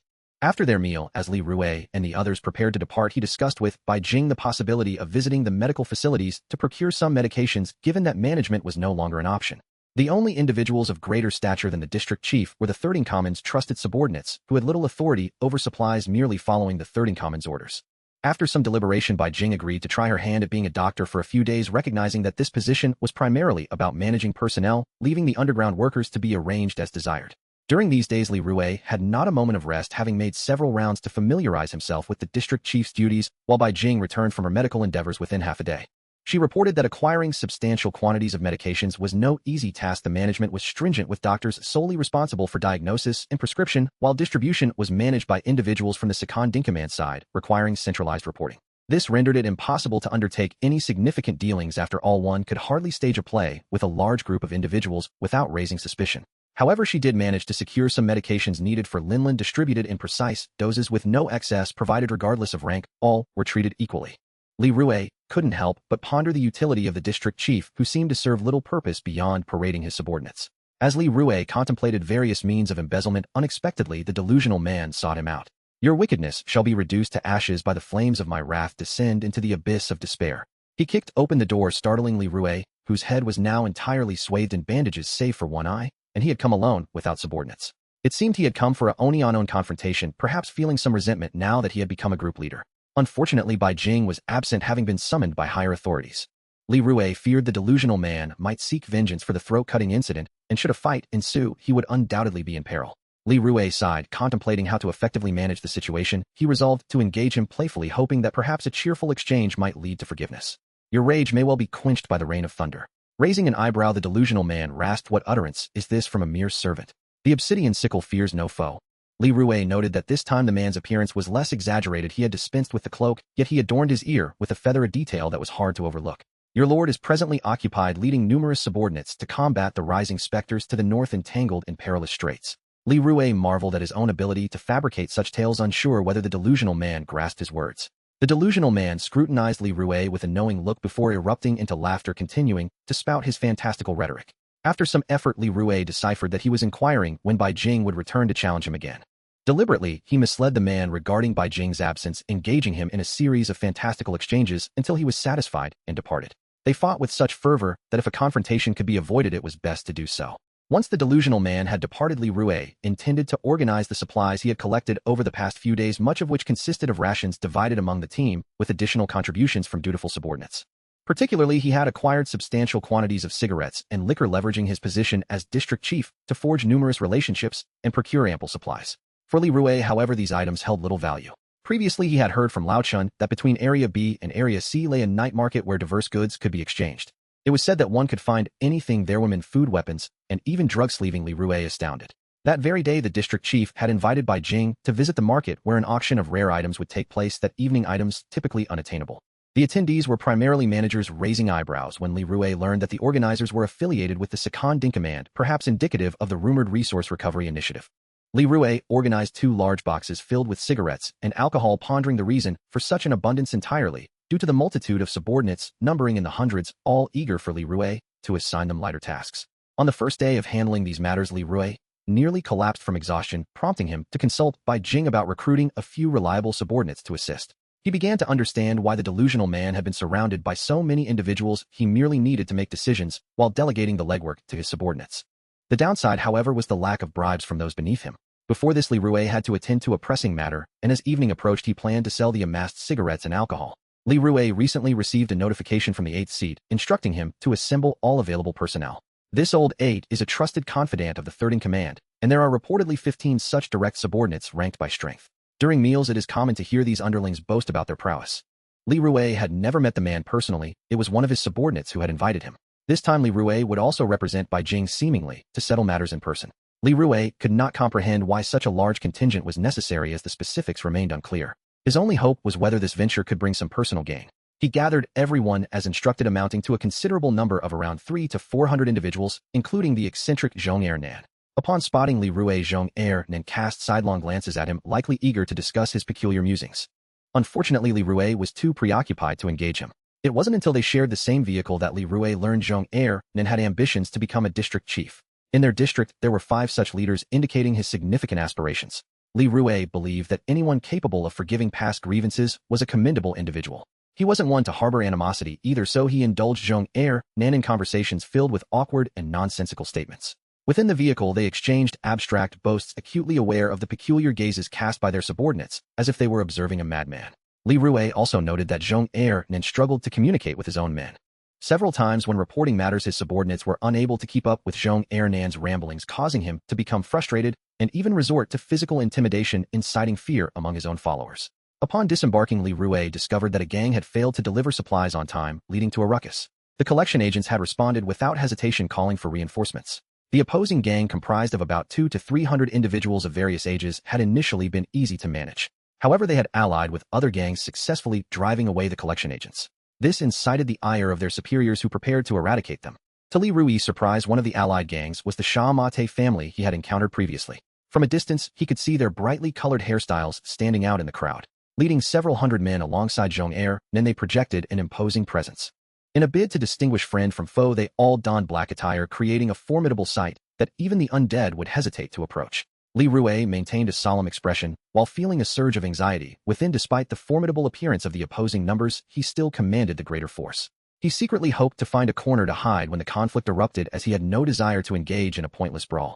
While contemplating this, he noticed Old Eight's men awaiting their arrival, and he caught his first glimpse of the Eighth seat. From the moment he laid eyes on Old Eight, he sensed a formidable presence. The man sported a buzz cut and muscles that even a suit could not conceal, with dark tattoos visible on his neck. From afar, he gestured for everyone to advance into the enemy's lair. Old Eight led the charge, and Li Rui had no choice but to follow suit, aware of the many eyes upon him. Fleeing in plain sight would be utterly disgraceful, while Zhong Er then appeared exhilarated, brandishing his scythe in eager anticipation. Their hideout was considerably modest, yet remarkably tidy, a stark contrast to the litter-strewn streets outside. All entrances and exits were blocked, rendering it both discreet and secure, nestled among ordinary residential buildings where hundreds awaited with unwavering resolve. Before the conflict commenced, a leading man with a pleading tone approached Old Eight to negotiate. Li Rui stood in the background, straining to catch snippets of the conversation. Essentially, they implored Old Eight for leniency, explaining that they could not deliver the specified supplies. If they surrendered, all their people would face starvation by morning. Li Rui felt a pang of sorrow watching the man kneel before Old Eight, pleading for mercy. Despite the degradation of his dignity, Old Eight offered no reprieve. With a swift kick, the man was struck down, a blade piercing his heart as he fell gasping for his last breath. His comrades, gripped by despair, rushed forward, weapons in hand. Old Eight waved his hand lightly, and the throng surged forward. Amidst the chaos, Li Rui sought to blend into the crowd and evade the fray. As he tried to conceal his identity, the crowd pushed him toward the center of the conflict, forcing him to navigate through like a swimmer in a raging river. As the battle raged, Old Eight's frenetic shout pierced the air. Brothers, whoever kills the most will be rewarded with 2 exquisite women. At this proclamation, the crowd erupted in a frenzy, viciously attacking the opposition. Screams and chaos propelled Li Rui toward the heart of the confrontation, blood beginning to saturate the ground. Watching the carnage unfold, Li Rui felt acutely aware of his own insignificance. Countless figures brushed past him, their faces marked by primal ferocity and madness, as if they had forgotten their humanity. Stunned by the brutality before him, Li Rui found himself frozen in the throng, surprisingly unnoticed, pushed aside by the tide. Upon escaping the crowd, Li Rui took refuge on a secluded second floor, quietly observing the savage slaughter below, where chaos reigned as bodies writhed in a mass of fury and blood. In this moment, he felt utterly detached. As a decent individual, all he could do was light 3 cigarettes and place them in a nearby flower pot, a silent tribute to the fallen. Thus he could watch the turmoil below with a clear conscience, fulfilling his duty as a good person, even if the cigarettes were of the most expensive brand. His side maintained a significant advantage, as none among them were weaklings. They easily subdued the ordinary folk beneath their feet. Zhong Erin fought valiantly, spouting incomprehensible phrases as he slaughtered, seeming more suited to thrive in such an environment. Wielding his scythe like a harbinger of death, he reveled in his reaping, indifferent to the gazes of others, transforming his absurd proclamations into grim reality. Moreover, the 8th seat proved exceptionally formidable, embodying a ruthless killer to the core. To them, human life seemed negligible. What were they like? Animals, or perhaps mere plants? Li Rui likened it to wheat ready for harvest at home, a swift cut, and it lay on the ground reduced to grain. The 3 cigarettes in the flower pot burned down to mere stubs, and their harvesting pace was relentless. It was time to leave. Hey, could I borrow a light? A languid voice startled Li Rui from behind, causing him to jump as a man, cigarette in mouth, stood beside him, squinting as if just awakened. Having stood there for so long, Li Rui had not noticed another presence. It was Hu Jin, whom he recognized from their previous encounter. What was he doing here? Recalling the punch he had received from him, Li Rui felt an inexplicable annoyance, yet seeing him in a suit suggested he was a person of authority, so he handed over his lighter. Li Rui smiled awkwardly. I didn't expect to see you again. Hu Jin lit his cigarette and inhaled deeply, remarking, anyone with a modicum of ability tends to end up here. I'm curious as to why you're placing cigarettes in a flower pot. Realizing he had been observed, Li Rui quickly shifted the topic. This esteemed leader possesses remarkable prowess. Why are you here alone, smoking in solitude? Li Rui had not encountered him in District C and D and speculated he might be the second in command of District A or be unsure of his exact rank. Given his strength, he must rank higher than a district chief. Strangely, he bore no subordinates, leading Li Rui to wonder if he too was hiding away from the fray. Hu Jin exhaled a cloud of smoke with a quiet chuckle. You've been here quite some time. You wouldn't be avoiding the action, would you? Since we've crossed paths, we're both aware of the unspoken. I hope the esteemed leader hasn't noticed. Li Rui respectfully offered a full pack of cigarettes with both hands, his demeanor exceedingly humble. Glancing at the cigarettes, Hu Jin took them and tucked them into his pocket. Not bad, it's a brand I enjoy. Yet I remain curious why the flower pot. Pausing, Li Rui replied, because the fates of those who have perished are too tragic. I must take my leave, my superior is calling. Hu Jin discarded his half-smoked cigarette and retrieved a pack, missing 3 cigarettes, lighting one as he resumed smoking.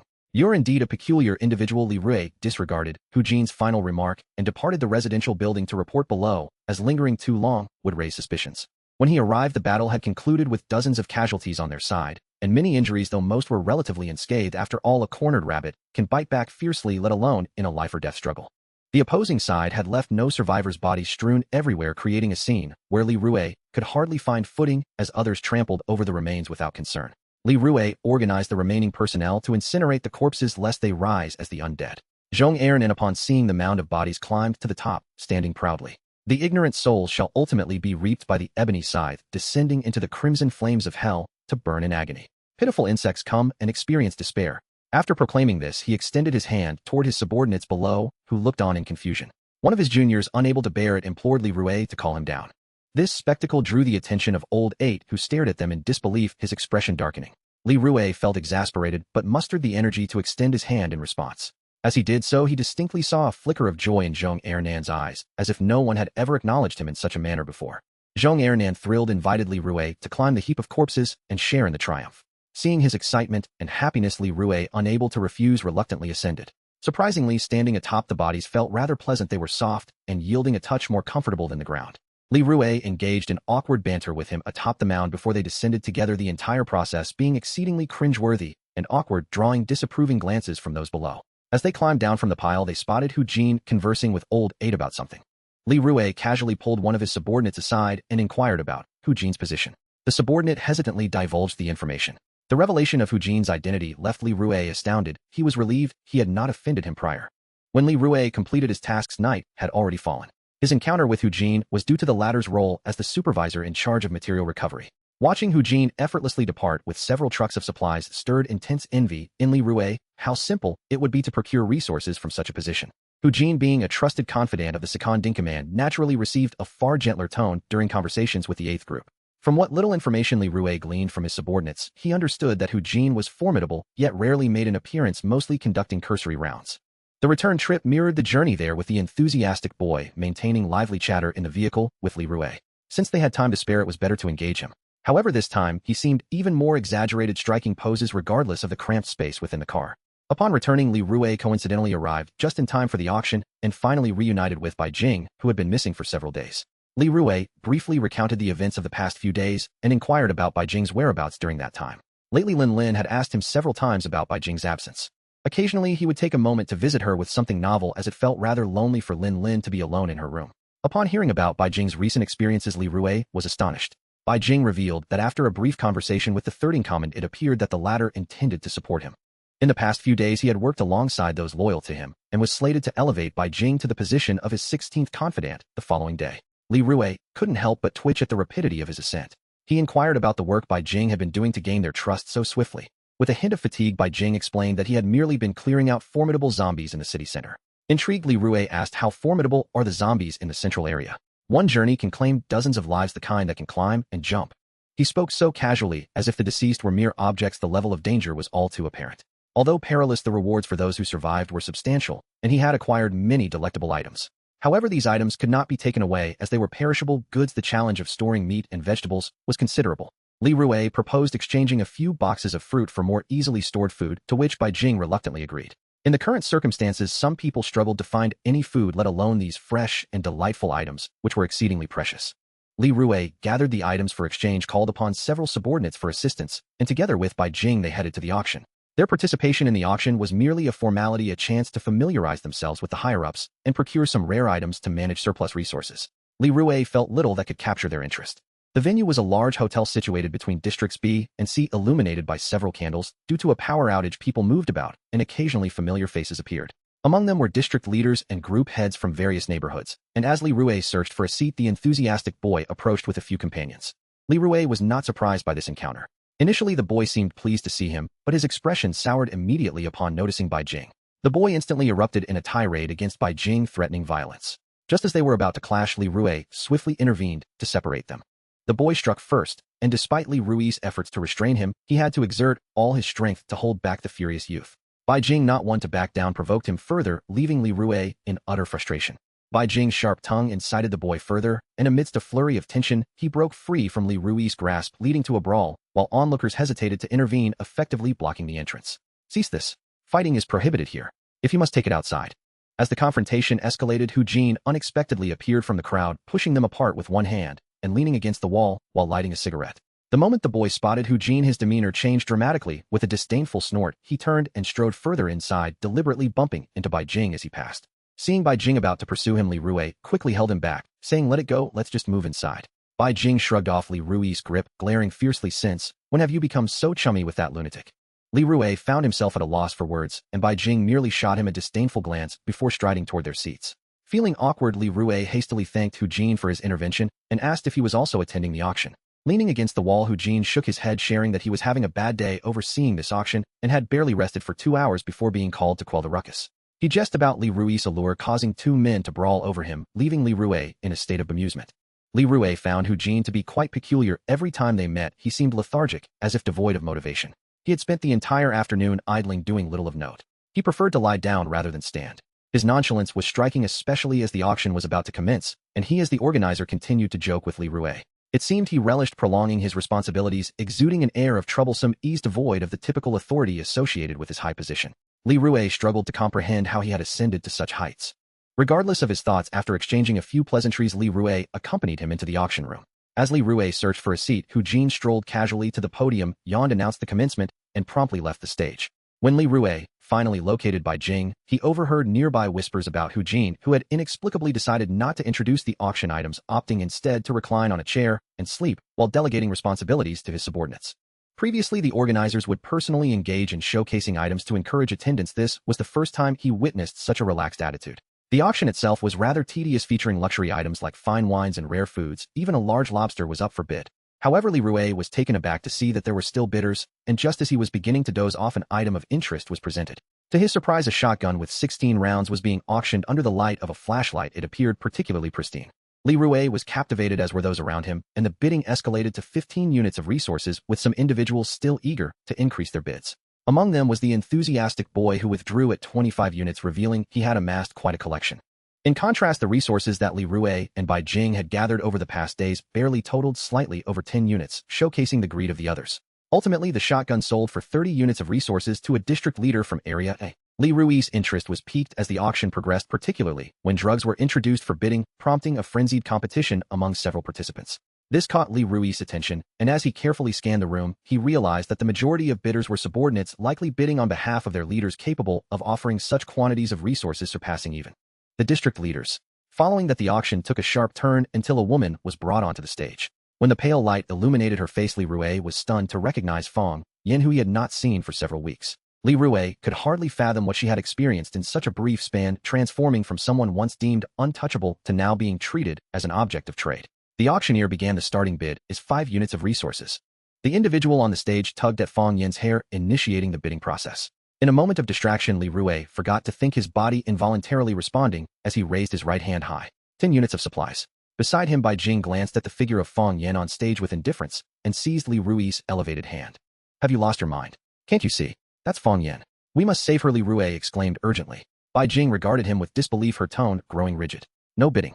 15 units of supplies." In the dimly lit seating area, a hand was raised, an unfamiliar individual bidding against Li Rui. Ignoring Bai Jing's pleas, Li Rui raised his hand to increase his offer, oblivious to how much supplies he possessed. Bai Jing gripped his arm tightly, preventing him from raising his hand. His anger was barely visible in the gloomy light. Li Rui was increasingly anxious as he watched Fong Yen being bid away. Ignoring Bai Jing's restraint, he stood abruptly and shouted 20. Slap. Before he could finish, Bai Jing struck him forcefully, the sound echoing loudly enough for everyone in the room to hear. It didn't hurt his face, simply felt numb, and his throat was stifled. Momentarily stunned, Li Rui became slightly more aware, realizing that he couldn't offer the necessary supplies. Yet the thought of watching Fong Yen being bid away was unbearably painful. If he did nothing, no one would come to her aid. She was inherently good, having once genuinely cared for them. Despite the uncomfortable outcome of their previous encounters, it was unthinkable to remain indifferent.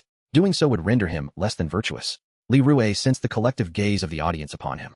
The spectacle of being slapped in front of so many was immensely conspicuous. Even Hu Jin, who had been sleeping nearby, stirred in response. Feeling the weight of the surrounding stares, Bai Jing seized the silent Li Rui and pulled him out of the room. As they departed, Li Rui caught a glimpse of Fong Yen's gaze directed at him from the platform, her silent eyes flickering with myriad emotions: surprise, sorrow, and a faint glimmer of hope. The auction continued undeterred by their interruption, with several others raising their bids. However, Li Rui could no longer hear the figures being proposed. Bai Jing gripped Li Rui's collar, forcing him against the wall, compelling him to meet her blazing eyes. Have I granted you too much freedom, causing you to forget your own worth? You've merely seen her a few times, and you think it justifies exchanging all your resources for a burden. Is your affection for her so profound? Tell me, do you truly like her? Like her enough to starve yourself for her? Did she ever spare you more than a fleeting glance? Is your desire for women so intense that you would pursue her even if it led to your demise? Bai Jing shook Li Rui, vigorously desperate for an answer. Li Rui remained unresponsive to her piercing inquiries, his throat heavy, as he murmured, if we don't save her, her fate will be too tragic. His voice was barely audible, bereft of conviction. Disheartened by his response, Bai Jing released him, her tone icy as she spoke. He'll tell you this, without my intervention, you will share Fang Yin's fate. This is your final opportunity. With that, she departed without a trace of sentiment.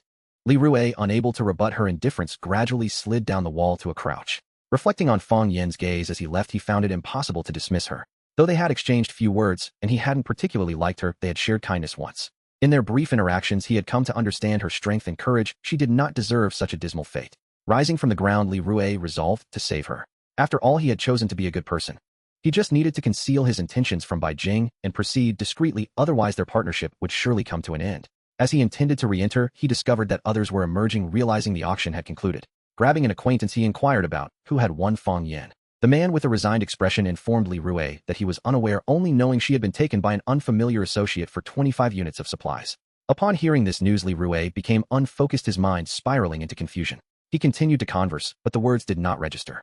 Before long, the crowd dispersed, leaving only the group leader and Li Rui engaged in a vague conversation. Noticing Li Rui's gloomy demeanor, the well-meaning leader playfully draped an arm around his shoulders, conspiratorially suggesting he take Li Rui to a more exhilarating place to lift his spirits. Li Rui, bewildered, allowed himself to be led. As they walked, the leader recounted the earlier incident at the auction, where Li Rui and Bai Jing had brawled over a woman. The leader expressed his embarrassment over the matter, dismissing it with a casual remark about how all women were the same and how it was time for Li Rui to broaden his horizons. The leader brought Li Rui to a dimly lit room where he discerned more than 10 men drinking and smoking, resembling a den of iniquity, with a few familiar faces among them. Seating Li Rui, the leader handed him a can of alcohol. These were the very individuals Li Rui had recently rallied to eliminate a rival. Having claimed the most kills, they had received special rewards from Lao Ba, indulging in drinks, and women reveling in their pleasures. Li Rui's presence garnered little attention from the group. As they realized nearly everyone had arrived, they eagerly brought forth 4 women. According to the leader, there had initially been 2 women, but with more participants they pooled resources to procure an additional 2, otherwise they would have been left wanting. All the men except Li Rui converged around the women, the sound of belts dropping echoing in the room.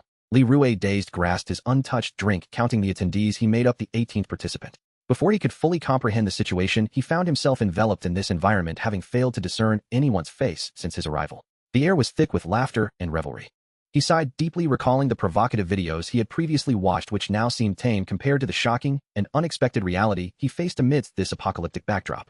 He could not bear to imagine Fang Yin meeting such a fate. Thankfully, her voice was absent from the screams emanating from the 4 women. Otherwise, he would have been at a loss on how to confront her. Perhaps the only way to help her would be to end her suffering. Li Rui set down his drink and lit a cigarette, quietly observing the men's debauchery from a shadowy corner.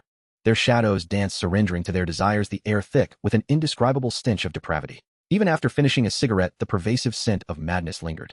One man, having exhausted his indulgence, stepped away from the crowd and spotted the solitary, brooding Li Rui. He promptly called out, urging him to join the revelry. Before his hand could reach him, Li Rui swiftly evaded and dashed for the exit. The night was deep, with the moon hanging high in the sky, casting a faint glow upon the surrounding flora. Li Rui sat alone on a bench downstairs, a cigarette unlit between his lips.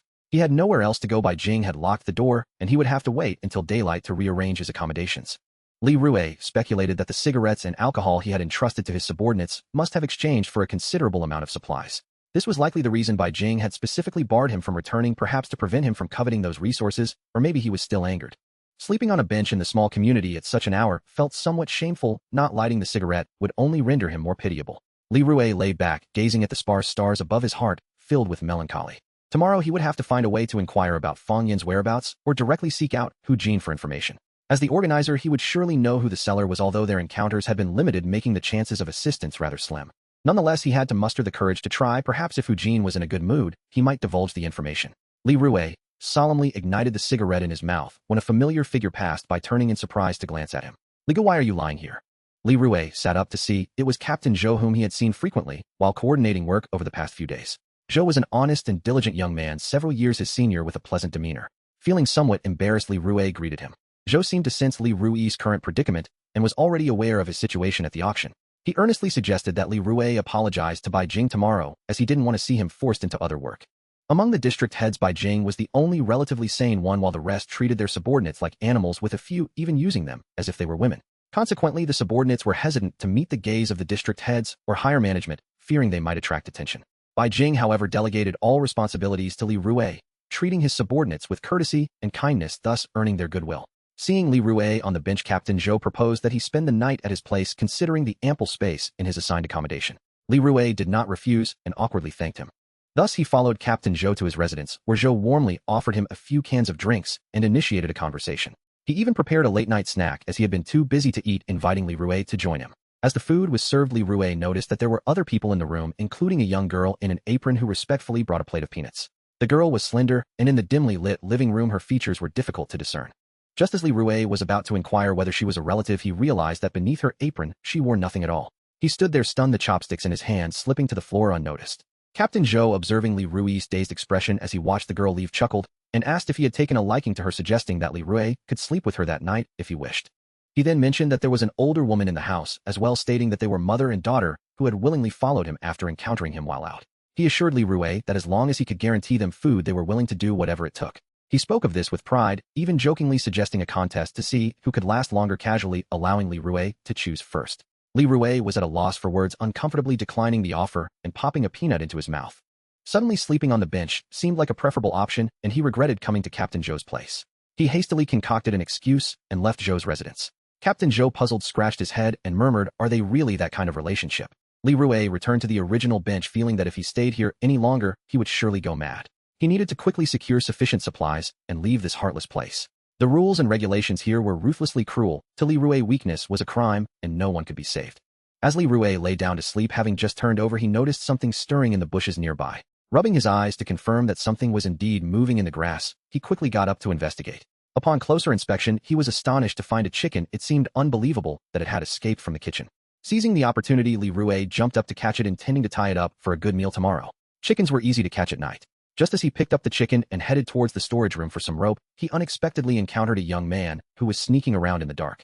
Why was he so alert at this late hour? Li Rui gently tapped him on the shoulder from behind, causing him to jump in fright. Li Rui was about to ask him what he was doing when the young man quickly snatched the chicken from Li Rui's hands, burying his face in its feathers with an expression of someone who had regained a lost treasure.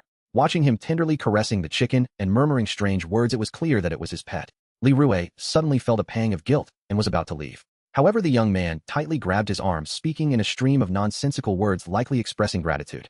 Li Rui helplessly accepted his goodwill, explaining that finding the chicken had been a trivial matter and there was no need for thanks. Yet the young man persisted, insisting on showing his appreciation.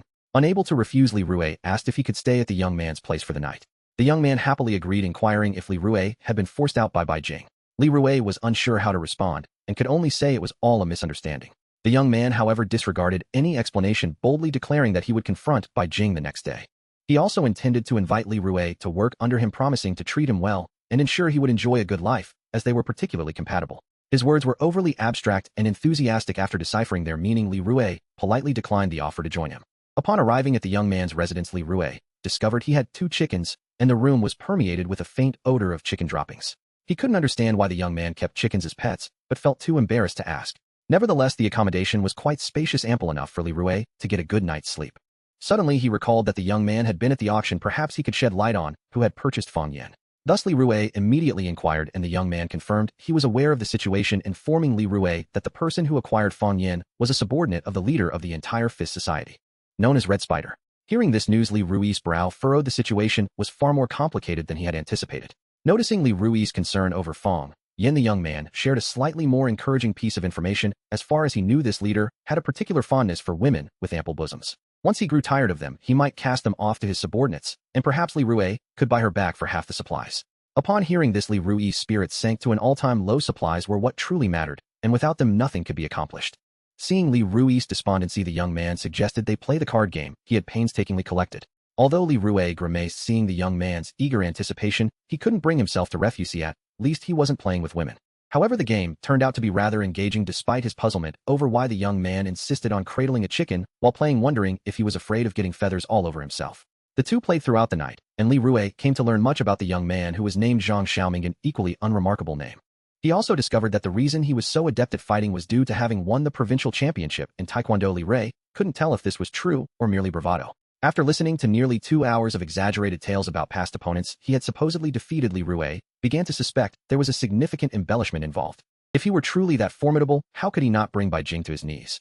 Regardless, the fact that he had reached this stage with his slight build indicated he possessed some degree of skill. After a night spent playing cards with the young man, Li Rui found himself quite exhausted the next day, while Zhang Xiaoming lay motionless on the sofa. When Zhang Xiaoming's subordinate came looking for him, Li Rui was the one to answer the door. The only oddity was that the subordinate regarded Li Rui with an unusually scrutinizing gaze, noting his disheveled appearance. Li Rui didn't ponder it too much thanks to the card game with Zhang Xiaoming. He had already devised a plan for acquiring supplies. When Li Rui sought out Bai Jing, he found his demeanor markedly cooler than before. He had successfully gained the recognition of the third in command, becoming the 16th confidant. His authority had significantly increased, and he specifically advised Li Rui that his assistance was no longer required. Just as he had previously stated, he would no longer bestow excessive power upon Li Rui. Li Rui harbored no objections to his arrangements, rather he felt a sense of ease that allowed him to prepare for his forthcoming endeavors. Bai Jing, seemingly out of nowhere, had found two individuals who appeared sharper than Li Rui to replace him. One was tall, and the other short. Both bore an air of respectfulness toward Bai Jing that contrasted with Li Rui's casual demeanor. Though they exchanged polite remarks, their eyes betrayed an unmistakable contempt. Li Rui was not a narrow-minded individual. He greeted them amiably and learned that Bai Jing had unexpectedly rescued both men during an outing, leading to mutual assistance that fostered Bai Jing's trust in them. The slightly plump one was a genial middle-aged man with a standard receding hairline. His mannerisms and speech revealed him to be quite astute. His surname was Gong, and Li Rui referred to him as Lao Gong. The taller man, aptly named Gao, was rather taciturn and appeared to be rational and composed, seemingly uninterested in Li Rui's glibness. Li Rui had no desire to impose his enthusiasm upon them, so he exchanged only a few brief pleasantries before moving on. He intended to stroll through the familiar night market, pondering that it might attract a crowd of card players. This thought was inspired by his previous experience with a rather reckless male who indulged in gambling. The place was surely rife with desperate players. Before he had even finished exploring the street, he discovered numerous shops filled with card players, spotting several familiar faces among them. Regardless of their backgrounds, luck was the ultimate decider at the card table. However, Li Rui had never placed faith in luck and would not venture there unprepared. Today he did not plan to gamble, rather he circled the area, observing the scene, noting the abundance of dice and cards, evidently a setup organized by someone. He speculated that the mastermind behind this operation was the second in command. As the resource recovery efforts appeared to be exceptionally comprehensive, he recognized several of the subordinates who had once been close to Hu Jin. After grasping some of the card game mechanics, Li Rui returned, borrowing a deck of cards to play with a few familiar subordinates. During this time, the reckless male also joined. Initially, he had intended to confront Bai Jing, but upon finding him absent, he began playing with Li Rui and the others instead.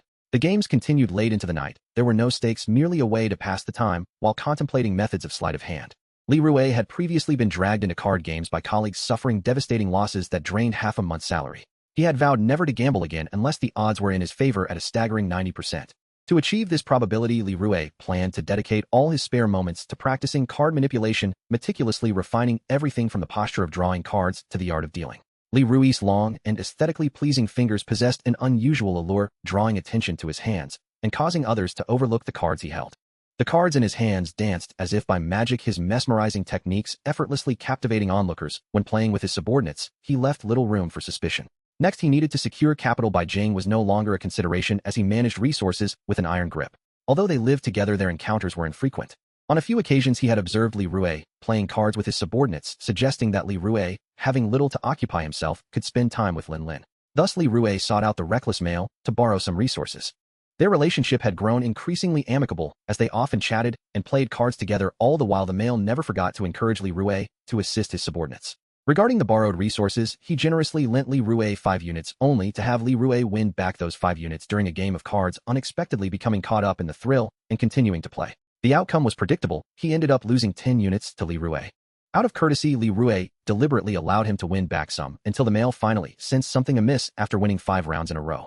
When he questioned Li Rui, suspecting he was being favored, Li Rui hurriedly clarified, but the more he spoke, the angrier the male became, and they parted on unfavorable terms. Li Rui realized that the male had a volatile temperament. He was quick to anger, even overturning the table. With enough experience, he could easily defeat the reckless male without resorting to underhanded tactics, but the male's impulsiveness made him more challenging than anticipated. With the capital secured, Li Rue chose to gamble in a quieter setting, believing discretion was prudent.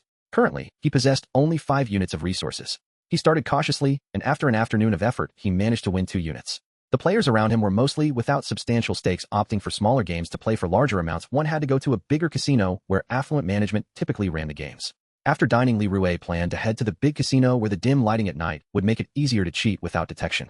He exchanged all his resources for chips, and in less than 2 hours managed to win 10 units, feeling as if he were in a dream at that moment.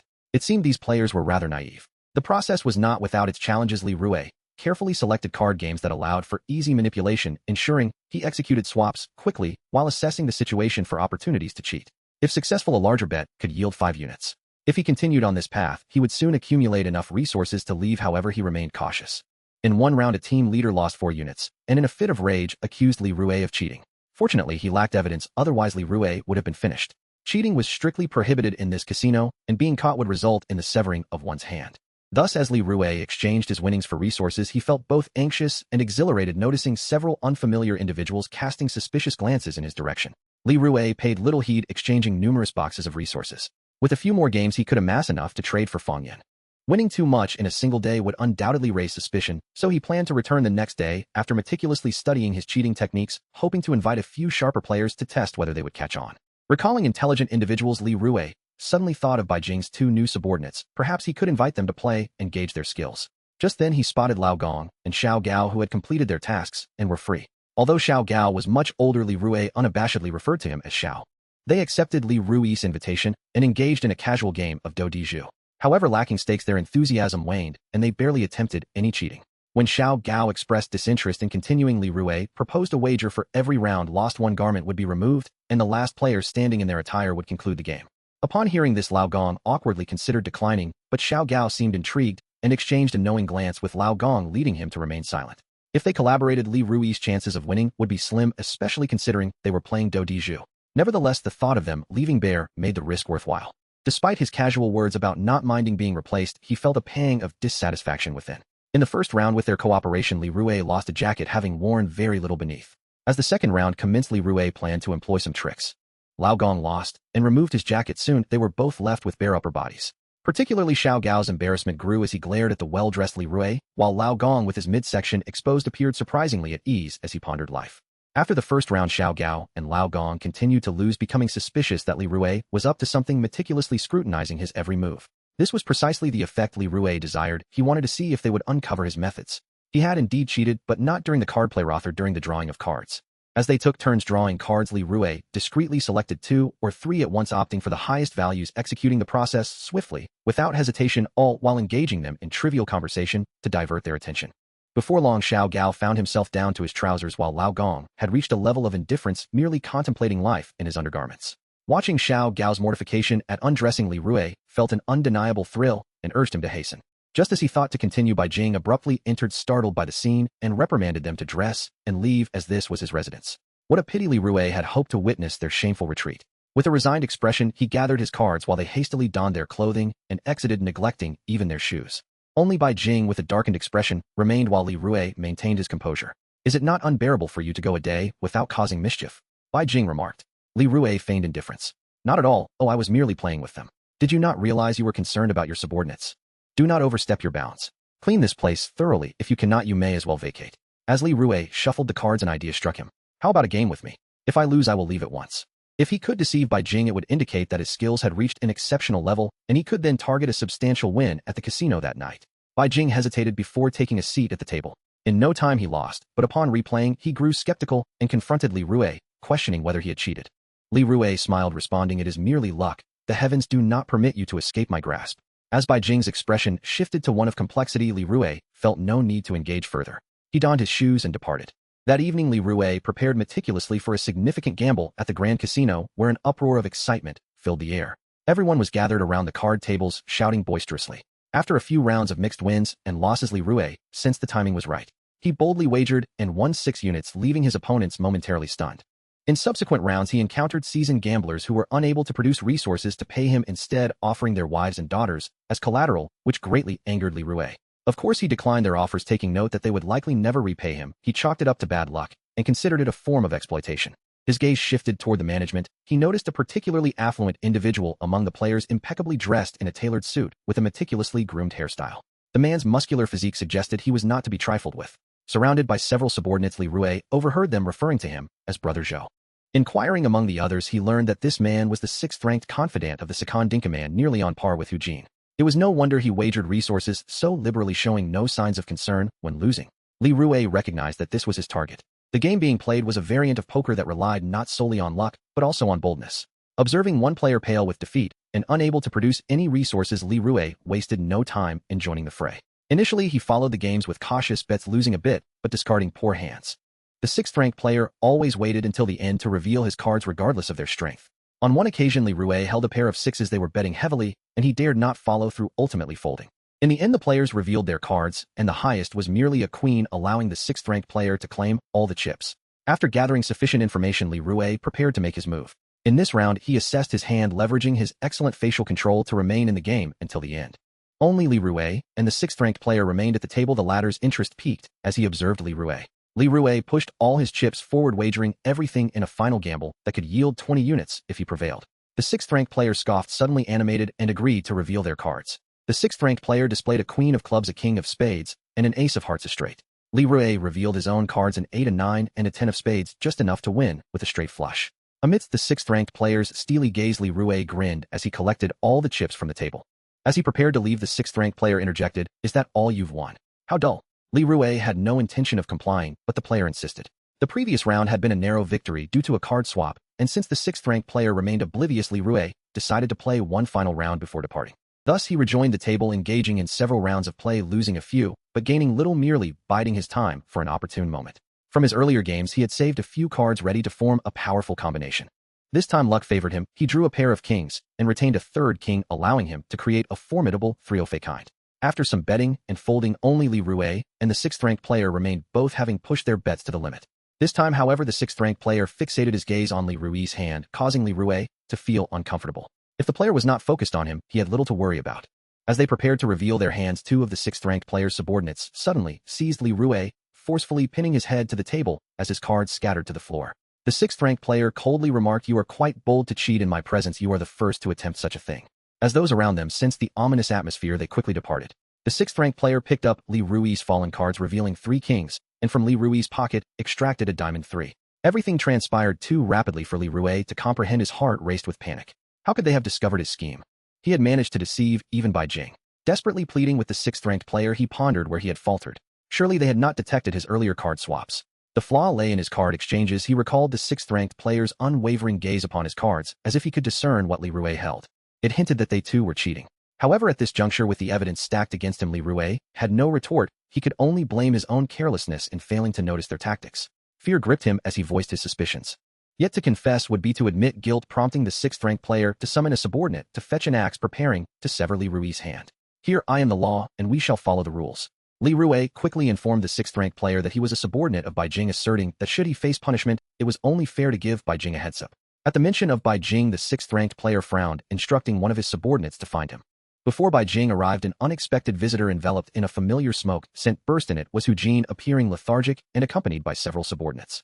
Upon seeing Hu Jin, the sixth-ranked player grew impatient, approaching Li Rue with the axe in hand, declaring that even if Bai Jing appeared, Li Rue would still face punishment. With his subordinates holding Li Rue in place, he glared at the gleaming axe. Li Rue implored the sixth-ranked player to wait. Hu Jin, oblivious to the unfolding drama, murmured requests for the sixth-ranked player to handle his business. Just then he caught sight of Li Rue restrained and on the verge of losing his hand. Raising an eyebrow and removing his cigarette, he inquired what was happening. The sixth-ranked player, displeased, lowered the axe and briefly explained the situation. Upon hearing that Li Rue was Bai Jing's subordinate, Hu Jin perked up his bleary gaze, lingering on Li Rue's restrained hand. He reached out, examining it with a squeeze that sent chills down Li Rue's spine. Suddenly, with a bright grin, he turned to the sixth-ranked player, saying, "What a lovely hand, it would be a shame to lose it. Brother Zhou, do me a favor, I wish to keep this hand." The sixth-ranked player regarded Hu Jin with disdain before begrudgingly exiting.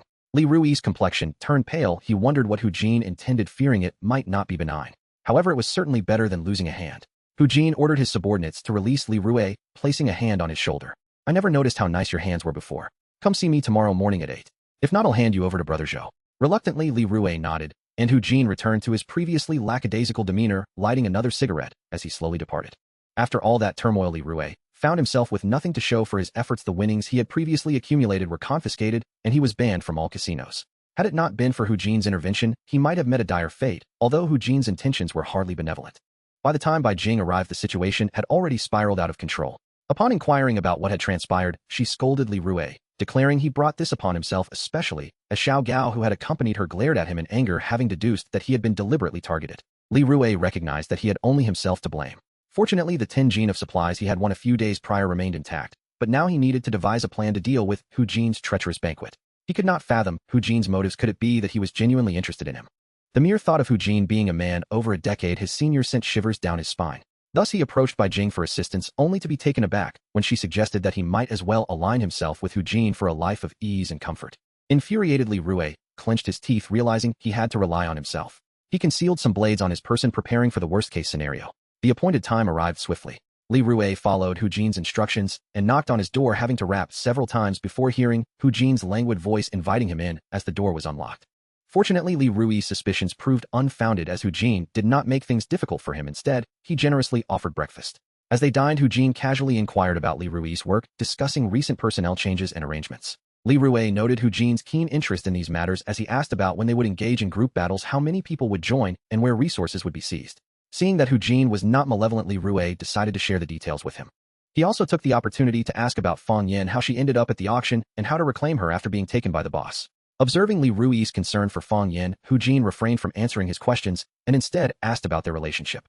Li Rui explained that they were friends, and he could not abandon her. Upon hearing this, a shrewd glint flickered in Hu Jin's eyes. He casually informed Li Rui that Fang Yin had seemingly been captured by people from below while out searching for supplies. However, he did not divulge how to rescue her, merely suggesting that Li Rui return in 3 days as he needed to attend to his own tasks, having already delayed too long. As Hu Jin departed, he gifted Li Rui a pair of black gloves, asserting they suited him perfectly. Recognizing their quality, Li Rui accepted them, grateful to have something valuable rather than discarding them. Li Rui returned to strategize about acquiring supplies, only to be summoned by Bai Jing the next day to seize territory. He had heard whispers of such a venture. Typically, Bai Jing would not call him for dangerous tasks. Perhaps she had grown weary of him or deemed him unable to refuse. It appeared they were to engage in a territorial dispute with members from the sanctuary. Tensions had escalated, drawing a considerable number of skilled fighters, including Bai Jing, the former Lao Ba, and Si Shi, whom Li Rui had met previously. Lao Ba was a taciturn man, resulting in a rather serious atmosphere as the three of them shared a vehicle. The driver dared not make a sound, indicating the enormity of the impending battle, which involved 3 trusted subordinates. Upon arrival, the group disembarked with an imposing presence. This time, they had gathered over 1,000 individuals, a significant increase from their previous encounter. Li Rui dutifully took his place alongside Xiao Gao and Lao Gong, standing behind Bai Jing. As they approached the contested city center, Li Rui intended to find cover amidst the chaos, but soon sensed something amiss. Drawing closer, he discerned that their opponents numbered merely in the hundreds, insufficient to pose a threat against their overwhelming numbers, yet they remained unnervingly calm. Situated in the city center plaza with several routes leading away, the peculiar absence of any zombies was unsettling. It was said that the city center was teeming with them, yet not a single one was in sight. Li Rui, perplexed, sought to inquire with Bai Jing, but Xiao Gao urged him to advance, silencing his question. Just as the two factions seemed poised for battle, the opposing group abruptly turned and fled. When the 3 leaders deliberated whether to pursue, they were taken aback as vehicles sped by, honking loudly to draw a horde of zombies from all directions, resembling a deluge. The suddenness of it all was alarming, and as the horde surged closer, the group found themselves with no escape route. The path behind them was swiftly enveloped by a swarm of zombies. This predicament rendered it impossible to retrieve the vehicles parked behind them, and with limited numbers, most had arrived on foot. The zombies, drawn by the commotion, surged forward with unrelenting fervor. Witnessing the chaos, the group panicked and urgently consulted their leaders on how to respond, while some frantically scattered, only to be consumed by the advancing zombies. With no apparent escape, it became clear they had been ambushed. Lao Ba was the first to step forward, shouting, "Brothers, do not fear. We will carve a path through and return to annihilate those from the sanctuary." Leading the charge, Lao Ba plunged into the fray, his subordinates following close behind as they fought their way through the undead, striving to create an opening. As they battled, Lao Ba rallied the spirits of everyone present, shouting, "Brothers, charge forth. We are the strongest, and we will survive until the end." Upon hearing these words, everyone around Li Rui surged forward, as if electrified, diving into the throng of zombies to forge a path. Only Li Rui remained calm, surveying the surroundings for a place to hide. As life and death hung in the balance, it seemed that everyone around him had been galvanized by Lao Ba, one after another charging into the fray, while the encroaching zombies appeared endless, quickly closing in on them. As more individuals joined the struggle, forming a human circle, Li Rui had no intention of joining them. Continuing down this path would be tantamount to a death sentence. He endeavored to slip into the center of the crowd, avoiding the zombies on the periphery. These zombies were remarkably agile, far from the sluggish creatures he had previously encountered. They were likely all first-level zombies, exhibiting responses and speeds akin to those of ordinary humans. Li Rue discovered there were no nearby buildings to take refuge, and the broad street was stark and devoid of cover. However, to his right, a landscaped area contained a few trees that could provide shelter, but the zombies were rapidly approaching from behind the crowd. Li Rue hastily searched for Bai Jing amidst the throng. As a manager, he was forced to fend off the zombies at the front lines. Li Rue squeezed closer to him, and his companions Lao Gong and Xiao Gao did their best to assist in fending off the undead, making it difficult for him to communicate his intentions. As he inched forward, he brandished a knife, defensively freeing one hand to tug at Bai Jing. With a glance, he signaled him to seek refuge in the trees, while few were aware of their presence. Otherwise, forging a path would lead to a dead end. Bai Jing quickly grasped the situation, abandoning the front lines to duck beneath the crowd, the two maneuvering against the current as they shielded their faces to avoid recognition.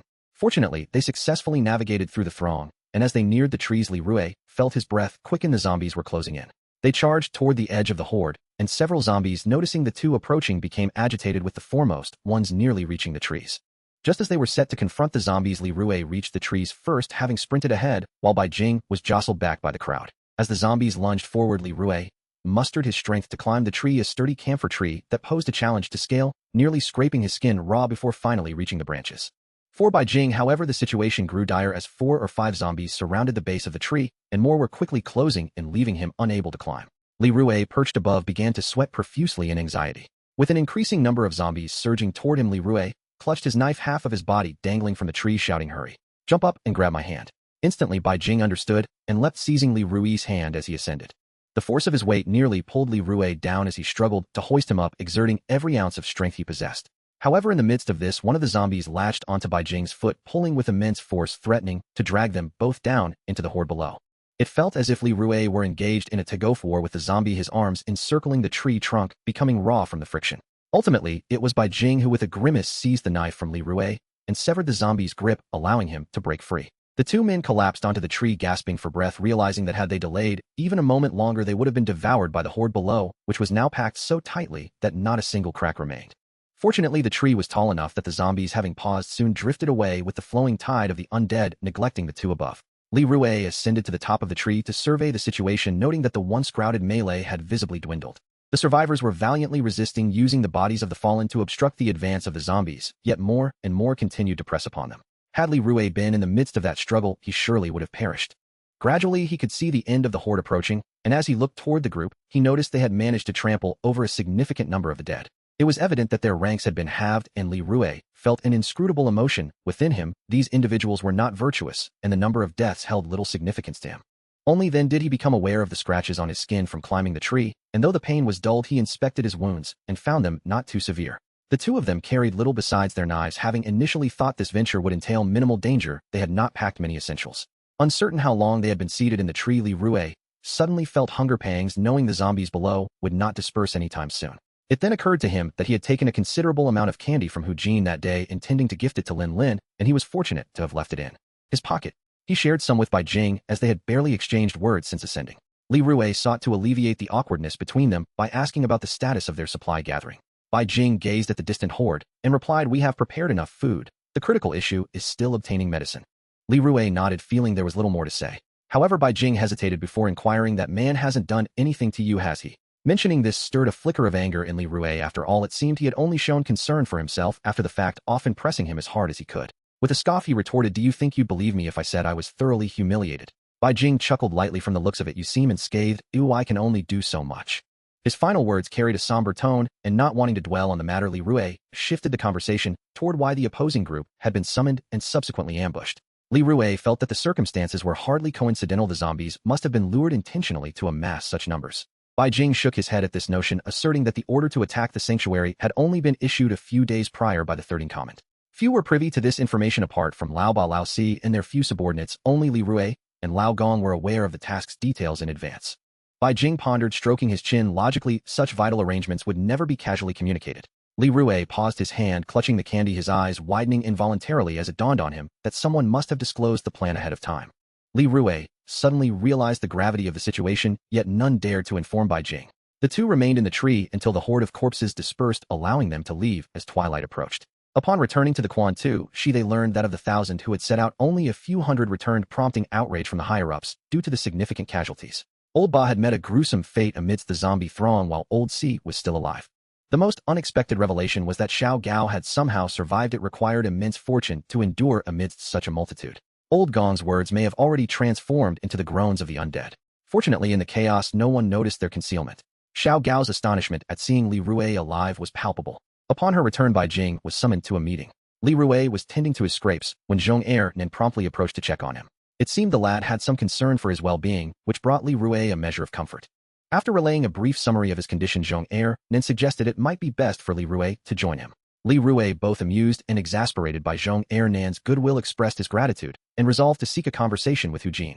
Although it had not yet been 3 days, Li Rui harbored suspicions that Hu Jin might be an insider. Yesterday, Hu Jin had discussed work arrangements, and today they had fallen into an ambush. Such coincidences were too uncanny to ignore. Typically, the second in command and the third in command rarely interacted, each managing their own affairs according to subordinates. There was even some minor friction between their factions. While they projected a facade of cordiality, behind the scenes various underhanded tactics were employed. Those aligned with the second in command frequently made life difficult for the third in command during resource allocations. Consequently, the third in command often directed troublesome individuals toward the second in command. These subtle skirmishes held little significance for Li Rui, but he was particularly concerned about Hu Jin. Given Hu Jin's high position and formidable abilities, it seemed unlikely that he would engage in such treachery. Moreover, as a trusted aide of the second in command, undermining his own faction would jeopardize the interests of the entire group. If someone else were involved, it was perplexing that similar incidents had not occurred in previous missions. Thus, Li Rui felt compelled to confront him for clarity. If Hu Jin were indeed the culprit, perhaps they could collaborate, as everyone here was ruthless. Ultimately, it mattered little to Li Rui. To his surprise, Hu Jin was not present when he sought him out. Inquiries revealed that he had gone out to gather supplies. This timing struck Li Rui as suspicious, compelling him to scrutinize Hu Jin more closely. Meanwhile, Bai Jing returned from the meeting with significant news. They were preparing for a confrontation. The entire faction was mobilizing to eliminate the individuals at the shelter. To this end, the leader Hong Zizu intended to select the strongest individual from among the capable and appoint them as the fourth in command. This fourth in command would oversee combat command and logistical support. However, the crux of the matter lay in the rewards associated with the position, which included a substantial distribution of supplies, particularly various medications. Bai Jing planned to participate, and nearly all of her loyal subordinates would join. Li Rui felt a wave of apprehension, for these individuals were all exceptionally strong. The selection was set for the following day. Those wishing to participate could register, and a lottery system would determine the matchups. Li Rui later learned that strength did not guarantee placement, as it merely dictated the order of matches. The later ranks could shift dramatically. For instance, with Old Ba deceased, Bai Jing had dropped to the 15th position. In this bustling environment, Zhong Ernan was the first to sign up. Li Rui kindly cautioned him against stirring the waters, warning that he might suffer greatly. Unfazed, Zhong Ernan declared his intent to prevail all the way to the end. Although all management personnel were eligible to participate, the presence of higher-ups discouraged their subordinates from joining, as it would likely lead to a beating. Thus few dared to enter. Once this news spread, the atmosphere between the factions became palpably tense. Tomorrow, Hu Jin was expected to appear. Given his high status, even if he wished to avoid the event, his associates would likely compel him to attend. In light of Old Gong's demise, Li Rui assumed all his responsibilities. When he accompanied Bai Jing to a meeting that afternoon, he encountered the leader Hong Zizu. He was dubbed Red Spider due to a red spider tattooed on his neck. Notably, he was the only one without a protective entourage, and his bulging muscles and imposing stature naturally inspired awe. Li Rui felt that a single punch from him could easily dispatch two of himself. What drew the eye most, however, were the two stunning women accompanying Red Spider, who attracted the lingering gazes of the men entering the meeting room. This sight suddenly reminded Li Rui of Fong Yan. The meeting room proved rather dull. Li Rui merely stood by until in a corner he stumbled upon a large lush green plant that seemed familiar. Di Shui Guanyin.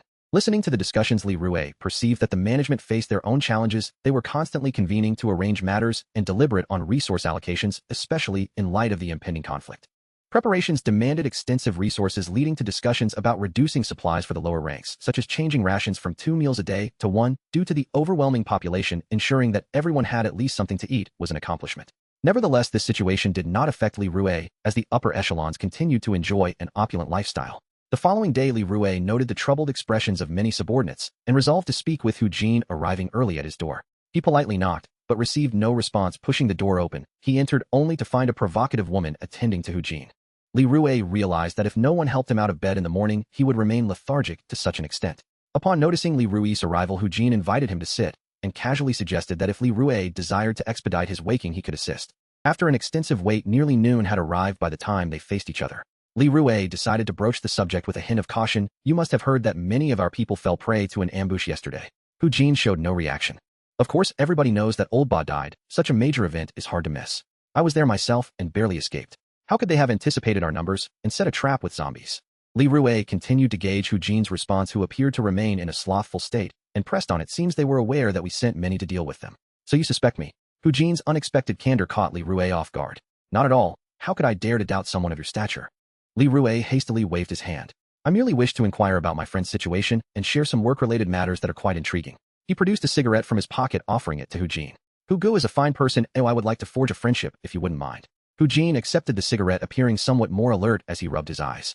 You are quite the character. Consider me your friend. After exchanging tentative words, they dropped their facades. Hu Jin was indeed an undercover agent for the opposing shelter here to gather intelligence. Li Rue was not surprised from the outset. Hu Jin had seemed out of place, his lazy, dismissive demeanor written all over his face. They reached an agreement. Hu Jin had a way to retrieve Fong Yen, albeit with some adjustments required. Li Rue expressed his willingness to share any information he could gather with Hu Jin, who without hesitation informed him that if all went according to plan, he would see Fong Yen that very night. Li Rue suddenly recalled the selection for the fourth in command, inquiring, what are your thoughts on this selection process? Hu Jin frowned at the topic. The situation remains unclear. Li Rue pressed on, do you wish to win? Not particularly, but sounds too troublesome. Li Rue smirked, then perhaps allow my friend to triumph. Hu Jin lit his cigarette and pondered, asking Li Rue, what is your ultimate goal in this endeavor? Li Rue candidly revealed their aim to obtain supplies, especially medical resources, and then make their escape. He chuckled, you truly have audacity coming here without seeking security. With this understanding, Hu Jin expressed his willingness to assist, marking them as allies. In turn, Li Rue would be required to provide him with all relevant information. However, he was puzzled as to why Hu Jin had not ingratiated himself with the other side despite being undercover for so long. Instead, he remained with the second in command.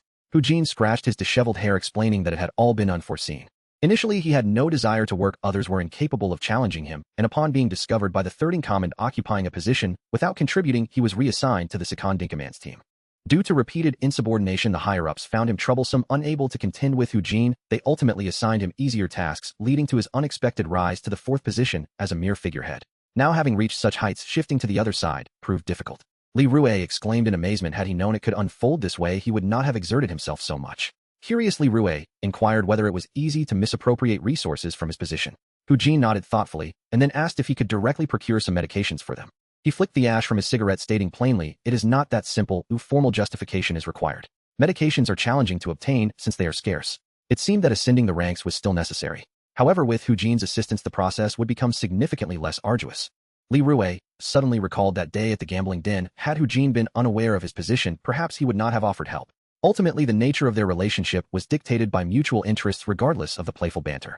Hu Jin indeed kept his word, and that evening he managed to bring Fong Yen out.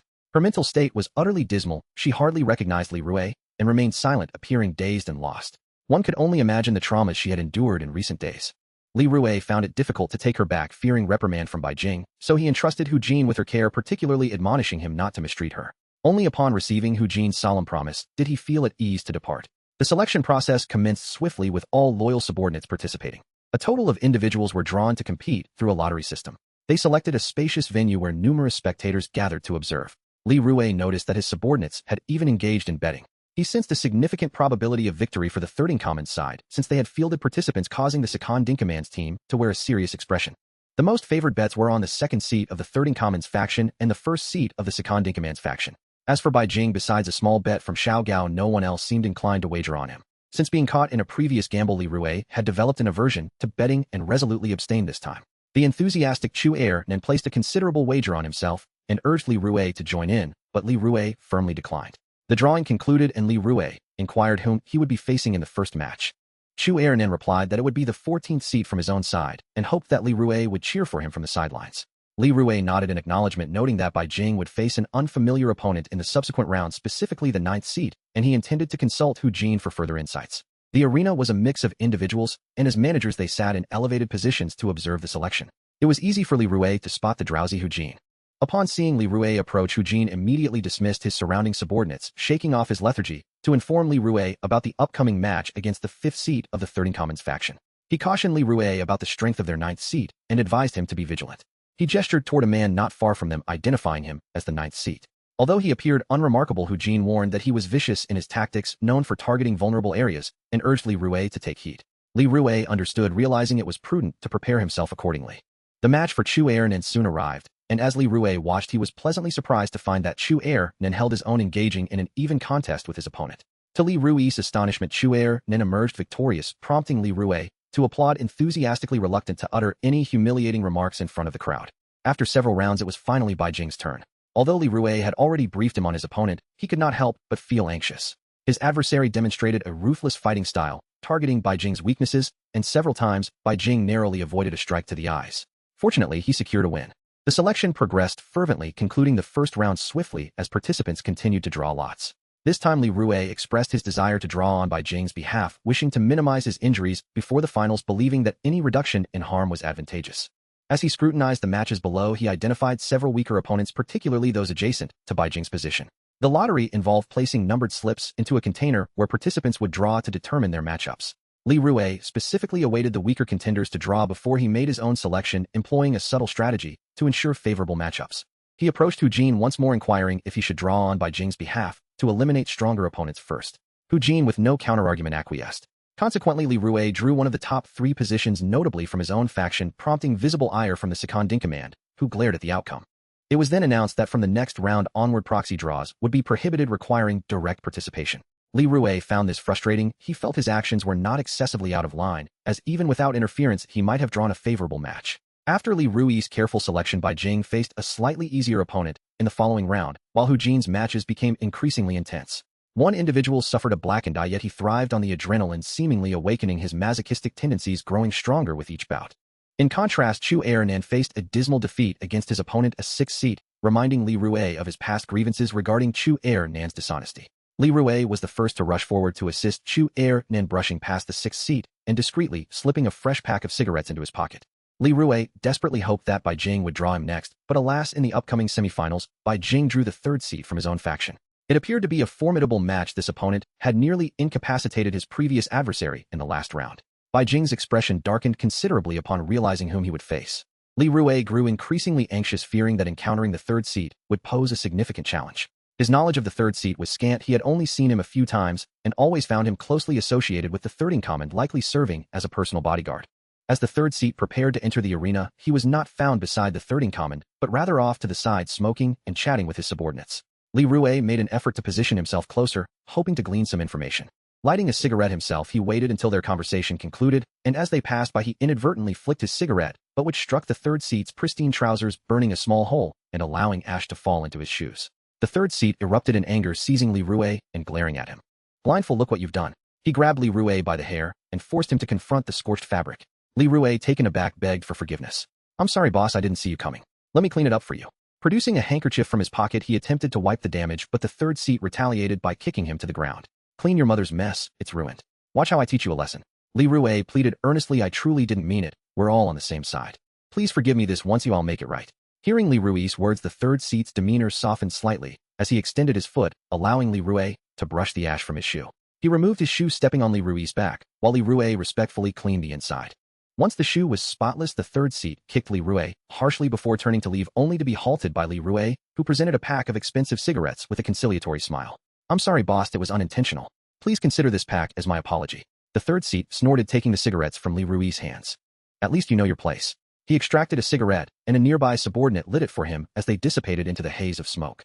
Once the 3rd seat departed, Li Rui's expression turned dark. He brushed off the dust from his clothes, disgusted, and hurried to the restroom to wash his hands, scrubbing until his fingertips turned red to rid himself of the foul odor.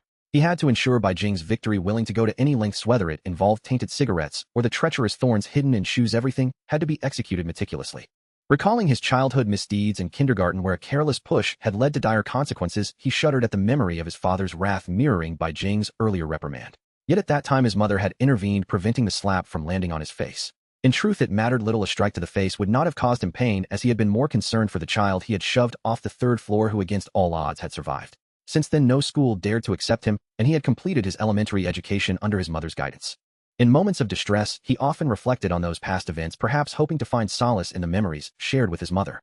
Thus he resolved to act with greater discretion, ensuring that his actions seemed as natural as eating or drinking. Above all, he wished for those around him to remain unharmed because of his choices.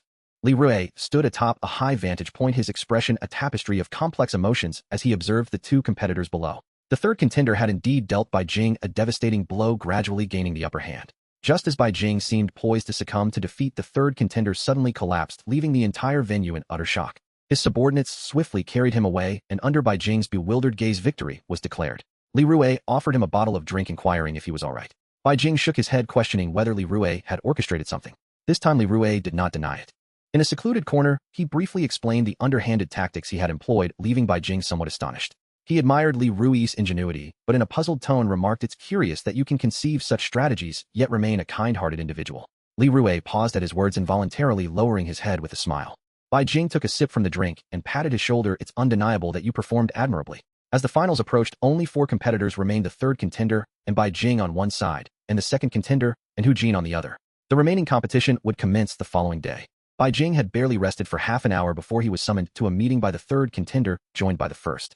Hu Jin was similarly occupied, and when Bai Jing intended to speak with him, he had already vanished. They were likely strategizing on how to secure victory, plotting further underhanded tactics for the night to ensure a win. When they returned to find an opportunity for sabotage, they would undoubtedly devise a plan. The situation for Bai Jing appeared increasingly bleak. He would face certain defeat regardless of whom he confronted. The only exception was Hu Jin, who was indeed formidable. Had he been motivated, he would have undoubtedly emerged as the ultimate victor.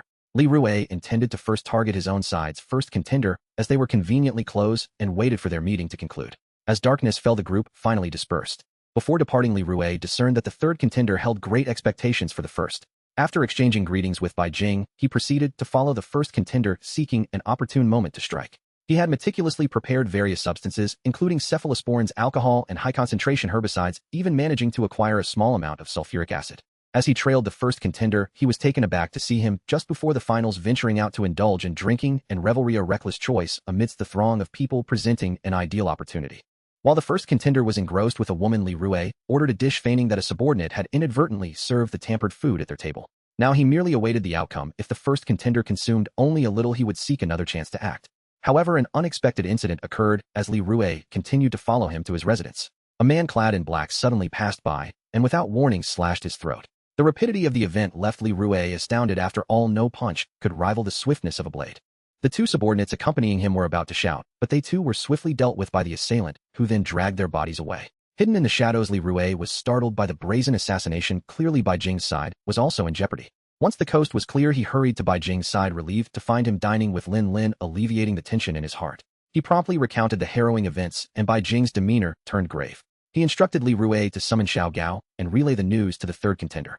It was evident that this assassination had been orchestrated by the second contender, aimed at ensuring the victory of his own faction. If the third contender were informed, would he not also resort to lethal measures? This placed Hu Jin in potential peril. Once Xiao Gao conveyed the message, the third contender quickly dispatched several subordinates to locate Bai Jing. Li Rui perceived that with the enemy at their doorstep, they could not afford to remain passive.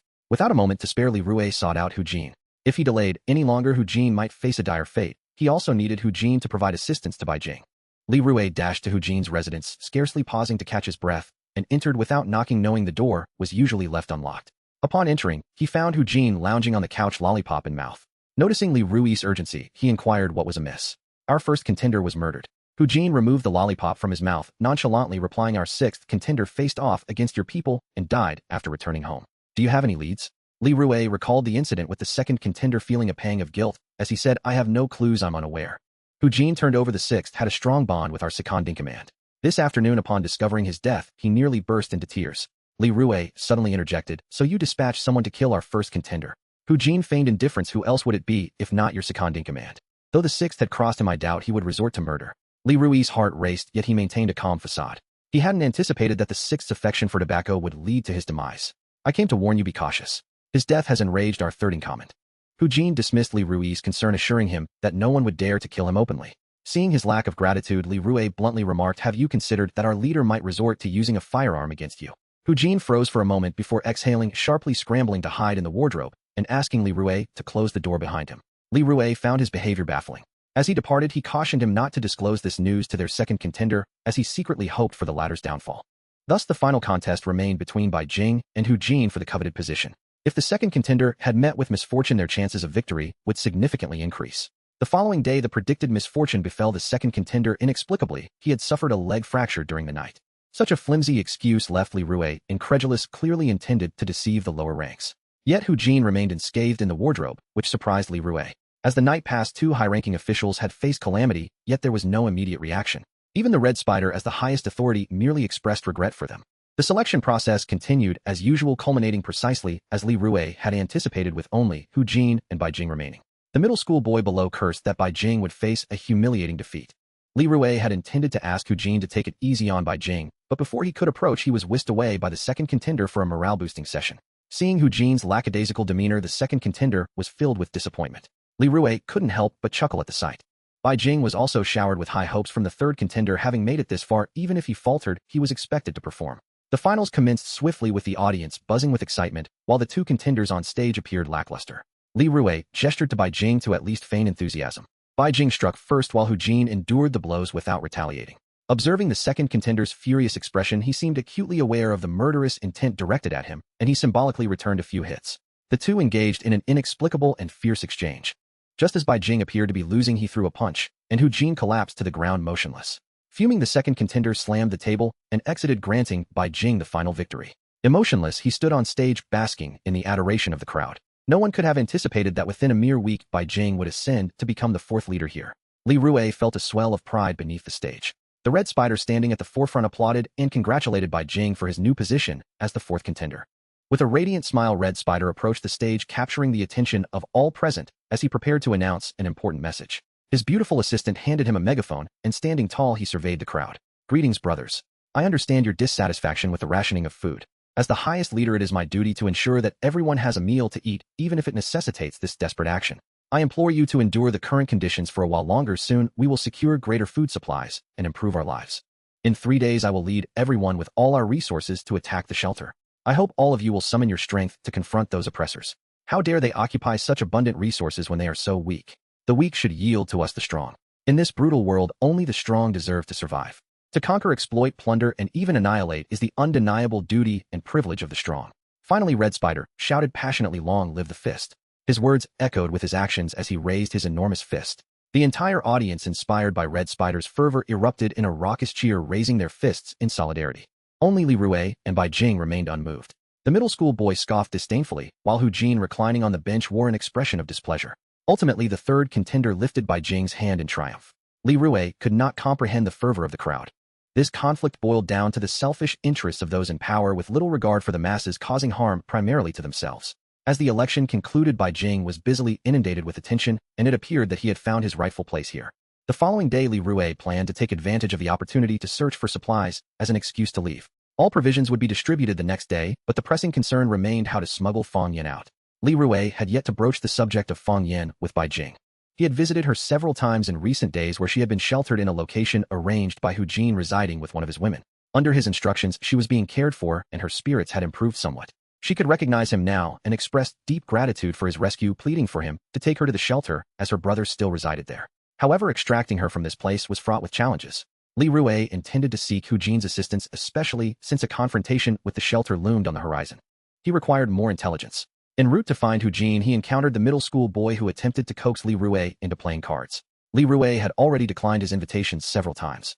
This time he acquiesced, promising to return for a game that evening, knowing it would be their last opportunity to enjoy each other's company. The middle school boy was an interesting and likable individual. When Li Rui finally reached Hu Jin, he found him unexpectedly awake, standing on the balcony, smoking in silence.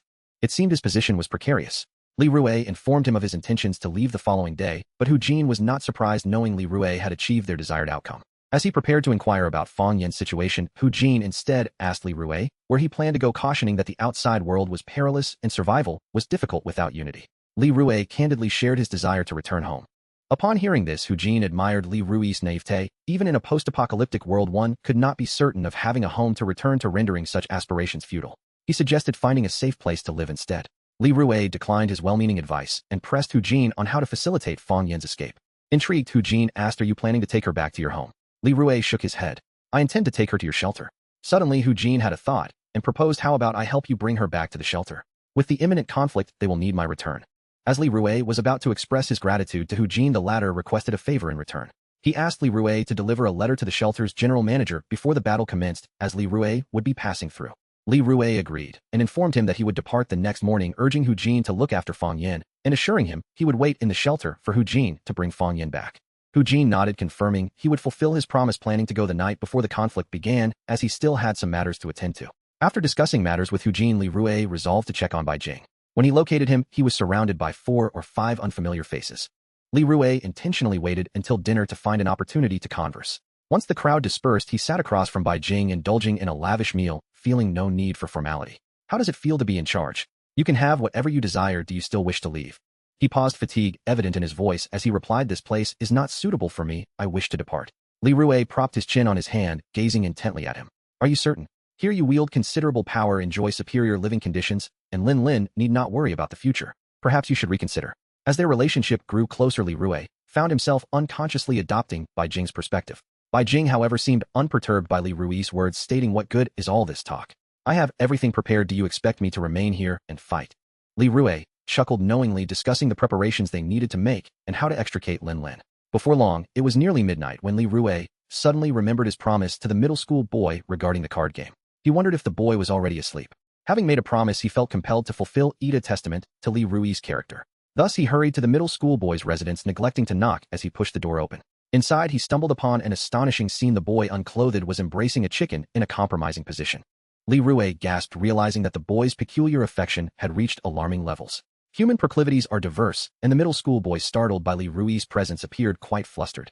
The atmosphere became exceedingly awkward as Li Rui hurriedly exclaimed, "It's too dark in here. I didn't see anything.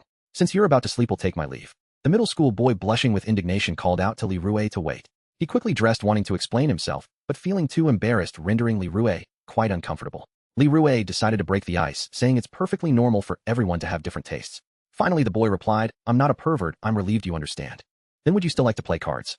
He averted his gaze, making it difficult for Li Rui to gauge his expression, likely filled with embarrassment. Li Rui readily agreed to play, and after a few rounds, the middle school boy reverted to his former eccentricity.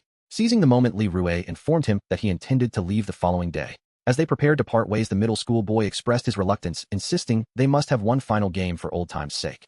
Thus began their wager. Before long, the middle school boy had lost everything. Li Rui assured him that he had not cheated, suggesting that the boy had intentionally wanted to assist him. Li Rui mentioned he possessed ample supplies, implying that the food was no longer necessary, and urged him to keep it for himself. The middle school boy was adamant, insisting that having lost so much, he must compensate Li Rui with equivalent value. He rummaged through his belongings, presenting Li Rui with a peculiar egg that appeared to be carved from stone. The middle school boy claimed it was his treasured possession and earnestly requested that Li Rui accept it. Should Li Rui find himself in dire need of resources, he could exchange it for 20 pounds of supplies, essentially serving as a debt repayment. Li Rui gratefully accepted, assuring him he would cherish it. As they bid farewell, the middle school boy smiled at Li Rui, saying, "The time spent with you has been enjoyable. You are the only one who resonates with me. I wish you safe travels." Li Rui waved back with a smile. "Goodbye."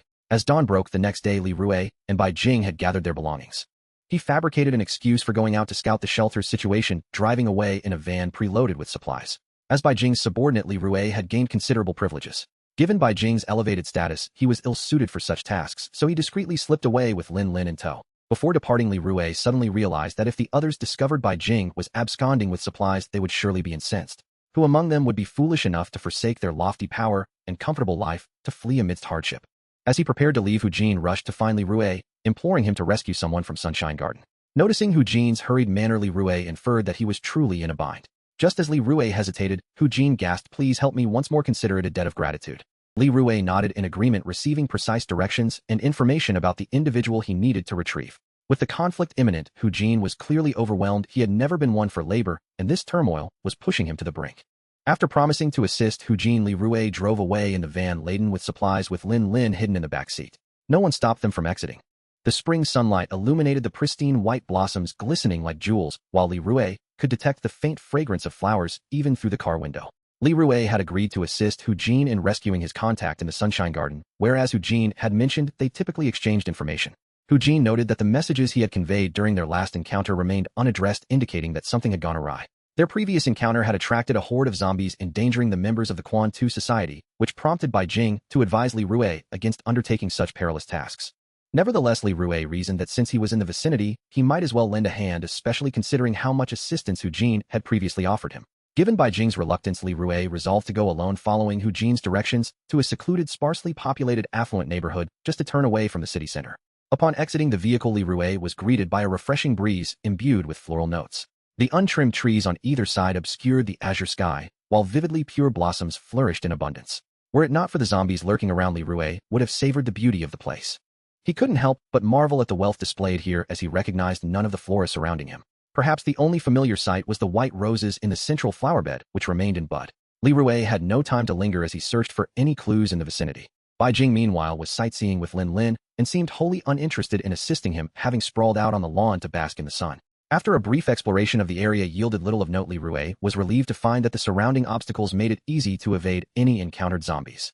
Through his investigations, he discovered a security booth surrounded by a throng of unmoving zombies.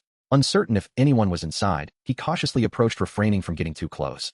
He picked up a handful of pebbles from the grass and hurled one at the glass, which failed to attract the attention of the surrounding zombies. He continued this until he had thrown 4 or 5 stones, at which point a head peeked out from the booth's window. Noticing the presence of another person, Li Rui waved eagerly, and the individual man returned the gesture. This must be the one he sought. With approximately 20 zombies encircling the security booth, he needed to devise a strategy to draw them away. He promptly headed off to find Bai Jing and procure a vehicle. Using simple gestures, he signaled to Bai Jing that he would return shortly and instructed him to wait. However, in his haste, he inadvertently attracted the attention of several zombies. Li Rui, feeling unperturbed, brandished his knife and charged at them, as there were only 2. With swift efficiency, he pressed down their heads and plunged his blade into their decaying mouths, dispatching the other in similar fashion. These were primarily leave-alone zombies, although their reflexes were comparable to those of normal humans. Their slight frames, especially since one was female, made them easy to overcome. If they had been larger, the encounter might have proven more challenging. Li Rui quickly returned to his previous location, ready to drive, and summoned Bai Jing and Lin Lin, determined to smash through the zombies and rescue the man inside. The road was clear and unobstructed, allowing him to swiftly reach the security booth again. He honked the horn to draw the clustered zombies' attention. Upon hearing the blaring sound, the zombies surged toward the vehicle, and Li Rui hit the accelerator, knocking them down in a flurry. Once they were down, he reversed and repeatedly ran over them, expending considerable effort to ensure that over 20 zombies were rendered immobile. Stepping out of the car, he found the ground beneath his feet disturbingly viscous. Intestines and fat were strewn everywhere, while a few of the zombies had their heads crushed open, a gruesome sight. Li Rui had long since grown accustomed to such carnage, and the individual within the security booth cautiously emerged upon seeing the area cleared of zombies. He appeared significantly older than Li Rui, perhaps nearing 30, with greasy hair and a haggard face, an unremarkable appearance. Li Rui approached him amicably, inquiring, "Hello, are you from the shelter?" The man surveyed Li Rui with a look of unfamiliarity. "Yes, I am from the shelter. Thank you for saving me." Relieved by his affirmative response, Li Rui urged, "You must hurry and relay Hu Jin's message back. He is in dire need." However, the man regarded him with a perplexed expression, as if he did not grasp the meaning behind Li Rui's words. He scratched his head. "Thank you so much for saving me. I must be on my way now." Li Rui was taken aback as he watched the man prepare to leave. He seized the man's arm, exclaiming, "Aren't you from the shelter?" The man looked back, bewildered. "Yes, I reside in the shelter." Li Rui quickly pressed, "Do you not recognize Hu Jin?" After a moment of contemplation, the man shook his head. Li Rui's expression darkened. He had mistakenly rescued the wrong person. After all the effort expended to save him, the man's casual departure seemed unjust. Thinking this, Li Rui's demeanor shifted. "Since I went to such lengths to save you, you ought to express some gratitude." Upon hearing this, the man's lips twitched slightly, and he began to gather his belongings from the booth. He handed Li Rui a single bottle of water before turning to leave. Li Rui could hardly believe it, a mere bottle of water. Such stinginess was disheartening. He considered throwing it back at the man in frustration, but refrained. Suddenly, he recalled that the man might have encountered the contact he sought while being trapped here. Thus, Li Rui rushed forward, grabbing him again. The man jumped in surprise, instinctively clutching his bulging backpack. "Have you seen anyone from your place stuck here?" Li Rui pressed. Taking a deep breath, the man seemed to realize something. "If you return that bottle of water to me, I'll tell you." Li Rui furrowed his brows and returned the water, and as he neared the man's backpack, he noticed a subtle movement within it. This frugal man indeed had information. He relayed that a few days prior, he and his companions had come here to scavenge supplies and encountered a massive horde of zombies, becoming trapped in the security booth. At that time, the area had been teeming with zombies, but now, several days later, many had dispersed. He mentioned that a peculiar individual had visited just yesterday, observing the zombies and venturing further inside. He gestured in the direction the stranger had gone. Having gleaned the information he needed, Li Rui allowed the man to depart, feeling he had achieved something worthwhile. Following the direction indicated by the frugal man, Li Rui successfully located the stranded contact, a young man approximately the same age as himself. The young man was cornered by a cluster of zombies against a tree, and Li Rui promptly rescued him. To confirm his identity, he inquired about his relationship with Hu Jin. Upon hearing Hu Jin's name, the young man's expression shifted to one of anger, accusing Hu Jin of laziness. It appeared that he was indeed the one Li Rui sought. Once the young man learned that Hu Jin had sent Li Rui to rescue him, his demeanor softened somewhat. He requested some food and water before departing to search for messages left by Hu Jin. After this series of events, it was nearly noon, and Li Rui called Bai Jing and Lin Lin to join him for lunch. Dining among the chirping birds and fragrant blossoms in the garden gave Li Rui a sense of springtime revelry. They had prepared a variety of easy-to-store foods such as canned goods and bread. As they ate, Li Rui noticed shadows moving beneath the trees. Upon closer inspection, he discerned figures flitting by in the upscale complex opposite. Zombies were present, their silhouettes pooling across the balconies of each floor. As he scrutinized the scene, he felt a chill. If they all descended, they would pile up to 3 stories high. Li Rui then observed that there were no zombies on the 4th floor balcony, while the 5th was overrun. His curiosity piqued. He climbed up the nearby artificial hill for a better view, where he spotted a curled figure in a room on the 4th floor. He called down to Bai Jing. Bai Jing, there's someone in that house over there. Upon hearing this, Bai Jing's eyelids twitched. He shouted back, have you lost your mind again? Come down, and I'll slap you to bring you to your senses. Li Rui felt a surge of irritation at Bai Jing's words. I never said I was going to rescue them. Can you please not be this way? With 3 layers of zombies blocking the path below, it would be foolish for Li Rui to risk his safety for a stranger. However, the figure appeared to be on the brink of death, motionless in the corner with long hair enveloping her frail form. She seemed to be a woman.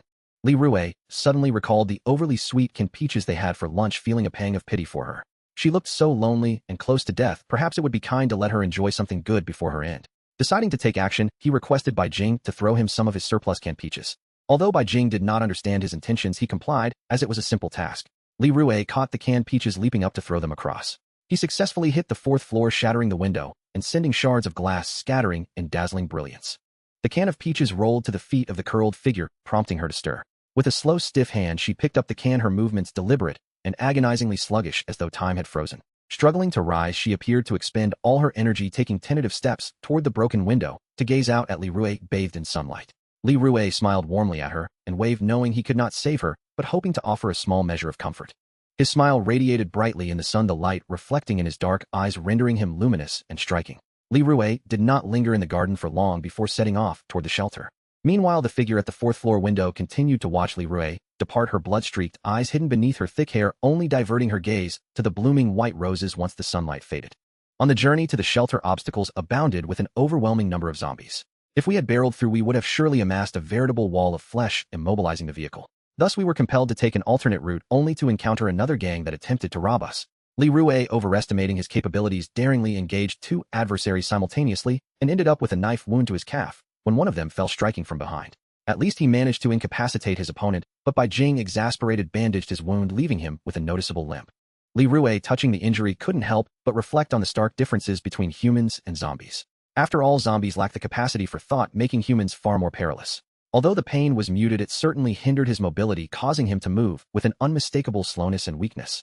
Li Rui also noticed that Bai Jing's arm was mottled with bruises from the numerous blows she had sustained, a testament to her own struggles, albeit she chose not to voice her discomfort. It appeared they would need to recuperate at the shelter. After all, health is the foundation of all endeavors. They were equipped with a van filled with supplies and medications sufficient to sustain them for an extended period. After driving for a while, upon encountering a congested intersection heavily fortified with security, Li Rui realized they had arrived at the shelter. The entrance, constructed from barbed wire, was guarded by 2 or 3 sentinels. After a brief exchange, they permitted Li Rui to enter with his vehicle. This shelter accepted anyone provided they had supplies. Entry required an offering of 8 pounds of provisions, which ensured basic safety and accommodation. Even when Li Rui attempted to negotiate on the grounds of his friendship with Eugene, they paid him no heed. It seems there are no free lunches in this world. The most egregious aspect was the monthly fees. Failure to renew supplies would result in expulsion. This place operated on a transactional basis, offering no meals, but merely basic security, which explained why so many were eager to join the Quan Tu Shi. Reluctantly, Li Rui surrendered the supplies, receiving a set of keys and an address in return, with the guards merely advising him against violence before dismissing him. When Eugene returned, Li Rui would demand an explanation for this wretched place. It was far more taxing to labor here than to defect. Upon entering, Li Rui felt as though he had stepped into an employee dormitory. The uniform rectangular buildings stood in regimented rows, evoking an indescribable sense of oppression. He was reminded of the oppressive work environment under his previous employer, with a few white aluminum factories nearby and passers-by clad in matching attire. Bai Jing parked the vehicle beneath their new residence. As Li Rui slowly disembarked, a sense of dread washed over him at the sight of their new home, a standard duplex with peeling yellowed walls inhabited by a diverse mix of individuals. The population here was substantial, and anyone could reside in safety if they surrendered 8 pounds of supplies. Most inhabitants were families, though the living conditions left much to be desired. Perhaps the only redeeming quality was the palpable camaraderie. There were no harsh hierarchies, and he observed many children laughing and playing while a few white doves flew overhead, igniting a sense of longing in Lin Lin, who held Bai Jing's hand. As Li Rui ascended to the 3rd floor, his pallor deepened. He realized with dismay that blood had seeped into his shoes. Yet he felt no pain. He simply poured the blood out of his shoes, wiped them clean, and continued on, albeit at a significantly slower pace. He wondered if this dulled sensitivity was a curse or a blessing. After all, it was normal for a stab wound to bleed, and despite his best efforts at bandaging, extensive walking would inevitably lead to further bleeding. Upon noticing Li Rui's distress, Bai Jing set Lin Lin down with a sigh and offered to carry him up, proving himself a true friend, showing that his brotherhood was not in vain. Upon reaching their dwelling, Li Rui was taken aback. A little disarray and dirt were acceptable, but crucially they were expected to share a one-bedroom apartment, a living arrangement for 2 men and 1 woman. Previously in the Quantu, they had ample space akin to a villa accommodating 4 or 5 people comfortably. Now with the demand for 8 pounds of supplies for a single room, their stay would be brief, as they could not afford such luxury. With no alternative, Li Rui volunteered to sleep on the sofa. After settling his belongings and resting for a while, he went to assist Hu Jin with a message. He also wished to see the highest-ranking official here, especially with the impending arrival of Quantushi's members. He wondered how they would respond. After several inquiries, he found himself in a well-kept office, building a stark contrast to their living quarters, with the leadership situated in a resource-rich hub. As soon as they heard Hu Jin's name, they understood and promptly escorted Li Rui to meet their manager. A respectful woman led him to a spacious office where a middle-aged man adorned with gold-rimmed glasses was engrossed in his work. Even after Li Rui had been there for half a minute, the man remained oblivious, and it was only when Li Rui cleared his throat that he finally acknowledged his presence. After a brief introduction, Li Rui handed over the message. Gratefully, the man inquired about Hu Jin's situation, and Li Rui shared the current state of affairs, asking how they planned to handle the impending confrontation with Quantushi. Upon hearing this, the man's countenance darkened, but he resolutely assured Li Rui that they would resist to the end. After exchanging a few pleasantries, Li Rui intended to leave, but the man pressed him about how he became acquainted with Hu Jin during his time with Quantushi. Li Rui, seeking to impress, began to boast about his former status within Quantu, hoping to entice the man into offering better accommodations and conditions. However, the man was astute and seemed skeptical of Li Rui's claims, instead showing keen interest in Bai Jing. After all, true strength was highly regarded in this place. Li Rui had little to say in response, so he turned to leave, planning to depart as soon as his injury healed. As Li Rui exited the manager's office, he encountered a familiar woman clad in a white shirt and a black skirt, her collar slightly open, swaying with each step of her high heels adorned with a distinctive beauty mark. In that fleeting moment, as they brushed past each other, Li Rui recognized her instantly by the mole on her chest. She was Jiang Tong, the woman who had once knocked him out and made off with all his supplies. Though 2 months had passed, Li Rui harbored lingering resentment over the incident, especially as he observed her seemingly prosperous life, now his teeth almost grinding together in irritation. Since Li Rui encountered that wicked woman Jiang Tong in the office building, he has been in a state of disquiet, feeling as though he were holding his breath. Her failure to recognize him was already a source of distress, but what vexed him even more was the revelation that she had become entangled with the leader's paramour. The prospect of exacting revenge seemed increasingly elusive. Had it not been for her earlier misappropriation of his resources, perhaps the ensuing events would never have transpired, and on several occasions Li Rui had narrowly escaped death. While he was ruminating on potential ways to retaliate against her, he was oblivious to Bai Jing calling his name multiple times. It wasn't until she slapped him that he finally snapped back to reality. It turned out that there was no water, perhaps the house had never had any. Their basic hygiene and drinking needs had become problematic, and Li Rui did not anticipate such dire conditions.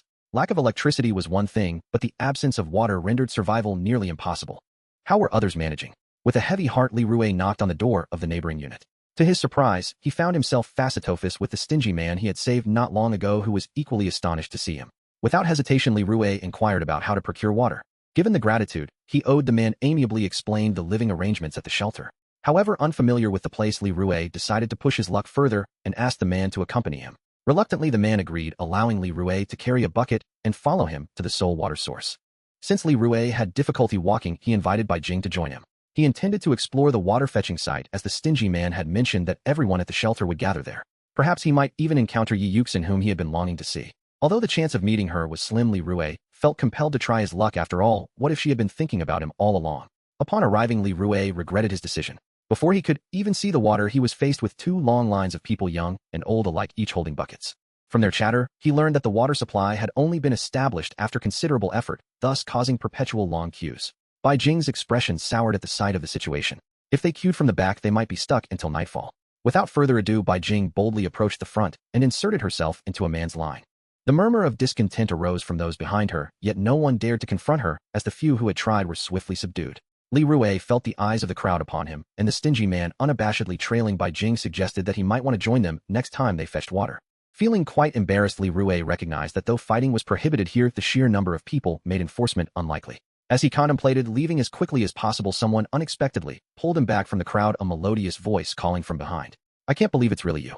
Li Rui turned in astonishment to find Yi Yuxin, her eyes twinkling with a smile. "What a coincidence. I didn't expect to see you again." It seems we are quite fated, she added, her words laced with a hint of ambiguity, leaving Li Rui momentarily speechless. Before they could exchange more pleasantries, the stingy man, ever observant, rushed over to flatter her. He swiftly seized the bucket from her hands, and only then did Li Rui notice that she too was carrying a bucket and basin. She waved at Li Rui with a smile. Let's talk later. Lei Gu is helping me fetch water, I need to assist him. Wait, Li Rui's words caught in his throat as he watched her walk toward the stingy man. Left feeling powerless and rooted in place, he observed their familiar interaction, an unsettling feeling settling in his heart. How unexpectedly close they seemed. Li Rui was not willing to give up. Since she had promised to return to chat, he decided to wait a little longer. It wasn't until he saw the stingy man carrying water alongside Yi Yuxin in another direction that disappointment washed over him, prompting his departure. Inopportunely, Bai Jing added insult to injury. You're not half as clever as that guy. It's no surprise you missed your chance at romance. Get lost, and bring the water up, he retorted. Just as Bai Jing coldly scoffed and turned to leave, a tall, striking woman approached her, complimenting Bai Jing on his fighting abilities and inviting him to join a team to scavenge for supplies. Without a moment's hesitation, Li Rui declined on Bai Jing's behalf, as her intentions were brazenly transparent. Thou could one discuss resource gathering in her room. Such fortuitous opportunities were not meant for him, and he swiftly introduced himself to the tall beauty, signaling Bai Jing to leave quickly so he could engage in a more in-depth discussion with her about forming a team. Bai Jing, understanding his intentions, departed with the water. Yet as soon as she was gone, the tall woman's demeanor shifted drastically. With a disdainful smirk, she bluntly stated, forget it. Just looking at your face makes me lose interest. You can think of me tonight. With that, she forcefully bumped into Li Rui, before quickly disappearing into the crowd, leaving him momentarily unsteady and incredulous at the audacity of such a woman. As Li Rui returned, he encountered an unexpected visitor at their Dura, secretary of the leader, clearly still interested in Bai Jing.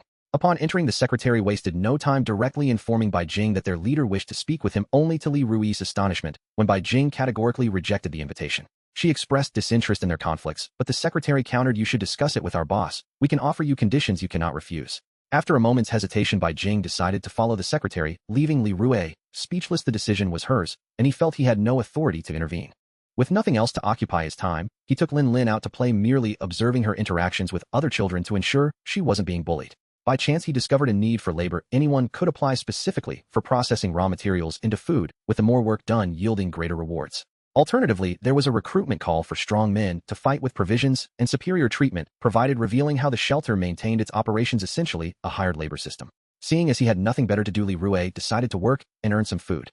Lin Lin was fitting in well with the other children and didn't require his constant supervision. She could return home on her own. Though he had difficulty walking, his hands were still capable, so Li Rui opted to grind flour, intending to make noodles and enhance their meals, as the house he resided in happened to have the necessary tools.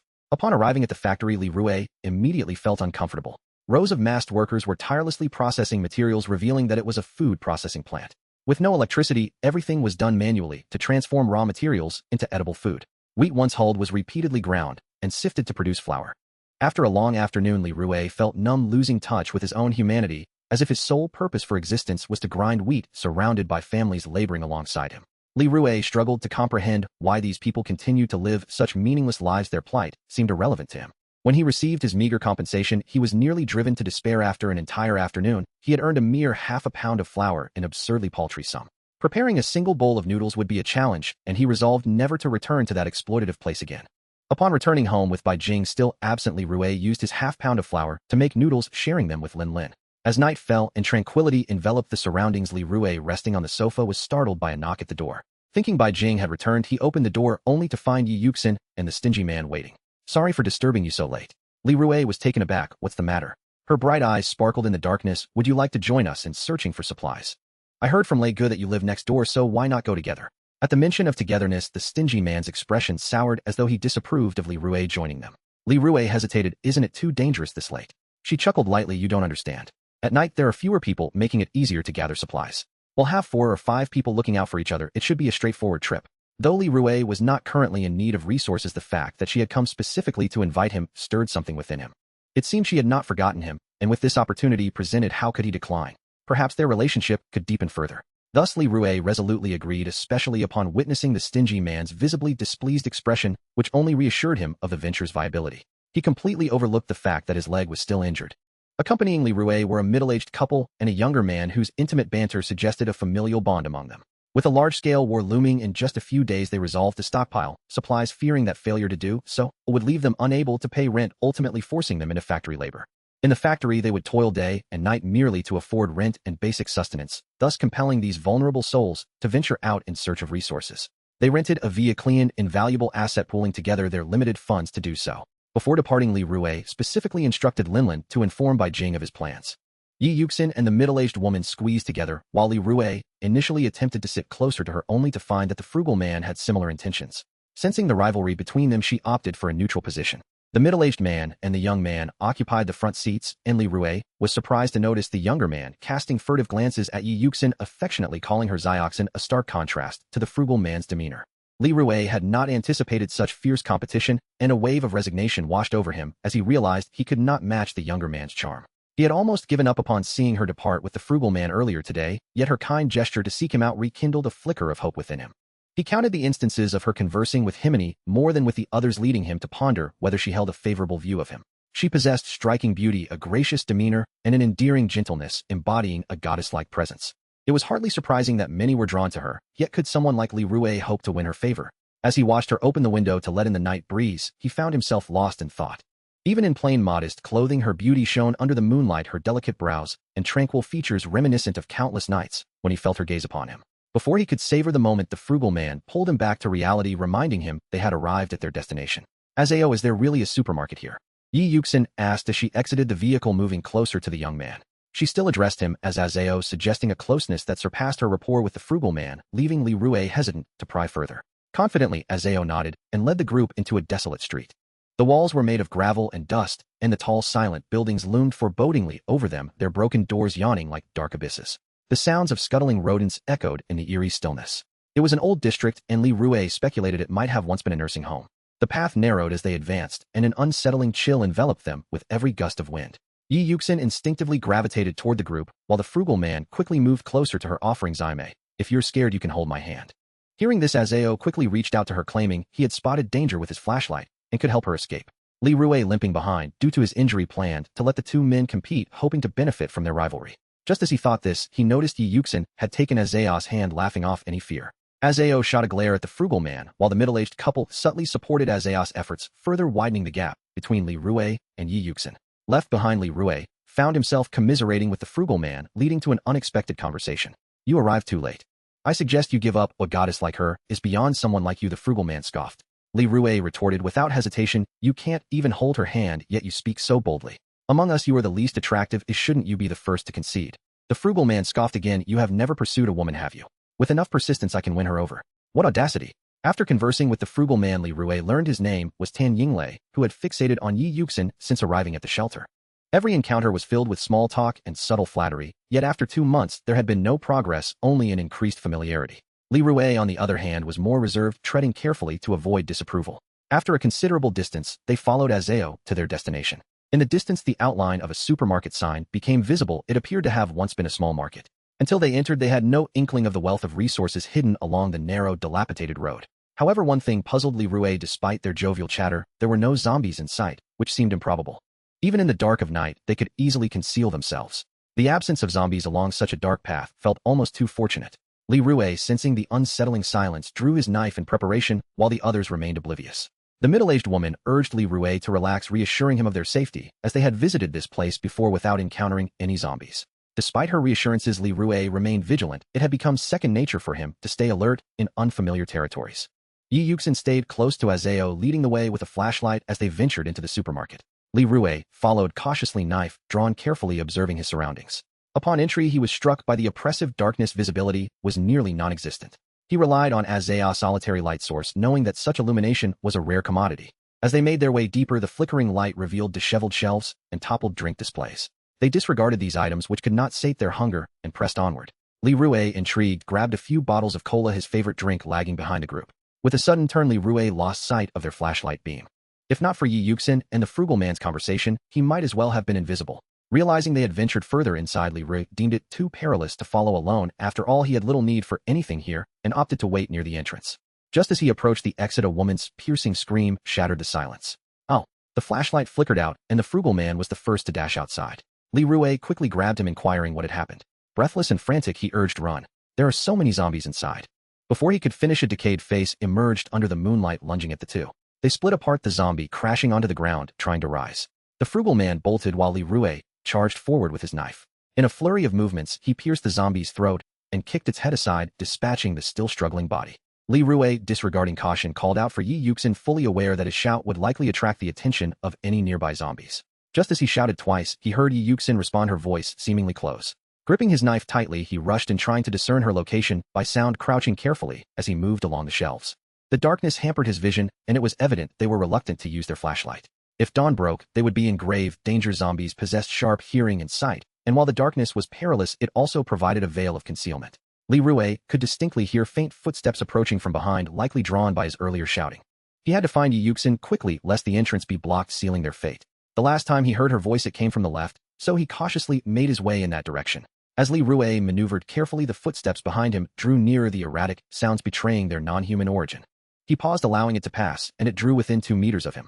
Just when he thought it might head toward the exit, its shadowy form shifted in his direction. Caught in a dilemma about whether to confront it, he suddenly felt the cold touch of ceramic against his hand. If he were to attack, the resulting noise would surely shatter the surrounding porcelain, alerting all nearby zombies. Li Rue furrowed his brow and picked up a cup or perhaps a bowl and hurled it away from the approaching zombie. The crash drew the zombie's attention away from him, allowing Li Rue to throw more ceramic items into a corner, the cacophony luring all the zombies to that spot. This diversion offered them a chance to escape, and he hoped they would realize his intent and maneuver around the side. Within moments, a mass of writhing shadows gathered in the corner, but Li Rue soon ran out of objects to throw. The sudden silence prompted the zombies to scatter. Uncertain if the others had managed to flee, Li Rue understood that lingering any longer would lead to his demise, as several shadows were already advancing toward his position. Thinking quickly, he stepped onto an empty shelf to evade detection. Once he spotted 2 shadows move past, he overheard Yi Yuxin's frantic voice calling for Azeo mere steps away. Li Rue climbed over the shelf to the other side, barely able to see the 2 crouching figures as they moved cautiously. Without doubt, they were the 2 he sought. He rummaged around the empty shelf and tossed a toothbrush toward them, striking one and eliciting a low growl. Fortuitously, he had hit Azeo. From his perch, Li Rue whispered, "It's me. There are 2 zombies ahead. You can circumvent them by going left, and then continue straight to exit." Yi Yuxin's relief was palpable as she whispered back, "I'm so glad you're safe. Where are you?" "I'm above you. Oh, just be careful and stay quiet. We'll meet at the entrance." Li Rue found it cumbersome to maneuver atop the shelf, having bumped his head several times against the ceiling. Just as he prepared to descend, Yi Yuxin's voice echoed from below. "Li Rue, the uncle and aunt are still behind us. If you're safe up there, could you please inform them? I'm very worried about them." Even Azeo joined in, urging him to help locate the middle-aged couple, as it was easier for him from his vantage point. Li Rue felt an indescribable sensation. It dawned on him how he must have sounded when calling for Bai Jing in times of peril. Truth be told, he was reluctant to go, as he was not in the best condition, but their fervent pleas left him with little choice but to acquiesce. He climbed over another shelf and scanned the area, spotting 2 trembling shadows tucked away in a corner. Zombies did not tremble. His injured foot was beginning to weaken, yet he pressed on. Confirming they were human, he quietly urged them to move forward, quickly advising them to take the left route, knowing time was of the essence as the zombies could return at any moment. Upon hearing Li Rue's words, the pair cautiously stood up and began to advance, prompting him to descend. Leading them carefully, Li Rue navigated around the zombies. Just as they were about to bypass the left side zombie, someone accidentally bumped against a shelf, shattering a remaining piece of ceramic. Crash! The sudden noise silenced the area, and Li Rue shouted, "Run!" Azeo, disregarding caution, flicked on his flashlight and immediately sought the exit, pulling Yi Yuxin along as they dashed toward the door. Li Rue followed closely behind, with the middle-aged couple trailing at the rear, pursued by the horde of zombies that had suddenly awakened. As Li Rue sprinted past a shelf, a shadow lunged at him, a rotting blackened mouth aimed to bite him. He was not one to be caught off guard. He thrust his knife into its mouth and forcefully pushed it away, creating enough space for the middle-aged woman to flee ahead of him. But Li Rue quickly caught up, and thus all 4 managed to exit the supermarket. With no time to catch their breath, the zombies continued their relentless pursuit. Their numbers were overwhelming, with 4 or 5 sprinting at remarkable speed. Azeo, pulling Yi Yuxin along, raced ahead, while Li Rue kept pace in the middle, experienced despite his injury, running faster than the middle-aged couple. The 5 of them raced back the way they had come, and after what felt like an eternity, Li Rue struggled to breathe, his lungs gasping for air, as if each moment without oxygen might lead to suffocation. Exhaustion weighed heavily upon him, and a glance backward revealed the horde still trailing closely behind, while the middle-aged woman lagged further behind, just 4 or 5 meters from the nearest zombies. When he turned around, an unexpected sight met his eyes. A muscular zombie in sportswear leaped forward, landing squarely on the middle-aged woman. A chilling scream pierced the air. "Help me!" "Ow!" The muscular zombie buried its head into the woman's body, tearing a chunk of flesh from her neck with brutal efficiency. "Ow! It hurts. Please save me," she cried, her voice breaking in despair as she struggled for breath. None dared to halt. Azeo, hearing the middle-aged woman's desperate cries, released Yi Yuxin's hand and sprinted faster. Li Rue widened his eyes in disbelief. The distance between the muscular zombie and the couple was 5 or 6 meters, yet it managed to leap that far. When he looked back, the middle-aged woman was already engulfed by the horde, surrounded by several zombies feasting on her. Li Rue, now solely focused on his own survival, could not afford to dwell on her fate. After all, he hardly knew her. Having guided her out of the supermarket was already a considerable effort on his part. The only utility she might have now was to distract the zombies long enough for him to escape. Yet the muscular zombie did not linger to consume the woman, it continued its pursuit after them. The distance back to safety was still daunting, with the middle-aged man now trailing behind Li Rue. Upon looking back, he saw the middle-aged man drenched in sweat, panting heavily, his eyes wide with fear, and his legs faltering as he stumbled. His sunken cheeks and bloodied teeth were a grim reminder of the predator behind him. The mournful wails behind them were drowned out by a cacophony of growls until the sounds of flesh being torn and chewed faded into the distance. Li Rue exerted every ounce of his strength to run, feeling the ground beneath his injured foot become increasingly viscous and slippery. Yi Yuxin gradually matched his pace. It was uncertain who among the two was faster or slower. Her forehead was slick with tightly clustered beads of sweat, and she gasped for air, her steps beginning to falter. After abandoning Yi Yuxin, Zhou had vanished entirely from sight, while the muscular zombie relentlessly pursued them, its calf muscles so developed they rivaled Li Rue's thighs. In addition to the relentless muscular zombie, they were also followed by 3 or 4 other zombies, each formidable in its own right. As Yi Yuxin began to lag behind, she moved her parched lips attempting to call out, but her rapid breathing rendered her voiceless. Li Rue fared little better. Fatigue was creeping into his body, and the most terrifying prospect was that the muscular zombie was closing in on them. With the distance between them dwindling, as Li Rue contemplated evading to the side, the muscular zombie leaped forward with force. It lunged directly at the lagging Yi Yuxin, but fortunately Li Rue managed to pull her back just in time, causing the muscular zombie to miss its target. Continuing to run like this would inevitably lead to their demise. Li Rue spotted an old clinic ahead, its door appearing intact. He immediately urged Yi Yuxin to take refuge there to regain some strength, and he dashed through the obstacles to reach the clinic. The clinic had glass sliding doors that looked sturdy. Peering through the glass, he confirmed that the interior was deserted, making it the only sanctuary nearby. All the other doors were tightly shut, and Li Rue was hesitant to enter through the few ajar doors. Suo knew if other zombies lurked in the darkness within. Li Rue was the first to enter, moving to the sliding door to close it, shouting to Yi Yuxin, "Hurry, it's right behind us." Upon hearing Li Rue's words, Yi Yuxin gritted her teeth and quickened her pace. Her once lovely features were now twisted with urgency, lacking any trace of her usual beauty. As she approached the door, the muscular zombie surged forward again. It lunged at Yi Yuxin just as she stepped inside the clinic, her foot crossing the threshold by mere inches, while Li Rue managed to close the door, although not quickly enough to completely prevent the zombie's entry. Its upper body had wedged itself and caught at the waist, and its powerful arms reached out toward Yi Yuxin, its fingers stopping mere centimeters from her face. She, overwhelmed with fear, collapsed onto the ground, gasping desperately, trembling uncontrollably. Li Rue fought with all his might to hold the door, preventing the zombie from advancing further. If he loosened his grip, it would surge in completely, and their fates would be sealed. The muscular zombie struggled fiercely, and Li Rue could feel his strength waning. "Quick, use the knife to sever its head," Li Rue shouted with great effort. Yi Yuxin rose from the ground, her eyes wide with terror at the sight of the clawing zombie, gasping for air in large frantic breaths, unable to articulate her thoughts. I can't, it's too frightening, it could bite me," she stammered, her body quaking, tears streaming down her face. Li Rue felt a profound despair, his hand on the doorframe gradually losing strength. He could not blame her for her weakness. Instead, he cursed himself for not being strong enough. After catching his breath, he urged her, "You hold the door steady, you'll go for the kill. Otherwise we will both perish, and I won't last much longer." She gritted her teeth and nodded, her body still trembling slightly from the shock.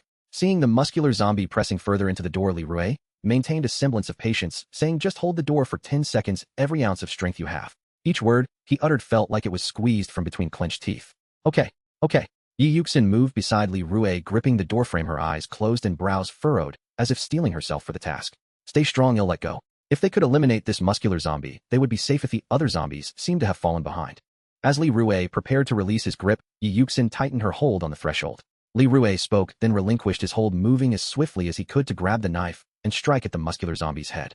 However, mere moments into his attack, the muscular zombie suddenly twisted its body with force, and Yi Yuxin faltered in her effort.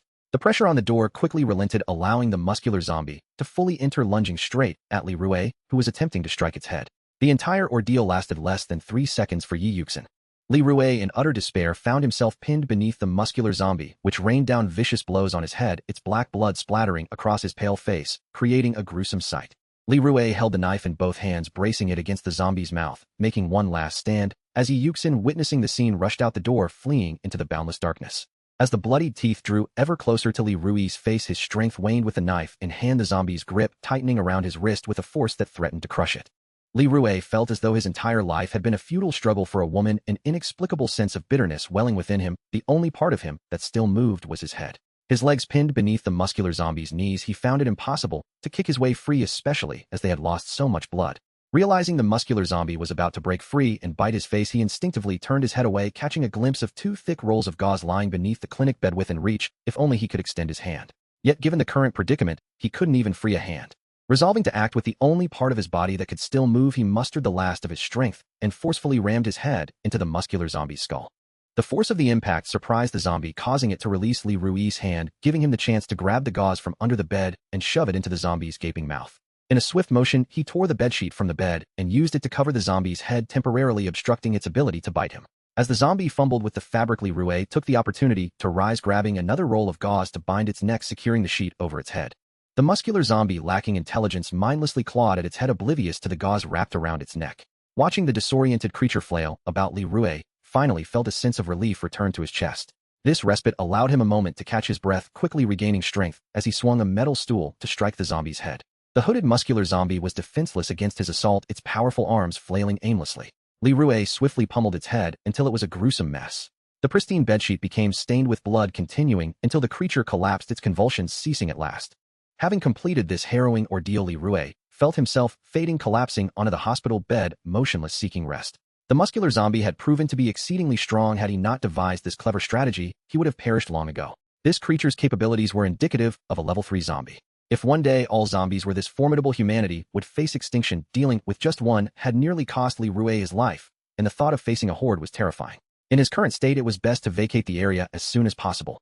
He had no idea if the others were waiting for him, and did not blame Yi Yuxin for her escape. Staying behind would have rendered her powerless. Nevertheless, the fact that she had abandoned him so callously left him profoundly saddened. Even if she had intended to leave a word from her would have sufficed, and he would not have tried to dissuade her. It is often said that adversity reveals true feelings, and this sentiment rings true. Perhaps this was the only way for him to finally let go. Upon returning to their parking spot, Li Rui found it deserted, the evening breeze amplifying his loneliness beneath the moonlight.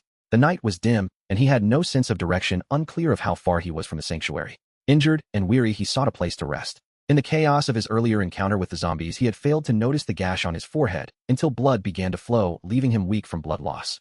Faced with two ordinary zombies, he found himself unable to wield his weapon effectively. Spotting a luxurious apartment nearby, he intended to seek refuge there for the night, only to find a horde of zombies staring back at him the moment he opened the door. With a bitter smile, Li Rui quickly shut the door and fled. Having narrowly escaped the jaws of death, he now encountered another den of danger. Could his misfortune possibly worsen? The zombies soon broke through the door, relentlessly pursuing him. Li Rui could run no longer. He climbed over a high iron fence and lay still, breathing quietly. Outside were zombies, and inside the building were more zombies. He resolved to sleep there, no longer wishing to move. He wondered if Bai Jing would notice his absence and come to his aid. Each time he relied on Bai Jing for rescue, and Li Rui felt a profound sense of shame. Without him, he felt utterly useless.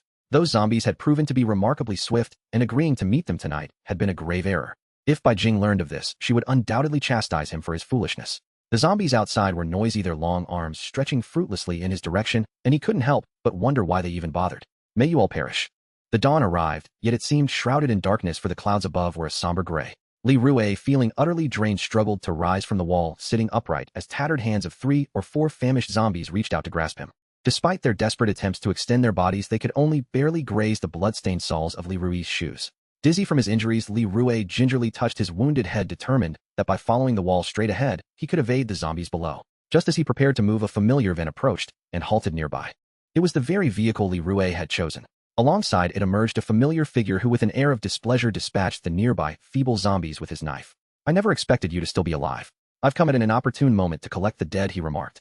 Li Rui managed a bitter smile as he replied to Bai Jing below, I was supposed to be dead. However, the thought of you being whisked away by a beauty for an entire night kept my spirit tethered.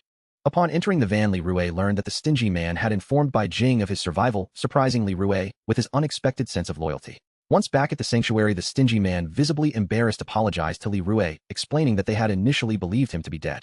Yi Yuxin had informed them of his demise, hence their abandonment. As Bai Jing bandaged his wounds, she mockingly recounted the events, deepening Li Rui's discomfort and solidifying his vow to steer clear of women in the future. Severely injured, with his forehead, wrist, and feet wrapped in bandages, Li Rui took possession of the lone bed, and Linlin tended to him with remarkable kindness, far surpassing her brother's gentleness, a testament to the affection he had shown her previously. Curiously, he inquired about Bai Jing's conversation with the leader that day. Bai Jing gazed out the window and said slowly, the leader mentioned that if I perform well in tomorrow's battle against the Fist Society, they would produce the medication Linlin requires. This revelation left Li Rue astounded. Do they truly possess such capabilities? Be cautious, they may be deceiving you. Bai Jing assured him that they indeed had the means, having recruited skilled personnel and the appropriate facilities currently in the preparatory stages. Due to material shortages, only a limited amount of commonly used drugs could be produced for experimentation. She had ventured to the pharmaceutical factory the previous night to assess the situation and, barring unforeseen circumstances, they could indeed manufacture what was needed. If Bai Jing continued to excel and ascended to a higher position, she could request the production of relevant medications, a far simpler task than seeking them externally. After all, the production of medicine would eventually cease, and Li Rue posed the pivotal question, so have you agreed? Bai Jing nodded in silence, and Li Rue empathized, noting that failure to defeat the Fist Society tomorrow would jeopardize stable resource production. Soon enough, the Fist Society prepared to assault their headquarters. The upscale office area Li Rue had recently visited, a stark contrast to the desolate surroundings he currently inhabited. Li Rue cautioned Bai Jing to remain vigilant and to survive lest Linlin be taken away. He nodded without uttering further words, and the two shared a moment of silence until a knock resonated at the door. Bai Jing opened it, revealing an unfamiliar woman who, upon seeing her, attempted to close the door. Wait, I've heard that Li Rue is still alive, so I came to check on him. Is he well? The visitor was Yi Yuxin, carrying some food, her face marked with concern. Bai Jing, however, was unsparing in her dismissal. He's dead. You can leave now. Just as she was about to shut the door, Li Rue recognized Yi Yuxin's voice and interjected, let her in. Reluctantly, Bai Jing permitted her entry. Yi Yuxin, her head bowed and visibly anxious, stepped inside. Upon noticing Li Rue, whose head was heavily bandaged, tears welled in her eyes, and without a thought for the food she rushed to embrace him. I'm so sorry, so sorry. It is such a relief to see you alive, I thought. Her sobbing, tender yet heart-wrenching, emanated from Li Rue's embrace, momentarily rendering him speechless. His initial intention to humiliate her vanished upon witnessing her profound sorrow. It's all right, you can let go now, he managed to say, although a part of him wished for her to hold him a moment longer, drawn to her softness and fragrance. Yet with others present, he felt a flush of embarrassment given that he had just spoken ill of her in front of Bai Jing. Reluctantly, she released him, wiping away her tears, her demeanor evoking sympathy. You don't blame me, do you? Li Rue hesitated, but ultimately relented, lowering his head in somber reflection. No, in such circumstances, anyone would flee. I completely understand. Bai Jing, observing the exchange, wore an incredulous expression as she led Linlin outside. Hearing Li Rue's words seemed to relieve Yi Yuxin. She shared some of the food she had found, albeit a small quantity, yet it was a meaningful gesture. As she fed him, Li Rue found himself enchanted by her kindness, especially as she expressed genuine remorse for past events, feeling guilty for not having rested well the previous night.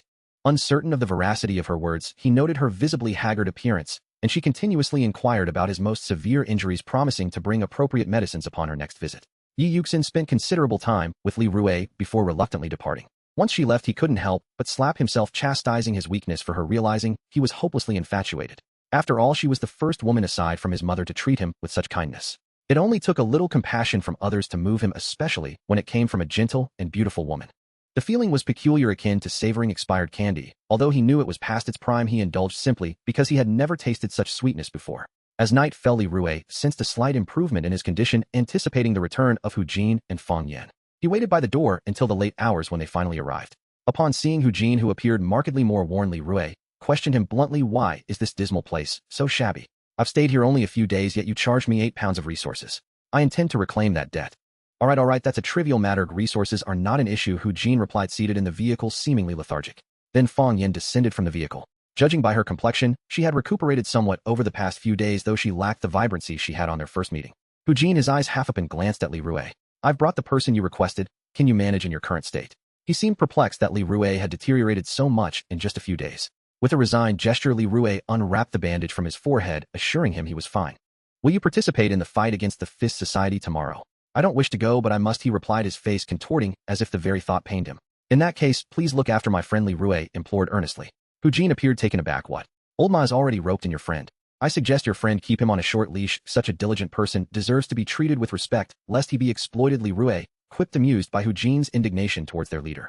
After exchanging playful banter, Hu Jin promised to deliver the 8 pounds plus more, given that this was his domain, and he would take advantage of the situation, though only after the battle concluded. After bidding farewell, Li Rue found Fang Yan waiting for him at the same spot. It was she who broke the silence first, her head lowered. Thank you for rescuing me from that hell. I don't know how to repay your kindness, but please don't hesitate to ask if you need anything. I will never refuse you, Li Rue replied, understanding her implication. Initially, their interactions had been mere formalities, never displaying any goodwill towards him. His feelings had been purely superficial, and upon learning of her harrowing past, he was left with only compassion. His act of saving her was merely an attempt to satisfy his conscience. Noticing her tightly clasped fingers, he sensed her desire to avoid reliving such trauma, preferring to remain a good person till the end. It's nothing. You previously assisted us with a small favor. No need for formality. You should hurry to find your brother. He must be quite worried about you." Upon hearing Li Rui's words, tears streamed down her cheeks. She lifted her head and earnestly nodded at him. Despite everything, she shared her address, with Li Rui bowing gratefully before him. In the early hours of the morning, Bai Jing had vanished without a trace. While fetching water, Li Rui noticed the significant absence of young, vigorous men. The battle was set to commence today, yet he found himself preoccupied with the triviality of what to eat for breakfast. The outcome of the impending conflict bore little significance for Li Rui, regardless of who emerged victorious or defeated. His only wish was for the safety of those few individuals he knew, fortunate that they were stronger than most. As he reached the front of the queue, Fong Yan approached him, her complexion remarkably haggard and her once high ponytail now drooping. She confided in Li Rui that her brother had gone missing. Her face was nearly buried in her chest as she spoke, indicating her desperation. Otherwise, she would not have sought him out once more. Li Rui felt his throat tighten. "I apologize, but I still need to prepare lunch for Linlin." His excuse was feeble, and he didn't even notice the water spilling from the bucket as his gaze fell to the ground. It was only when someone behind him urged him on that he slowly moved forward. "Could you take me with you? It shouldn't interfere with your lunch preparations, right?" Fong Yan gripped her left arm with her right hand, her frail frame appearing particularly vulnerable and helpless among the crowd. Li Rui sighed. "You haven't had breakfast, have you? Let's eat something together first. Afterward, I'll take you to look for him." Li Rui's injured foot had yet to heal properly, and though he moved slowly with the bucket of water, he appeared no different from anyone else. Unless one looked closely, his condition would go unnoticed. As they ate and conversed, Linlin was overjoyed to see Fong Yan again and greeted her immediately. Through their discussion, she recounted the events that had transpired. Initially, she and her brother, along with a group, had set off to gather supplies, only to be captured by members of the Fist Society. The Liu brothers who had been with them abandoned her without hesitation, and her brother had not returned to the shelter since that fateful day. She had spent an entire night inquiring about the whereabouts of her companions, but with the passage of time it felt akin to searching for a needle in a haystack. Li Rui felt a pang of sympathy for her plight. He was powerless to help, but could only accompany her to the location where she had been captured, hoping for a stroke of luck. That very place was also where they had parted ways, located in the resource-rich city center, which regrettably was near the battleground for both factions today. Inevitably, it was too dangerous for her to go alone, and Li Rui resolved to find a few people to accompany her. Having interacted with few individuals in this area, he suddenly thought of the miserly, lustful man next door. By fabricating a tale of a beautiful woman seeking supplies in the city center, he was certain to entice him. Though the miserly man was not entirely reliable, he was bound to follow closely, so Li Rui promptly knocked on the adjacent door. The moment he tapped, the door swung open. Li Rui peered inside, finding it seemingly vacant. It appeared the occupant had stepped out temporarily, yet the door being ajar indicated his imminent return. Just as Li Rui intended to wait outside, he noticed a hand resting on the table, startling him. Judging by the pale, mottled skin, it appeared to be a zombie's hand, which only heightened his curiosity, compelling him to step inside for a closer look. As he entered the bedroom, he was confronted with a horrifying sight. A grotesquely assembled zombie lay on the bed, its disjointed body held together by black thread, missing only an arm. It was well known that zombies do not die. The mismatched parts belonged to different corpses, causing the head and torso to twist in an unsettling manner. Despite its pale skin and curvaceous form possessing a strange allure, the sight was undeniably repulsive. Moreover, all the body parts were female, painstakingly arranged to reflect the ideal feminine physique. Li Rui recoiled in disgust, never anticipating such a perverse neighbor. The head, with its mouth opening and closing, revealed a lack of teeth and no clothing. A sudden wave of apprehension washed over him regarding the idea of pairing the miserly man with Fong Yan. Just as he prepared to exit, he collided with the returning miserly man. From Li Rui's disdainful gaze, the man grasped the situation instantly and seized Li Rui's arm. "Did you see it?" Li Rui hastily shook his head as the hand on the nearby table continued to twitch. "You definitely saw it, didn't you? In that case, ill." Before he could finish, Li Rui assumed a defensive stance. The miserly man, however, clung to Li Rui's arm. "Please don't tell anyone I'm hiding a zombie. I have no way to approach my goddess.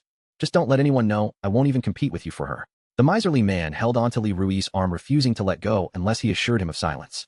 It turned out that anyone discovered harboring a bite would be expelled, and the presence of such a twisted individual who brought a dismembered zombie inside was shocking. No wonder they had been checked for bites every time they entered. Seeing Li Rui's silence, the man shook him by the shoulders. "I pose no threat to anyone. Oh, I simply adore beautiful women. Isn't it permissible?" 2 days later, the situation at the shelter took a turn for the worse. From the accounts of the injured, it became apparent that their struggle against the Fist Society had reached a critical point when a horde of zombies broke through their defenses, surging toward them.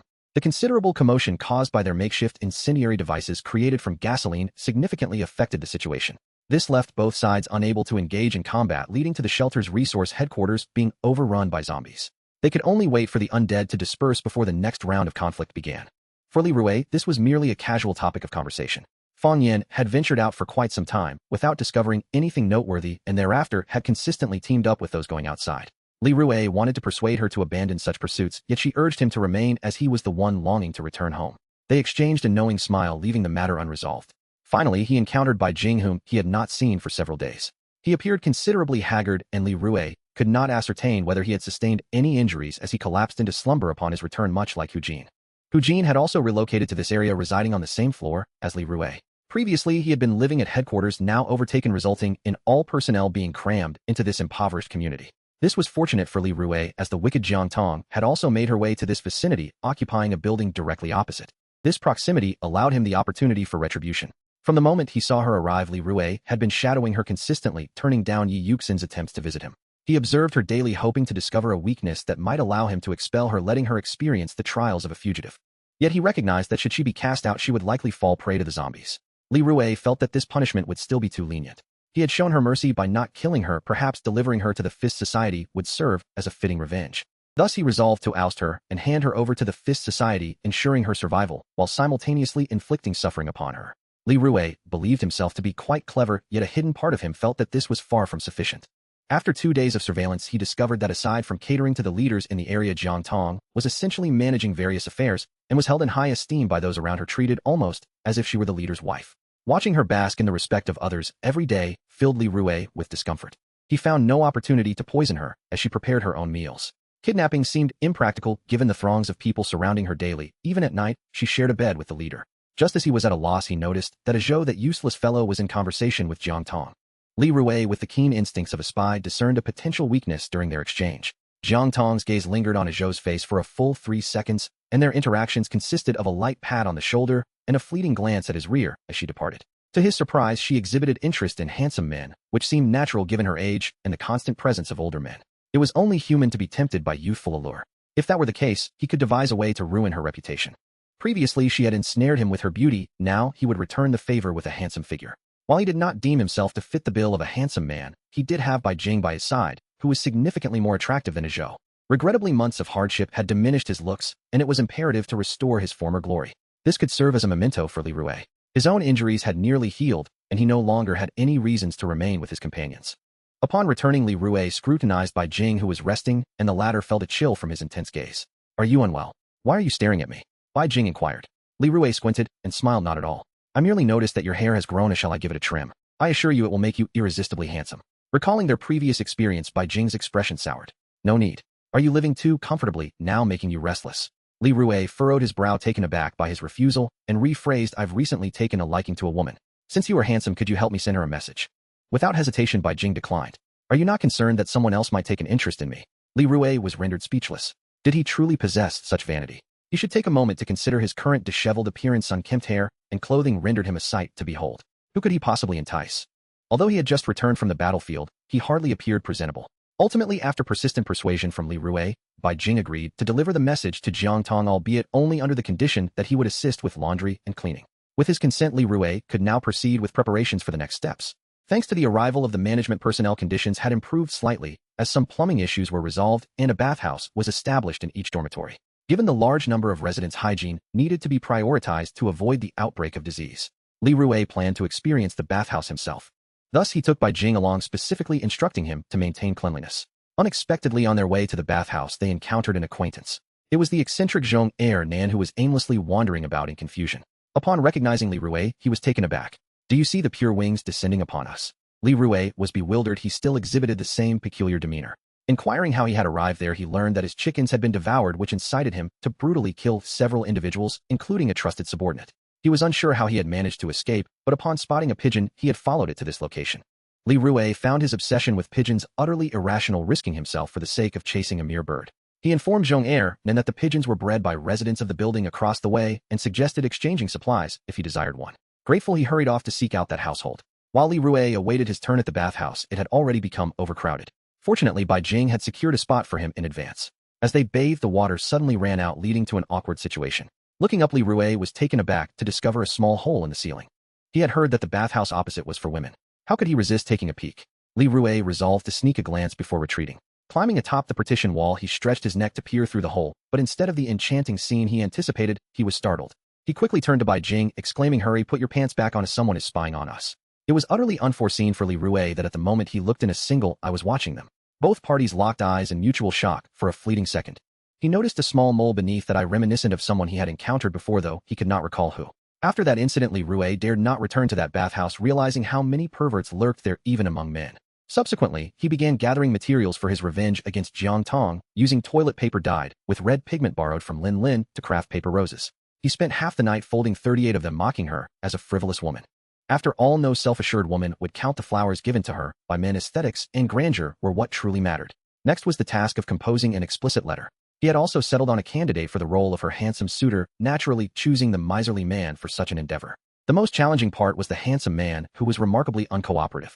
He resisted even the simplest requests of styling or changing clothes. If persuasion failed, he resolved to employ more forceful methods. Li Rue approached Bai Jing with a drink in hand. Do you have any plans for the next few days? In a few days we will be seizing the headquarters. The leader is currently rallying forces, Bai Jing replied. Li Rue did not hastily offer him the drink. That place is teeming with zombies. Do you think the Fist Society will take action? He stroked his chin contemplatively. They will undoubtedly come. Li Rue continued the conversation, ensuring to keep Bai Jing talking until he was thirsty enough to drink. Eventually the two found themselves discussing a lengthy topic. What is your perspective on the situation between the two factions? Who do you believe has a greater chance of victory? At this rate, neither side will gain an advantage from their fighting. The smaller factions will suffer the most. Personally, I believe the Fist Society has the upper hand, as those here struggle to prevail without weaponry. Li Rue pondered this. In terms of numbers, we hold a significant advantage here.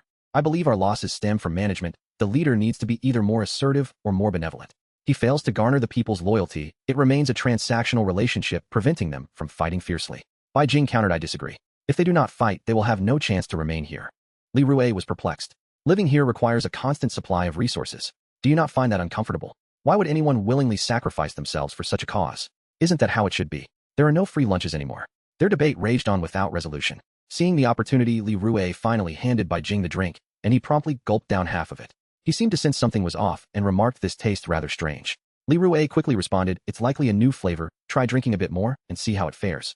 To Li Rue's surprise, Bai Jing took several more sips only to discard it in disgust, declaring it unpleasant. He resumed their earlier discussion. If they do not cooperate, they may lose. His speech grew increasingly muddled, and soon he slipped into unconsciousness. Li Rue, confirming his state with a few calls, revealed a triumphant grin. In truth, Li Rue had not added much to the drink, merely incorporating a significant amount of strong alcohol, unaware that Bai Jing had an aversion to drinking. Now that he had fallen into his trap, Li Rue felt no need to hold back. You are awake. Your transformation is quite successful. Bai Jing opened his heavy eyes to see Li Rue's smiling face. He shook his dizzy head. What have you done to me? Of course I've made you more handsome. Upon hearing this, Bai Jing bewilderedly touched his hair until he accidentally brushed against his earlobe, causing him to wince in surprise. When he felt the metallic object by his ear, his complexion turned ashen. Upon closer inspection, he realized his outfit had also been changed. He immediately sprang up, pulling out his belt, and aimed it at Li Rue. Wait, your tie is crooked. Let me fix it before you strike, Li Rue said, disregarding Bai Jing's horrified expression as he straightened it. All right, you can hit me now, but please avoid my face, he added, collapsing onto the sofa in a mock submission, as if he were not afraid of pain. Furious, Bai Jing trembled all over, nearly grinding Li Rue's face with his hand. Half an hour later, Li Rue wiped the blood from his nose and said, it's time. You promised me you would deliver the letter, and don't forget the roses I made. With gritted teeth, Bai Jing accepted the exaggerated bouquet of paper roses. As he left, Li Rue shamelessly tidied his attire only to be ruthlessly pushed away. Make sure to deliver it into her hands personally. To ensure he did not discard the roses along the way, Li Rue followed him, also checking how his styling had turned out. Indeed, with the roses in hand and his exceedingly handsome face, he attracted the attention of both young and old, causing many to turn their heads in his direction. This was precisely the effect Li Rue desired. He had put considerable effort into transforming Bai Jing, altering his bowl-cut hairstyle into a stylish side part, and even borrowing a plethora of cosmetics and skincare products from Fang Yan. Even perfume was applied. Li Rue was confident that the detestable woman would be captivated. After following him the entire way, Li Rue's tracking skills had improved significantly. He watched as Bai Jing nonchalantly threw the flowers and letter in front of her and walked away with an air of nonchalance, leaving Jiang Tong utterly stunned for a full 5 seconds. Li Rue was taken aback. He had intended to gently inform her of their plans for the evening, yet his friend had been so rude. How would this lead to any romantic interest? As Li Rue contemplated stepping in to confront him, someone grabbed his arm. Hey, you know that handsome guy, right? Li Rue turned in confusion to see a familiar woman, recalling where he had encountered her before. Upon noticing the mole beneath her eye and the resemblance in her features, he recognized her as the peeping Tom from the bathhouse. Li Rue's expression darkened. What do you want? The woman squinted, leaning closer. So you were the one trying to spy on the women's bath that day. To his surprise, she recognized him too, but Li Rue felt no embarrassment after all he had seen. Nothing. I didn't see anything that day. However, you shamelessly spied on the men's bath. She retorted boldly, so what? It's your fault for getting caught. Li Rui's lips twitched. You have a thick skin and I don't wish to continue this conversation. It was best to distance himself from such a pervert, but she seized him by the arm. Wait, I'm not here to argue. I need to discuss something with you. Upon hearing her name, Li Rui couldn't help but think of bananas, as the English pronunciation was all too similar. I have nothing to discuss with you, he said, attempting to walk away. But she grabbed him again. Don't go, little virgin. Hear me out. I followed that handsome guy and saw you with him. Aren't you friends? So what? What does it concern you? Li Rui replied curtly. Since I saw you both, I cannot let him go. Therefore, to his astonishment, her next words left him speechless. She wanted him to steal Bai Jing's underwear, while she would steal Yi Yuxin's lingerie for him. Li Rui outright refused, shouting obscenities at her for being a pervert. Her expression darkened at his insult, and she approached him with determined steps, muttering vulgarities under her breath. As Li Rui was rendered speechless by her lewd remarks, she brazenly reached towards him, but he narrowly evaded her grasp. Stop right there, or I won't hold back, he warned. She, however, seemed undeterred, intensifying her assault as he deftly dodged and retreated. Kneel before me now, and I might forgive your earlier rudeness. At this, Li Rui could no longer contain himself. He shoved her aside and slapped her, only to have her seize his wrist. Her other hand retaliated, leading to both of his wrists being captured. Li Rui, strong as he was, found himself momentarily unable to break free. His face flushed with anger, he resembled a helpless girl being harassed. Let me go, I take back what I said about you being a pervert. With a lewd grin, she replied, now you see your mistake. Too late, I will make you experience what it feels like to be a pervert. In a fit of desperation, Li Rui kicked her away, causing her to fall onto the ground, as he stepped back, quickly covering his pants and fleeing. As for why he ran while holding his pants, it was because her belt was still in her hands. He dared not look back, hearing her shout, you better watch out, next time I will. What a terrifying woman. She had completely changed Li Rui's perception of women. True to her name, she resembled a banana, and he resolved to bestow upon her that unflattering moniker should they meet again. Yet deep down he hoped he would never encounter her again. Apart from the brief episode with the woman nicknamed the banana, everything afterward unfolded smoothly. Li Rui easily coaxed the stingy man to the rendezvous point. The man's enthusiasm surged the moment he believed a beautiful woman had agreed to meet him. Li Rui even reassured him that once the other person arrived, they could not be recognized. The storeroom Li Rui had chosen was dim, and once night fell and clothes were swapped, it was entirely plausible no one would be identified. So Li Rui and the stingy man waited at the appointed place in the dead of night. Li Rui did not know whether Jiang Tong would come. If she failed to appear this time, he could always trick Bai Jing into meeting her. Someone would eventually take the bait. Just as Li Rui was starting to doze, a furtive figure emerged, Jiang Tong, garishly dressed, wearing seductive sleepwear. Li Rui nudged the stingy man to look. The man chuckled, delighted. He swore he would never refuse Li Rui a favor again. Li Rui then signaled to bring the sleeping superior to catch them in the act. No one can stomach the sight of a woman who moments earlier slept beside them, then immediately entangled with another man. Whether the stingy man would be assaulted was uncertain, but given the superior's temperament, he was unlikely to use his fists. If he wished, he could certainly take the woman for himself. Li Rui hurried forward, fearful Jiang Tong might spot the ruse. When the superior, half convinced and half suspicious, followed him and saw Jiang Tong missing from her usual place, he walked along with Li Rui. Li Rui burst open the storeroom door and flashed his flashlight on the entangled pair. The four people in the storeroom stared at one another. At the sight of Li Rui, Jiang Tong scrambled to dress in panic, pushing the man away and rushing to his side. The superior's face went deathly pale. He cursed and left without listening to any attempts at explanation. No plea could make his departure any less final. When Jiang Tong sank to the corridor and wept in helpless humiliation, Li Rui could hardly contain his satisfaction. This was only the beginning. She had still not recognized him. The next day, Li Rui prepared a sack and rope to put in the car and decided to check on Jiang Tong's condition. As he stepped outside, he found the banana woman pacing at the stairwell entrance. It was obvious she intended to block him. Li Rui dared not cross her path, fearing exposure. He turned and ran down another stairwell, but the banana woman spotted him, flashed a grin, and charged. Terrified, he ran faster and collided with someone. Sorry, he muttered. He glanced back. The banana woman was nearly upon him. The person he had knocked into was the melodramatic young man who lived on the same floor. He was surprised but relieved to find Li Rui close by. There had been no time for proper greeting the last time he chased pigeons. Before they could speak, the banana woman reached them. Li Rui ducked behind the melodramatic young man. He could hardly believe she would dare to strip the young man. With an ally at hand, Li Rui felt emboldened. Listen, you shameless pervert, he barked, my friend is here. Don't you even think about touching a hair on his head. The banana woman scoffed. You think small like that?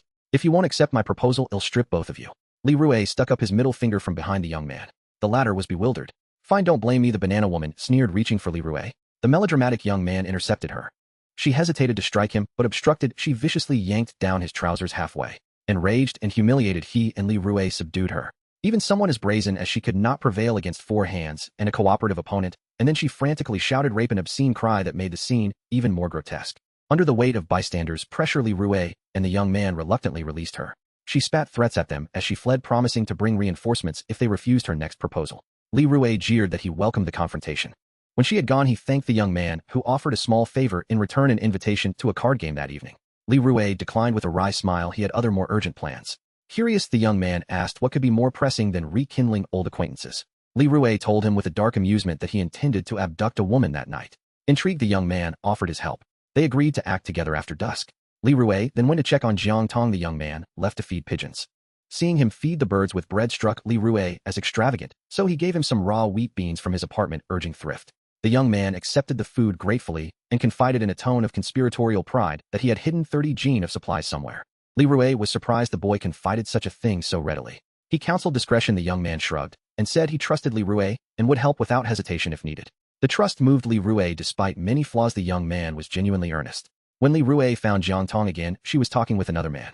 If not for the lingering redness in her eyes, Li Rui might have suspected nothing had happened the night before. Once the man walked away, Li Rui decided to greet her. He lit a cigarette and sat beside her on the warm, sun-bathed stone bench. She seemed slightly flustered at his appearance and tucked a strand of hair behind her ear.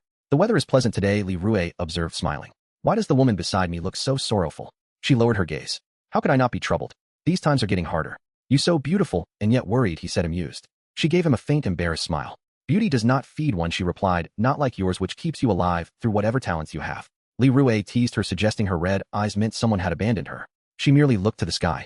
"Whether someone abandons me is immaterial. I will rely on myself." Impatient with her indifference, Li Rui asked bluntly, "If you were offered a certain quantity of supplies, how many would it take for you to share a night with someone?" She smiled like a small dangerous thing and said she was not that sort of woman, though her fingers intertwined subtly. "Have you heard of quantity?" Li Rui prodded. "There a woman costs 5 jin of supplies.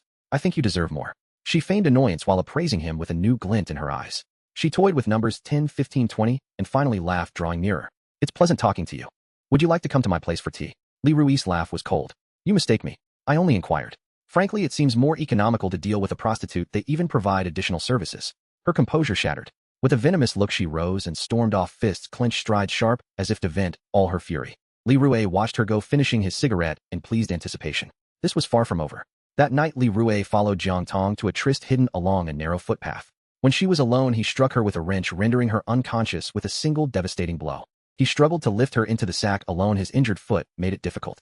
Thankfully, the melodramatic young man arrived to help. Together, they loaded her into the car and drove away. As he drove, memories flared. It was because of Jiang Tong that Li Rui had almost died in the hospital once. The wound had never fully healed.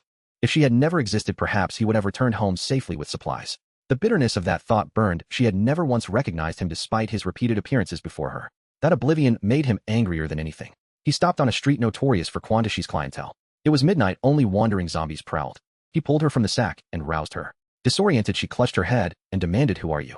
Why are you doing this?" Li Rui only held up the wrench and nodded. Recognition, loathsome and pale, dawned on her face. "You, it was you," she managed, face drained of color. She began to sob and begged for mercy, promising to return supplies slowly. Li Rui remained unmoved and lit a cigarette. "You can cry louder," he said. "The zombies are coming." Several zombies drew nearer. Terrified, she clutched his legs, pleading to be taken back to safety. He told her he would leave once he finished his cigarette. Shivering, she began to tear off her clothes, offering whatever she had in exchange for life. Her hands trembled as the approaching undead closed in. When the nearest zombie lunged, Li Rui swung the wrench with brutal force. Blood sprayed across her back. She kept tearing away at her garments, body racked with trembling. As another zombie approached and latched onto her, she screamed and clung to Li Rui, begging him to save her, swearing she would never deceive him again. Li Rui, with a hand at her throat to keep her from touching him, watched the rotting hands tear at her flesh. Her lungs heaved and her face contorted in a grotesque mask of suffering. He seemed to savor her despair. When a black-toothed zombie sank its teeth into her shoulder, Li Rui drove the wrench into the creature's mouth and then plunged a blade through its skull, killing it. He never loosened his grip on Jiang Tong's throat. She remained pinned against the corpse as it clung to her, its cold, diseased hands unrelenting. Just as drool and tears were about to fall onto Li Rui's hand, he released her and shoved them both to the ground. She gasped for air, her despair undiminished, and lay with her head upon the corpse, as if hoping its stillness would comfort her. Li Rui finished his cigarette. As she tried to rise, he stamped on her belly. She cried out, "What must I do to be spared?" "He'll do anything. I just don't want to die," she begged, tears streaming as she lay atop the still-moving zombie. Li Rui laughed, leaning down to force her face closer to the mutilated head. "Do you remember," he said coldly, "how close I once was to dying by the same horrors? Why should a woman like you prosper by using me?" His voice was clinical. "You said you'd do anything. I want to watch you sink into utter despair. Show me more." He pressed her face against the rotted skull again and again until she ceased moving, until her limbs were as slack as a corpse. He noticed he still held the butt of a smoked-out cigarette and tossed it away. Standing over the motionless Jiang Tong, he remarked with detached cruelty, "Lie there. and keep still, your chances of living are higher that way. After all, I'm a good man, I spared your life. Then in one motion, he drove away, leaving behind Jiang Tong, with her blood-smeared body curled on the corpse, staring numbly into the ink-black sky. Her clenched fingers bled in thin rivulets. Last night Li Rui spent the entire evening playing cards with Zhong Ernan. When he contemplated stepping outside to fetch some water and wash his face, he was unexpectedly cornered by the banana girl and her companions. She was accompanied by a slightly plump girl with a mushroom haircut who possessed extraordinary strength. Seizing the opportunity while Li Rui was unaware, she ensnared him with her robust arms and dragged him towards the corner by the staircase. Her body was surprisingly soft and sturdy, easily overpowering Li Rui, whose slender frame felt utterly helpless. Although he wanted to shout for help, he noticed Zhou and Yi Yuxin nearby laughing and chatting. If they were to witness his predicament, it would surely be a disgrace. It seemed that even if he cried out, no one would come to his aid. Thus, he allowed himself to be taken away, as the sensation of intimate contact with a girl was quite pleasant. Her flesh was soft and yielding. Eventually, under the coercion and temptation of the banana girl, he reluctantly agreed to steal Bai Jing's panties, for Li Rui could not bear the thought of appearing before Yi Yuxin in a state of undress. He would rather choose death. Come here tomorrow to deliver the goods. If you fail to show up, I shall expose your worthlessness before the goddess, the banana girl declared, pointing accusingly at Li Rui. With a dejected nod, he acknowledged her words. Observing his obvious reluctance, she added, don't look so defeated. This is merely a transaction. I shall provide you with splendid treasures related to your goddess. She patted his shoulder, saying, do not be deceived by your goddish innocent appearance. She is quite. Li Rui felt a surge of anger and attempted to wriggle free from her grasp. Do not speak of her in such a manner. If you possess the ability, why not bind her instead? Threatening me is hardly a display of power. Unfazed, she retorted, I have indeed confronted her. She has struck me 5 times. Threatening you is simply easier. At this, Li Rui felt deflated, his desire to rebel evaporating. Not everyone is like you. I do not desire undergarments, I seek something else. The banana girl raised an eyebrow, intrigued. Pray do tell. Feeling somewhat embarrassed, Li Rui's gaze briefly wandered to her chest. She smiled knowingly. Who would have guessed, little virgin? You certainly put on an act. Once this is accomplished, I will grant you ample opportunities to explore. Ultimately, Li Rui held no particular interest in the banana girl, as he found her overly crude. Yet given the circumstances, he thought it prudent to seize some advantage. Let us depart, Can the banana girl signaled to the mushroom-haired girl, who released Li Rui. As he stepped away, he noticed the tightwad man attempting to flirt with Fang Yan. He had not seen him pursuing Yi Yuxin lately. It appeared he had shifted his affections. Surprisingly, upon spotting Li Rui passing by the banana girl, the tightwad man inquired with apparent concern if he was all right, leaving Li Rui quite puzzled. How did you manage to escape from that rogue woman unscathed? The tightwad man asked curiously, his face filled with confusion as he pressed Li Rui for information about the banana girl. In speaking of her, the tightwad man glanced around furtively before pulling Li Rui aside to a less populated wall. Li, you may not be aware, but that woman is infamous for her lecherous ways. Most men who know her tend to guard their belts tightly while passing by. He informed Li Rui that the banana girl, wielding her formidable strength, often harassed handsome men. Zhou had previously fallen victim to her advances, lured into her lair, leaving him in a state of despair. Despite her beauty, men who dared to entertain thoughts about her faced dire consequences. Several audacious souls who attempted to provoke her ended up fleeing in tears, clutching their behinds. Li Rui was taken aback, his desire to retaliate swiftly dissipating. The tightwad man continued, she has faced numerous complaints and was nearly expelled, though she has recently toned down her antics. Any man she sets her sights on is unlikely to fare well. Grateful for the tightwad man's warnings, Li Rui expressed his appreciation before engaging in brief pleasantries with Fang Yan, who requested that he team up with them for an outing the following afternoon. She also mentioned that Yi Yuxin would be joining them. Having seen Li Rui interact with her and knowing his intentions, she aimed to facilitate his pursuit. With the tightwad man and Li Rui as the only males in the group, it was an excellent opportunity. To prevent a repeat of previous mishaps, Li Rui specifically inquired if the 2 girls could be trusted this time and whether they would abandon him again. The tightwad man somewhat awkwardly vowed to ensure Li Rui's safety, assuring him that a formidable individual would be joining their team for this outing. Li Rui regarded him with skepticism, but ultimately acquiesced. His injuries were nearly healed, and remaining idle was not an option. The next day, Li Rui cautiously approached Bai Jing, inquiring if anyone had been bothering her recently. She expressed her frustration, revealing that since their previous encounter, she had been subjected to constant harassment. Bai Jing indignantly recounted, it's one thing for men to bother me, but one woman was particularly shameless, demanding my socks, and even trying to strip me in public. It's absurd considering she is a woman herself. Hearing this, Li Rui could only surmise the identity of the culprit. The banana girl had indeed restrained her behavior towards him, leaving him somewhat relieved that he was not exceptionally handsome. At the appointed time, Li Rui nervously approached the banana girl to deliver the goods, finding her already waiting at the staircase with the mushroom-haired girl. With furrowed brows, he watched her verify the items. Upon confirmation, she confidently struck a pose, offering Li Rui the opportunity to touch. Her eagerness caught him off guard, leaving him feeling somewhat embarrassed. Meanwhile, the mushroom-haired girl appeared indifferent, observing him as he hesitated. Could you not stare? He asked. The girl simply placed her hand in her mouth, chewing, as if she were enjoying a snack, while watching a show. However, to his dismay upon contact, he realized he had been deceived, everything was a facade, and regret washed over him. While returning home with Lin Lin for lunch, he encountered the long-absent Hu Jin, who was smoking and wore an expression of distress. Li Rui quickly inquired about his troubles. Having remained indoors since his return, it was evident he had been sleeping. Now awake, he was evidently preparing for work. He weakly informed Li Rui that the day after tomorrow they would attempt to reclaim their headquarters, and it was likely that the Fist Society would also take action. During that time, the leader would address the gathering to recruit personnel. Li Rui could only wish him well, and casually asked, "What about the 8 gene of supplies you promised to return to me?" Upon mentioning this, his eyes instinctively darted away as he chuckled, "Once we reclaim the headquarters, you'll have it. No need to rush." Indeed, Li Rui was impatient. He had nearly healed, and it was time to leave. He resolved to depart once Hu Jin returned, regardless of their success in reclaiming the headquarters. As he waited, Lin Lin tugged at the hem of his clothing, asking what they would have for lunch. To his surprise, upon seeing Lin Lin, Hu Jin tossed aside his cigarette and perked up. "Little sister, do you remember me? Would you like to come play at my home? I can treat you to candy. I assure you uncle is not a bad person," he said, his expression so dubious it practically screamed villainy. It was best to keep a safe distance from him. In the afternoon, Li Rui gathered at the entrance awaiting his teammates, while Yi Yuxin, accompanied by Fong Yin, arrived early. Girls like them living alone resided in the same building, and as fate would have it, they became acquainted through their frequent encounters. The stingy man following beside Li Rui could no longer contain his admiration. Although he had previously vowed to refrain from fawning over Yi Yuxin, he found himself irresistibly drawn into conversation, incessantly inquiring about her well-being.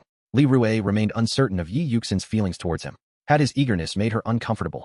In the past few days, he had intentionally sought her out, and whenever their relationship seemed poised to deepen, she would always respond with a touch of formality. This left Li Rui thoroughly perplexed. Similarly, for a Zhou who had once given up on her, it was as if their past interactions had never occurred, and they continued to enjoy each other's company effortlessly. At this moment, Li Rui had little to say to her, yet she approached him, her words imbued with warmth and concern, suggesting they dine together that evening. Unable to resist her hopeful gaze, Li Rui acquiesced, only for her to turn to Fong Yin and extend the same invitation. This left him feeling conflicted and distressed as she repeatedly reignited his hopes just when he contemplated giving up. Li Rui intended to confess his feelings as he prepared to leave regardless of her response. However, at that moment, their last teammate arrived late. This individual was none other than Shi Ken, the mushroom-head girl who had threatened him alongside the banana girl. Li Rui was taken aback upon seeing her, yet she merely glanced at him with a slight lift of her eyelids, her thick lips parting slightly. "I am Shi Ken." After this, she fell silent, her round eyes half open as she appraised everyone around her. No one dared to engage her in conversation except for Fong Yin, who courteously exchanged a few words. Li Rui could sense the icy atmosphere and recognized that she was indeed the formidable person Fong Yin had described. His curiosity piqued. He observed her discreetly and noted that she was biting her fingers as she gazed out the window or brushing her hair. When Li Rui glanced back at her, their eyes met, and she seemed to sense his scrutiny, evoking a sense of uncharacteristic shyness. Li Rui was concerned about her revealing his past indiscretions with the banana girl, especially with Fong Yin and Yi Yuxin present. Upon their arrival at the commercial district, Li Rui noticed Chi Ken carrying a large empty bag, silently trailing behind with an axe in hand. Since she was a serious person, it would be more appropriate to address her by name. They had just disembarked and had not yet approached the nearby shops when several zombies sprang forth from the shadows. Li Rui pushed the stingy man forward, fearing he might flee. The man seemed to perceive that the zombies posed little threat and took the initiative. Fong Yin followed closely behind, while Yi Yuxin cautiously advanced, her furrowed brow betraying her apprehension. Li Rui admired her courage in frequently venturing out for supplies. She had likely survived relying on the protection of others, and after Li Rui dispatched 2 first-level zombies with relative ease, he noticed that Chi Ken had not intervened, remaining at the back scanning her surroundings as if the zombies were beneath her notice. The group continued to rummage through the disorganized shops. From the dusty storefront signs, it was evident that this had once been a bustling food street littered with discarded food packaging. Li Rui propped up an overturned snack stall and searched intently, though the derelict shops revealed little of value. Seeing that the number of zombies was manageable, the group dispersed to search, staying within sight of one another. Yi Yuxin, hesitant to wander alone, stayed closely by Li Rui, seemingly confident he would not abandon her.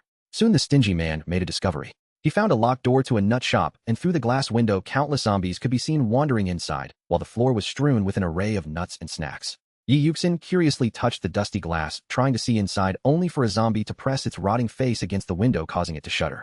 Startled, Yi Yuxin screamed, which only agitated the zombies further, drawing them to the window to collide against it. Unbeknownst to them, Chi Ken cast a silent glare in her direction. "We should leave quickly, there are too many zombies inside, and the snacks aren't worth the risk," Yi Yuxin suggested, her face pale with fear. Li Rui found himself intrigued by the variety of snacks inside, but the sheer number of zombies made it evident that they would be difficult to contend with, prompting him to seek the opinions of others. The stingy man's thoughts aligned with Yi Yuxin's, while Fong Yin shook her head, visibly torn. Only Li Rue stole a glance at Qi Kan, who seemed unfazed by the group's deliberations, fixated on the scene inside, whether it was the zombies or the snacks. I really want those snacks. How about we all put in some effort? Li Rue proposed. Hesitant Fang Yin ultimately agreed, while the stingy man hesitated, glancing between Li Rue and Fang Yin before reluctantly consenting. Only Yi Yuxin stepped back, lowering her head away from the window, filled with zombie faces, her voice tinged with regret. You all go ahead, I'll wait for you nearby. I don't fancy snacks. Her words elicited no objections from the group, as this was a mutual decision, allowing her to remain behind. Finally, Qi Kan spoke up. Let's break a hole in the glass and eliminate them one by one. That was the only viable plan. Without waiting for anyone's approval, Qi Kan began to act, using the back of her axe to slowly create an opening. Seeing this, Li Rue joined in to assist. As the hole widened, the glass shattered, and the hungry zombies began to surge toward the opening. What had begun as a hole the size of a bowl quickly expanded as they crowded around, making it large enough for their heads to protrude. One zombie's head emerged, baring its teeth as Li Rue prepared to strike, only to see its head drop to the ground, blood dripping from Qi Kan's axe.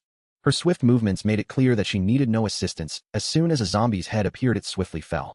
However, as the number of zombies inside increased, the pressure on the glass grew, causing more cracks to form, obscuring the situation within. Just then, 3 or 4 zombies began to violently crash against the glass. Instead of queuing at the sole opening, they relentlessly assaulted the fragile glass, which was on the verge of shattering. Move back! Qi Kan shouted urgently. Li Rue quickly retreated a couple of steps, and with a shattering crash, the glass shattered like rain, with dozens of zombies lunging toward the group. As they moved, shards of glass flew everywhere. The stingy man instinctively grabbed Fang Yin to flee. Li Rue also intended to run, but witnessing Qi Kan fearlessly slashing through the zombies ahead, he felt compelled to stay and assist her. Watching her deftly wield her axe, severing a zombie's head with each swing, he could not abandon her. She was handling the onslaught with remarkable ease. In no time, she had dispatched nearly half, while Li Rue dealt with a few stragglers. Just as he intended to help defend her left side, she cautioned, keep your distance to avoid getting caught in my swing. He'll handle the ones still moving. Alright, just be careful. Seeing the tide shift, Fang Yin broke free from the stingy man's grasp and rushed over to help. At that moment, 2 portly zombies surged from the shadows, pinning Qi Kan between them. Despite their size, they moved with surprising speed. Qi Kan swung her axe, but it merely struck the thick layer of fat on one's neck, leaving it unscathed. Li Rue, witnessing this, desperately tried to restrain the other. His knife lodged in the fat zombie's mouth, temporarily holding it at bay, but as Qi Kan struggled with her target, several nearby zombies were already lunging at him. Fortunately, Fang Yin arrived just in time to intercept one. Alone, she couldn't handle too many, and the stingy man hesitated in indecision, glancing between Yi Yuxin and Fang Yin before ultimately moving towards Li Rue. The situation was precarious. The fat zombie clutched Li Rue's shoulder, as if intent on tearing him apart. The jagged teeth of the knife drew nearer, and the stingy man, sensing the urgency, struck down with a metal rod, yet it barely budged. Use the knife, Li Rue urged. Responding to Li Rue's command, the stingy man pinned it down and stabbed repeatedly at its neck, with a fruit knife, black blood splattering across Li Rue's face, but he managed to halt the fat zombie's advance. Seizing the opportunity, Li Rue yanked his knife free and delivered several decisive strikes to its head, feeling the grip on his shoulder loosen. Quick, go help Fang Yin, she's in trouble, Li Rue instructed, and the stingy man understood the gravity of the situation and rushed to assist Fang Yin, who was struggling against 2 zombies. Unexpectedly, after sustaining a head injury, the fat zombie lunged at Li Rue in a desperate attempt to bite him. Desperate, Li Rue braced himself against its jaws, but without the stingy man's support, it became increasingly difficult. He twisted the blade and thrust it deep into the zombie's mouth, piercing through its skull. To his astonishment, the fat zombie, its mouth impaled, lunged directly at his hand, gripping the knife. In a split second, as he attempted to release his grip, he was too slow. Just as he thought he was safe, the grotesque head burst apart before his very eyes. The headless body fell toward him, revealing that Qi Kan had finally finished off her adversary, panting heavily, her forehead slick with cold sweat. Li Rue's heart raced violently as he wiped the blood from his face. Thank you. She merely shook her head, indicating no need for thanks, as she continued to eliminate the remaining threats.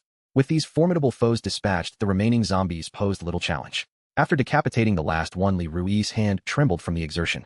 He had not anticipated the size of the horde hidden inside, and he sat atop a counter to catch his breath.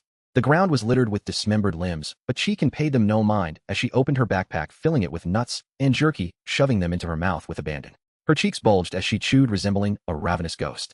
Li Rue couldn't help but laugh at the sight, surprised that such a fierce individual could exhibit such gluttony. Once he had rested, Li Rue filled his own backpack. Unlike Qi Kan, who indiscriminately collected everything, he chose only the expensive items, selecting pine nuts and pistachios. Fang Yin appeared uninterested, casually taking a few items before sitting to rest or check outside. The stingy man was even more exaggerated than Qi Kan, attempting to hoard as many snacks as possible, greedily trying to gather enough to fill the vehicle. Yi Yuxin stood aside at a loss, watching them collect supplies.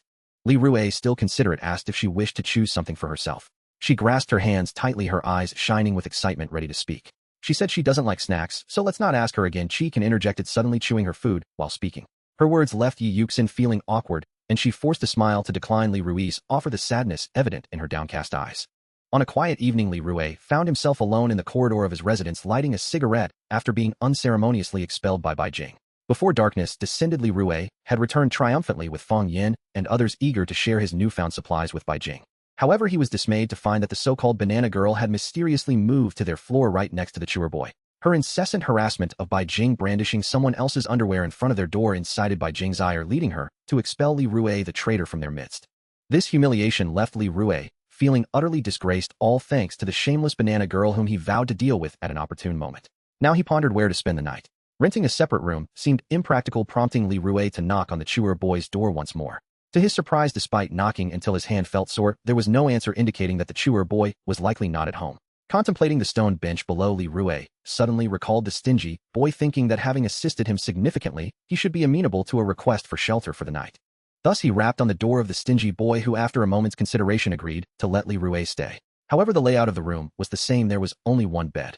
When Li Rui volunteered to take the sofa, he discovered that the stingy boy's abode lacked such luxuries. Politely, the stingy boy suggested they share the bed, noting that they were both men, and even moved his girlfriend from the bed to sit on a chair instead. Li Rui took the outer side of the bed, turning to find himself facetofus with a patchwork figure resembling a stitched-together zombie. In the dim light of the room, it leaned against the table, its head tilted at an odd angle, trembling slightly. The sight evoked an inexplicable discomfort that grew with each passing moment. After several days apart, the stingy boy had reattached the zombie's hand. Aside from that, the alignment of its limbs seemed to have improved. Its once still beautiful visage was now scrubbed clean, and a faint scent of perfume masked the intense aroma of blood. Even without looking directly, Li Rui could sense a gaze fixed upon him, making him uneasy, prompting him to unconsciously inch closer to the sleeping stingy boy, who appeared to be sleeping soundly. Determined to push the discomfort aside, Li Rui turned over multiple times in an attempt to drift off. Suddenly, a sound akin to nails scratching against wood reached his ears, a faint noise that seemed to come from nearby. As the sound drew closer, it felt as if it were scraping right by Li Rui's ear, accompanied by a waft of thick metallic scent that chilled him to the bone, akin to someone placing ice against his face. In the absence of warmth, Li Rui reached out to touch the surface beside him, only to feel a cold, viscous liquid. Alarmed, he opened his eyes to find a stunningly beautiful face staring back at him, revealing a toothless grin as it lunged towards him. Li Rui awoke in a cold sweat, his heart racing and breath quickening, as if he had disturbed the stingy boy from his slumber. "What's wrong?" Yelling in the middle of the night, like you've seen a ghost, the stingy boy mumbled, turning over with evident fatigue. Li Rui noticed that half of the blanket had been commandeered by the stingy boy. When he glanced back at the zombie on the chair, it was now sitting upright, its neck rigid with vacant eyes locked onto Li Rui. Panicked, Li Rui shook the stingy boy awake. "Your girlfriend moved? She was slumped before, and now she's straight up." Irritated, the stingy boy swatted Li Rui's hand away. "What's strange about that? It just moved a bit. It even walked last night. Now go back to sleep." Li Rui's face paled at this revelation, uncertain whether he had merely dreamt the incident. He swiftly gathered his clothes, threw back the blanket, and fled through the door without a word to the stingy boy, the entire process taking less than a minute. The strangeness and eeriness of the situation left Li Rui in awe of the stingy boy's composure. As he departed, he stole a glance back, only to see the zombie's head tilt slightly, seemingly to catch one last glimpse of him, surely just an illusion. It must have been too dark to see clearly. Even if it could move, it couldn't possibly be like a person. The sensation of being watched from behind was unbearable, sending chills down his spine. Once outside the stingy boy's room, the oppressive feeling dissipated. At that moment, Li Rui would have preferred to rough it on the stone bench downstairs than remain at the stingy boy's place. Just as he was about to descend, he found himself pausing in front of Hu Jin's door, unable to resist a symbolic knock. Receiving no response, he noticed the door was unlocked. He pushed the door open, reasoning that Hu Jin, apart from his masochistic tendencies, should not possess any peculiar quirks that would lead him to refuse a request for lodging. The room was similarly laid out, allowing Li Rui to locate Hu Jin with ease. However, waking him proved to be a challenge, requiring Li Rui to slap him awake several times. Hu Jin showed no surprise at Li Rui's presence, or perhaps he was simply uninterested, inquiring about Li Rui's late-night visit. Upon hearing the request for a place to sleep, he told Li Rui to find any spot he wished. Thus Li Rui squeezed past Hu Jin, confidently claiming half of the bed. However, as the night progressed, he found Hu Jin to be quite restless, tossing and turning. The following morning, Li Rui awoke to a heavy sensation in his body. It turned out that Hu Jin had rolled over onto him. With a look of distaste, he pushed him away, only for Hu Jin to lunge back, calling out a name that sounded distinctly feminine. Li Rui could not make out the name clearly, but it was evident that he was not particularly fond of the situation, feeling an air of discomfort that even permeated the atmosphere. Now he needed to devise a plan to earn Bai Jing's trust. He didn't want to share a bed with these unsavory men. Sleeping alone on the sofa seemed far more appealing. After exiting Hu Jin's room, he sought Bai Jing, but regardless of his apologies at her door, he received no response. It truly was unfortunate, especially since he had to team up with Eugene to reclaim their headquarters the following day. Why was she still sulking? The chewer boy had yet to return, and Li Rue had no idea of his whereabouts. It was time to pay the banana girl a visit and teach her a lesson. Moments after Li Rue departed, she appeared to harass Bai Jing once more. Li Rue concocted a plan enlisting the help of the perplexed stingy boy and inviting a Zhou who initially hesitated but eagerly joined upon learning it was for revenge against the banana girl. This presented a perfect opportunity with a handsome companion to entice the banana girl's success seemed assured. Li Rue chose a bustling park square as their venue where leaders would soon gather to rally the crowds. This was precisely the atmosphere he sought. More witnesses meant more embarrassment. Agreed, whoever loses a round must remove an article of clothing. The first to strip completely must parade down the street, the banana girl declared with a gleeful expression, eyeing the three seated in discomfort. Conversely, if she were to lose, she would strip down and apologize, while vowing never to pester them again. Li Rue was taken aback by her audacity, leaving a Zhou too intimidated to participate. It was the stingy boy who calmed him down. Given their numbers, their chances of winning were significantly higher. The stingy boy's presence served as a middleman. Had he not come, a Zhou would likely have hesitated. Li Rue assured them he would not allow the stingy boy to be left in nothing but his underwear. Aside from Li Rue and the banana girl, the tension in the air was palpable as the other two wore expressions of unease, their teeth clenched as they prepared for the challenge. Noticing the stingy boy shifting his gaze, the banana girl questioned, "You three aren't planning to team up against me, are you?" The trio startled chorused their denials. Her suspicion began to mount as they played a game where the first to empty their hand would win, with the last remaining players ranked according to the value of their cards. Slosing meant shedding clothing. The first round concluded with the stingy boy shedding his jacket, which the banana girl deemed of little interest. Her eyes roamed over Li Rue, and a Zhou for the stingy boy was the least appealing of the group. In the second round, Li Rue removed his shoes. He realized he had only enough clothing left for 4 rounds, having forgotten his jacket with Eugene. At that moment, the leaders accompanied by their aides passed by. During the third round, the banana girl lost, but merely removed a hairpin, causing Li Rue and the others to exchange concerned glances. If this counted as a loss, she could endure for more than 10 rounds, while they would struggle to last 5 or 6. In the warm spring sun who wore so many layers.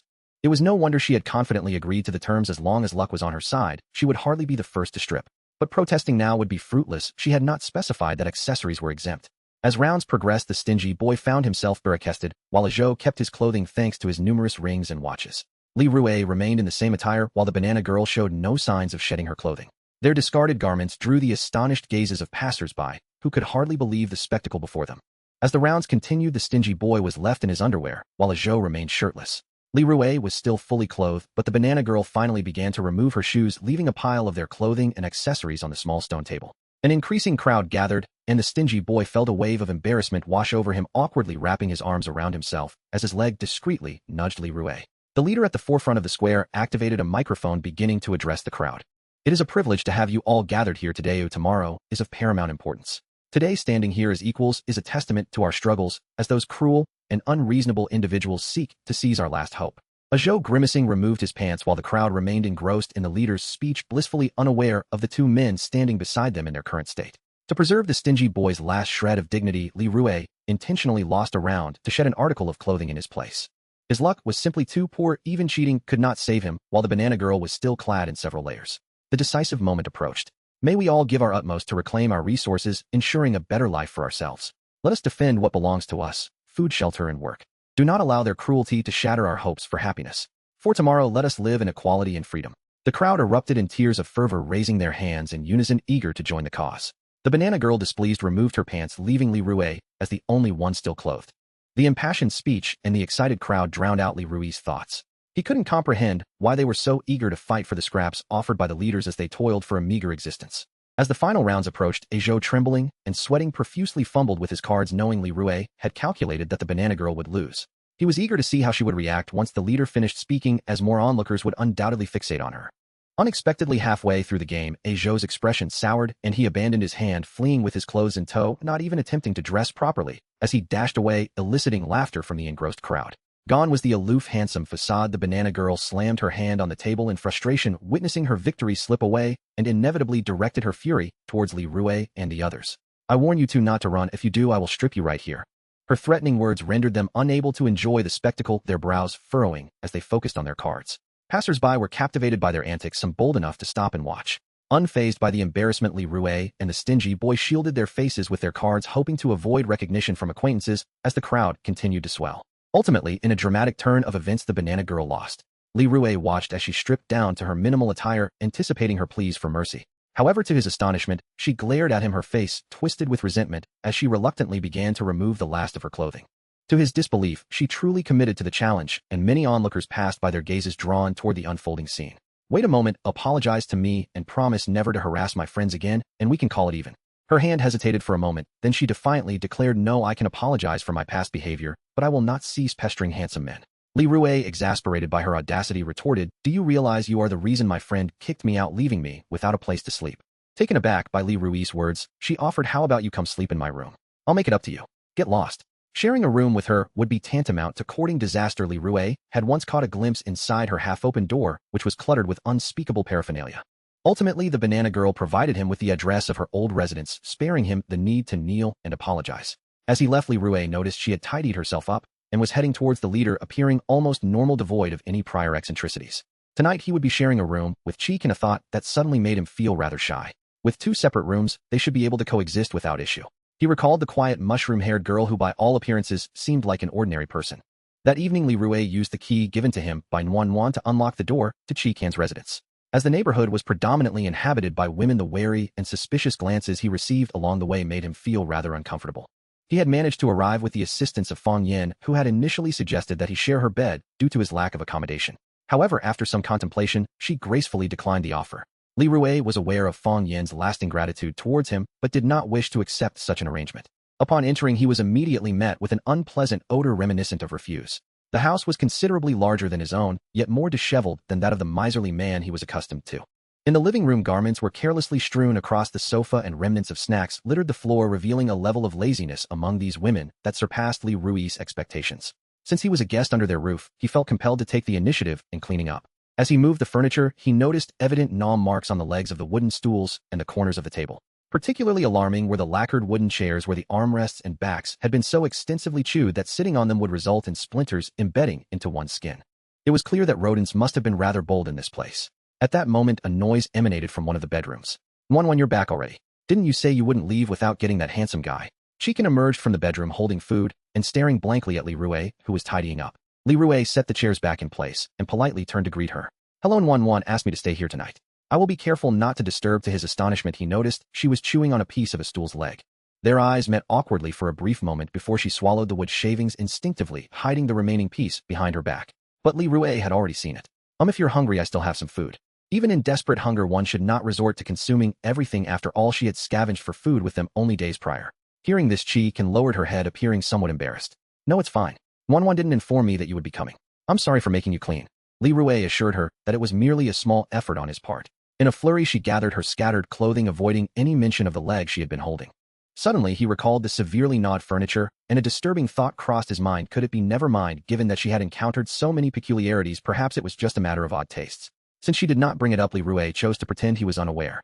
After a brief tidying session, there was little left to say. Living in close quarters with a woman, Li Rue felt no particular attraction towards Cheek-kan. Perhaps it was due to the fact that after seeing so many beautiful women, he found himself less interested in someone of her average appearance. Or perhaps it was her formidable presence, her expressionless demeanor while dispatching zombies was too fierce, making her an intimidating figure. As Li Rue stepped into Nuan Nuan's room, he stumbled over a toy and fell silently, cursing her lack of decency. He had to tidy her space as well, otherwise it was far too chaotic. Hearing the commotion, Cheek-kan entered the room. In a gesture of goodwill, she asked if Li Rue needed anything and helped tidy up Nuan Nuan's belongings. She displayed no signs of embarrassment, which only made Li Rue feel shy, as the items were indeed quite unsightly. Women could be as fearsome as men when it came to their desires. He chose to wait outside in the living room until she had finished organizing. It was then that Li Rue discovered the door to the room he was staying in was broken and could not be locked. However, he thought it was of little consequence. Aside from Cheek-kan's quirky tastes, he doubted she would harbor any ill intentions towards him. Out of sheer boredom, he picked up a nail clipper from the table and began to trim his nails. As he neared completion, Cheek-kan emerged from the room carrying a cardboard box. However, her bangs were so thick and the room so dim that Li Rue failed to notice her unwavering gaze fixated on his hands as he clipped his nails, her lips instinctively licking. Once she had collected the items, Li Rue settled into a deep sleep, only to be stirred by rustling sounds from the living room. Initially, he wished to ignore it, but a flicker of light seeping through the door crack caught his attention, arousing his suspicion that a thief might be present. He quietly got out of bed, peeking through the door crack to observe. To his surprise, it was Cheek-kan, wide awake, rummaging through the living room with a flashlight. Li Rue initially assumed she had misplaced something of significance and was tempted to return to sleep, only to realize she was searching for the nail clippings he had discarded. She crouched down, feeling around, and painstakingly located a small piece of nail, carefully pinching it in her palm, and collecting it on a tissue, her concentration and diligence reminiscent of a child gathering precious treasures. Li Rui was left utterly dumbfounded. Was she so horrified by his nail clippings that she felt compelled to collect them? Watching her meticulously gather what she could, she continued her search for over 10 minutes, until she finally gave up, shutting off the flashlight. To Li Rui's horror, he then noticed her begin to nibble on the nail fragments. The sight made his skin crawl as she chewed, as if savoring an exquisite delicacy, smacking her lips in delight. As she devoured every last piece, the sound of her gnawing was unbearable, especially knowing it was his own nails she was consuming. It was confirmed the peculiarities of such individuals were indeed clustered together. He resolved to sleep early and escape this place at the first opportunity. In the middle of the night, as Li Rui slept soundly, he suddenly sensed someone entering his room. Despite his deep slumber, his innate instincts alerted him to the presence of another. He dared not open his eyes, for besides Chi-Kin there was no one else in the house. She stood at the foot of his bed, motionless, seemingly observing whether Li Rui was indeed asleep. Fear gripped him, rendering him unable to move. What could she possibly want at such an hour? She seemed like an ordinary person, yet her actions were anything but. Noticing Li Rui lying still, Chi-Kin lifted a corner of the blanket slightly, and with her cool hand grasped his foot, leaning down to nibble at his toenails. A wave of discomfort and nausea surged from his feet. Throughout his body, Li Rui was at a loss for tears. He couldn't dare to move, realizing that Nguyen had merely been modest compared to Chi-Kin, whose behavior crossed all boundaries of decency. Li Rui felt torn, contemplating whether to kick her away, but the thought of her formidable strength and potential wrath dissuaded him, fearing she might retaliate with lethal force. Deciding to endure, he cautiously turned over in bed, managing to startle her. She remained crouched at the foot of the bed, her predatory gaze fixed upon him. Seeing that he offered no further reaction, she returned to her task of biting his toenails, continuing until they were completely clean before finally departing, leaving Li Rui in a state of torment. He dreaded the notion that she would consume him from foot to head, regarding the ordeal as an unsolicited pedicure. It was no wonder her own hands bore the marks of her compulsive behavior, and considering the gnawed furniture, it was evident she had a penchant for unusual tastes. At dawn, Li Rui was eager to leave, and coincidentally encountered Chi-Kin as she exited her room. The mere sight of her now filled him with unease. She spoke first. "You must have felt it last night." Li Rui scratched his head, the dark circles under his eyes betraying his sleepless night. Everyone has their little quirks. I've seen my fair share. I won't hold it against you, so please don't worry. Sorry, I sometimes truly can't help it." She lowered her head, seemingly embarrassed. Li Rui quickly offered a reassuring smile. "It's all right, really." Cold sweat trickled down his back. Behind her half-open door, several sharp axes were visible beneath the bed. The morning air retained a slight chill as Bai Jing stepped out into the corridor, pausing to gaze at the distant skyscrapers that loomed tall against the skyline. Li Rui arrived breathless from his relentless run from Chi-Kin, his exhaustion palpable. Upon seeing Bai Jing appear, tears of gratitude nearly welled in his eyes. His foul-mouthed and violent tendencies were utterly inconsequential in the presence of those perverse individuals. Before Li Rui could catch his breath and speak, Bai Jing took the initiative, saying, "I shall be away for a few days. I leave Lin Lin in your care." With a nod, Li Rui steadied his breathing. "Are you truly going to engage in their conflict?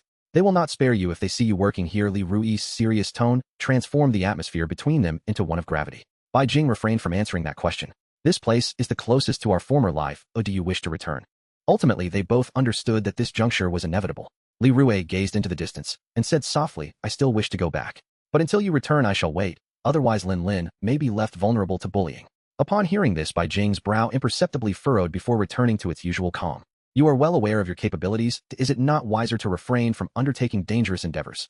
Li Rui understood Bai Jing's intent, wishing to persuade him to stay, yet Bai Jing no longer felt bound by their agreement, simply hesitant to articulate it. "Each individual pursues different aspirations, and my existence here bears no significance." Li Rui joined him, watching the sun rise as he lit a cigarette, only to have it snatched away and thrown downstairs before he could ignite it. Smoking carries a 15% risk of lung cancer. Li Rui couldn't help but chuckle. "Then perhaps I shall refrain, and my luck has always been rather poor." Seeing Li Rui remain unchanged, Bai Jing sighed and brushed past him.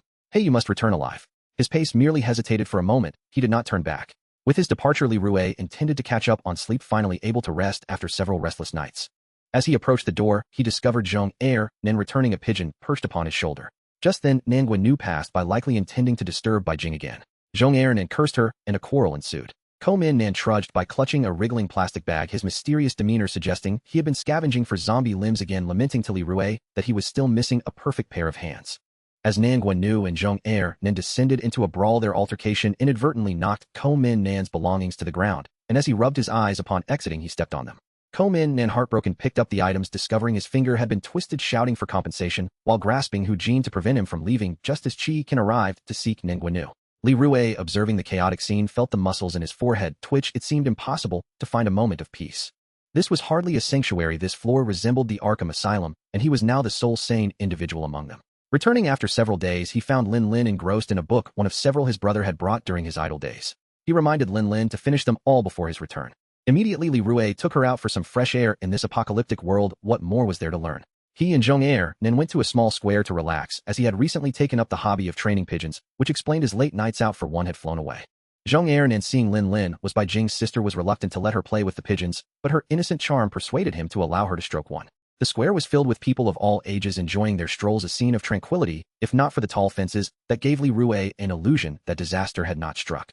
As he pondered this, an elderly lady curiously inquired why a young man like him was not out fighting. She informed him that those who volunteered would be exempt from rent for a year.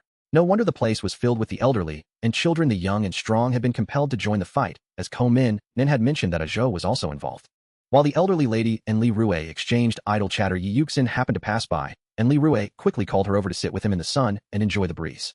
However, she did not seem to appreciate the invitation, saying she had other matters to attend to, kindly advising him to stockpile supplies, while he could probing into how many resources he had available while lounging in the sunlight. Li Rue jokingly replied that he had none and relied entirely on the kindness of those around him, pointing to Lin Lin playing with Zhong Er Nan. Yi Yuxin smiled and hurried off, leaving Li Rue puzzled as to why she inquired about his relationship with Lin Lin. Observing Li Rue gazing wistfully at Yi Yuxin's retreating figure, Zhong Er Nin suddenly came to a realization. He subtly suggested that if Li Rue had feelings for her, he could help capture her as a slave, allowing Li Rue to support her while she sought supplies. On the first day after Bai Jing's departure, the eccentric male pigeon fled, and Li Rue spent the day searching for it. The next day, he and Lin Lin studied for the entire day, and a small number of individuals returned severely injured and on the brink of death. After all, in addition to the zombies, there were also merciless humans to contend with. By the third day, more injured people began to trickle back, and with medical resources running dangerously low, the families of the wounded formed agitated groups, prompting Li Rue to pull Lin Lin away to safety. On the fourth day, the number of returnees began to dwindle. According to the information they received, reclaiming the headquarters from the shelter was no longer feasible. The two factions engaged in combat, with the Fist Society slightly gaining the upper hand. Yet the resource center remained overrun by hordes of zombies, leaving everyone hesitant to make any rash moves, resulting in a standoff. By the fifth day, Lin Lin confided in Li Rue, expressing her longing for her brother. His absence had grown increasingly prolonged, which filled Li Rue with anxiety, especially since today marked the last batch of people evacuating. There was no noise from Hu Jin's room next door. If they did not return today, it would mean they would never come back. As night fell, Li Rue forced a smile while coaxing Lin Lin to sleep. In the dimly lit living room, a weak orange light flickered, intermittently extinguishing and reigniting repeatedly.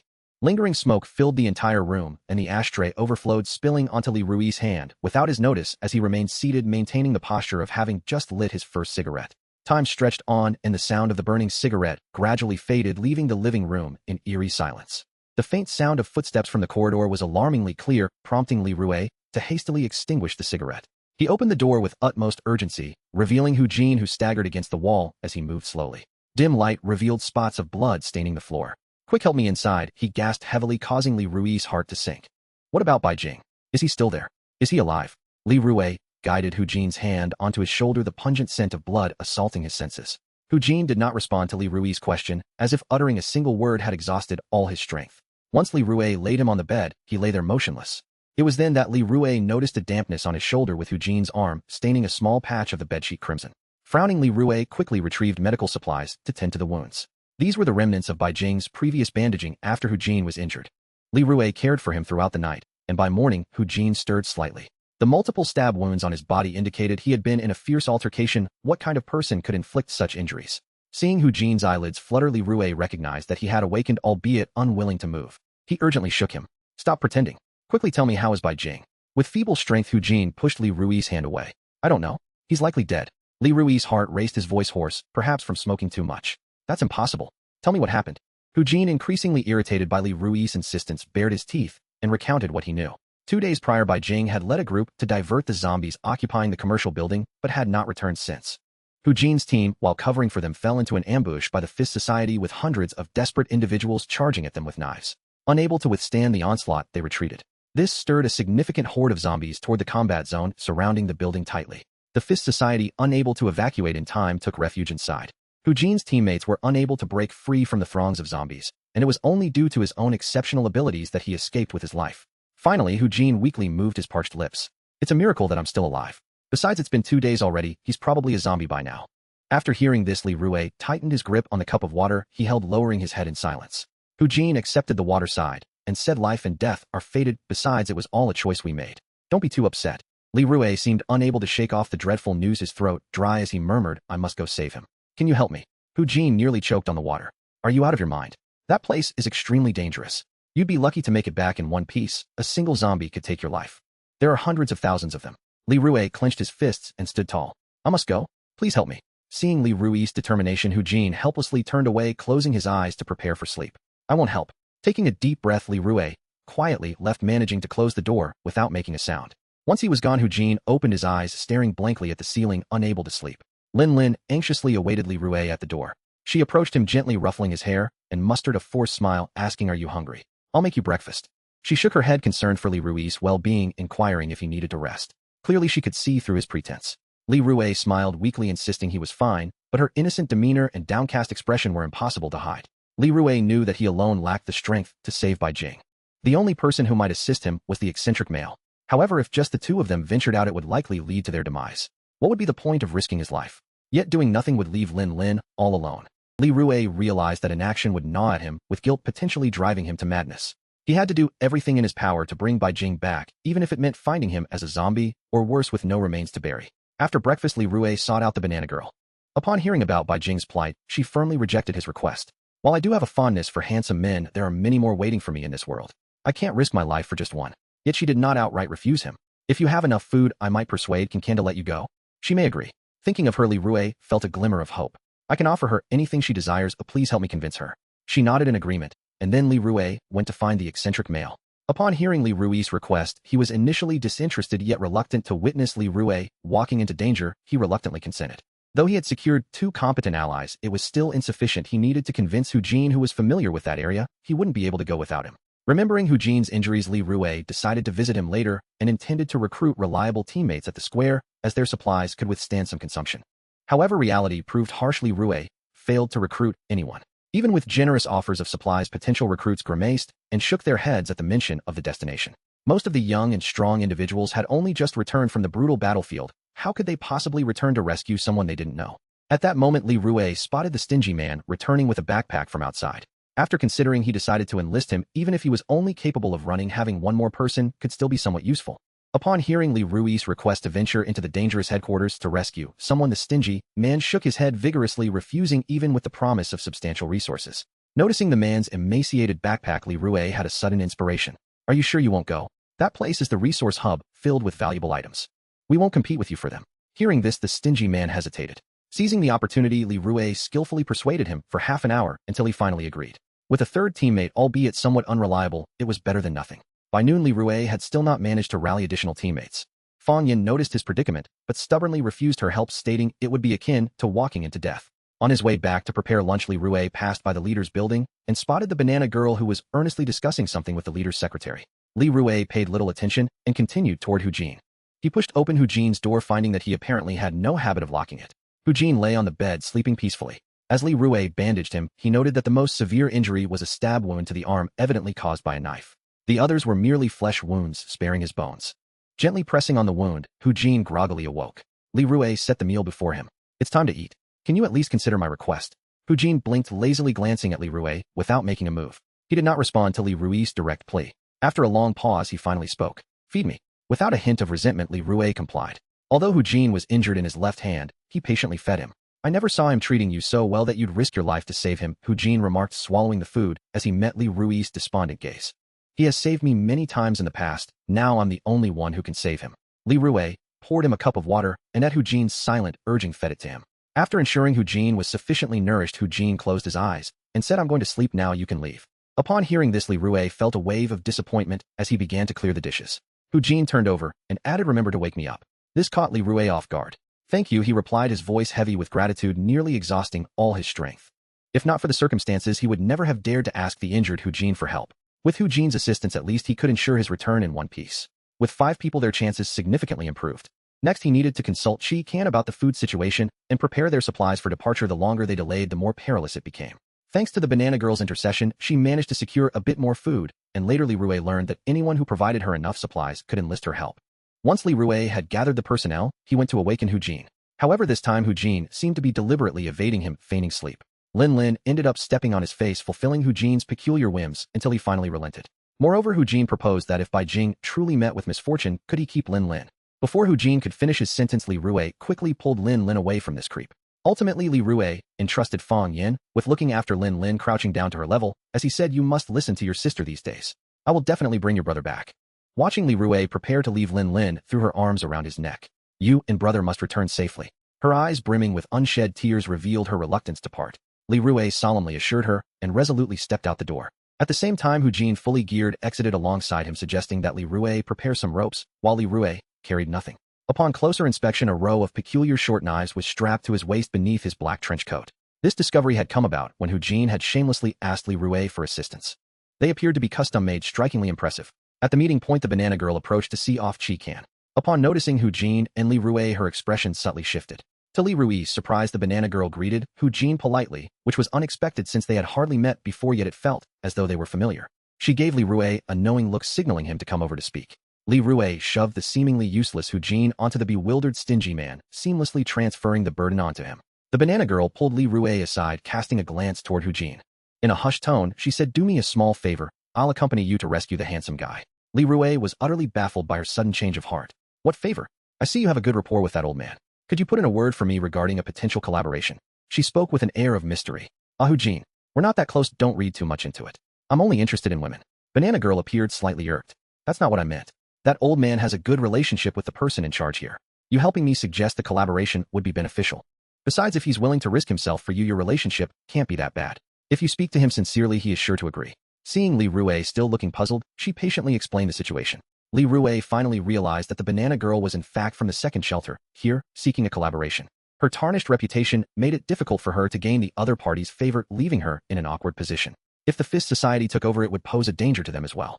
According to the banana girl, their side was burdened with the old, weak, sick, and disabled, which caused the other side to hesitate in cooperating, fearing they wouldn't contribute sufficiently, while still wanting to share resources. Now was the perfect opportunity for collaboration. They needed to recommend each other to fortify their defenses against the Fist Society. "Please help me. If we can secure that old man's agreement, it will be halfway done, and I'll be at your service." She tugged at Li Rui's clothing, almost pulling it off him.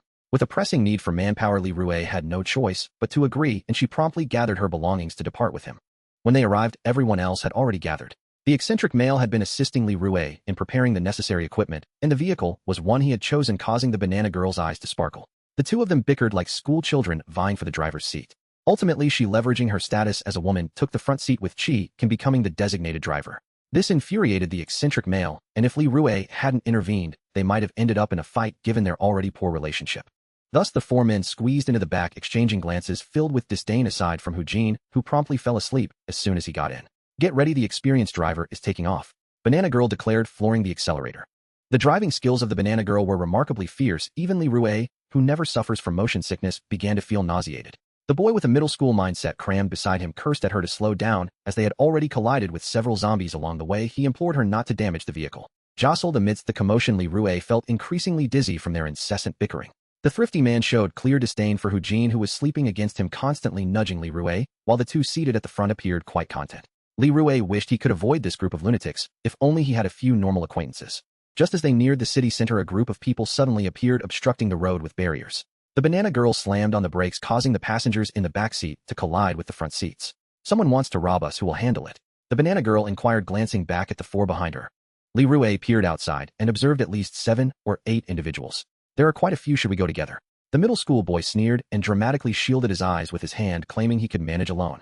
He squeezed past the others and exited the vehicle, revealing his foul mood and desire to vent. Seeing the opposing group wielding knives made Li Rui uneasy, yet he reluctantly stepped out of the car. The Banana Girl, spotting a handsome man, eagerly pulled Chi Can out of the vehicle, leaving Hu Jin and the thrifty man inside. The opposing group wasted no time demanding either their lives or their car. The middle school boy disdainfully retrieved his sickle from the trunk and swiftly decapitated one of them. Blood splattered everywhere before the assailants could react. Another body fell. Chi Can stood silently beside the Banana Girl, axe in hand, as the remaining few shouted and charged forward with their weapons. Li Rui felt a moment of worry, but soon realized his concern was misplaced. Aside from the handsome man restrained by the Banana Girl, the others had already been brutally dispatched by the middle school boy and Chi Can. With a gleeful expression, the Banana Girl held her knife to the handsome man's throat, coercing him to undress. The middle school boy, visibly disgusted, considered delivering a fatal blow. The two began to squabble over the handsome man's fate, prompting Chi Can to intervene, his axe positioned between them. Sensing the escalating tension, Li Rue quickly discarded his cigarette and pulled the middle school boy away. Stop fighting, let's get out of here. The banana girl glared at the middle school boy, muttering under her breath, crazy. She intended to hurl more insults, but was pulled back into the car by Chi Kan. Before departing, she snatched the handsome man's underwear and pocketed it. Li Rue and the middle school boy pushed aside the barriers and proceeded through the carnage. The thrifty man, having observed the entire scene, dared not sit beside the middle school boy, realizing he had unwittingly boarded a pirate ship, as Li Rue spoke with an unfazed demeanor, uttering peculiar phrases. Upon reaching their destination, Li Rue felt a chill of despair. A dense throng of zombies moved among the high-rise buildings, making it impossible to drive nearer to Hujin's company building, let alone walk there. Attracting their attention with sound was futile. The sheer number of zombies would guarantee the demise of anyone trying to do so, as they would be encircled without escape. This old tactic was ineffective. The group disembarked and observed from a high vantage point, spotting the Tianyu group, as Hujin had mentioned. The building appeared to stand around stories tall, and after some effort, they managed to procure a pair of binoculars for closer examination. Chaos reigned below, with severed limbs and burnt vehicles emitting wisps of smoke. Countless zombies roamed aimlessly with no end in sight to the horde. If approaching the building was so arduous, how could they possibly enter to find a single person? Li Rue furrowed his brow. The banana girl approached him to assist in analyzing the situation. She suggested blocking off the roads adjacent to the building to limit the number of zombies, noting that several intersections were previously barricaded but had since been cleared. If they blocked off 2 of the 3 entrances, the remaining one could be used to lure the zombies outside, thus significantly reducing their numbers and preventing a stampede that could overturn their vehicle. The remaining zombies could then be dealt with one by one, allowing them to cautiously approach the building. However, Li Rue encountered a new dilemma: how to block the incessantly wandering zombies at those intersections. Silently observing, Chi Kan proposed waiting until nightfall to execute the plan, as a daytime attempt would result in being surrounded. Once darkness fell, visibility would diminish, significantly reducing the risk of attracting a large-scale disturbance. Li Rue nodded in agreement, gathering the others to discuss their strategy until nightfall. Before they set out, he called Hujin to share a meal, beginning their preparations. They had only a limited supply of food, perhaps enough for 3 or 4 days, but Li Rue underestimated Chi Kan's appetite. As Hujin yawned and accepted the food from Li Rue, she suddenly spoke. Have you all noticed someone watching us? Li Rue immediately scanned the surroundings. Aside from the desolate ruins and a few scattered zombies, there was nothing unusual. It must be your imagination. Hujin squinted at a cluster of 3 or 4 zombies nearby. My instincts are usually quite accurate. The others glanced around, but found nothing amiss. Li Rue urged, hurry up and eat, it's getting dark, we need to leave. When night fell, they began to block the 2 entrances. Since the middle school boy and the banana girl often argued, Chi Kan teamed up with him to tackle the entrance with the most zombies, while the banana girl, Hujin, and the thrifty man handled the left side entrance. The rationale for having Chi Kan with him was to encourage the banana girl to bond more with Hujin and support their collaborative efforts. It seemed she had noticed this as she skillfully engaged Chi Kan in conversation. Equipped with their weapons, the group set off, agreeing that the first team to succeed would quickly assist the other. The 3 cautiously approached the edge of the entrance under the cover of night, countless zombies meandering about. Li Rue trailed closely behind the middle school boy, with Chi Kan following. They crouched low, brushing past several zombies with great care, striving to avoid detection while keeping noise to a minimum. Li Rue advanced stealthily, the putrid stench of decay growing stronger as they neared the undead. Within a meter or 2 of them, despite their caution, a few perceptive zombies detected their presence. One particularly ragged zombie suddenly turned, lunging at the middle school boy, who swiftly decapitated it.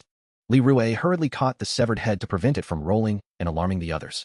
They continued onward, but the sheer number of zombies ahead rendered the path indistinguishable. The darkness was stifling, and Li Rue's legs grew numb as he crouched low, gazing at the sea of legs surrounding him. They attempted to stay close to the road's edge, unsure of how far they still had to go to reach the entrance. Chi Kan cautiously stood to check the direction, but soon attracted the attention of 2 or 3 zombies that lunged at her. Li Rue quickly assisted by dispatching one, but this only drew more zombies to them. The middle school boy crouched in the shadows, signaling them to run. Nearby stood a parked truck that they could use for temporary cover. Chi Kan swung her axe, swiftly carving a path, while Li Rue provided cover and pointed the way for the middle school boy. As the zombies surged forward, Li Rue and Chi Kan dashed toward the truck, their focus solely on escaping rather than fighting the undead. With hands reaching out to grasp them, they pushed through the approaching zombies, battling to break free. Breathing heavily, they drew nearer to the truck. Li Rue covered for Chi Kan as she climbed atop it, pressing her back against the vehicle and drawing her knife to fend off the 3 or 4 zombies that attacked. The commotion intensified, attracting a larger crowd of zombies, and Li Rue soon found himself struggling to hold the line. Fortunately, Chi Kan was quick, and within seconds, she managed to ascend. Quick, grab my hand, she extended one hand, her other gripping her axe poised for action. Li Rue kicked away a nearby zombie, while others continued to swarm. In a split second, he lunged to grasp her hand. She effortlessly pulled him up, while simultaneously dispatching the zombie that had latched onto him, or else he would have been bitten. Her strength and speed were impressive, clearly demonstrating the value of the food Li Rue had provided. Once atop the truck, they collapsed, gasping for breath as the area below was inundated with relentless zombies clawing at the vehicle, the sounds of their attempts to breach it ringing in Li Rui's ears. With no time to rest, Li Rui retrieved a flashlight from his backpack to guide the middle school boy. The zombies were all focused on the horde, oblivious to his movements. However, just as he switched on the flashlight, a zombie lunged up at him. Chikin raised her axe, aiming for Li Rui, but at that moment another zombie's head split in half before his eyes. "Thank you, be careful, they're coming." Chikin wiped the sweat from her brow, cautiously observing the surroundings. More and more zombies converged on them. A stampede occurred in one corner, creating a precarious staircase of corpses. 3 or 4 zombies continuously climbed up. Li Rui noticed that the middle school boy had made it to the entrance, pushing aside one of the barriers. Unfortunately, he was moving too slowly as several wandering zombies harassed him. The situation for Li Rui became increasingly dire, with several formidable zombies climbing up, each measuring at least a level 3 threat. If they didn't act swiftly to cut off their hands, they would soon meet their end. Realizing this was not a sustainable approach, Li Rui shifted his focus to the driver's seat of the truck, praying it would still be operational. He called out to Chikin, moving to the front edge of the truck to smash a window. A zombie lunged at him, but the seatbelt restricted its reach. Seizing the opportunity, he thrust his knife forward, obliterating its head. "Chikin, help me deal with the zombies below, while I check if I can start the engine." The noise from shattering glass had drawn the zombies toward that side, with countless hands clawing at the window. She nodded in understanding as Li Rui scrambled through the window, cutting down the hands that reached for him. Once inside, he promptly disposed of the zombie that had been in the driver's seat, hurriedly attempting to start the engine. More zombies climbed atop the truck, their weight causing it to creak ominously. Despite his clumsiness, Li Rui managed to fire up the engine, facing the direction of the middle school boy. With each acceleration, zombies fell in droves, as if he were driving over a carpet of corpses. However, it soon became apparent that the truck was out of fuel and severely damaged, moving at a crawl. The sound of crushed zombies' bones echoed ominously beneath them. The noise on the truck roof diminished significantly as the zombies followed closely behind, causing a stir among the throng, obscuring the middle school boy's whereabouts. As the vehicle's speed slowed and warning lights began to flicker, Li Rui broke into a cold sweat, realizing that the blocked entrance was continually spewing out zombies. The pitter-patter of footsteps on the roof intensified. With a surge of determination, Li Rui honked the horn and pressed the accelerator to the floor, the truck shaking violently as it slammed into the barrier car, successfully blocking the entrance. There was no time to relax. The pressing question remained: how would they escape? No matter how he struggled with the vehicle, it remained immobile, trapped in the midst of a zombie swarm. The truck stood frozen in the middle of the road, completely surrounded by zombies, with the shattered window now allowing some to reach inside. Li Rui kicked one out, banging on the side to draw zombies to the left window. Noticing a reduction in numbers on the right, he hurriedly opened that window and climbed onto the roof. Seeing Li Rui, Chikin paused her assault with the axe, and he gasped, "It'll attract the zombies to the front, well, jump down and run." "Okay, I'll cover you." Li Rui crouched at the front of the truck, banging on the glass to create noise. The zombies quickly gathered at the front, reaching for his dangling hands, while Chikin defended against those climbing up. With a loud crash, part of the windshield shattered. Even though it cut his hand, he did not cease his efforts. As the number of zombies diminished behind them, he quickly followed Chikin and made a desperate leap, escaping the encirclement. Upon landing, Li Rui's legs nearly gave out from under him due to numbness. There was no time to pause for breath. Several zombies were hot on their heels, forcing him to sprint for his life. Concerned about the middle school boy, Li Rui recalled the commotion and hoped he had retreated in time, knowing he was far more capable than himself. The pursuing zombies gained speed. Chikin led the way, heedless of the danger behind them. Li Rui glanced back and saw 3 or 4 particularly swift ones closing in. Just as he turned his head, one of the leading zombies leapt forward, aiming directly at him. Reacting quickly, he sidestepped, narrowly avoiding the attack, but it managed to grab his foot. He stumbled, and without a moment's respite, he swiftly severed the hand that held him. The remaining zombies were rapidly closing in. Struggling to break free, he rose and ran, but in that fleeting moment, Chikin vanished from sight. The darkness enveloped him, and he dared not shine his flashlight to avoid attracting further attention. Realizing he had fallen behind, Li Rui fled desperately in the direction of the approaching undead. As he ran, he fought off the oncoming zombies, feeling as if his lungs might explode. Gradually, he managed to shed some of the pursuing horde, momentarily escaping the mass. However, a few particularly tenacious and strong zombies remained glued to him. Surrounded by darkness and countless shadows, he found no place to hide, with 3 zombies relentlessly trailing him, their proximity alarming. Li Rui halted, inhaling deeply, leaning against a dim streetlight, readying himself for a fight to the death. The first zombie lunged towards Li Rui with its mouth agape. In a desperate bid for survival, he thrust his flashlight into its maw and pierced its eye socket with a short knife, momentarily halting its advance. 2 more zombies swiftly followed suit, forcing Li Rui to struggle against them. He sidestepped and swung his long knife to sever the neck of one of the creatures. However, the temporarily blinded zombie and another swiftly regained their senses, seizing Li Rui to restrain his movements. As he felt the yellowed teeth of the zombies nearing his arm, Li Rui squeezed his eyes shut and charged forward with his forehead, quickly withdrawing the short knife from the zombie's eye and plunging it into another eye socket, buying himself precious seconds. Without its sight, the creature could only rely on sound to locate him. This entire ordeal transpired within mere breaths. He kicked the blinded zombie away, gripping his long knife tightly to confront the one with a partially severed neck. The third zombie momentarily staggered, prepared to pounce again, but Li Rui was still engaged with the one he was battling, unable to respond swiftly to the new threat. This was already pushing Li Rui to his limits. Just as the zombie's teeth were about to sink into him, a stone much larger than a fist struck the zombie's head with precision, granting Li Rui a few crucial seconds to dispatch the creature before him, leaving him no time to ponder the origin of the stone. Seizing the opportunity, Li Rui slashed the zombie multiple times until its head was severed. Yet the other zombie was already approaching, and while Li Rui could have easily sidestepped it without issue, he did not. After catching his breath, he picked up the suddenly materialized stone and hurled it forcefully at the approaching zombie, striking its head with a resounding thud. Surveying his surroundings, he noticed no one but the scattered shadows of zombies. He wondered who had come to his aid. After completing this frantic exchange, Li Rui dropped the stone, panting heavily as he leaned against a street lamp, feeling utterly drained. Facing 3 level 2 zombies at once had proven to be an overwhelming challenge. Before he could rest for even 2 minutes, shadows began to close in on him from the darkness. Realizing the danger of lingering, Li Rui retrieved his fallen flashlight and hurried towards the rendezvous point. He couldn't resist glancing back at the stone that had saved him. If not for that stone, he may have already succumbed to a bite. He resolved to inquire with Zhong Er, Nan, and the others about whether they had thrown the stone, as no one else was around except for them. However, he was perplexed as to why they hadn't revealed themselves. Cautiously evading dangers, he managed to return to the place they had set out from, but before he could reach their gathering vehicle, he overheard a heated argument between the banana girl and Zhong Er, Nan. Exhausted, Li Rui rushed over to inquire about the situation. "Is everyone all right?" They exchanged glances before Kumin and Ydid exclaimed, "It's a relief to see you alive." Chi Kan and Zhong Erin breathed sighs of relief upon seeing Li Rui safe, as they had feared something had befallen him due to his prolonged absence. Both expressed their regret for having left Li Rui behind. Chi Kan mentioned having searched for him and having encountered Zhong Erin along the way, but they were unable to find him, compelled to retreat due to the overwhelming number of zombies. Li Rui nodded, indicating that it was understandable given the circumstances. There was little they could do, and it was his own weakness that had hindered him. He then inquired whether they had been the ones to throw the stone to save him, to which they shook their heads in bewilderment. Li Rui set that matter aside and quickly asked about the situation on Banana Girl's side. She patted his shoulder reassuringly, indicating that they had successfully blocked the intersection. With a hint of sarcasm directed at Kumin, then she remarked, "Some guys are even more cowardly than women. They excel at running away rather than fighting. You might as well just take me with you next time." Kumin Nan, ignoring her jibe, unconsciously closed his legs, moving next to the drowsy Hujin to act as a cushion, completely dismissing his earlier disdain. Seeing them all safe, Li Rui felt a wave of relief wash over him. It was time to prepare for the next course of action. The group unloaded everything from the vehicle and organized it. Li Rui assigned the task of luring zombies to Kumin Nan, while the others proceeded onward. After all, he feared death most and was best suited for this role. Although they had successfully blocked the intersection, the sheer number of zombies surrounding them was overwhelming.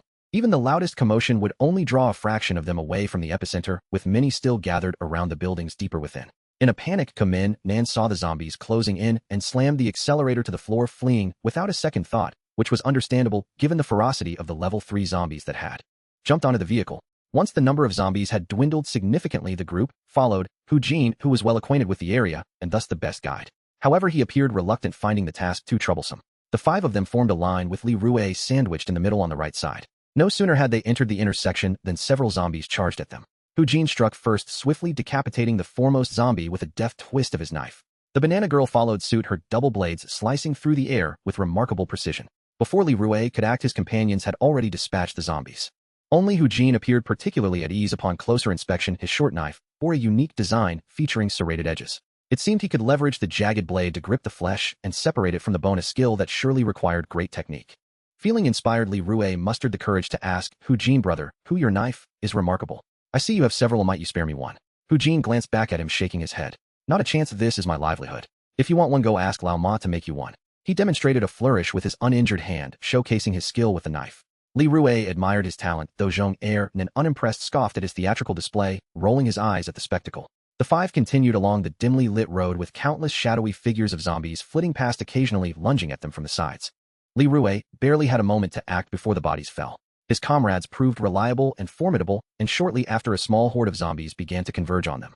The group readied themselves, forming a defensive circle. Li Rui estimated that around 20 to 30 zombies were approaching, mostly of the level 2 variety, though a few stronger ones mingled among them. The burly zombie at the front met Hujin's serious gaze, and with a swift slice, its head tumbled away. Chikan dispatched nearly one with each swing of his axe, and while the banana girl's dual blades lacked the ferocity of Chi Kan's blows, they were no less effective. Li Rui stayed close to Zhong Er, then taking down the weaker zombies. While his scythe had a wide range, it was not lethal enough, so he often assisted by delivering the fatal blow to the reanimating corpses. Dismembered limbs littered the ground as they fended off wave after wave. Suddenly, Eugene declared this could go on forever. Everyone follow me and attack swiftly. The group rallied behind Eugene, who appeared frustrated and slick with perspiration as he dealt with the most ferocious zombies. They moved toward the building where the number of zombies only increased as they ventured deeper. Leroy found himself striking with each step while the banana girl's blades began to dull from the effort. Progress slowed considerably. They were now just a few hundred meters from the Tianyu group building. With no other option, Leroy retrieved a few Molotov cocktails from his pack, hoping to draw some of the zombies' attention. He ignited one and hurled it with all his strength. The explosion and flames successfully diverted a significant number of zombies, making their path considerably easier. These Molotov cocktails had cost Leroy 8 units of valuable supplies for just 10, so using them was a painful decision, but their efficacy was undeniable as most of the zombies flocked towards the fire. Only a few remained aware of their presence, prompting the group to hastily make their way through the throng and towards the building's entrance. As they ran, Leroy couldn't help but notice the banana girl's ample bosom swaying with each stride. Unable to resist, he glanced her way, prompting her to catch his gaze and react with indignation, exclaiming, "This trip is truly a death wish. If we survive, you owe us a substantial debt of gratitude." Gasping for breath, Leroy replied, "No problem, as long as I'm still alive." Just then, a desiccated zombie lunged from ahead, targeting the banana girl. With 2 swift strikes, she severed its head, darting past Leroy. "Hurry up, you little virgin. At this rate, you'll be eaten." Leroy was baffled by how she could run so swiftly with all that weight in front of her. When he glanced back, he noticed Chi-Can deliberately slowing his pace to stay behind him. He cast a grateful look in Chi-Can's direction, grateful that he didn't seem so useless after all. Eugene reached the building's entrance first. Even injured, he maintained his speed in clearing the zombies, while Zhong Aaron followed suit, each acting independently, without any coordination. By the time Leroy arrived, he found Eugene at the entrance of the hall, wiping the cold sweat from his brow and gravely informing Leroy he's beyond saving. "We need to leave quickly." Leroy hurried to Eugene's side to peer into the hall, where countless dark figures occupied the entire space, exuding a stench of decay. In the unending darkness, the writhing shadows of zombies crowded together, so densely packed that not even a needle could pierce through. A few zombies at the edge spotted them and began to extricate themselves from the mass, scrambling towards the group at alarming speed. Leroy, paralyzed by the despairing sight within, stood frozen as the approaching zombie gaped its mouth wide, inching closer without eliciting a response from him. Fortunately, the chewer boy promptly pulled Leroy away and delivered a swift kick to the approaching zombie, averting a dire fate. Eugene, without glancing, swung his knife, severing the zombie's neck, causing its head to roll away. "Are you still not ready to give up?" Eugene, abandoning his usual languor, fixed a sharp gaze upon Leroy. The others stood in silence, waiting for Leroy's decision. The number of zombies surging from the hall's entrance increased, the flames from the Molotov cocktails slowly dwindling, and the gathered horde began to disperse. Leroy parted his lips, clenching his trembling hands. "No, we've reached the door. How could we possibly surrender?" Upon hearing this, the expressions of the group darkened further. The chewer boy, exasperated with Leroy's stubbornness, kicked the twitching remnants of a zombie on the ground. Taking a deep breath, Leroy surveyed his surroundings to calm himself and retrieved a flashlight, scanning left and right. Through the beam, countless dark shadows flickered past the second-floor windows, and the same was true for the third, where numerous hands clung to the glass. With each layer, he observed his expression grew graver, and the zombies nearby began to converge toward the light. The chewer boy angrily attempted to pull Leroy away, but he broke free. The light illuminated the empty building across the street. "Let's cross to that building." The distance between Leroy's current building and the one across was roughly a road's length, which conveniently matched the length of the rope he had. Banana Girl hissed in approval. "Then what are we waiting for? Let's run." As zombies continued to pour out from the entrance, closing in on them, they had no choice but to sprint toward the opposite building's entrance. While running, Leroy counted the floors and noticed that the building whereby Jing had disappeared was completely packed with zombies on the first 3 floors, rendering it inaccessible. They could only climb to the opposite building and use the rope to cross, an audacious plan indeed. He also observed that the number of zombies in the building across seemed manageable. The group hastily made their way to the entrance, fending off the zombies lunging at them from the front, while a mass of zombies relentlessly pursued from behind. Fortunately, not far ahead, Eugene and Banana Girl swiftly dealt with the few zombies at the entrance. Leroy and the others exerted themselves to delay the relentless horde, buying a bit of time to enter. As Banana Girl dispatched the last zombie at the entrance, she shouted, "Hurry inside. We can close the door." Barely finishing her sentence, everyone rushed inside, the pursuing zombies hot on their heels. Eugene promptly shut the glass door behind them and wedged a stool leg against it. Exhausted, Leroy leaned against the glass door, gasping for breath. The door trembled under the force of the mass of zombies pressing against it, and he could even see hands reaching through the crack. Once the group had shaken off the zombies, they leaned against the walls of the hall to rest. Only Chi-Can was busy smashing a steel bench to reinforce the entrance. Leroy urged her to take a break, forcing his weary body over to assist. She shook her head, indicating that she was fine. "You've paid enough. It's my duty to do this." Leroy managed a wry smile. "Thank you. Hiring you has truly been a life-saving investment." Banana Girl seized the moment to interject, if the little virgin feels indebted, why not offer yourself instead? She exchanged meaningful glances between the two. Her words left both of them feeling awkward, prompting Chi-Kin to lightly swat Banana Girl on the head in irritation. Li Rue hastily clarified, don't say such things, I have no intentions toward Chi-Kin. But immediately realizing how that might shatter her confidence, he added, what kind of person am I to even think about such good fortune? Hu Jin, exasperated, interrupted their banter. Stop with the lovey-dovey talk, there are still zombies around. He fixed a resentful stare at Li Rue, saying, ever since I met you, I've never had a moment's peace. I'm going to be exhausted, I must have owed you in a past life. Li Rue felt quite embarrassed and suggested he could let go of the debt concerning the 8 kilograms of supplies. Hu Jin acknowledged that he would repay it. After all, he owed Li Rue a favor. Suddenly Li Rue recalled the original agreement, nearly forgotten, and felt a sense of guilt. It was remarkable that Hu Jin remembered having borne the burden of his earlier trivial act, making Li Rue feel uneasy. Resolutely, Li Rue stood up, determined that he would ensure the survival of the group, even if it cost him his own life. They shouldn't have to risk their lives for his requests. After a brief rest, the group began to explore the hall, seeking a staircase leading up. The interior was shrouded in darkness, and as Li Rue flicked on the flashlight, he was met with a chaotic array of tables and chairs scattered, papers littering the ground and bloodstains adorning the walls of the vast office. Miraculously, there were not many zombies. 2 or 3 that appeared posed no significant threat, and they easily located the staircase. As long as they could reach the side window on the 4th floor, they could use the rope to cross to the adjacent building. Li Rue handed the flashlight to the chewer boy to lead the way. He hadn't spoken much to the others due to the language barrier and had maintained an aloof demeanor. Reaching the 2nd floor without encountering obstacles, they prepared to continue climbing, when suddenly 3 or 4 zombies drawn by the light lunged at them from above. The chewer boy quickly tossed the flashlight to Li Rue and the others, and they swiftly dealt with the threat.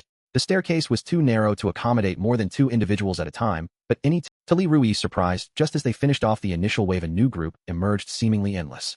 Li Rue raised his head, directing the beam of the flashlight upward to discover the staircase on the 3rd floor teeming with shadows of countless zombies. Everyone hurry to the 2nd floor and take the other staircase. The upper floors are swarming with zombies. Upon hearing this, the group abandoned any lingering entanglement with the zombies and swiftly exited the staircase toward the 2nd floor. As they fled, several zombies descended from the hallway, pursuing their figures. Banana Girl sprinted ahead, with Li Rue trailing at the back, illuminating their path. As they passed through the work area, dozens of zombies surged over the desks, and the group quickly formed a tight circle, fending them off before successfully making their way to the other staircase. Banana Girl was the first to reach the darkened staircase entrance. Just as she intended to call out for Li Rue to hurry with the light, 2 zombies lunged from the shadows toward her. She immediately plunged her knife into both their heads, but unbeknownst to her, another zombie capitalized on her distraction, lunging at her chest. Chi-Kin gasped in shock as Banana Girl hurriedly retreated. However, due to her ample figure, she was unfortunately bitten. Reacting swiftly, she unleashed a powerful kick, sending the zombie tumbling down the stairs, where Chi-Kin swiftly dispatched it. Li Rue quickly pointed the flashlight at Banana Girl to check on her condition. The situation was so sudden that Chi-Kin rushed to assess Banana Girl's injury, her hand trembling around the axe. Were you bitten? Her usually calm voice was now laced with tension. Li Rue, filled with panic, approached Banana Girl. Are you alright? In response to the concern from the group, Banana Girl was checking her chest, unbuttoning her collar to look down. I'm fine, I wasn't bitten. Thankfully, I had enough padding. Relieved, Li Rue let out a sigh, and Chi-Kin relaxed a little closer to her. Noticing Banana Girl's tension, Li Rue couldn't help but remark, if you hadn't worn so much padding, maybe you wouldn't have been bitten. At this, Banana Girl, flustered and irritated, pulled out her padding and threw it at his face, prompting the chewer boy to stifle a laugh and receive a glare from her. Li Rue, however, was not in the mood for humor. Unlike the outside, the darkness here posed a significant threat. He advised everyone to stay close together as they cautiously ascended to the 3rd and then to the 4th floor. In fact, Li Rue had prepared flashlights for everyone, but due to the bright light attracting the zombies' attention, they dared to activate only one. Upon reaching the 4th floor, they encountered a cluster of zombies blocking the corridor. The group fought fiercely, and Li Rue noticed 3 zombies that were notably different, exhibiting tremendous strength and the ability to dodge attacks. He quickly signaled Hu Jin and Chi-Kin to handle them, knowing they were the strongest among them. Li Rue stayed close to the chewer boy, assisting with the weaker ones. The two had developed an unspoken understanding. On Hu Jin's side, the situation was grim. His complexion paled as he confronted 2 formidable zombies alongside Banana Girl. Hu Jin took the lead, thrusting his knife toward a zombie's neck, but missed as it dodged, and the creature lunged for his arm. Fortunately, he was quick enough to stab it with his other injured hand. As the zombie's head fell, he turned to deal with another, only to find the headless zombie brandishing a utility knife lunging toward him. Banana Girl, startled, quickly hacked at the headless zombie multiple times until it finally collapsed, allowing her to breathe again. However, Hu Jin suffered a stab to his abdomen, his face tightening as he leaned against the wall, blood staining the once white surface. Li Rui's face drained of color upon witnessing this, quickly dispatching the remaining zombies before rushing to Hu Jin's side. He had never anticipated that these zombies could mutate to such an extent, even wielding tools far beyond the capabilities of a level zombie. Seeing this, the group became more cautious, encircling Hu Jin and fighting off the remaining zombies with determination. Frantically, Li Rui rummaged through his bag for medical supplies to staunch Hu Jin's bleeding. Hu Jin's face contorted in pain as he gasped for air, causing Li Rui's heart to clench. The thick blood gushed forth, and in the dim light, he could barely discern the wound. Although he applied quality medicine and wrapped it with bandages the moment Hu Jin moved, blood flowed freely, indicating a deep injury. Li Rui proceeded with utmost care, realizing that his supplies were limited and would only suffice for emergencies. He could never have foreseen such severe injuries. The ease of their journey had shattered Li Rui's expectations. Now retreating was impossible, nor could they advance. They had to find a safe place to tend to Hu Jin for the time being. Li Rui helped Hu Jin to his feet, whispering in his ear, "Can you still walk?" He hesitated and shook his head, collapsing against Li Rui. Gritting his teeth, Li Rui hoisted him up, following closely behind the Chewer boy and the others as they moved forward slowly. The Chewer boy led with the flashlight, occasionally dispatching stray zombies that lunged at them. Just as he was about to open an office door to take a breather, 3 or 4 aggressive zombies pounced upon them. Before Li Rui could react, the 3 swiftly eliminated the threat. After killing so many, they finally showed some cohesion, and Li Rui noticed that the Chewer boy was exhausted, beads of sweat covering his forehead.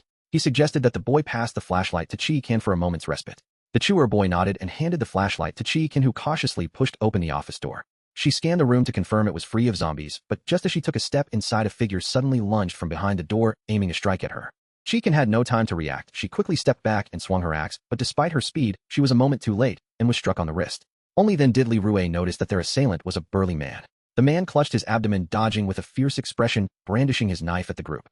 "Who are you?" Chi Kan, glancing at her bleeding wrist, hissed and retaliated with a ruthless strike toward the man.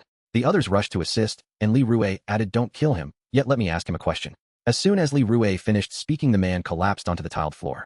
His limbs had been severed by Banana Girl, and Chi Kan blood gushing forth. Had Li Rui not intervened, the man's head would have been severed as well. Li Rui laid Hu Jin down on a nearby sofa, and before he could attend to Chi Kan's injury, she had already licked her wound clean. Banana Girl was busy bandaging her, and seeing yet another person injured weighed heavily on Li Rui's heart. He approached the still-breathing man and gave him a gentle kick. "You're with that faction. What are you doing here?" The man remained silent, his body trembling as he fixated on the flashlight's beam. Li Rui coldly pressed his foot down on the man's severed arm. "Speak up, it can make your death more merciful." The man grimaced from the pain, and Li Rui increased the pressure. Finally, he uttered, "You're all doomed. Our boss is right here." "Who is your boss? Where is he now?" His words caught the attention of everyone in the office. Just as Li Rui intended to press further, the man lost too much blood and succumbed to unconsciousness. The Chewer boy approached the unconscious man and searched his body, finding only a few knives and cigarettes with no other items of note. From the style of his clothing, it seemed he was associated with the Fist Society. As they awaited further checks on the man, it appeared he had completely succumbed, prompting Li Rui to swiftly decapitate him. After all, a body that had recently died could easily turn into a zombie. It was better to eliminate the threat early.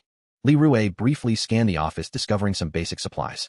From the unfinished food on the desk, it was evident that more than one person had resided here along with other accomplices. They must have been trapped here for some time, due to the zombies below. It seemed prudent to leave this place quickly. They needed to rescue Bai Jing from the adjacent building. Thus Li Rui proposed that he, the Chewer boy, and Banana Girl would go, while the 2 injured ones would remain here to provide support.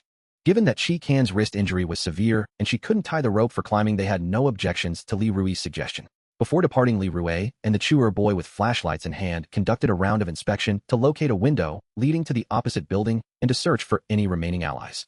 The hurried breaths alongside the omnipresent growls and wails inundated Li Rui's eardrums.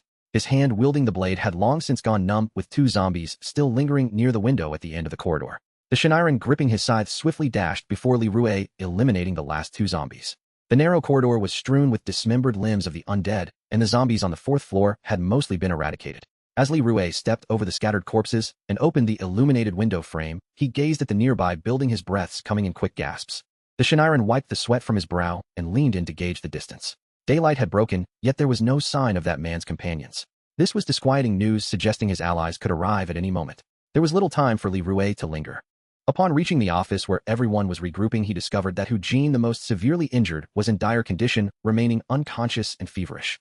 Li Rui surmised that the wound might have become infected given the limited resources available. Chi Kan was also in a precarious state. His injured hand could not bear any significant weight, likely affecting tendons and bones. However, he could still manage to care for Hu Jin. After ensuring her safety in this location, Li Rui, along with the Shiniren and the Banana Girl, prepared to cross over to the opposite building using a rope. The process of throwing the rope was fraught with difficulty. Li Rui failed multiple times, unable to secure it to the window across. It was only the Banana Girl, with her remarkable strength and accuracy, who managed to anchor it tightly. Li Rui fastened the safety rope around himself and was the first to ascend. It was daytime, and the zombies below could easily spot his slow progress, causing them to congregate beneath him. Countless clawing undead reached upwards, and a glance downwards revealed a perilous drop. Falling from such a height could spell disaster, not to mention the throng of zombies below. He intended to reinforce the rope once he was across. The rope was sufficiently long and sturdy. Li Rue, untroubled by heights, climbed steadily to the window of the opposite building and shattered the glass to enter. As soon as his feet touched the floor, 2 zombies approached from the corridor, drawn by the noise. The Shiniren had just begun his ascent, leaving Li Rue momentarily alone. 2 zombies posed little challenge for Li Rue. Gripping his blood-stained long knife, he swiftly dispatched them, finishing just as the Shiniren arrived. No sooner had the Shiniren climbed through than 4 or 5 more zombies, attracted by the commotion, came rushing over. Daylight made them more active, and the 2 struggled to fend them off until the banana girl joined them. Only then could the trio carefully search through the building. Currently on the 4th floor, they found the lower levels swarming with zombies, compelling them to search the upper floors for Beijing. This building, like the one across, was a standard office structure. The sole difference was that it had previously housed a substantial cache of supplies on the basement and first floors, a fact Li Rue learned from Hujin. It was no wonder it became a battleground for both sides. The upper levels served as living quarters. In the office area on this floor, they discovered makeshift beds formed from sofas and scattered clothing, clear remnants of someone's life. If Beijing were still alive, food should not pose a problem for now. Their search was arduous without Hujin and Shikan. Li Rue and his companions faced overwhelming odds against the numerous zombies pursuing them, akin to their current predicament of being hunted by a horde of undead. Dozens of ravenous zombies surged forward, forcing Li Rue and his companions to retreat into an office, barricading the door to eliminate them one by one until their numbers dwindled enough for a united front. After thoroughly scouring the 4th floor, the trio was nearly exhausted. They found a lavish office to briefly rest and replenish their strength with some food. The Shiniren urged Li Rue to take a moment to rest, his pallor reflecting a sleepless night, his demeanor weary and dispirited. Li Rue shook his head. I am fine. I am already close to him.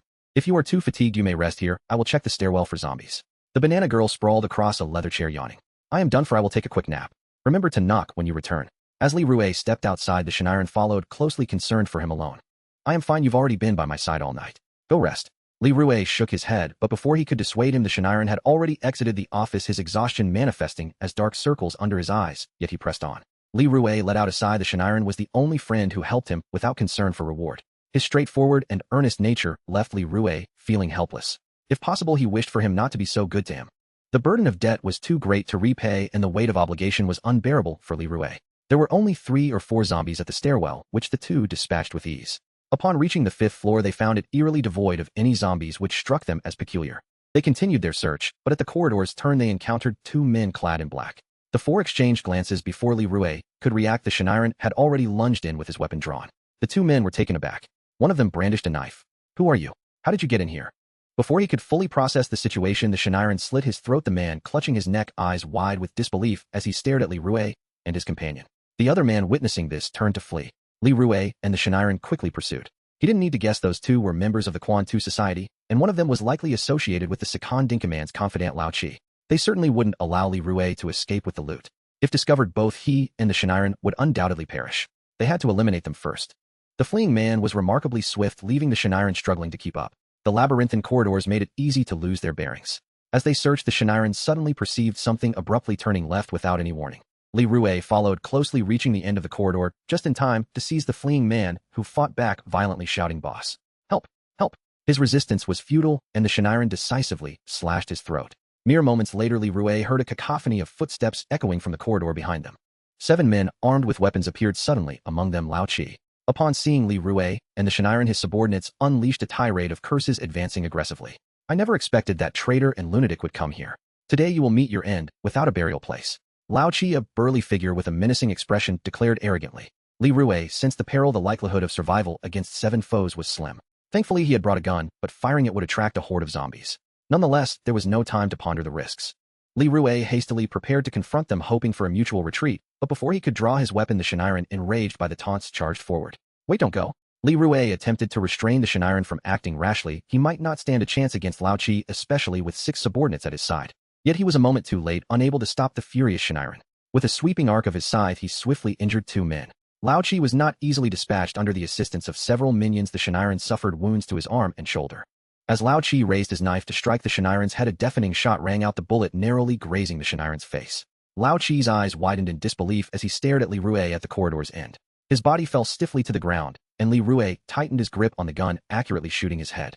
The Shiniren quickly reacted, moving to confront the remaining subordinates. The The surviving henchman, aware of Li Rui's firearm, deliberately grappled with the Shiniren, hindering his aim. Li Rui swiftly drew his knife and rushed to assist. 3 of the subordinates lay motionless on the ground, while 1 remained barely clinging to life. The final 2, their faces contorted with rage, fought desperately. The Shiniren, seemingly blinded by fury, continued his assault despite his injuries. Li Rui tightened his grip on his knife, striking the 2 men repeatedly, the act indistinguishable from slaying zombies, merely cold, the other warm. This was not Li Rui's first experience with killing. As he withdrew the blade from the last man's eye socket, the final breath left him. The Shiniren collapsed to the ground, drenched in blood, clutching his abdomen and gasping for breath. Li Rui rushed to assess his condition. The Shiniren's face was ashen, the dark fabric of his shirt soaked with blood pooling on the floor. His hands trembled as he attempted to staunch the bleeding. His abdomen had been stabbed, and the wounds to his shoulder and arm were severe. The emergency supplies for stopping the bleeding were running low. At this critical moment, a wave of zombies approached, drawn by the noise. The Shiniren, still clinging to consciousness, attempted to rise. Li Rui's expression hardened as he seized him, disregarding his struggles, and swiftly carried him down the stairs. The zombies followed closely. Li Rui, hindered by his burden, could not run swiftly, but thankfully the office where they had previously rested was nearby. Breathless, Li Rui collapsed on the ground with the Shiniren. The sounds of zombies banging at the door stirred the sleeping banana girl. Upon seeing the injured Shiniren, the banana girl rushed over, disregarding the blood smeared on the walls as she helped them both. "What happened to you two? How did it come to this?" Li Rui briefly explained, bandaging the Shiniren's wounds. Despite the chaos, he insisted he was fine. Noting the cold sweat pouring from the Shiniren's forehead, Li Rui felt a pang of guilt. Given his current condition, immediate treatment was imperative, especially with the incessant banging at the door amplifying his anxiety. From the window, he observed an increasing number of straggling zombies gathering at the entrance, their commotion triggering a series of chain reactions. The banana girl suggested they hastily leave while they still had the strength to tackle the few zombies at the door. Li Rui nodded. Throughout this, the Shiniren attempted to assist, but they resolutely prevented him from moving until the last zombie at the entrance was dispatched. Wiping the sweat from his brow, Li Rui leaned towards the banana girl and stated, "You take him and go." The banana girl, supporting the bloodied wall, gasped, "What about you? I can handle the next part alone. Go find Chi-Can and leave." Li Rui leaned against the same wall, crouching slightly as he panted. "Since this is your decision, I will take him with me." The banana girl sighed in resignation. As Li Rui and the banana girl assisted the bewildered Shiniren to the window, he stubbornly refused to move. The Shiniren pushed away the banana girl, gripping Li Rui's collar, his anger palpable. "Do you want to die here alone?" Each word he spoke carried the weight of his exhaustion, as though he had poured all his remaining strength into them. Li Rui forced a smile, his expression softening. "I cannot let you perish." His words only fueled the Shiniren's fury. "Do you think I'm weak? Let me tell you, even in this state, I could take on 10 men. You will not die for that wretched face. If you die, who will I play cards with? Who will I share my thrilling adventures with? My pigeons." The Shiniren's voice grew fainter, sweat dripping from his forehead as he struggled to remain upright, still clutching Li Rui tightly. The banana girl was astonished, marveling at how the Shiniren managed to utter so many words. His agitation exacerbated the pain in his abdomen, causing his body to bend painfully, yet he still held onto Li Rui. Li Rui averted his gaze, extending a hand to steady the Shiniren's trembling shoulder, while with his other hand, he picked up a heavy object and gently knocked him unconscious. "Thank you." Li Rui did not believe he had done anything to warrant the Chengdu boy accompanying him to death. He merely treated him with kindness, respect, and understanding. However, it seemed that the Chengdu boy had always been solitary, devoid of friends and family. Whether at the riot games or the shelter, apart from Li Rui, he had never been observed in conversation with another soul. The Chengdu boy continuously spoke in nonsensical phrases, and with his eccentric temperament, the initial impression he left on others was often that of a lunatic, causing any sane person to instinctively steer clear of him. Li Rui secured the unconscious Chengdu boy and the banana girl, then hurled a shard of glass at the opposite window. Before long, he spotted Chi-Can standing across, ready to assist. Before departing, Li Rui urged the banana girl to ensure his survival. She regarded him with a hint of concern. "Be careful, oh, do not perish. You still need to discuss the collaboration with the old man. Once I return with the injured, I shall seek you out again." Li Rui offered no reply, but handed his binoculars to the banana girl, agreeing that if he remained alive, he would mark the window. The interior was perilous, with both humans and zombies posing lethal threats, and he did not wish to endanger them further. Having prepared everything, the banana girl exchanged a meaningful glance with Li Rui before ascending the rope with the Chengdu boy. The distance to the opposite side was not great, and her strength proved sufficient to successfully transport him. Hu Jin and the Chengdu boy were gravely injured. Without timely medical attention, they could perish at any moment. The wounded Chi-Can alone could not ensure their safe exit, relying solely on the uninjured banana girl. They exited the building, retracing their steps to where the penny pincher awaited their return to the shelter, a plan Li Rui had orchestrated in advance. Once they were on their way, Li Rui inspected his equipment before climbing alone. He had already confirmed that the 5th floor was unoccupied. Arriving on the 6th floor, he sat wearily atop a cargo box to sip from his dwindling half-bottle of water. This level had been converted into a storeroom filled with copious amounts of oil and salt of little use to him. On the 7th floor, he encountered 2 zombies. As he ascended, the number of zombies diminished. However, this was not guaranteed, as most were concentrated in the lower 3 levels. The 8th floor was entirely deserted, the floor strewn with incomprehensible papers and documents. Only upon reaching the 10th floor did he discover a water dispenser in an office. Just as he was about to fill his bottle, he heard voices echoing from the corridor outside. Forgetting about the water, he quickly concealed himself behind the door to observe the situation. The slow footsteps passed with a rhythm that matched his heartbeat, and once they had moved on, Leroy stealthily followed them. 2 young men were visible at their gate, suggesting they were injured. He trailed them to a larger warehouse where it appeared they were in search of food. Through their conversation, Leroy discerned that they were members of Riot Games discussing their escape from the building. He overheard a crucial piece of information: their leader was trapped on the 12th floor, seemingly injured, which necessitated their quest for food and water along with a search for the deceased Lao Chi. From their tone, it was evident that several individuals were confined within. Leroy could not ascertain their exact number, and felt a sense of relief that the rope on the 4th floor had been retrieved. If discovered, Jean and the others would be doomed. Exiting the building would not be straightforward, with zombies infesting 3 entire floors, and even a leap to the ground posed significant dangers, especially for those injured. Their presence complicated Leroy's search considerably. A confrontation would likely result in his demise. Thus he resolved to take preemptive action. Noting that they were unarmed, Leroy gripped his knife tightly and quietly entered the warehouse behind them, closing the door discreetly. As the door shut, they seemed to sense something awry. One of them voiced his confusion. "Why has it become so dark? Did you close the door?" The speaker turned to investigate. Leroy plunged his knife into the man's neck. He gasped twice before collapsing, unable to call for help. The other man, hearing the commotion, hurriedly approached to check. Upon seeing Leroy drenched in blood, the man was momentarily startled, dropping the food he had gathered. He stumbled away in a panic, and Leroy quickly pursued, seizing his clothing. As the blade hovered near, the man desperately grasped Leroy's hand, pleading, "Spare me. I have never done anything wrong in my life. I do not know you. Why would I kill you?" The man's resistance weakened. "Please do not let me die. I will not tell anyone you are here.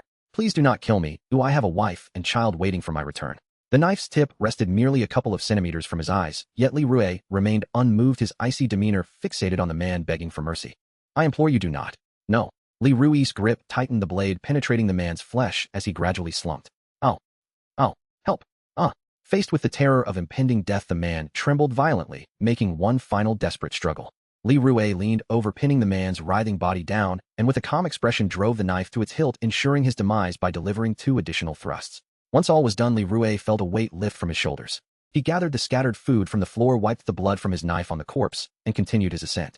Killing was far more engaging than dispatching zombies. One could converse, while the other could not, allowing him to appreciate the true agony reflected on their faces. Yet humans were undeniably more challenging to eliminate than zombies. Upon reaching the 11th floor, Leroy conducted a thorough search, but found nothing. However, he encountered a horde of zombies, approximately a dozen, blocking the corridor. This posed little issue, as he could circumvent them through the work area. Suddenly, Leroy recalled the boss on the 12th floor, who likely had numerous subordinates. Uncertain of their management, he realized that he could not confront them alone. To eliminate them, Leroy intended to lure the group of zombies upstairs to ascertain their numbers and temporarily occupy that position. If he found himself outmatched, he could always retreat and search elsewhere. The process of attracting the zombies proved exceedingly challenging, as 3 or 4 moved faster than Leroy. Had he not managed to hide in a restroom along the corridor at a crucial moment, he would have surely met his end. Fortunately, he successfully drew the zombies to the 12th floor without being detected. Leaning against the restroom door, Leroy labored to catch his breath, waiting for the zombies outside to move away. Any slight noise would suffice to divert the wandering undead. After what felt like an eternity, he finally dared to peek through the door crack upon hearing the hurried footsteps of the departing zombies. As expected, the zombies had moved on. Peering around the corner, Leroy observed that over 10 individuals were vigorously slaying the zombies he had lured. The leading figure appeared to handle 3 zombies with ease, a feat far beyond Leroy's capabilities. Seizing the opportunity while they were preoccupied, he hastily dashed down the corridor toward the staircase. Engrossed in their battle, they were unlikely to notice someone slipping past them. As Leroy ascended to the 13th floor, he encountered 3 burly middle-aged men descending, each armed with sharp knives and clubs.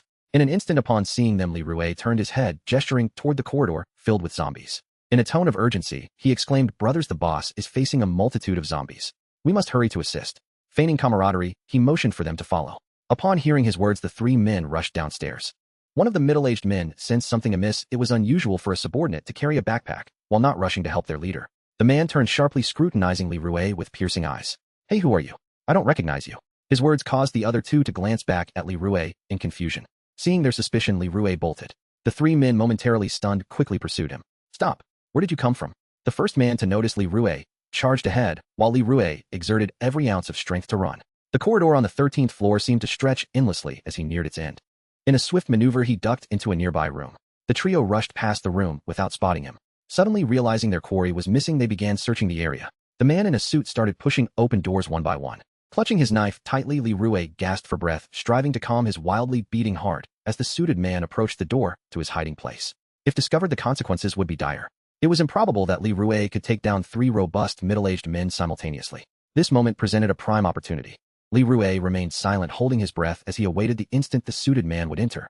The door handle turned, and Li Rue dared not blink, fixating on the man's unguarded expression before launching a powerful strike. Alas, he was a fraction too slow, missing the man's head and neck, instead striking his arm. The suited man reacted instantly, delivering a kick that sent Li Rue crashing into a chair in the room. "Bold move, attempting to kill me," he snarled, brandishing his knife as he advanced on Li Rue, who was attempting to rise. The suited man stepped on Li Rue's knife-wielding hand, delivering a brutal kick to his head that left him dazed. He seized Li Rue by the collar, forcing their eyes to meet. "Speak. Who are you and how did you get in here?" He pressed the knife's tip against Li Rue's throat. Li Rue grasped his hand, tilting his head back to peer through his disheveled hair at the ceiling. In a barely audible whisper, he murmured from below, "What?" "Speak louder." The man, irritated, thrust the knife's tip deeper. Li Rue writhed in agony, his body trembling violently from the pressure of the blade, gasping, "Please." "From below, what of it? Make it clear." Li Rue covered his bleeding wound with both hands, shrinking his neck as if trying to appear more submissive. The suited man did not hinder Li Rue's approach, viewing him as a mere insect. In his current state, resembling a dying dog, he posed no threat. Gradually, Li Rue leaned closer to the suited man's ear, struggling to catch his breath. "Die." The suited man's eyes widened, his mouth agape as he instinctively released Li Rue to clutch his neck. Blood gushed between his fingers as he attempted to speak, but his throat had been severed. Li Rue coldly regarded him, gripping a shard of a knife stained with blood. He did not cover his own wound, instead continuing to feel for the small blade hidden at his collar. The suited man collapsed on the floor, gasping for his last breath, unable to utter a sound, in search of his companions. Li Rue gently picked up the knife from the ground, contemplating how to deal with the remaining 2. Gazing at the suited man's lifeless body, a plan formed in Li Rue's mind. He peeked out to observe the movements of the remaining 2 men. The middle-aged man in the corridor was searching room by room. One was unaccounted for, likely tracking his presence elsewhere. Noting they had yet to realize their comrade was dead, Li Rue propped up the suited man's corpse, adjusting his features to wipe away most of the blood. He positioned half of the body against the doorframe. As the middle-aged man glanced in this direction, Li Rue raised the corpse's hand to beckon him closer. Curious about the bizarre behavior of the suited man, the middle-aged man approached with suspicion. "What's the matter? Have you found any traces of that person?" As he entered the room, he was caught completely off guard by Li Rue, who struck him violently with a solid wooden stool. Stumbling, momentarily disoriented for several seconds, Li Rue quickly delivered 2 more blows, seizing the knife from the man's grasp. With blinding speed, he plunged the knife into the man's abdomen multiple times. To stifle any cries for help, Li Rue stuffed cloth into the man's mouth. Initially, the middle-aged man fought back fiercely, causing Li Rue to sustain a bite. Only after delivering 3 stabs did the man relent. Li Rue did not rush to kill him. Instead, he first subdued the man, incapacitating his arms and one leg before gripping his throat and removing the cloth to interrogate him. "How many of you are trapped here?" Li Rue pressed a knee into the middle-aged man's chest, his expression menacing. The man grimaced in pain, unable to utter a word. "Speak quickly, or I will disembowel you and extract your insides." The knife's tip sliced through the man's shirt, exposing his substantial beer belly. Blood seeped from several stab wounds sustained by Li Rue. Realizing Li Rue was serious, the middle-aged man struggled to respond, his face paling as he grasped his predicament. "About 20 or 30. Li Rue eased the knife away slightly, still pressing down on the man's leg, though the pants were already soaked with the man's blood. "Besides your group, are there others trapped here?" The middle-aged man, drenched in cold sweat from the pain, could barely speak. He slowly nodded in response to Li Rue's question. Upon hearing this, Li Rue was filled with elation, for it indicated a significant possibility that Bai Jing was still alive. He hastily released the pressure on the man's leg. "On which floor?" Li Rue crouched down, urgently shaking the man's body. At this point, the middle-aged man was on the brink of death, the room saturated with blood, each step causing more to splatter. "Speak, quickly." Li Rue slapped his face. "There, tell me." The middle-aged man lay motionless, his body barely rising and falling, indicating he had one last breath left. Li Rue's eyes widened, his brow furrowed as he tightened his grip on the knife. "Speak, come on." In his desperation for answers, Li Rue stabbed at the middle-aged man's body. The man's bloodshot eyes widened in horror, his mouth moving silently. "Speak." As the middle-aged man teetered on the edge of death, Li Rue, his expression contorted, tore open the man's mutilated abdomen, stabbing mercilessly. Until the room's blood ran cold, he collapsed exhausted atop the crimson flesh, gazing vacantly at the gray ceiling. One more to capture, he must interrogate them. Li Rue, employing the same method, captured the last man pursuing him. Regrettably, the man's resolve was unyielding. Not even the extraction of his eyes could compel him to utter a single word. Thus he had no choice but to kill. The endless ascent of the staircase felt like a journey without conclusion, as both the ruthless inhabitants and the zombies relentlessly eroded his willpower. Li Rue could scarcely fathom whether Bai Jing would engage in such frenzied combat against these adversaries. Nonetheless, he believed she would fare better than he. Individuals cannot be compared. Li Rue was merely an ordinary man whose efforts were limited, unlike those destined for greatness. This realization had always fueled his determination to find Bai Jing. If someone like him could survive in such a brutal environment, surely she could as well. There was no way she could come to harm. She must still be alive. With a hand resting on the stair railing, Li Rue ascended slowly to the 14th floor, the wound on his shoulder no longer bleeding. Though devoid of pain, his body grew increasingly weary. The untreated wound's surroundings began to redden, and the medical supplies in his backpack had long been exhausted on the others. Upon reaching the 14th floor, he encountered a plethora of zombies wandering aimlessly. The open doors of the hallways revealed countless undead. Li Rue cast a quick glance and swiftly retreated into the stairwell. The sheer number of zombies was beyond his capacity to confront. The disarray of chairs and the blood-stained walls and floor indicated that many had recently traversed this place. Though exceedingly perilous, the thought that Bai Jing might be lurking in some corner of this floor compelled him to press on. He was determined to search every room on this level. Aside from the 12th floor where the Fist Society resided, he had thoroughly examined the others. He could not possibly be on the 12th floor. That group would never let him escape. This floor appeared to hold a glimmer of hope, for Li Rue observed 3 areas with doors firmly shut, 1 warehouse, and 2 offices. Yet the overwhelming presence of zombies rendered it impossible for him to approach. He could only conceal himself in a corner, waiting for them to disperse or become isolated. His physical condition no longer permitted him to confront multiple zombies simultaneously. His nerves were frayed and his heart raced as if dancing within his mind. The undead before him grew indistinct, and he cautiously maneuvered to the front of the first warehouse. After a few turns of the handle, it was locked tight. He gently knocked on the door, but received no response, prompting the 2 wandering zombies nearby to take notice. Their hollow eye sockets seemed capable of popping out their eyeballs. Li Rue was baffled. He had been so quiet, yet those rotting eyes could still perceive him. The second zombie proved somewhat cumbersome to dispatch. The wound in his right shoulder hindered his strength, and after severing its head, beads of sweat streamed down his forehead, making him feel far more exhausted than usual. With a forceful thrust, he broke open the warehouse door, only to find 2 blood-soaked zombies within. He quickly slammed the door shut, relieved that it pushed rather than pulled, preventing the zombies from following.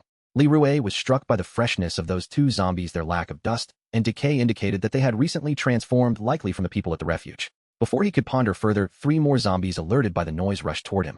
Li Rue dashed down the corridor, even though more zombies lay ahead. Passing the second office, which was also shut, he knew that a swift glance would reveal if anyone was inside. Though risky, this was the only way to quickly survey the floor. The wind from his running dried the blood on his face, leaving it taut and stiff. Turning back, he saw the zombies closing in. With eyes shut tight, he felt the cold blood splatter across his face, renewing the dampness and stickiness. Through the glass window, he observed the slow-moving figures of zombies within.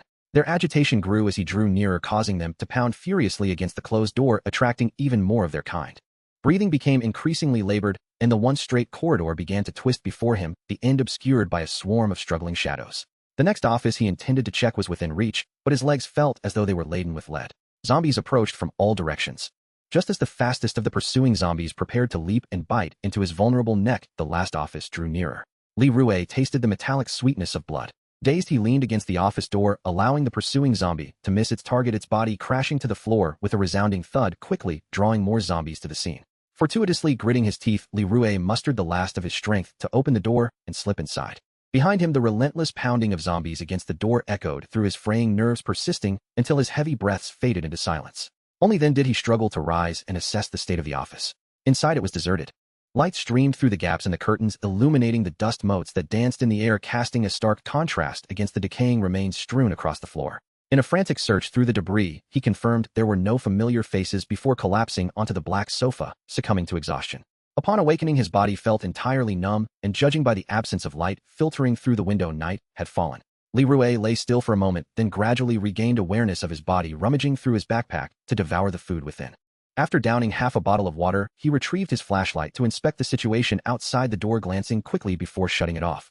Having assessed the number of zombies at the entrance, Li Rue closed his eyes, striving to acclimate to the darkness, while recalling the positions of the zombies lurking near the door. Taking a deep breath, he slowly opened the door without making a sound. This process was painstakingly gradual. Any slight noise could provoke a reaction from him. It took a full 5 minutes for Li Rue to exit the office. At the doorway, 4 or 5 zombies stood frozen, their daytime vitality absent. As long as he did not disturb them, he could navigate through this dimly lit space unscathed. Using his memory and the scent of the zombies to gauge distance, he carefully wove through the corridor, not daring to exhale. If he stirred them, dozens of zombies could tear him apart in mere seconds. Gradually, he traversed half the corridor, nearing the turn that would lead to the stairwell. The stench of blood and decay began to dissipate, prompting Li Rue To quicken his pace, the next stretch remained unilluminated by his flashlight, leaving him uncertain of the number of zombies present. He could only rely on his sense of smell and instinct to navigate. The darkness before him was impenetrable, but he discerned a faint trace of blood on his left, prompting him to shift slightly to the right. However, he inadvertently stepped on something that felt soft yet firm, reminiscent of a foot. Panic surged through him as the object remained unresponsive beneath his foot. He was at an impasse, unsure whether to move or stay still. After 2 seconds of hesitation, he cautiously lifted his foot, and the object stirred. Just as he sought to retreat, he felt something brush against his hand, rendering him momentarily paralyzed. He allowed it to touch him. The putrid aroma was alarmingly close to his arm, and something furry edged toward his shoulder. Li Rue sensed impending doom. He needed to make a noise to divert the nearby zombie. With only a knife and flashlight in hand, he weighed his options. Before he could decide, the furry entity pressed against his neck, a viscous cold liquid trickling onto his collar, numbing his entire neck. In a panic, he flung the flashlight away. It inadvertently activated its beam, illuminating the area behind him and inciting chaos. Li Rue hastily departed, cautiously feeling his way to the stairwell. As he approached, he caught a glimpse of the faint light streaming through the window above the staircase, revealing a mass of writhing shadows leading to the 15th floor. At this moment, Li Rue's limbs turned to ice. He found himself unable to retreat or advance. However, the path downwards was clear of zombies. He pondered why those creatures congregated only at the upper level, as if someone were conspiring against him. Li Rue suddenly conceived a daring plan to ascend along the outer railing of the staircase. Despite the inherent risks, the circumstances left him no room for retreat. The zombies ensnared at the edge remained motionless as Li Rue cautiously maneuvered past them, his hand finally grasping the cold steel railing. As he attempted to scale it, he realized that his oversized backpack was snagged at the turn, forcing him to carry it backwards. The ascent proved to be arduous. Although he adeptly avoided the zombies, the narrowness of the space caused him to collide with the walls above multiple times. Each step was fraught with tension, his vision obscured by darkness, relying solely on his memory of the structure to guide his cautious advance. Upon reaching the corner, he found the area exceedingly tight, necessitating that he carefully mount the railing. The slick surface made it treacherous. He inadvertently brushed against a zombie's head, which elicited a mere stir among the already agitated horde. This minor contact provoked the zombies in the middle to become restless, their movements causing Li Rue to break out in a cold sweat as he tightened his grip on the railing. Having successfully rounded the corner, just as he was about to ascend the second flight of stairs, a zombie's hand unexpectedly clamped down on his foot. Li Rue could only move cautiously, however the grip tightened with his every attempt to shift. With his foot ensnared, he struggled to find balance, relying heavily on his other foot to maintain a precarious hold on the edge, while his hands clung desperately to the railing to avoid plummeting downwards. Simultaneously, he was nearing the top. Gritting his teeth, he supported himself with one hand and drew out his knife, thrusting it horizontally. In that fleeting moment of release, he exerted all his strength, propelling himself up to the 15th floor in swift succession, disregarding the approaching zombies and sprinting into the dimly lit corridor. Panting heavily, Li Rue leaned against the door to catch his breath. The pursuing zombies had not followed too closely, allowing him to eliminate them one by one. Time was of the essence. He needed to scour the 15th floor, feeling a greater sense of security in the night than in the daylight. After several rounds, he noted the scant number of zombies on this level, seemingly concentrated at the staircase entrance.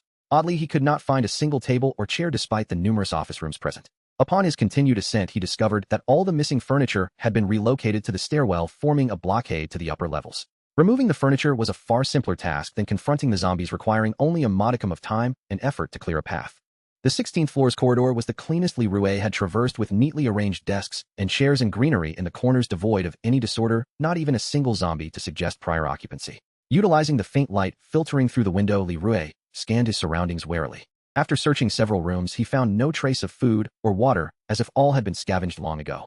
As he turned to explore the other side, passing by the restroom, he heard a faint whistling sound. Alarm bells rang in Li Rue's mind, prompting him to withdraw his knife and approach stealthily. The sound emanated from the men's restroom. Peering through a crack in the door, he glimpsed a man urinating at the urinal, whistling intermittently in rhythm. Taking advantage of the darkness, Li Rue edged closer, having become adept at silent movement after navigating through the zombie horde.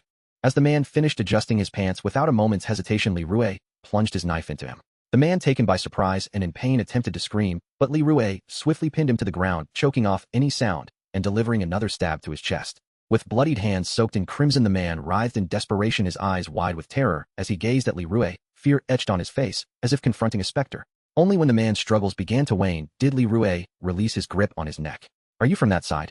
Li Rue questioned, unable to discern his affiliation from the man's attire, which resembled the uniform black clothing of the Fist Society. However, the man's feeble resistance suggested otherwise. For Li Rue, the identity of the man was inconsequential. He was solely concerned with news of Beijing. Gasping for breath, the blood-soaked man coughed and weakly implored, "Please don't kill me. I came from the shelter to help draw the zombies away." Realizing they were on the same side, Li Rue relaxed his grip. Have you seen someone named Bai Jing? I know him. Who are you? The man panted, attempting to distance himself from Li Rui. Li Rui's brow furrowed as he loomed over the man. Do you think you have the right to question me? Quickly tell me where he is. The knife's tip hovered menacingly near the man's throat. Captain Bai is on the 18th floor. He may already be dead. The man recoiled slightly from the knife's edge, but before he could fully retreat, Li Rui thrust the blade brutally into his abdomen, twisting it fiercely. His grip tightened on the handle, his voice cold and demanding. That can't be true. Tell me everything you know about him. The man contorted in agony, clenched his teeth against the pain, unable to stifle his cries. Li Rui's resolve hardened. Be quiet, or I will gut you right now. Speak. The icy menace in Li Rui's voice silenced the tortured cries of the man. Trembling with fear, he divulged that Bai Jing had led them to lure the zombies when they were ambushed by the Fist Society, resulting in their entrapment without drawing the zombies away. The most severely injured had been left on the 18th floor with Bai Jing, while the others were scavenging for food and water, each fending for themselves. Upon learning of Bai Jing's predicament, Li Rui felt a wave of sorrow wash over him. He had not expected this group to be even more heartless than the Fist Society. In such dire circumstances, their lack of unity was shocking, but it was understandable given their mere employment relationship with no obligation to care for each other's lives. The man clutching his abdomen crawled to a corner, gasping for breath, while subtly retrieving a knife from his pocket, his gaze fixated on the still Li Rui. Li Rui glanced at him, preparing to leave, but then caught sight of his own reflection in the sink's mirror, which made him halt. At that moment, a thin man entered through the restroom door, still unaware of the situation unfolding before him, muttering, "De Zhang, why are you taking so long?" The thin man was startled, gazing fearfully at the dark figure of Li Rui. Li Rui dismissed his presence, instead inspecting his own bloodied visage in the mirror devoid of any clean skin. Seeing his ailing companion in the corner, the thin man frantically rummaged through his pockets for a weapon. Li Rui abruptly turned to fixate on the man, searching for an armament, a sinister smile creeping upon his lips. "Your clothes would suit me perfectly. Hand them over." At the sink, Li Rui used the limited water to cleanse the blood from his face and hands. The dried blood had darkened to a hardened crust, flaking off at the slightest movement, creating a grotesque sight. He wished to avoid scaring Bai Jing with his current appearance. It would surely frighten him. Having washed his hands clean, Li Rui noticed that his palms were riddled with cuts of varying sizes, likely from glass shards. Compared to the gaping wound on his shoulder, these were insignificant, merely unsightly. Li Rui was acutely aware of his own condition. The thought of Bai Jing experiencing the same abandonment he had felt lying atop the wall stirred a cold indifference within him. At least he had once clung to the hope that Bai Jing would come to rescue him. However, Bai Jing had shown no inclination to do so. No matter how many lives he took or how perilous the situations he faced, Li Rui no longer cared, so long as he remained alive. After washing his face, Li Rui dried it with his clean sleeve. The white fabric was not to his liking, as it so easily became stained. To avoid leaving blood on his clothes, he would have to kill that man. It was quite a taxing endeavor. When Bai Jing saw him appear before him, pristine and unblemished, what expression would cross his face at the sight of Li Rui's former disarray? Would he be moved to tears? The thought alone made all of Li Rui's struggles seem worthwhile. With his attire in order, Li Rui exited the restroom, leaving behind two lifeless bodies by the urinal, their mouths agape in terror, one of which was entirely unclothed. Li Rui walked alone along the tranquil 17th floor. Through the glass partition, he observed numerous individuals taking a respite in their offices, though he displayed no animosity. After all, no one knew one another, and they regarded each other with wary and unfamiliar eyes, clutching tightly to their scant possessions. A portion of the people occupied the more comfortable rooms, soundly asleep. Li Rui refrained from intruding and decided to search the 18th floor first, contemplating a return to this level if necessary. However, in the corridor leading upward, someone called out to him, "Is that you, Li Rui?" A deep male voice emerged from the shadows. Perplexed, Li Rui turned around, recognizing that the voice did not belong to Bai Jing. A young man slowly arose, laboriously lifting his head from the table before him, and Li Rui realized with surprise that it was a Zhou. Li Rui was not inclined to engage with him. "What are you doing here?" he asked. "Like the others, I'm here for more opportunities participating in this venture," a Zhou replied, pausing for a moment before lowering his gaze slightly. "It seems you didn't join. How did you get in?" His tone was earnest, unconsciously lowering his stance, as if seeking Li Rui's assistance. Li Rui remained silent, noting the dark bandages wrapped around a Zhou's neck, indicating he had sustained injuries. "I came from below looking for a friend," Li Rui stated without sparing him a glance, then continued on his way up. A Zhou was astonished by Li Rui's response, pondering how it was possible for someone to come through the throngs of zombies and the vicious members of the Fist Society without incident. He followed Li Rui like a drowning man grasping for a lifeline. Li Rui, feeling exasperated, was preoccupied with his own survival, having yet to locate Bai Jing, while now he found himself burdened with a companion he wished to abandon. A Zhou, undeterred, persisted in striking up a conversation, repeatedly asking Li Rui for specifics about how he had ascended. He struggled to swallow his pride, attempting to request that Li Rui permit him to accompany him, clinging to the last vestige of dignity as a rival. Seeing Li Rui offer little engagement, a Zhou boldly inquired whom Li Rui was searching for, offering his assistance. Li Rui did not refuse sharing the details regarding Bai Jing. A Zhou was taken aback by the revelation that Li Rui was seeking Bai Jing. It struck him as astonishing that someone of Li Rui's stature would be friends with Bai Jing. Li Rue couldn't believe Zhou's inflated sense of self-importance. Noticing Li Rui's displeasure, Zhou fell silent, and the two quickly began their search on the 18th floor. The space was vast with numerous rooms, and Li Rue carefully pushed open doors examining each one. As night deepened, Li Rue opened a large storage room, a foul odor wafting from within saturated with excrement and the scent of blood. Many lay motionless on the ground, some on tables and chairs.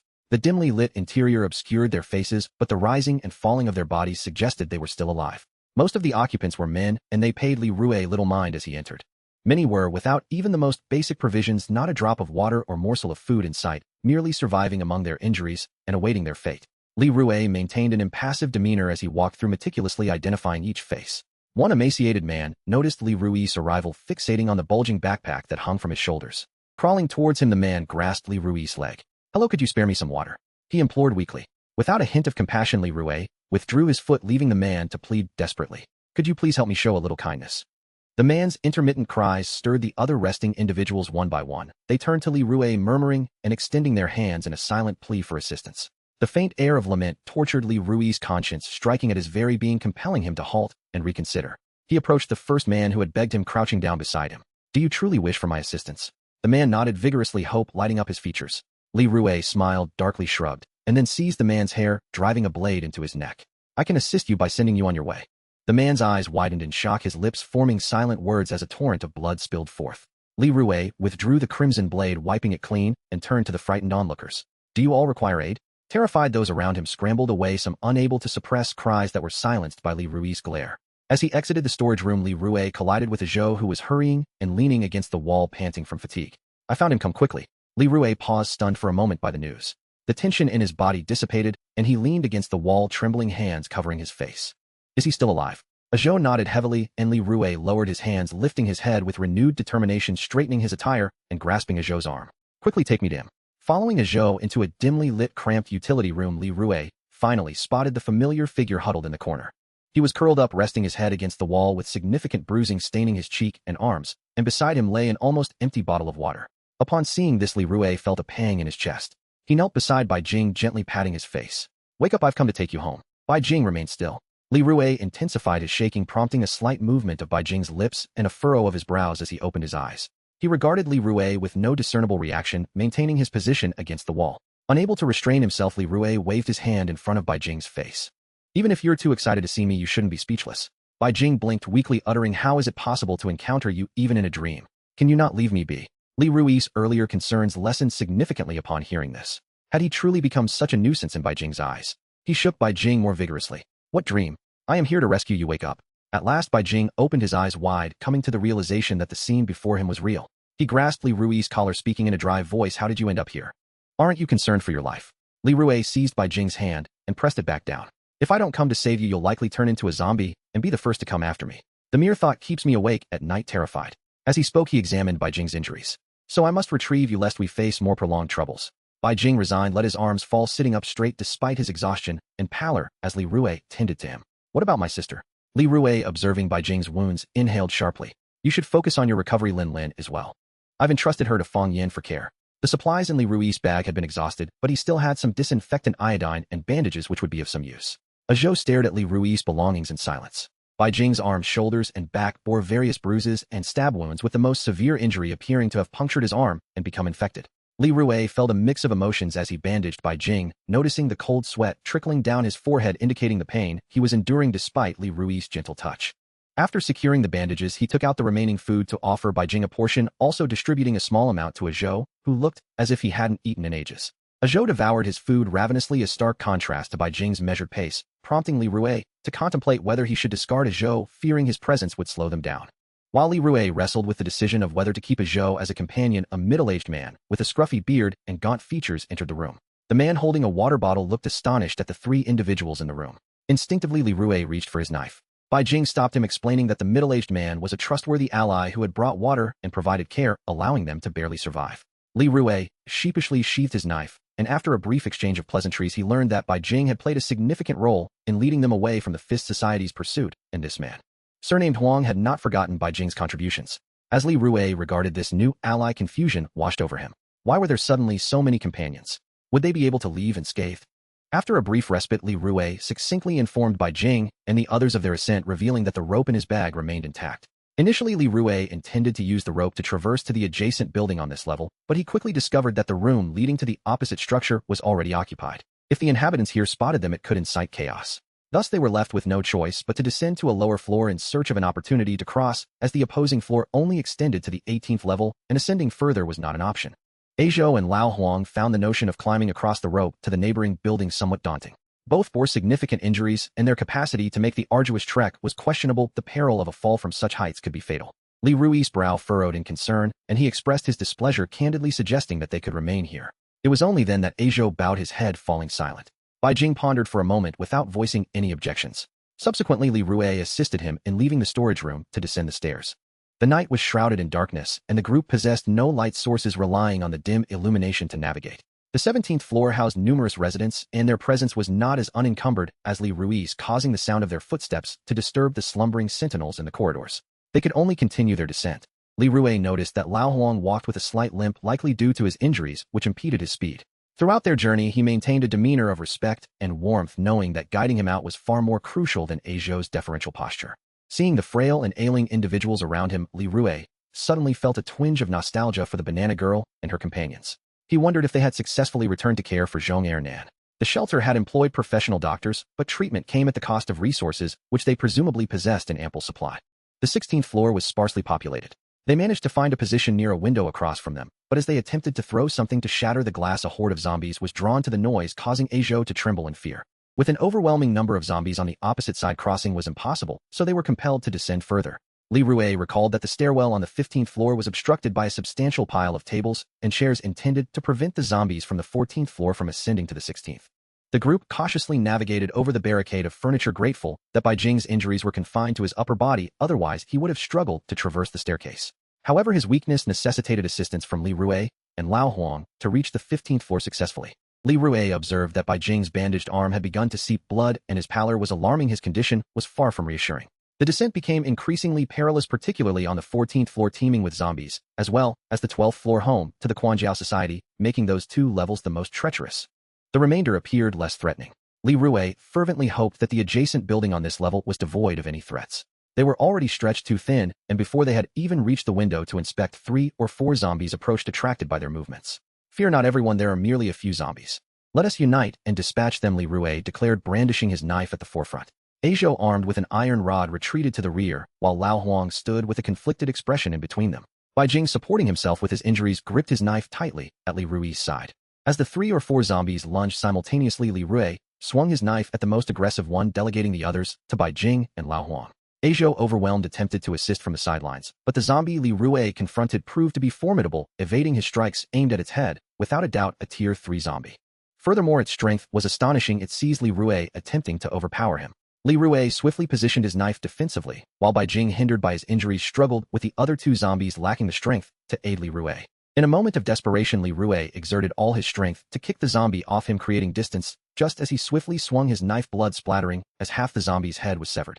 Yet as Li Rui relaxed momentarily, the disoriented zombie did not collapse, but lunged at him, its mouth gaping wide in a grotesque bite. Get back!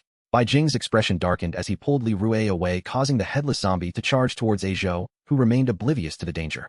Panicked, Aizhou fell to the ground just as the remaining zombie lunged at him.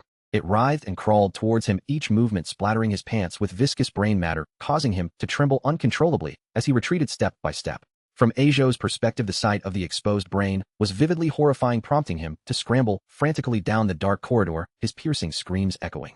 Oh! Meanwhile, Lao Huang had already subdued the flailing zombie on the floor, but Aizhou had fled too far. Li Rui, having dispatched the last zombie in his vicinity, turned to see Aizhou racing toward the stairwell and was suddenly seized by alarm. Everyone run! Li Rui hadn't anticipated that Aizhou would not only flee but also provoke a commotion that would draw more zombies from below. He pondered how the fool had managed to survive alongside this group. Perhaps he was merely seeking to ride the coattails for rewards. In retrospect, he thought it might have been better to have dealt with him decisively. No sooner had Li Rui voiced his concerns than several dark figures emerged from the shadows, drawn by the noise far beyond what they could handle. They hastily sought refuge in nearby rooms. As they fled, Li Rui noticed Bai Jing's distress, sweat beaded on his forehead. He attempted to assist him in escaping, but Bai Jing resisted. Li Rui recalled that both stairwells on this level were infested with zombies, and Aizhou's ruckus had rendered crossing impossible. They pressed on seeking an office with a door, but the area they occupied was a workspace with desks and glass doors wide open, leaving no place to hide. They could only retreat to the restroom. The zombies advanced with alarming speed, and as soon as they detected movement, they surged forth with the speed of a 100-meter sprint. Li Rui, assessing the situation, determined that the numbers were manageable and chose to stay behind, urging the others to enter first. By a stroke of fortune, this restroom was situated close to the stairwell, providing a clear view of the throng of zombies below. Li Rui had initially planned to dispose of the zombies approaching him, and then join Bai Jing in the restroom, but he spotted Aizhou cowering behind a large potted plant in the corridor. The zombies surged past Aizhou, oblivious to his presence, which sparked an idea in Li Rui's mind. With a steely expression, he dispatched the two zombies before him and retrieved the last two Molotov cocktails from his bag, igniting them. He hurled them towards Aizhou's location, engulfing him in flames that illuminated the entire corridor, while his anguished screams reverberated through the building.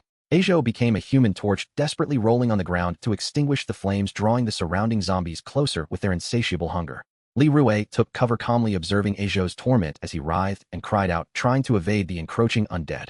The zombies trapped in the stairwell were also drawn to the fire, some clambering over one another in their frantic rush to join the fray surrounding Aizhou. Soon the corridor was almost at capacity, the cacophony of fire and screams growing fainter. Since the perilous situation had originated from Aizhou's actions, it was only fitting that he bear the consequences. The zombie horde continued to respond to the tumult, emitting guttural growls as they crowded towards the center. This, however, afforded Li Rui and the others an opportunity. Many of the zombies in the stairwell were lured away, allowing them to hastily call Bai Jing and the others from the restroom and descend the stairs in a rush. The path above had become impassable, leaving them with no choice but to descend to the very bottom. Bai Jing remained oblivious to the burning Aizhou, a fact that brought Li Rui a measure of relief. He did not wish for his only sane friend to witness his more ruthless side. From the moment he injured Qi Can, Li Rui realized that maintaining a good conscience in this place was a disqualifier for survival. Therefore, in order for them to persist, he had to momentarily embrace the role of a villain. Forgive me, mother, for once again defying my choice. Li Rui turned his gaze toward the frail, gasping Bai Jing, gripping the knife tightly in his hand. The 14th floor was teeming with zombies, although some were lured away by the commotion above. The disturbances were fleeting, stirring only minimal chaos. As Li Rui and Bai Jing, accompanied by Lao Huang, descended to the 14th floor, they were swiftly encircled by several shadowy figures. They sought refuge in a cramped storage room resembling an employee locker area, where the group leaned wearily against rows of cabinets, panting. Bai Jing leaned against an object and closed her eyes. Through a crack in the door, Li Rui observed 5 or 6 shadows lingering at the entrance. This was not a place to linger. If they stayed much longer, dawn would break, and they would be utterly trapped. Once the zombies appeared slightly subdued, Li Rui hoisted the semi-conscious Bai Jing onto his back, preparing to navigate through the horde. The timing was opportune, for the zombies were spaced apart. As long as they remained silent and did not make contact, they would be safe. Lao Huang was visibly taken aback by Li Rui's plan, his face clouded with concern. If we just walk past, won't you be discovered? You can stay here. I must take him with me, Li Rui interrupted, not waiting for Lao Huang to finish. Disregarding Lao Huang's protests, Li Rui gently pushed the door open, his lips paling. Time was of the essence. Lao Huang, after a moment of hesitation, followed suit. Carrying Bai Jing was a considerable strain for Li Rui, each step a laborious movement. Noticing a zombie turned away, he took a large stride along the wall to avoid detection. Lao Huang appeared exceedingly anxious. Li Rui could hear his racing heartbeat from several meters away. Had he not promised to look after Bai Jing, he would have preferred to leave him behind. As they neared the stairwell, Li Rui sidestepped the zombie, while carrying Bai Jing, inadvertently brushing against the bag slung over her shoulder. The zombie reacted swiftly, lashing out blindly in the dark and accidentally grasping Li Rui's arm. Li Rui's expression changed as he quickly jerked away, taking off down the hall.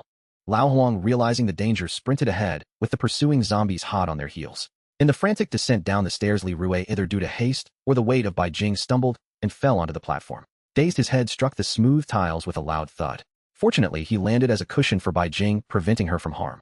Li Rui could not fathom why in all their previous encounters such misfortunes had not befallen them, yet now with Bai Jing beside him, calamity struck.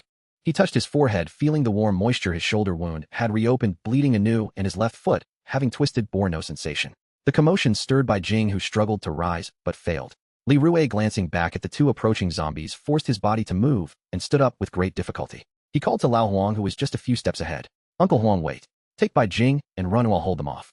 Lao Huang hesitated, glancing at Li Rui, who was brandishing a knife against the zombies, before turning back to assist Bai Jing. Yet after only a few steps, he inexplicably reached for the backpack on Bai Jing, which she clutched tightly, unwilling to let go. As Li Rui battled the zombies, he turned to see the two still there, nearly losing his grip on the knife. He desperately slashed at the approaching undead, gritting his teeth to plead, Uncle Huang, I'm begging you, take him and go. I can give you the bag. In the midst of his appeals, his attention faltered, and he became entangled with the two zombies, their grotesque faces lunging for him. He hastily swung at the neck of one, unable to dash past Lao Huang. If he released his grip, the zombies would seize him. I won't blame you, Uncle Huang. You don't have to worry about me. Just take Bai Jing and leave. Even obscured by his hair, the gaze he cast was one that could devour. Yet still Li Rui kept murmuring, after all, he saved your life, but don't abandon him. Take him to safety. He worked to lower his voice, straining to fend off the zombies before him. Please hurry and take him away. They remained at an impasse. Lao Huang, hearing Li Rui's words, appeared unmoved. Growing increasingly frantic, his expression hardened, and through clenched teeth he kicked Bai Jing several times, snatched the backpack from her grasp, and fled. Li Rui's heart sank in despair, mourning for Bai Jing, who lay struggling on the ground. His fingertips turned pale around the knife's handle. The two zombies ahead were still not dealt with when another wave of shadows descended from the stairwell, drawn by the earlier commotion. The suffocating scene unfolded in relentless succession. Nothing felt more hopeless than the likelihood of their demise here. Li Rui sensed that their chances of survival were slim, yet he was determined that Bai Jing must live. There was no time to linger with the two zombies any longer. Summoning all his strength, Li Rui shoved the remaining two zombies aside. With heavy steps, he dragged the nearly lifeless Bai Jing along. The metallic taste of blood intensified in his mouth. His lungs felt as if they were bursting, and his steps grew unsteady, almost causing him to tumble down the stairs. The stairs shook under Bai Jing's weight, causing her body to tremble, and Li Rui's arms went numb, barely managing to maintain his grip. If not for the utter exhaustion weighing him down, he would not have wished to drag her along. Once they reached the corridor, the tiles were slick, allowing for a slightly easier pull. Behind them, a throng of pursuing zombies advanced rapidly, nearly grazing Bai Jing's toes. Gasping for breath, Li Rui held on to his last thread of resolve, turning the corner to enter an office. He promptly shoved Bai Jing inside, hastily hacking at the hands and heads that emerged through the door cracks before managing to secure it. Having completed these desperate actions, Li Rui collapsed beside Bai Jing on the floor. No matter how loudly the zombies pounded on the door outside, they could not impede the heavy weight of Li Rui's eyelids as they fell. Rui, why must you hurt others? Mother, why am I different from others? Every part of Li Rui's body expressed his anguished blood that had vanished, the crushed internal organs, the shattered bones. Just before plunging into darkness, he heard a familiar voice and caught a glimpse of a pair of worried brows furrowing in concern, reflecting his 8-year-old face in their eyes. As long as he thought of his mother, the pain would subside. He could endure a little longer. Feeling a jolt in his head, Li Rui opened his eyes to find Bai Jing's face dust-covered and weary before him. Upon seeing Li Rui awake, she sighed in relief and quietly crawled to lean against the wall. Li Rui propped himself up and suddenly recalled that when they had dragged him, his face had hit the ground. He felt a twinge of embarrassment at the sight of his split lip and bruised forehead, and thought he should have flipped him over back then.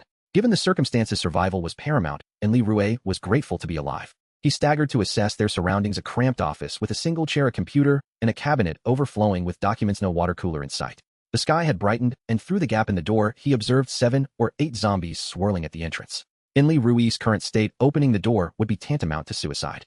Having lost too much blood, he lacked the strength to wield a knife, and Bai Jing was in an even worse condition than he was. Li Rui checked his body and found only the few knives he carried. The crucial gun was in the bag that Lao Huang had taken, leaving him with nothing. Their situation demanded urgent medical attention and an escape plan. The only hope lay in the arrival of Banana Nu and her team, though their coming was uncertain. They needed to descend 5 or 6 floors to facilitate the search, otherwise by the time Banana Nu and her team methodically combed through each floor, he and Bai Jing might already be dead. With only 1 floor separating them from the perilous 12th floor, any careless movement might alert the members of the Fist Society, leading to their demise. After careful consideration, Li Rui resolved to wait until nightfall to depart. Not only might the zombies disperse, but the cover of darkness might allow them to traverse the 12th floor and evade the Fist Society. Bai Jing noticed Li Rui staring motionlessly out the window and weakly remarked, "Have you damaged your brain?" Her words interrupted Li Rui's thoughts. "No, I haven't," he replied, moving to rummage through the desk for a marker to make a sign on the glass window. Once Li Rui finished marking, he plopped down beside Bai Jing and gently inquired, "How are you holding up?" "That should be my question to you. You've lost so much blood and still have the energy to move around." His voice was soft yet tinged with helplessness.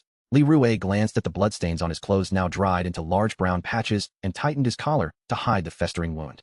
"Regardless, my skin is tougher than yours. Rest well, and come with me tonight." Bai Jing opened her previously closed eyes. "You shouldn't have come here. Go alone tonight." Hearing her words, Li Rui's expression shifted. "What nonsense are you talking about? Do you think I'm like your unreliable teammates who would simply run off? It's fine, the shelter might send someone." By the end of her statement, even she lacked confidence. Li Rui smirked. "Are you waiting for them to come collect your corpse? They'll tell you this: even if you die, I will drag you back to show Lin Lin. Just wait until you turn into a zombie, and he'll pull out your teeth and chop off your hands to use you as livestock." As Li Rui grew increasingly animated, Bai Jing cut him off, looking down earnestly. "I'm sorry, but it's my fault you're in this mess." "Alas," Li Rui sighed softly. "Ultimately, it's my fault. If you hadn't met me, you wouldn't have followed me to this place." Bai Jing turned to him, her expression complex. "This is my choice that has nothing to do with you." Li Rui sensed the seriousness in her gaze. "Stop making that foul face, it frustrates me. It's your arrogant demeanor that leaves me without a reliable teammate, and I can't even find anyone to rescue you. Nobody can tolerate your bad temper. I assure you no one would put up with you. Knowing you has truly brought me misfortune." Bai Jing's irritation was palpable as she responded, "If I meet more people like you with your self-righteousness, I'll surely wear myself out." "You're talking nonsense. I'm not self-righteous." Bai Jing turned away in silence, gazing out at the sky. "Don't engage in dangerous acts for others. I think more about yourself." After that, Bai Jing seemed disinterested in further conversation, or perhaps she lacked the energy to speak, remaining motionless in the only chair that allowed for reclining. Li Rue began searching the office for anything consumable, but he found only a half-drunk cup of tea on the desk covered in dust. Having gone all night and into the morning without food, Li Rue struggled to maintain a facade of energy before Bai Jing, who quickly waned. He reached up to touch the protruding part of his forehead, frowning at the thought of how badly he had fallen down the stairs. If he ever encountered Lao Huang again, no amount of punishment would quell his rage. However, it was best not to encounter him now, as he lacked the strength to move and simply closed his eyes. When Li Rue awoke, the day was still bright, though the overcast sky made it hard to discern whether it was morning or afternoon. His throat felt parched. Glancing at the remaining half cup of tea, he moved his throat, realizing Bai Jing had not stirred at all beside him, and anxiety washed over him. He stood up, his body stiff, and hurried to check on her condition. Her forehead felt slightly warm, and her lips were dry and cracked. Li Rue dared not act rashly and gently patted her face. "Wake up, wake up." After several calls, she merely twitched her eyebrows. Li Rue quickly brought the half cup of tea, which had been sitting there for an unknown amount of time, to her lips. Bai Jing weakly opened her eyes and glanced at him, then pushed the cup away. "It's too dirty, I don't want it." Li Rue was about to lose his temper when he caught sight of their reflections in the glass window, resembling one another closely. He swallowed the harsh words and suddenly shifted the conversation. "You don't secretly like me, do you?" Upon hearing such an astonishing statement, Bai Jing's expression froze for 2 seconds, as if doubting whether she had misheard. Once she confirmed that the words originated from Li Rue, her face twisted in disgust, as if she had just swallowed something vile. "Have you hit your head? Take a look at yourself. Ooh, I wouldn't even want to hold your shoes." Bai Jing recoiled slightly from him, her body trembling with agitation. Li Rue noticed her renewed energy and continued, "I often see beautiful women throwing themselves at you, and you completely ignore them. I've heard that men like you are either gay or impotent. With no one else around besides me, it's hard not to make me suspicious," he mused, stroking his chin thoughtfully. Bai Jing shot him a disdainful glance and scoffed, "Don't think too much. I like women, but the ones I meet are just as foolish as you, and I fear for my genes." "I don't believe you. Isn't it just for fun?" Li Rue felt invigorated by the direction of the conversation. Bai Jing steadied her tone, stating seriously, "I don't have the time for that. From my current perspective, without a stable food supply and safe shelter, how can one procreate? Under such circumstances, why burden innocent women with suffering?" Bai Jing shot him another look of disdain and continued, "I simply don't understand your thought process.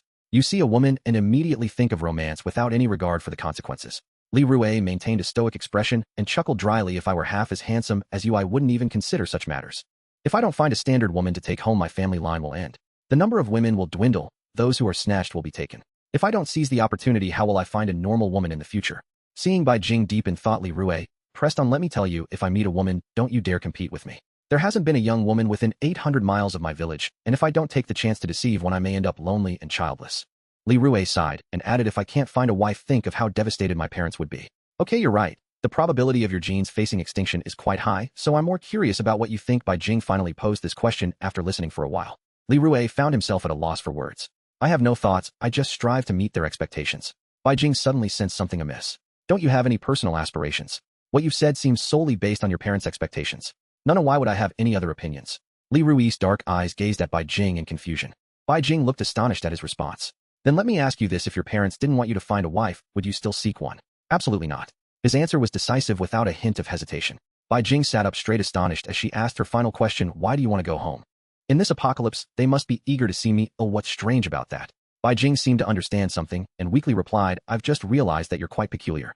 Li Rue, confused, asked, "What's strange about me? Isn't this how a normal person would think? You lack your own opinions on matters. Oi, everything is passive, which is inherently odd." Bai Jing's voice grew quieter. Noticing Bai Jing's voice becoming hoarse, Li Rue handed her the half cup of tea. Bai Jing didn't refuse, but took a gentle sip and pushed the remaining tea toward Li Rue. "My parents treat me well, and from a normal person's perspective, I should respond to their expectations. My thoughts have always been irrelevant, or rather whether I have thoughts is not important. I merely need to take action." After saying so much, Li Rue couldn't resist taking a sip of the remaining tea. "I've come to understand. You're hopeless," Bai Jing said, reclining back into the chair, motionless once more. Seeing her in yet another half-dead state, Li Rue urged, "After lying there for so long, can't you stay awake? Let's keep talking." He nudged her a few times, fearing she might just slip into eternal sleep.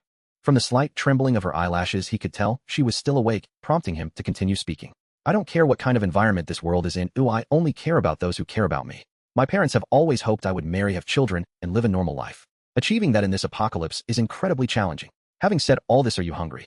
Li Rui leaned against the desk, flicking the dust from Bai Jing's hair. Okay, I'm a bit hungry. In times like these, I find myself craving the plums that grew in my neighbor's yard when I was a child. Sour yet sweet, I can almost taste them. I always managed to steal them without getting caught. Oh, wouldn't you say I'm clever?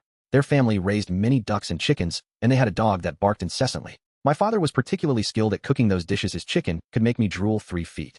Unfortunately, I never learned his secrets. If I ever return home, I'll have him showcase his culinary skills for you. Are you looking forward to it?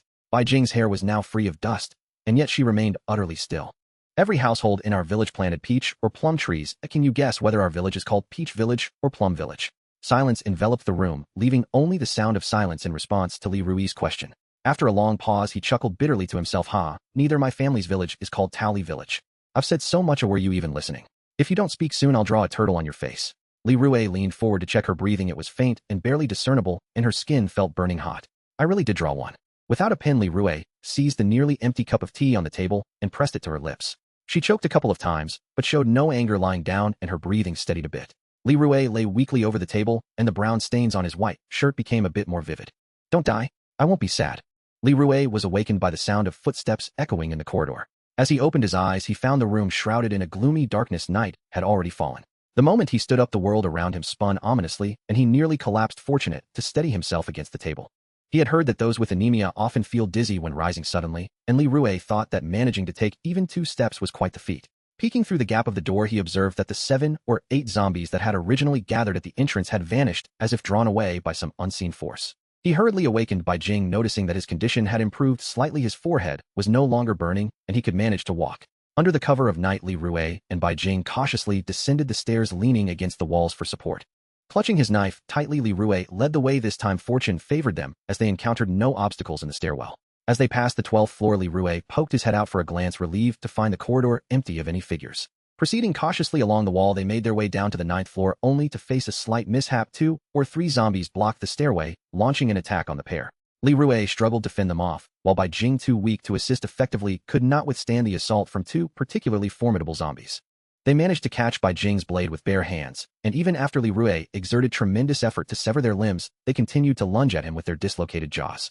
With no other option, they retreated to the corridor on the 10th floor, barricading themselves in a room.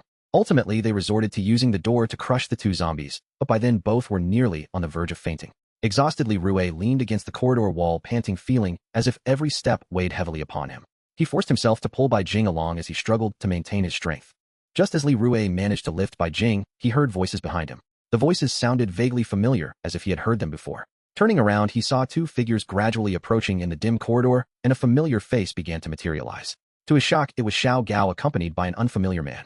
Upon sighting the 2, their expressions shifted to surprise, particularly Xiao Gao, whose eyes widened at the sight of Li Rui.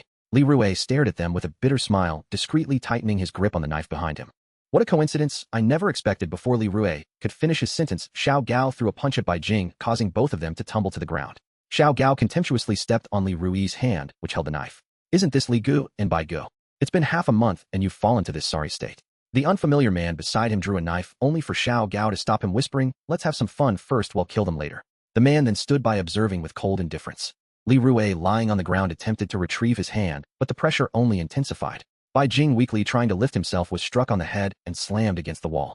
With a derisive click of his tongue, Xiao Gao glanced at Bai Jing.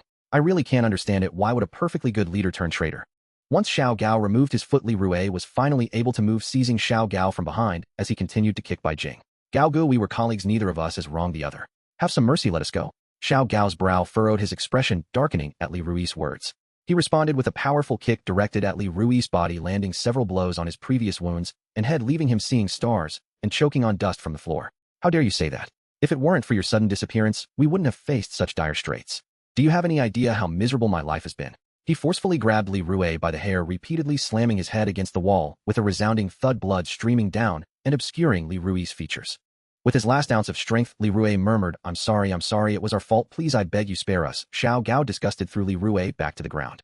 Huh, how naive. There's no way I'll let you off easily.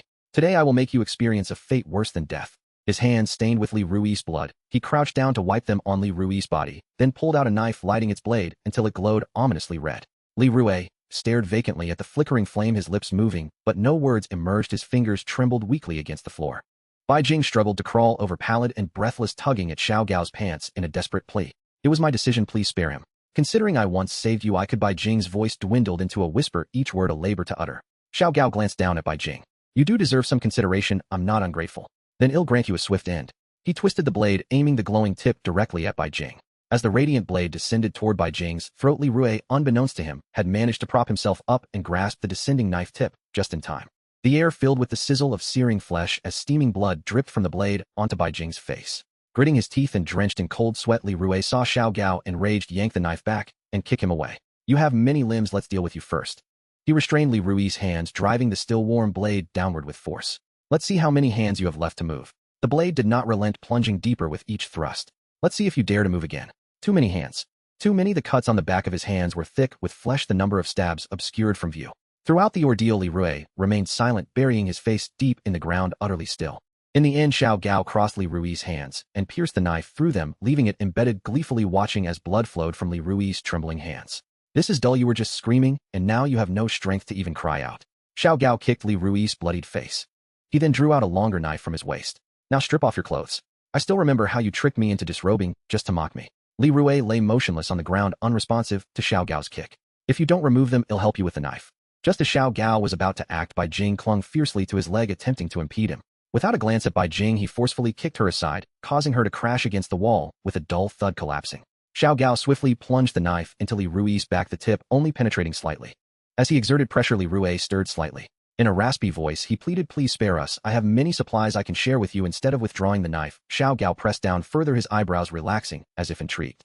Speak quickly, I might just let you keep your corpse intact. Li Rui's throat worked as he tightened his grip. In the western outskirts at the warehouse, I have 50 pounds of supplies hidden.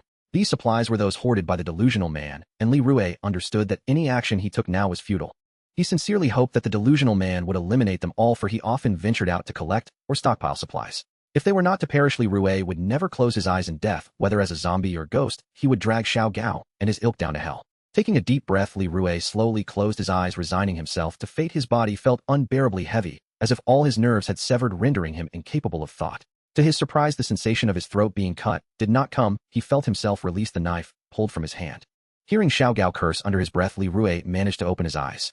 A horde of zombies had surged from the direction of the stairwell, closing in on them. Xiao Gao stumbled back a few steps while the man beside him had already run several meters away. Xiao Gao pointed his knife. It seems I won't need to kill you, just wait to be devoured by zombies. With that, he turned and fled. The swarming zombies were rapidly closing and filling the corridor with their numbers as they approached. Li Rui mustered the last of his strength and lunged toward the fleeing Lao Huang. With the horde only 10 meters away, Li Rui restrained half of Lao Huang's body, determined to take one down with him. At 5 meters from the zombies, Bai Jing stirred slightly, crawling over to grasp Lao Huang's backpack. At 3 meters, Lao Huang viciously kicked Li Rui's foot, releasing his grip, while Bai Jing held on tightly, finally tearing the bag free and scrambling away. In the final 2 seconds, the first zombie lunged directly at Li Rui. He had no strength left even to move a finger. He exchanged a glance with Bai Jing, offering a faint smile. On the road to the underworld, having company was indeed the most beautiful conclusion imaginable. Indeed, closing one's eyes and opening them both reveal the same darkness. Li Rui chose to open his eyes and confront his own demise. The teeth that bore down on him were pristine white. Conventionally, one might expect a myriad of memories to flood back before death, yet perhaps the numerous blows to Li Rui's head had dissolved every recollection into nothingness, rendering his mind a mere void. A cool breeze swept across Li Rui's face, about to caress his lips, splattering dark liquid that obscured his vision. From behind the anguished cries, he discerned a faint female voice. Hey, you little virgin, are you dead yet? Struggling to sit upright, Li Rui noticed the first zombie lunging toward him, a long knife protruding from its mouth. At the end of the corridor, 3 figures hastened toward him. Before Li Rui could discern their faces, 2 or 3 zombies simultaneously lunged at him. A hatchet and a long knife grazed his ear, accurately striking the gaping maw of a zombie. In Li Rui's recollection, only the banana woman possessed such precision. He questioned whether she had previously participated in javelin throwing, although her dual wielding of knives suited her well. Surprisingly, the stingy man was leading the charge. Wasn't he the most fearful of death?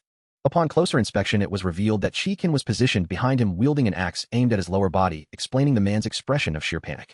The stingy man swiftly pulled Li Rui onto his back, while the banana woman retrieved her knife from the zombie and scooped up Bai Jing, making a hasty retreat. Chi-Kin stood firm against the onslaught of 3 or 4 zombies, providing cover. After buying a moment, Chi-Kin joined their escape, and Li Rui noticed her injured wrist hampered her movements, forcing her to rely almost entirely on her other hand. The group hurried down the stairs, and seizing the opportunity, Li Rui inquired, "Did you encounter anyone on your way up?" "We did. I killed one, and two managed to flee. The banana woman replied, her hand unceremoniously exploring the unconscious Bai Jing. Seeing the number of pursuing zombies diminish, Li Rui, feeling jostled on the stingy man's back, decided to dismount, not wanting to burden him any further. What's wrong with you? Can't even handle a zombie without getting so badly hurt. The banana woman approached Li Rui, inspecting his bloodied form. It was those few people who did this to me. Li Rui clung to the railing as they descended, making an effort to keep pace with them. And could you refrain from taking advantage of the situation? Unfazed by his remark, the banana woman unabashedly continued to touch Bai Jing, even slipping her hand beneath his clothing. You can't blame me. I nearly risked my life to rescue you. What's wrong with collecting a bit of interest? Li Rui stared at her blood-covered hand, exasperated. Fine, go ahead and indulge while you can. Once he wakes up, that opportunity will vanish. The banana woman beamed at his words. I knew saving you wasn't in vain. You shall serve as my wingman from now on. Li Rui offered a reluctant nod, and the pursuing zombies behind them were swiftly dealt with by Qi Can, allowing the group to slow their pace.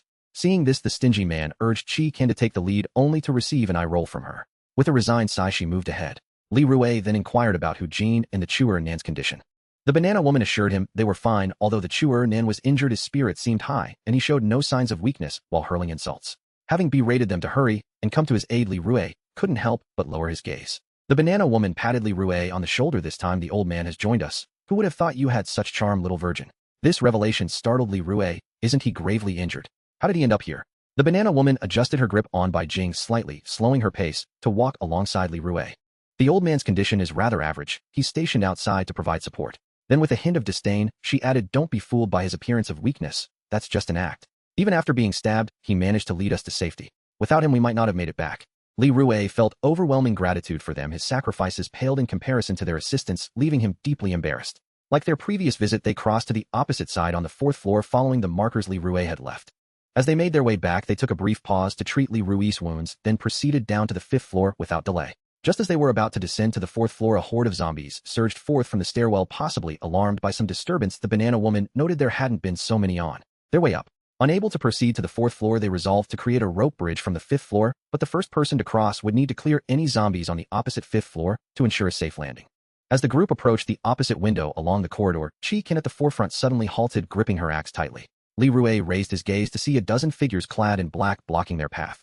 The corridor was too dim to discern their faces, yet they were evidently aware of the group's presence and advanced with menace. As they drew near, Li Rui was taken aback. He recognized these individuals as members of the Fist Society. Why were they not stationed on the 12th floor? Considering the agitated zombies on the 4th floor, Li Rui surmised they intended to draw the zombies upward to facilitate their escape. As the group drew closer, he finally recognized the leadrone of the Second Dinkaman's trusted subordinates, known for his formidable prowess. Li Rui had encountered him several times and had heard that he was the strongest of the Second Dinkaman's followers, having lost to the strongest of the Second Dinkaman during a previous competition, failing to reach the finals. It was unexpected that the injured boss on the 12th floor was here, and Li Rui couldn't help but sweat nervously. He wondered if they stood a chance against him. Drawing his gun from his bag, he felt fortunate that Bai Jing had retrieved his belongings. Despite having only 3 bullets, if he could eliminate the strongest subordinate, the remaining foes would be as easy to deal with as chopping vegetables for Qi Can and the others. Upon spotting Bai Jing on the banana woman's back, the Second Dinkaman's expression grew complex as he stepped forward, brandishing a serrated knife toward Qi Can. Who would have thought I would encounter a traitor here? Let's all perish together. His muscular arms were veined and bulging, his imposing physique more robust than the walls, while his followers brandished their weapons poised for action. Li Rui's face turned pale as he approached Qi Can, raising his gun only to find the opposing group undeterred, also drawing their guns in a standoff. This sight filled Li Rui with despair. The stingy man had already crouched down, clutching his head in fear, while the banana woman, her expression darkened, set Bai Jing down and raised her knife before her. Both she and Qi Can bore no trace of trepidation. Li Rui fixed his gaze on the weapons held by the opposition, saying, I believe it would be wiser for us to put down our guns and discuss this with knives, otherwise the zombies below will come rushing up and all of us will meet our end. The Second Dinkaman hesitated, lowering the guns raised by his subordinates, perhaps realizing the truth in Li Rui's words. Any gunfire would surely attract the horde from the 4 floors below, especially with their proximity to the stairwell. If it weren't for the darkness, the zombies at the stairwell would have already detected them. With no other choice, Li Rui holstered his gun. Confronting them with firearms seemed futile, and the Second Dinkaman remained cautious, watching their every move. After a moment of tension, Li Rui noticed several of the Second Dinkaman's subordinates were wrapped in bandages. Should a battle ensue, both sides would inevitably suffer casualties.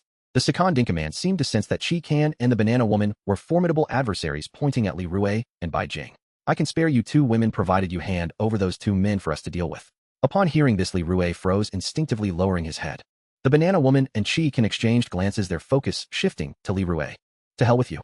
Xiang Jiao, envy struck first only to be intercepted by Lao Air's broad cleaver with a screech of metal. Veins stood out on his hand as he shoved her away and swung back. "You ungrateful bitch, get her." A roar erupted as the crowd surged and collided into a crush. Li Rue shoved the cowering Kumin, then toward the throng half resisting the man was swept into the melee. If Li Rue could have held his weapon properly, he might have charged in, but his grip failed him. He slumped against the wall, exhausted, the gun hidden behind his back. Lao Air proved formidable. His cleaver lacerated Xiangjiao Nv's arm, and she can cut down several of the underlings and threw herself at him. What followed was a savage dueling of steel clangs and spits of sparks as blade met blade. The combatants around them could not approach without being endangered.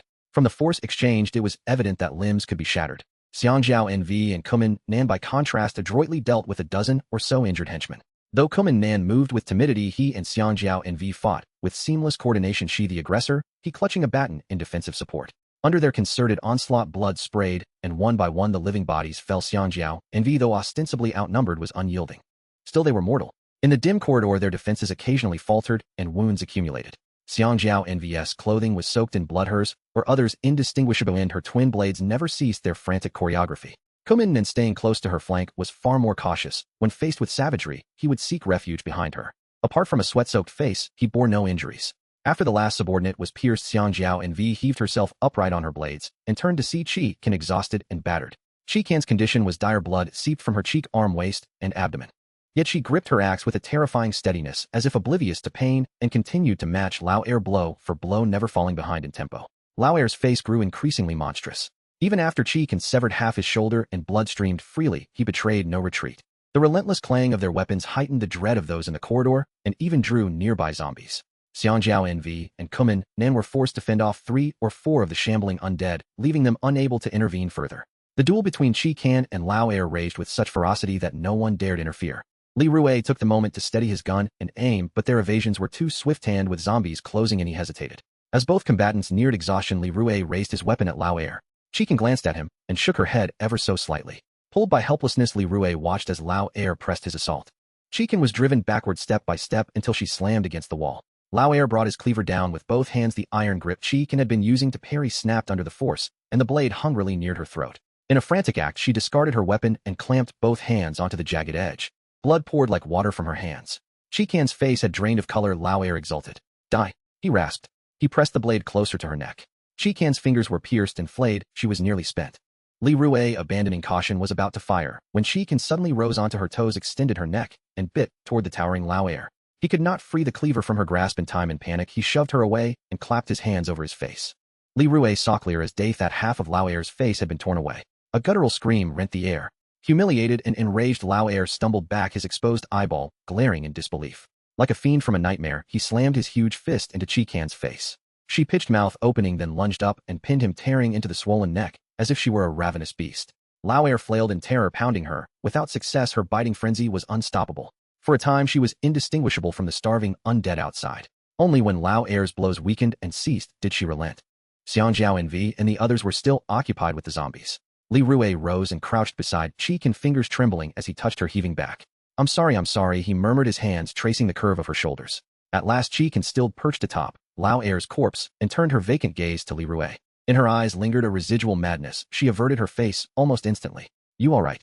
he asked. Qi Can did not answer. Her breathing diminished. She lowered her head and shuddered once, as if to wipe her mouth. Under her, Lao Air's neck had been hollowed out, flesh, collapsed vertebrae exposed in jagged fragments. Li Rue, despite the horror, tried to soothe her. He realized belatedly that Qi Can was bleeding profusely from many wounds, as though her ferocity demanded a bloody toll. When she slumped, he cradled her carefully.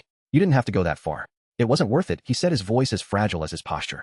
Qi Can moved faintly, seized Li Rue's supporting hand, and with a whispering, hoarse voice managed, "You must not die like them. The rest, there's no one to feed me." The absurdity of the plea made Li Rue want to laugh at the absurdity and the tragedy at once. Instead, he forced a pained smile. "It's all right. If I'm gone, someone will still look after you." Whether Qi Can heard him was uncertain. Her eyes closed. Xiangjiao Nv and the others finished off the zombies and hurried to assess her condition.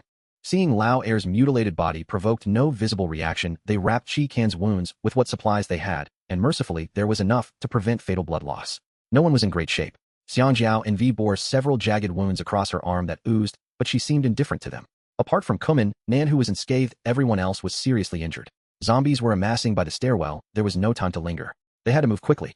As they prepared to leave, Li Rue, helped by Jing, and noticed Kumin Nan lingering crouched on the floor as others moved on. He called out impatient, "What are you doing? Carry Chi, can, and move." "Wait a moment. I'm scavenging a few things, be right with you." Li Rue fixed his gaze on Kumin Nan and caught him rifling through the dead. "You can't be serious. Hurry up and join us." Kumin Nan stuffed a cigarette and a lighter into his pack, then hoisted Chi Can onto his shoulders with effort. "You don't understand, every scrap counts," he wheezed. "She's heavy. Can we swap?" Li Rue hesitated as they trudged forward. Xiang Jiao envied walking ahead as the Pathfinder heard him. She strode over, planted a boot in Kumin Nan's rump, and nearly sent him off balance. "You useless coward," she spat. "A pathetic boy hurt like that, and you pick on others. Shut your mouth, or he'll crush you." The threat snapped Kumin Nan into motion. He carried Chi Can with renewed speed and no trace of his earlier lethargy. They moved without further delay toward a window across the hall. At that moment, Bai Jing, whom they were supporting, finally came to. The night was shrouded in darkness, yet in such circumstances the banana girl could deftly toss the rope through the window opposite her. As the glass shattered, 2 or 3 zombies clawed at the window's edge, but fortunately their numbers were few. The injured banana girl bravely volunteered to be the first to forge ahead. Originally the plan was for the miserly man to go, but his timid demeanor greatly concerned the banana girl, who feared he would simply flee. Thus she assigned him the task of caring for the unconscious Chicken. Li Rue administered a small dose of medicine to Bai Jing, whose condition had improved enough that she no longer needed to be carried. The banana girl securely tied the rope and began her slow ascent. Li Rue cast a glance downstairs where the scene remained unchanged, countless zombies swarming like ants in a nest. Li Rue was deeply anxious about how to break through once they reached the ground floor. After the banana girl made her way across, she instructed the miserly man to take Chicken first, lest he falter under the pressure of the zombies lurking in the corridor. Once they had crossed, Li Rue urged Bai Jing to go ahead. Just as she hesitated, he swiftly tied the rope around her, and with a resigned sigh, she climbed out with his assistance. As Bai Jing struggled halfway up, disaster struck. A thunderous explosion echoed from the entrance of the building, shaking the entire floor and causing all the glass to rattle. Li Rue promptly leaned out to investigate, but his view was obstructed by the wall. He caught a glimpse of an orange glow flickering against the wall, while below a horde of zombies surged towards the source of the sound. Panic washed over Li Rue as he hurriedly urged Bai Jing to climb faster. The entire building's zombies were in an uproar, and within moments shadows began to spill out into the corridor behind Li Rue. The zombies wandered towards the sound, and several of them swiftly advanced toward Li Rue, drawn by the noise. Simultaneously, Li Rue noticed that the miserly man and the banana girl were nowhere to be seen, not at the window to assist them. He could see several figures flitting about, and without needing to guess, he understood they too were under assault by the zombies. Li Rue had no time for further contemplation as 2 more zombies lunged at him. Li Rue fought desperately with his knife, but his severe injuries rendered him too weak to make any impact. His grip faltered, and he was forced to retreat toward the window. With their gaping, putrid mouths, the zombies lunged for Li Rue's face. With nowhere to escape, he could only grasp one zombie's neck briefly to hold it back, while another zombie swiftly followed. Bai Jing, climbing up, noticed Li Rue was pinned down by the zombies and shouted urgently, "Hurry up and climb. Forget about them." Li Rue worried whether the rope could withstand the weight of 2 people climbing simultaneously, but time was not on their side. His physical condition rendered him incapable of even fending off a single zombie. Summoning all his strength, he kicked the zombie in front of him away, buying himself a moment to ascend. His hands went numb as he quickly secured the safety rope. Just as the zombie rose to pounce, he stepped through the window and grasped the tenuous rope. Once Li Rue climbed up, the entire rope swayed violently, and he was relieved to have tied the safety line, ensuring he would not fall if he lost his grip. However, the pressure of the safety rope was uncomfortable, and given the circumstances, he had no choice but to endure. To ease the strain, both Bai Jing and Li Rue moved like caterpillars, using their hands and feet to inch forward, which resulted in an excruciatingly slow pace. The primary reason for their sluggishness was their lack of strength. Li Rue, with his head hung low, felt dizzy and struggled to breathe. After only a few movements, his hands began to bleed from the exertion. As he advanced slightly, Li Rue saw a group of people from the Fist Society below hacking at zombies by the firelight. He surmised that the earlier commotion had been an elaborate attempt to rescue their comrade. If they only knew that those inside had already perished, their expressions would surely be priceless. Barely having crawled 2 meters, the rope suddenly shook violently. Li Rue, unable to maintain his grip, found the safety line binding him around the waist tightening painfully, its force also affecting Bai Jing ahead of him. Once the tumult subsided, the rope sagged considerably, and Bai Jing, terrified, looked back at Li Rue, urging him to move faster. "Climb. Hurry." This was the first time Li Rue had seen fear etched on Bai Jing's face. As he regained his focus, he looked back and saw a zombie spilling out through the window, climbing the rope towards him. Dressed in a dark, blood-stained uniform and wearing white gloves, the zombie advanced steadily toward Li Rue, step by step. Stunned into silence, Li Rue struggled to comprehend the sight. Although he had encountered zombies wielding knives, one that could climb was a new terror. "Stop dawdling. Climb," Bai Jing urged frantically. The zombie behind Li Rue was climbing faster, now only 2 meters away from him. Bai Jing, desperate to reach the window, was close to success. Li Rue's breath was weak, he exhaled more than he inhaled, and his crawling speed grew ever slower. His hands gripping the rope struggled to hold on, and he understood that his physical condition had dwindled to its last reserves. The blood in his veins would eventually run dry. The distance to the rope seemed insurmountable. Another zombie clad in the same attire emerged from the window and began to ascend the rope, causing it to sway precariously under the weight of 4 people. The closest zombie was now merely a meter away, its movements causing Li Rui, who was near, to lose his grip on the rope entirely. Bai Jing halted her ascent and shouted anxiously, "Watch out behind you." At the moment a zombie grasped Li Rui's foot without a moment's hesitation, he severed the rope, shouting to Bai Jing, "Hold on tight." Once the main rope was cut, the safety line would become useless as it was tied to the main rope. He could only cling desperately to it. One misstep could send him plummeting from the 5th floor landing amidst the thronging zombies below. Yet Bai Jing was close to the window. If she could just hold on a moment longer, she would surely make it up. With a sharp snap, the rope broke and the 2 zombies behind them tumbled down, reaching out for them, as they fell, disappearing into the darkness like raindrops in the ocean, leaving no ripple in their wake. A fierce gust of wind swept by, and Li Rui felt his body become weightless as he was propelled towards the opposite wall. In a critical moment, he managed to cling to the rope, avoiding a fall, perhaps a final flicker of hope. Bai Jing, having prepared for this moment, was unscathed and close enough to the window to maintain her grip on the rope. "Hold on. We can make it," Bai Jing urged, securing the rope around her hand for added strength, beads of sweat trickling down her forehead. Li Rui's grip on the rope began to slip as his hands grew slick with blood, and he felt himself sliding downward, the light breeze causing him to sway slightly, his body feeling soft and devoid of pain. Watching Bai Jing struggle valiantly, Li Rui managed to croak out, "Bai Jing, you must survive. Stop talking nonsense. Climb." Li Rui's grip faltered further, his hands slipping further down the rope. "If you have the chance later, could you please return home for me?" Seeing Li Rui's delay, Bai Jing ceased her arduous climb and began to descend slightly. "Shut up. Don't say those things. Secure the rope." Li Rui offered a pale smile, his hands completely numb, barely capable of gripping the rope. "Please tell my parents I'm sorry and say goodbye for me. I won't help you with that. Just hold on a little longer and I'll help you secure the rope." Bai Jing was gradually descending closer to Li Rui. As she approached, the vertical rope began to sway, and Li Rui closed his eyes, inhaling deeply. "Quickly get up. Also, if my parents die or turn into zombies, please help burn their remains and bury them beneath the peach tree at the entrance. That tree was planted when I was born. Even in my absence, it will symbolize my connection to them. Don't talk about that. That's your affair. I won't assist you." Bai Jing interrupted him abruptly. "Moreover, please help those who came to rescue you. They suffered greatly to protect you. Ensure they are compensated." Li Rui's voice grew increasingly faint. "Forget about me. I have nothing left to hold on to. Just go." Li Rui realized that if this dragged on, they would both fall. Fresh blood seeped from Bai Jing's bandaged arm, dripping onto Li Rui's head in the cool breeze. It brought a strange warmth, yet his grip on the rope was faltering. "I won't help you with any of that. You must go on your own," Bai Jing shouted with her last ounce of strength. The moment Li Rui released his grip on the rope, Bai Jing, with her injured arm, clung desperately to his wrist. "Hold on to me, please, I beg you." Li Rui wondered if it was merely his imagination, but he thought he detected a tremor in her voice. With great effort, he managed to force a smile, his bloodied hands slipping from her grasp, his eyes reflecting her helpless face as he struggled to part his lips. "You deserve to live more than I do." The sensation of falling was unexpectedly light. Li Rui felt warm, transparent liquid trickling down his face. It must have been Bai Jing's sweat. How could someone like her possibly cry? Sadly, as he fell faster, her figure faded from view. How long would she mourn his death? It mattered little now. They say that time slows before death, memories flooding back, yet Li Rui felt none of it. The wind slicing across his face was numbing. The heads of the zombies below came into clearer view, some with hair, others bald, some intact, others grotesquely decayed. From the 5th floor, the impact upon them would not be fatal immediately. Perhaps they would be devoured to the bone, and so he decided to close his eyes and not look. At the moment, everything went dark. A plethora of familiar images flashed through his mind: a battered pink teddy bear, shoes floating in a river, bubbling potions.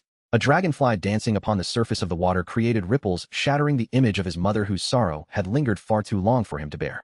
Li Zihuali blossom lightly flitted over the fence, cascading down and obscuring the muddy peach-pink earth below, the delicate white specks falling more densely than the figure draped in white linen at the doorway, blanketing half the courtyard. The neighbor's dog barked again, and the household began to bustle with activity. The blossoms of the peach tree always fall before those of the plum tree, and the 7-year-old boy beneath the tree did not comprehend why death elicited tears and cries. Could such displays validate a person's existence in life? The funeral procession had long departed, leaving behind a trail of yellow paper battered by the wind and rain, reduced to nothingness by the ravages of time. The white and pink flowers disappeared, sunlight filtering through the verdant gaps, piercing the dark pupils without revealing any form. The incessant chirping of cicadas echoed day and night, the river at night and noon sharing the same warmth, fish swimming below and shrimp hiding amidst the strands of grass, the temperature never penetrating the riverbed. Children basking in the scorching sun splashed water as they frolicked, their innocent laughter startling the flock of sparrows perched in the shade of the locust tree, who would rather endure the blazing sun than stay amidst their antics.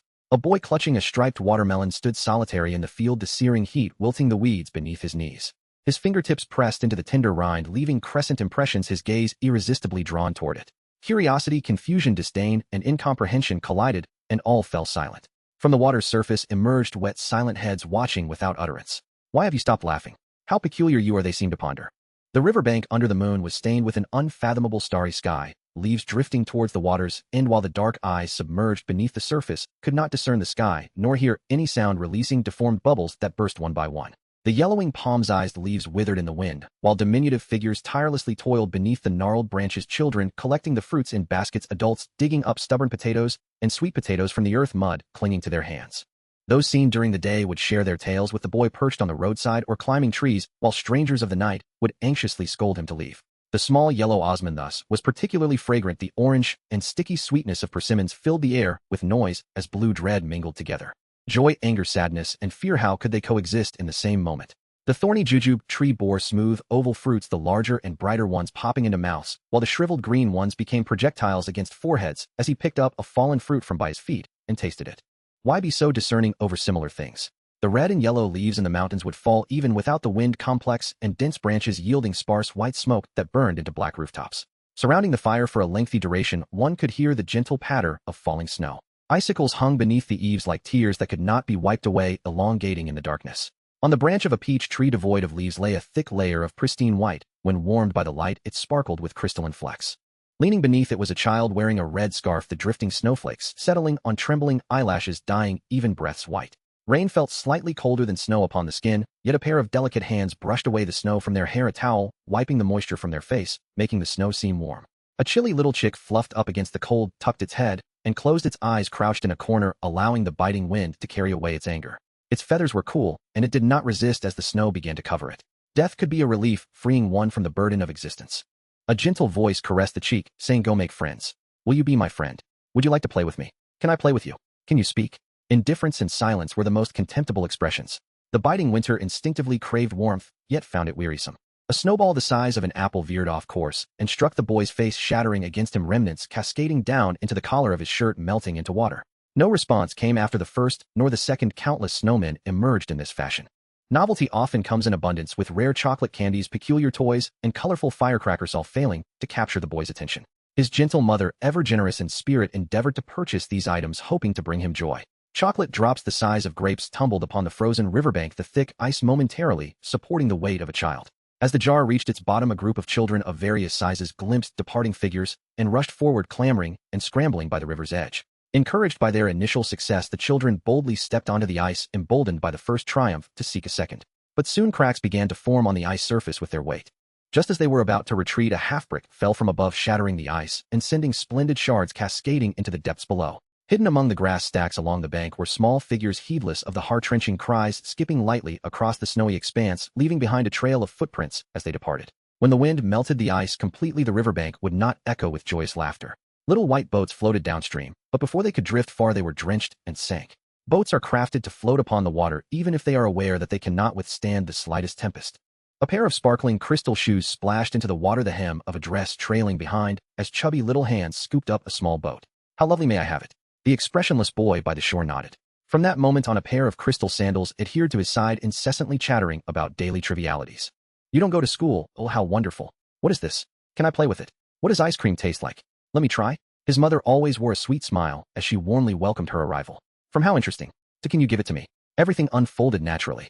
The once vibrant crystal sandals beneath him now appeared lackluster, offering nothing of interest worthy of sharing. Unwanted items found a homite should be considered a good thing, yet despite a lack of concern, discomfort lingered within. "Can you return it to me?" No, once given things cannot be reclaimed. The yellowed, blackened toes inside the crystal sandals curled up more unsightly than a caterpillar. "Why not? Who made that rule?" AI, you're being unreasonable. You simply cannot."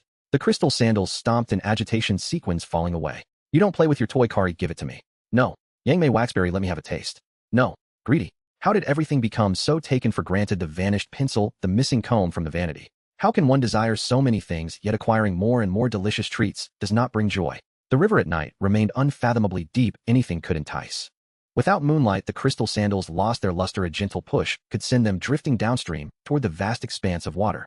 With a soft splash, not much of a stir, one crystal sandal had floated away while the other bobbed up and down, slowly sinking. The splashing water ceased its struggle, and as everything fell silent, even the cicadas' cacophony became melodious. Mother will surely mourn for me again. Li Rue stirred, struggling to lift his heavy eyelids. Above him the grayish-white ceiling bore the imprint of bamboo leaves illuminated by a dim light. Could hell truly appear so mundane? He had committed too many sins to dare hope for anything beyond the confines of hell. As he inhaled a thick, fragrant air, he realized he was still alive. How could this be possible? How had he survived a fall from the 5th floor amidst countless zombies? Overwhelmed by shock, Li Rue attempted to move only to discover his body was incredibly weak and unresponsive. This surreal scene momentarily left him disoriented. Out of the corner of his eye he noticed the bandages on his hand had been changed. The wrappings were haphazard and loose, clearly done by someone inexperienced. His mouth felt parched, as if someone had fed him water, and even his blood-stained white shirt had been replaced with a clean dress shirt. Now lying on a pure white bed, the room resembled a hotel with a nightstand beside the bed, holding unused medications and water. The air was subtly infused with the scent of flowers. Turning his head, he saw a small white flower placed on the low table, and upon closer inspection, it was a gardenia. Who could have saved him? Li Rue began to ponder who possessed such capability to retrieve him from the sea of corpses without being bitten. After much contemplation, he could not fathom an explanation. It seemed beyond the limits of human existence. Since everything was here, he decided to wait and see if the savior would reveal themselves, feeling an obligation to express his gratitude. After a brief moment of silence, he called out a few times, but no one responded. As his blood circulation returned and he regained some mobility, Li Rue gently sat up, intending to lean against the headboard.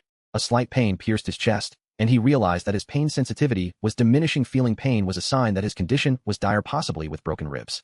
He needed professional medical attention. Mere bandaging and medication would not suffice. The light filtering through the curtains indicated that it was already day.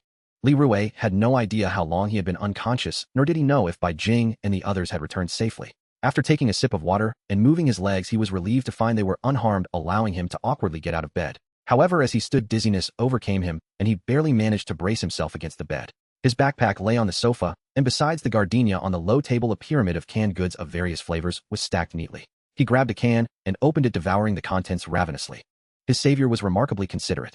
It seemed they had anticipated his needs, preparing everything meticulously. Once he regained some strength, Li Rue opened the door, revealing a corridor. Indeed, he was in a hotel. There was not a soul in sight, nor any zombies. The eerie silence was unsettling.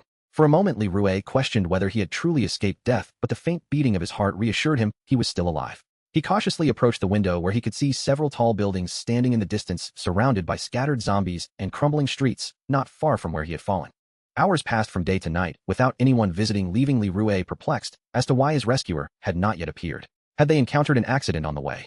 He yearned to return to the shelter to check on Bai Jing and the others, yet his current physical condition barely allowed him to walk. He could only rest for a couple of days, hoping that his savior would appear in that time. However, as the third day arrived, he was still alone, and the number of zombies at the door had increased. Li Rue gazed at the wilting gardenia with a sigh and found paper and a pen to leave a message. Thank you immensely for saving me. Please forgive my abrupt departure. If possible, I would like to express my gratitude in person. I am truly sorry for taking up your time. I wish you happiness and a smooth existence. These were the only words of gratitude Li Rue could muster at the moment. To prevent the note from being blown away, he placed it in a conspicuous spot. Afterward, he gathered what he could use and prepared to leave. His condition was slightly improved over the past few days, but he still felt a dull discomfort in his chest, and the wound had formed a scab. Thanks to his savior's thorough preparation of medical supplies, he at least had a chance to escape from any zombies. As Li Rue stepped out of the dilapidated hotel entrance, a shadow in the darkness closely followed him, feet bare and stained with blood, stealthily tracking his movements. Walking back to the shelter solely on foot would take him all morning, so he decided to search for a vehicle. While a small car might be impossible to find, he eventually spotted a working scooter parked on the sidewalk. He cautiously navigated through zombies and remained vigilant against potential robbers until he arrived at a crucial intersection. There he witnessed a group of dozens confronting another faction. Alarmed, Li Rue quickly hid behind some greenery to observe. The bullies were undoubtedly members of the Quan Tu society, notorious throughout the city. He could only wait for them to disperse. Just as they finished dealing with their victim and prepared to leave, Li Rue recognized one of the individuals collecting the aftermath, a slender, slightly shorter figure whose youthful features belied his cold demeanor. It was Feng Yu. Li Rue could never have imagined that Feng Yu had joined the Quan Tu society, especially since Feng Yin tirelessly searched for him every day. If she were to find out, it would surely devastate her. Suddenly, he understood why Feng Yu had allied himself with the society. They were merely looking out for one another. Li Rue longed to call out to Feng Yu, but with the Quan Tu society members present, he dared not act recklessly, wrestling with the dilemma of whether to inform Feng Yin. He knew that if he told her, she would undoubtedly return to confront danger, and after a moment of contemplation, he resolved to wait until he saw Feng Yin to discuss it. Avoidance was not a commendable habit, yet he found himself at a loss for what to choose. From a friend's perspective, he felt he should inform her. Once they had moved far away, Li Rue cautiously emerged from the foliage and continued on his journey.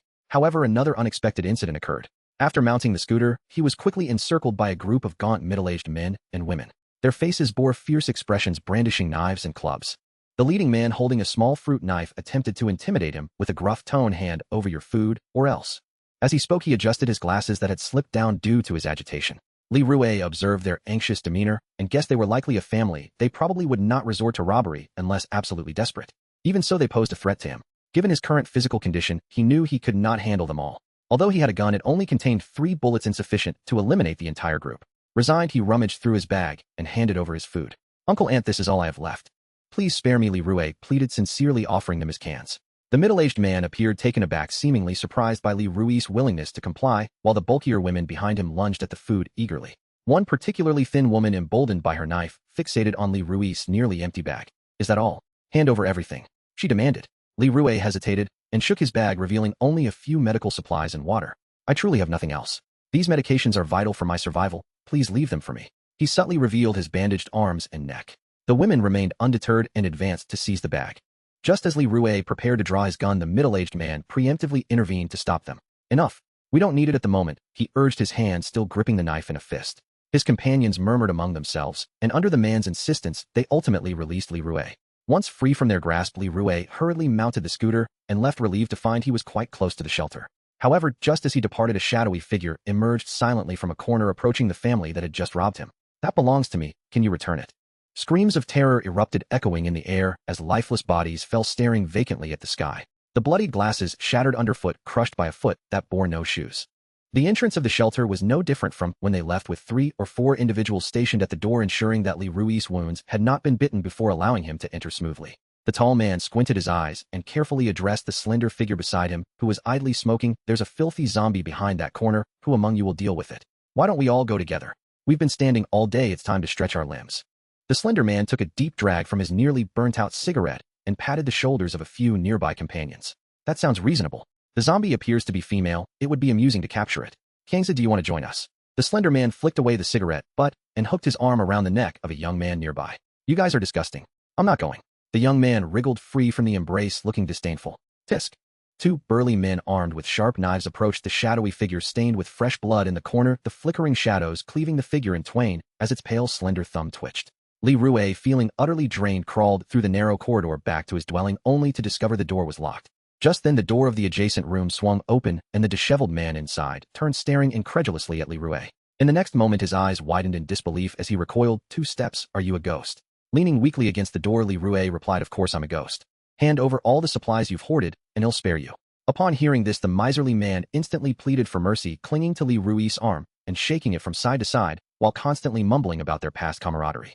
After a while, upon realizing that Li Rue was still alive, he quickly released him, incredulously asking, "How did you survive?" Li Rue shook his head, indicating his own uncertainty. He had inexplicably found himself in a room and casually inquired about Bai Jing and Qi Can's well-being. The miserly man informed Li Rue that they were all receiving treatment from a doctor, and everyone was still alive except for Qi Can, who had sustained severe injuries and had yet to regain consciousness. Hearing this, Li Rue felt a pang of sorrow and hurriedly urged the man to lead him to find them. Along the way, he recounted their arduous escape from the building, during which Qi Can had been injured once more. As Li Rue listened, he suspected that the miserly man was trying to extort more supplies from him, boasting about how perilous his situation had been, especially since Bai Jing had been severely injured and was undergoing treatment, leaving no opportunity to distribute supplies to their group. Li Rue was well aware of his character. Seeing him unscathed indicated he had not suffered much hardship. The waiting area for patients was overcrowded, filled with individuals who had previously battled the Fist Society, prompting the leadership to designate 2 buildings to accommodate the injured. The hallway echoed with the lamentations of men, women, and children, the thick, unpleasant air causing Li Rue to feel a heaviness in his chest, slowing his pace. The miserly man accompanied Li Rue on a search, but could not find anyone. Noticing Li Rue's increasingly pale complexion, he suggested that Li Rue wait there for a moment. He entrusted the task of finding Bai Jing to the miserly man, explaining that without turning in supplies, he could not see a doctor. Li Rue, who had exerted himself to reach this point, was exceedingly fatigued. Thus Li Rue found a place to sit and await news from the miserly man. However, he had barely settled for 3 minutes when he spotted Hu Jin, whose arms were wrapped in bandages, carrying a plastic bag of medicine, staggering as he walked, looking as if he might collapse at any moment. Hugo, Li Rue called out, waving his hand. Hu Jin paused momentarily upon seeing Li Rue, seemingly in disbelief at what he was witnessing.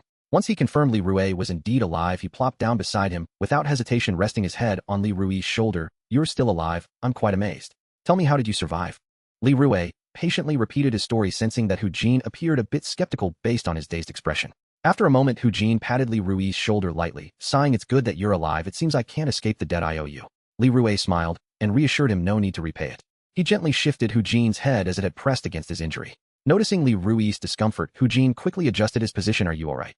Li Rue briefly explained his condition, to which Hu Jin squinted. "Let's go. He'll reluctantly accompany you a few steps and introduce you to the best doctor for a priority consultation.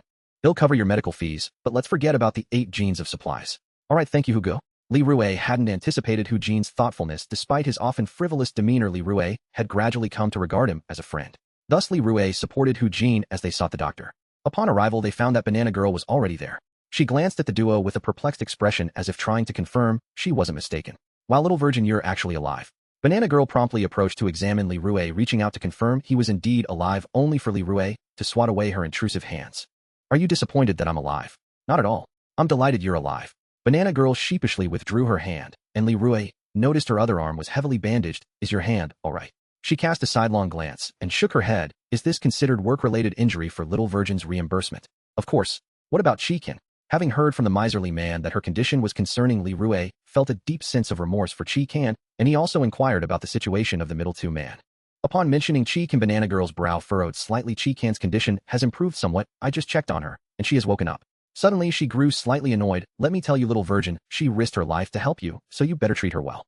Li Rue steadied Hu Jin, who was like a hanging ornament, nodding vigorously, though something about her words felt somewhat off. "Oh, and don't worry about that lunatic, he's mostly recovered. He was playing with pigeons in the square yesterday," Banana Girl said, her expression darkening as she mentioned the middle two man. As they exchanged information about each other, Li Rue shared his circumstances and asked her to inform the middle two man and Bai Jing that he was still alive if she encountered them. After their conversation, Banana Girl departed with a large bag of medicine to care for Chikan. Li Rue intended to visit her after seeing the doctor. During their exchange, Hu Jin had already fallen asleep, and Li Rue couldn't help but admire his ability to sleep standing, leaning against someone, and still manage to doze off soundly. The middle-aged doctor Hu Jin introduced was highly professional. Despite the limited conditions, he determined that Li Rue had indeed fractured 2 ribs, treated his severe wounds, and bandaged him up, prescribing a variety of medicines for him to procure. The doctor stroked his scruffy chin, expressing admiration as he informed Li Rue that he was the first person to remain so composed despite suffering such severe injuries. "Most people would have fainted long ago. I'm quite curious about what kind of willpower allows you to stay conscious for so long." In response to the doctor's inquiries, Li Rue awkwardly admitted that he didn't know either.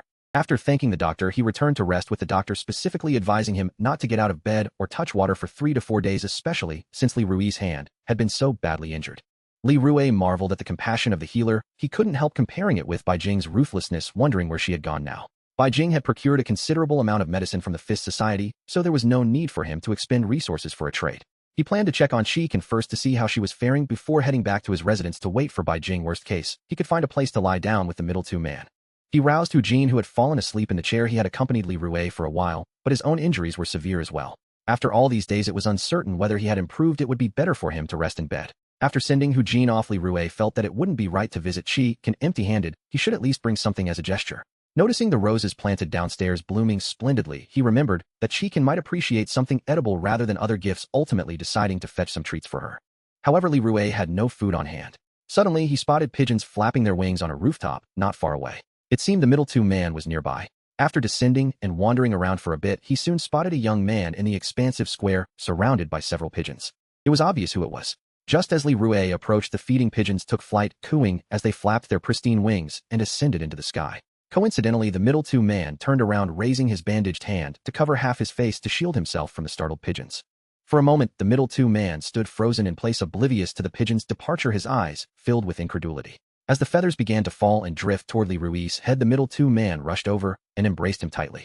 The embrace was quite forceful, pressing uncomfortably against Li Rue's injured ribs. Sensing the tremors coursing through the other's body, Li Rue gently patted his back to ease the pressure. "Be gentle, my wound has just been bandaged." Li Rue couldn't suppress the urge to speak. As soon as he finished speaking, the middle two man released Li Rue without asking any questions, his eyes shining with reassurance that Li Rue was still alive. Nonetheless, Li Rue took the initiative to recount the incredible circumstances of his survival, conversing as if they were old friends reuniting despite only being apart for a few days. They chatted for quite some time, the clouds shifting across the sky, until the middle two man finally noticed Li Rue's pallid complexion, prompting him to conclude their conversation. Ultimately, after Li Rue insisted, they agreed to visit Chikin first, of course borrowing some of the middle two man's food, promising to return the favor. Li Rui initially intended to have him accompany him, but when he inquired whether Banana Girl was present and learned she was, his demeanor changed, and he refused to go along. Li Rui didn't press further. He dropped his backpack at the middle two man's place, selected some treats, and headed off to see Chi-Can. As for the middle two man, he had hardly recovered and laid down after feeding the pigeons. The door to the room next door remained tightly locked. Banana Girl had informed Li Rui of the specific ward. Her condition was not sufficient for her to return to recuperate alone, so she stayed there. When Li Rui arrived, Chi-Can was just waking up and Banana Girl was dozing beside her. Li Rui made an effort to tread lightly so as not to disturb her rest. He found a chair to sit beside her and softly inquired, "How's your condition?" Banana Girl must have informed her that he was alive, but upon seeing him, Chi-Can still appeared somewhat incredulous, moving her lips. "I need to rest for a while. How did you manage to survive?" Her voice was barely audible, and Li Rui almost missed what she said. "I'm not sure. It seems I was rescued." He then asked, "Are your supplies sufficient?" Li Rui noticed that Banana Girl spent her days idling, while Chi-Can occasionally received invitations to team up. He was uncertain about their supply situation, but Chi-Can nodded gently, assuring him that there was no need to worry about their future. They only needed the agreed-upon food.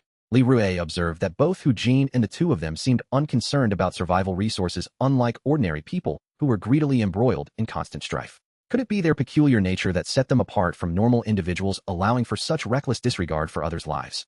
Chi-Can regarded Li Rui, who was lost in thought, and suddenly spoke. "If you feel guilty, could you promise me one request?" Of course, Li Rui agreed, without hesitation. "What is it?" Chi-Can's gaze faltered slightly, as if feeling a bit shy. "Let's discuss it when I've recuperated." Li Rui inhaled sharply. It couldn't possibly be what Banana Girl implied, could it? A moment passed in silence, leaving a somewhat awkward atmosphere. "Well then, would you like something to eat? I brought some canned porridge." Li Rui stubbornly attempted to shift the topic. Chi-Can didn't refuse. As she shifted her body to sit up, a fleeting expression of pain crossed her face, but was quickly replaced with her usual demeanor. Li Rui, noticing this, helped her sit up. With their bodies in contact, Li Rui felt increasingly bashful, while she seemed unfazed. Perhaps he was overthinking things. After exchanging a few casual words, Li Rui decided to leave. He needed rest himself, only to unexpectedly encounter Lin Lin downstairs near his residence. She was playing with two small children Li Rui had seen before. Just as he intended to greet Lin Lin, she spotted him first and ran over excitedly, arms wide open. "Brother Rui, you're finally back. I missed you so much." Lin Lin hugged Li Rui's leg. "Lin Lin, were you a good girl while I was gone?" Li Rui squatted down, gently stroking her head. "Of course. I listened to brother and sister. Brother really did come back, just as you said." Lin Lin's small hand grasped Li Rui's, adding, "But brother seems a bit unhappy these days." Li Rui smiled, raising his brows. "Come, take me to find your brother. It'll cheer him up." With Lin Lin as his guide, they soon found the place where Bai Jing was, a temporary office set up by the leadership, filled with people still addressing ongoing matters. Li Rui, along with Lin Lin, didn't want to intrude, so they sat on a bench under the tree's shade waiting for him. The journey had drained Li Rui, and the weather was pleasantly temperate, so after playing with her for a while, he leaned back on the bench and fell into a deep sleep. Lin Lin, being perceptive, refrained from disturbing him, quietly sitting beside him as she counted the leaves on the trees with her fingers. Time passed, and he was awakened by Lin Lin's gentle voice calling, "Wake up. Brother is out." Li Rui stirred awake, following the direction of Lin Lin's finger, and spotted Bai Jing among the departing crowd. Lin Lin dashed out first to grab Bai Jing, while Li Rui propped himself up, straightening his clothes and sitting up to look at him. In that moment of eye contact, Bai Jing's pupils widened slightly, and he walked directly toward Li Rui. As the sky darkened, Li Rui could not discern Bai Jing's expression, but his hurried steps indicated a sense of excitement. "Ha, didn't expect I'd still be alive, right?" Li Rui shifted to a more comfortable position, watching the approaching figure with growing anticipation. Bai Jing paused before Li Rui, seemingly ensuring it was truly him, and suddenly raised a hand, a gust of wind brushing past Li Rui's face, the smile on his lips instantly solidifying into a serious expression. A gentle breeze brushed past, halting just 2 centimeters from the skin of his face.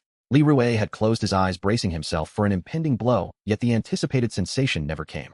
Instead, he felt a cool hand graze his neck, seemingly confirming his existence, followed by an irate voice. "Are you toying with me, or was this all premeditated?" "Not at all. I approached this with a spirit of sacrifice. To confront me like this upon our first meeting is utterly inhumane." Li Rui retorted, retreating slightly with a tone of grievance. Beside him, Lin Lin was equally startled, attempting to shield Li Rui by stepping in front of him, her lips pursed in anger as she glared at Bai Jing. Bai Jing furrowed her brow and took a deep breath before bending to lift Lin Lin into her arms and sitting beside Li Rui.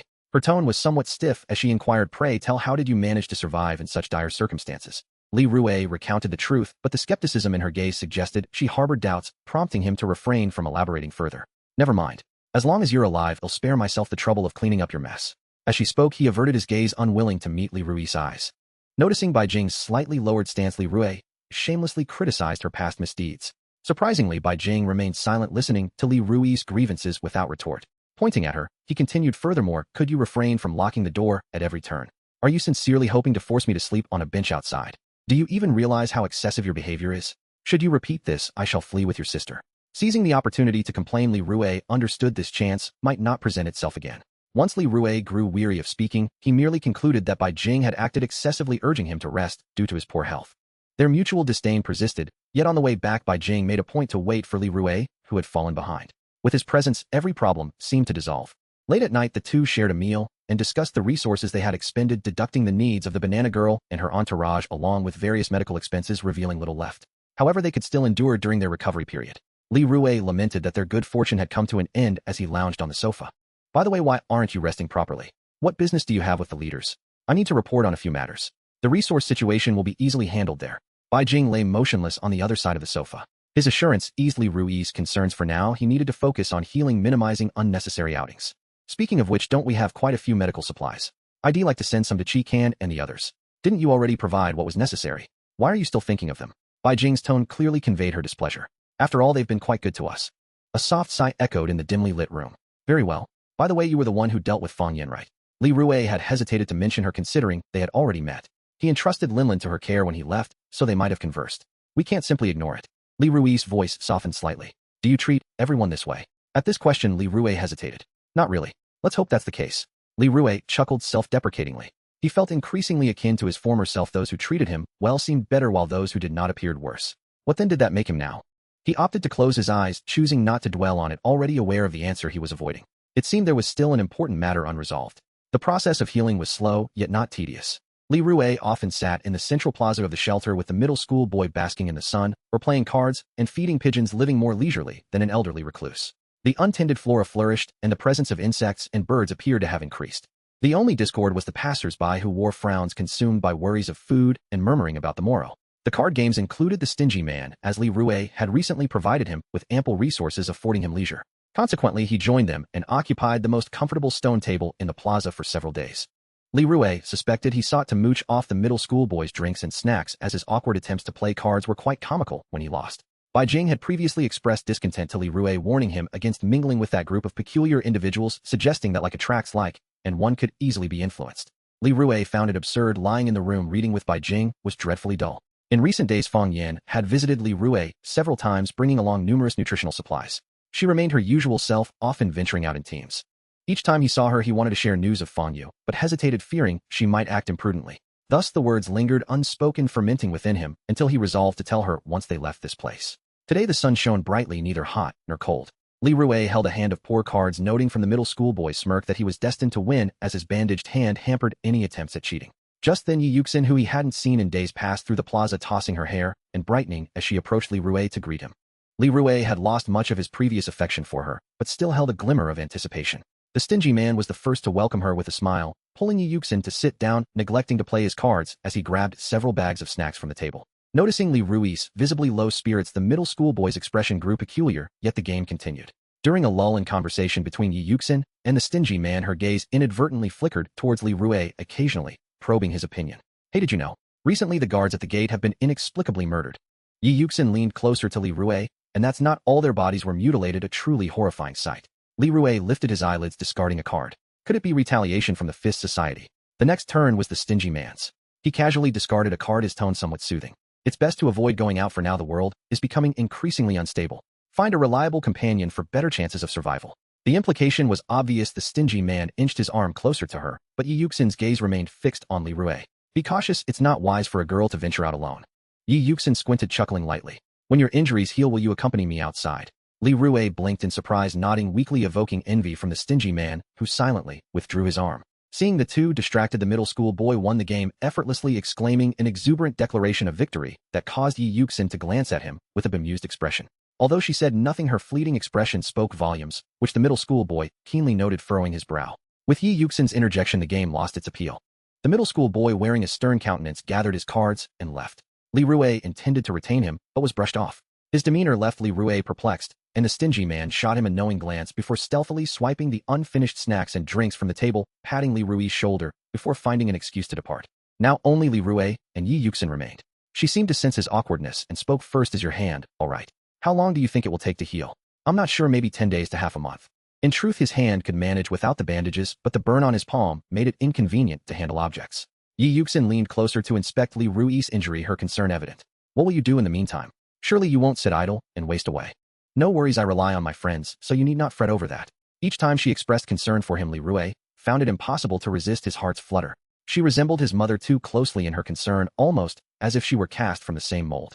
Yi Yuxin appeared slightly taken aback. Where could you find such good friends willing to care for you unconditionally? In this world, one must rely on oneself. It hasn't reached that point yet. After all, we share a bond of life and death. Yi Yuxin's insinuation left Li Rui feeling as though he was being coddled. It seemed everything he consumed and every night's lodging came courtesy of Bai Jing. He had previously overlooked this fact, instinctively counting him as one of his own. Neither he nor Bai Jing were the type to haggle over resources, thus the ownership of supplies remained unspoken.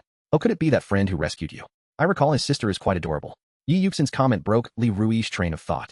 Indeed, he's quite a decent fellow, albeit with a peculiar temperament. It seems you two share a close bond. Next time you see him, do make sure to introduce us properly.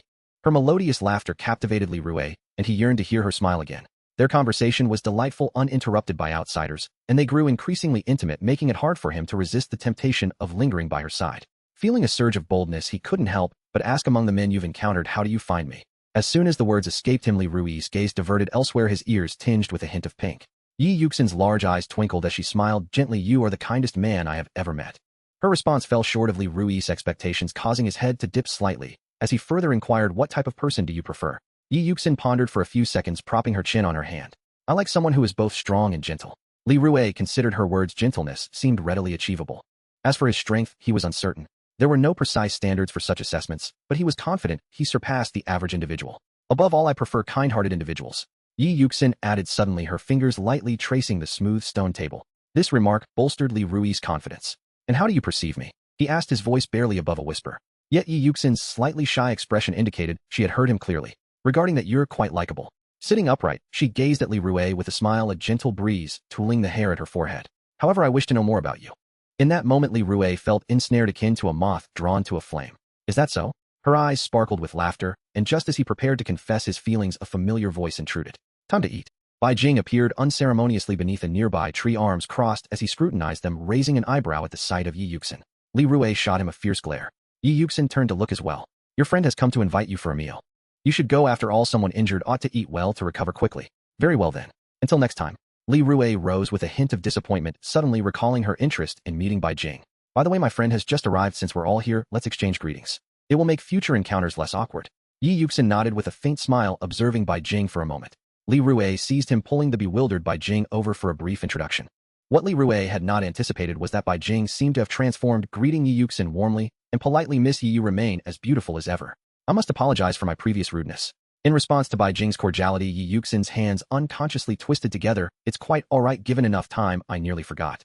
Clearly I was too forward. A few days ago I acquired quite a bit of fresh food. I wonder if Miss Yi would honor me by sharing a meal.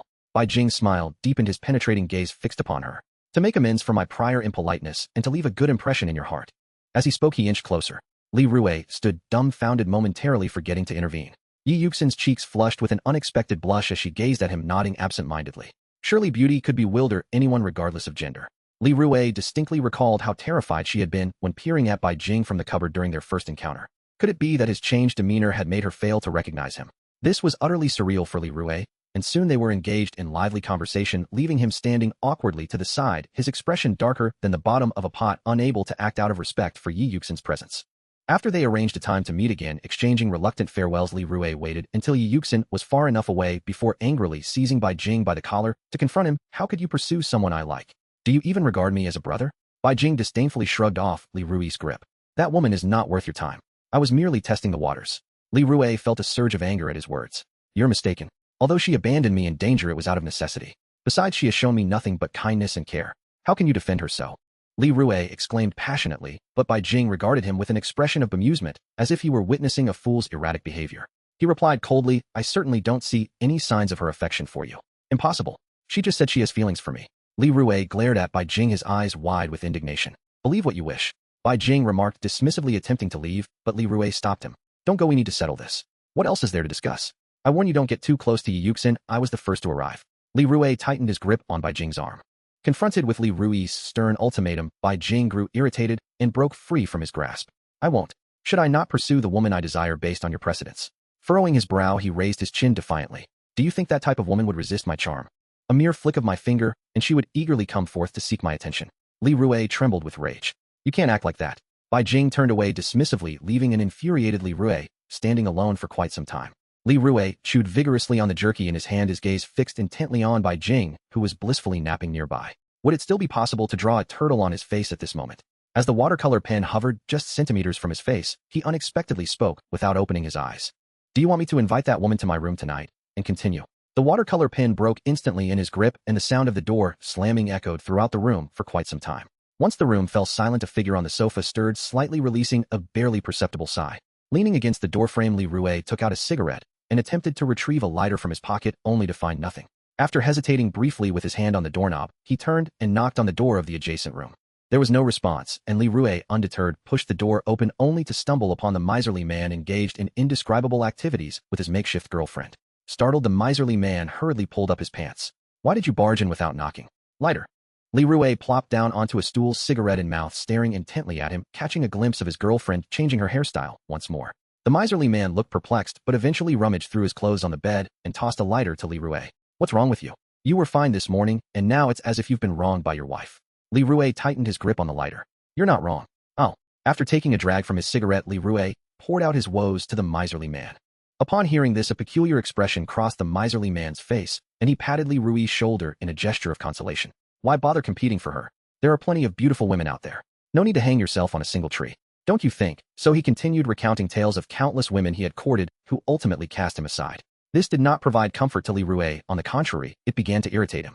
After all, each person's experiences are unique, and empathy cannot be forced. Just as he was about to leave quietly, the miserly man seized his arm. Hey, you still owe me that lighter. Li Rui glanced at it, admiring its fine texture and impressive design. After all the supplies I've given you, you're still quibbling over a lighter. Don't underestimate this lighter. It was filched from the leader of the Fist Society. You can tell it's a quality item. He pretended to snatch it, but Li Rui quickly shoved it into his pocket. I'm in a bad mood today, just give it to me. Before the miserly man could respond, Li Rui had already dashed out the door. The breeze by the fifth-floor window was gentle, and the half-burned cigarette was blown slowly in the wind. According to Yi Yuxin, she had reduced her outings, spending all her free time laboring in the factory for a meager amount of food. From Fang Yen, Li Rui learned that before the outbreak of zombies, she had been an economics student at a prestigious university. Without skills in survival and creation, she could not fulfill any functional role. A woman as vulnerable as her could only rely on her looks. It was only natural to choose the strong and capable. What was there to be depressed about? The only one who could not accept this was him. Li Rui untied one of his bandages. His wound was halfway healed, and leaving wouldn't be too difficult. A little fresh air and daydreaming could greatly uplift his mood. He still had feelings for the second-rate boy regarding Yi Yuxin. Looking down from a height, he unexpectedly spotted a large artificial lake not far from the shelter's perimeter. Without hesitation, Li Rui knocked on the door of the second-rate boy. He remembered finding fishing gear in the corner when the boy moved in. It must have been left behind by a previous occupant. That morning, the second-rate boy had been in a bad mood due to Yi Yuxin, but the prospect of going fishing with Li Rui instantly brightened his spirits. After all, what man could resist fishing? Given the miserly man's insatiable greed, Li Rui decided not to invite him along. He hoped to catch a few more fish for Chi Can and the others, as well as for Hu Jin. Since their last visit to the doctor, he had tried to reach out to him a few times regarding the Banana Girl collaboration, but the boy had mostly remained bedridden. Li Rui had no idea if he had even listened to what he said. It was astonishing that he hadn't starved, as Li Rui recently discovered that someone regularly brought him food. When Li Rui and the second-rate boy arrived at the lake with their buckets and gear, they indeed found fish, albeit goldfish. There were all kinds, each about the size of a palm. Li Rui had never tasted goldfish, but they were fish, so the flavor should be somewhat similar. Li Rui fiddled with the fishing rod and bait, while the second-rate boy, not knowing what to do, watched him operate, occasionally hacking at the zombies that came too close. Though he was injured after days of rest, he was at least halfway recovered, and dispatching 4 or 5 zombies was no problem. The goldfish, being rather foolish, quickly took the bait. A yellow-tailed one swam around in the bucket, making the second-rate boy's eyes follow it eagerly, occasionally reaching in to touch it. When the second fish bit, Li Rui taught the second-rate boy how to reel it in, and he caught half a bucket in no time. He then fixated on the lake's surface, ready to pounce, while Li Rui enjoyed a moment of leisure, feeling like a benevolent parent guiding a large child.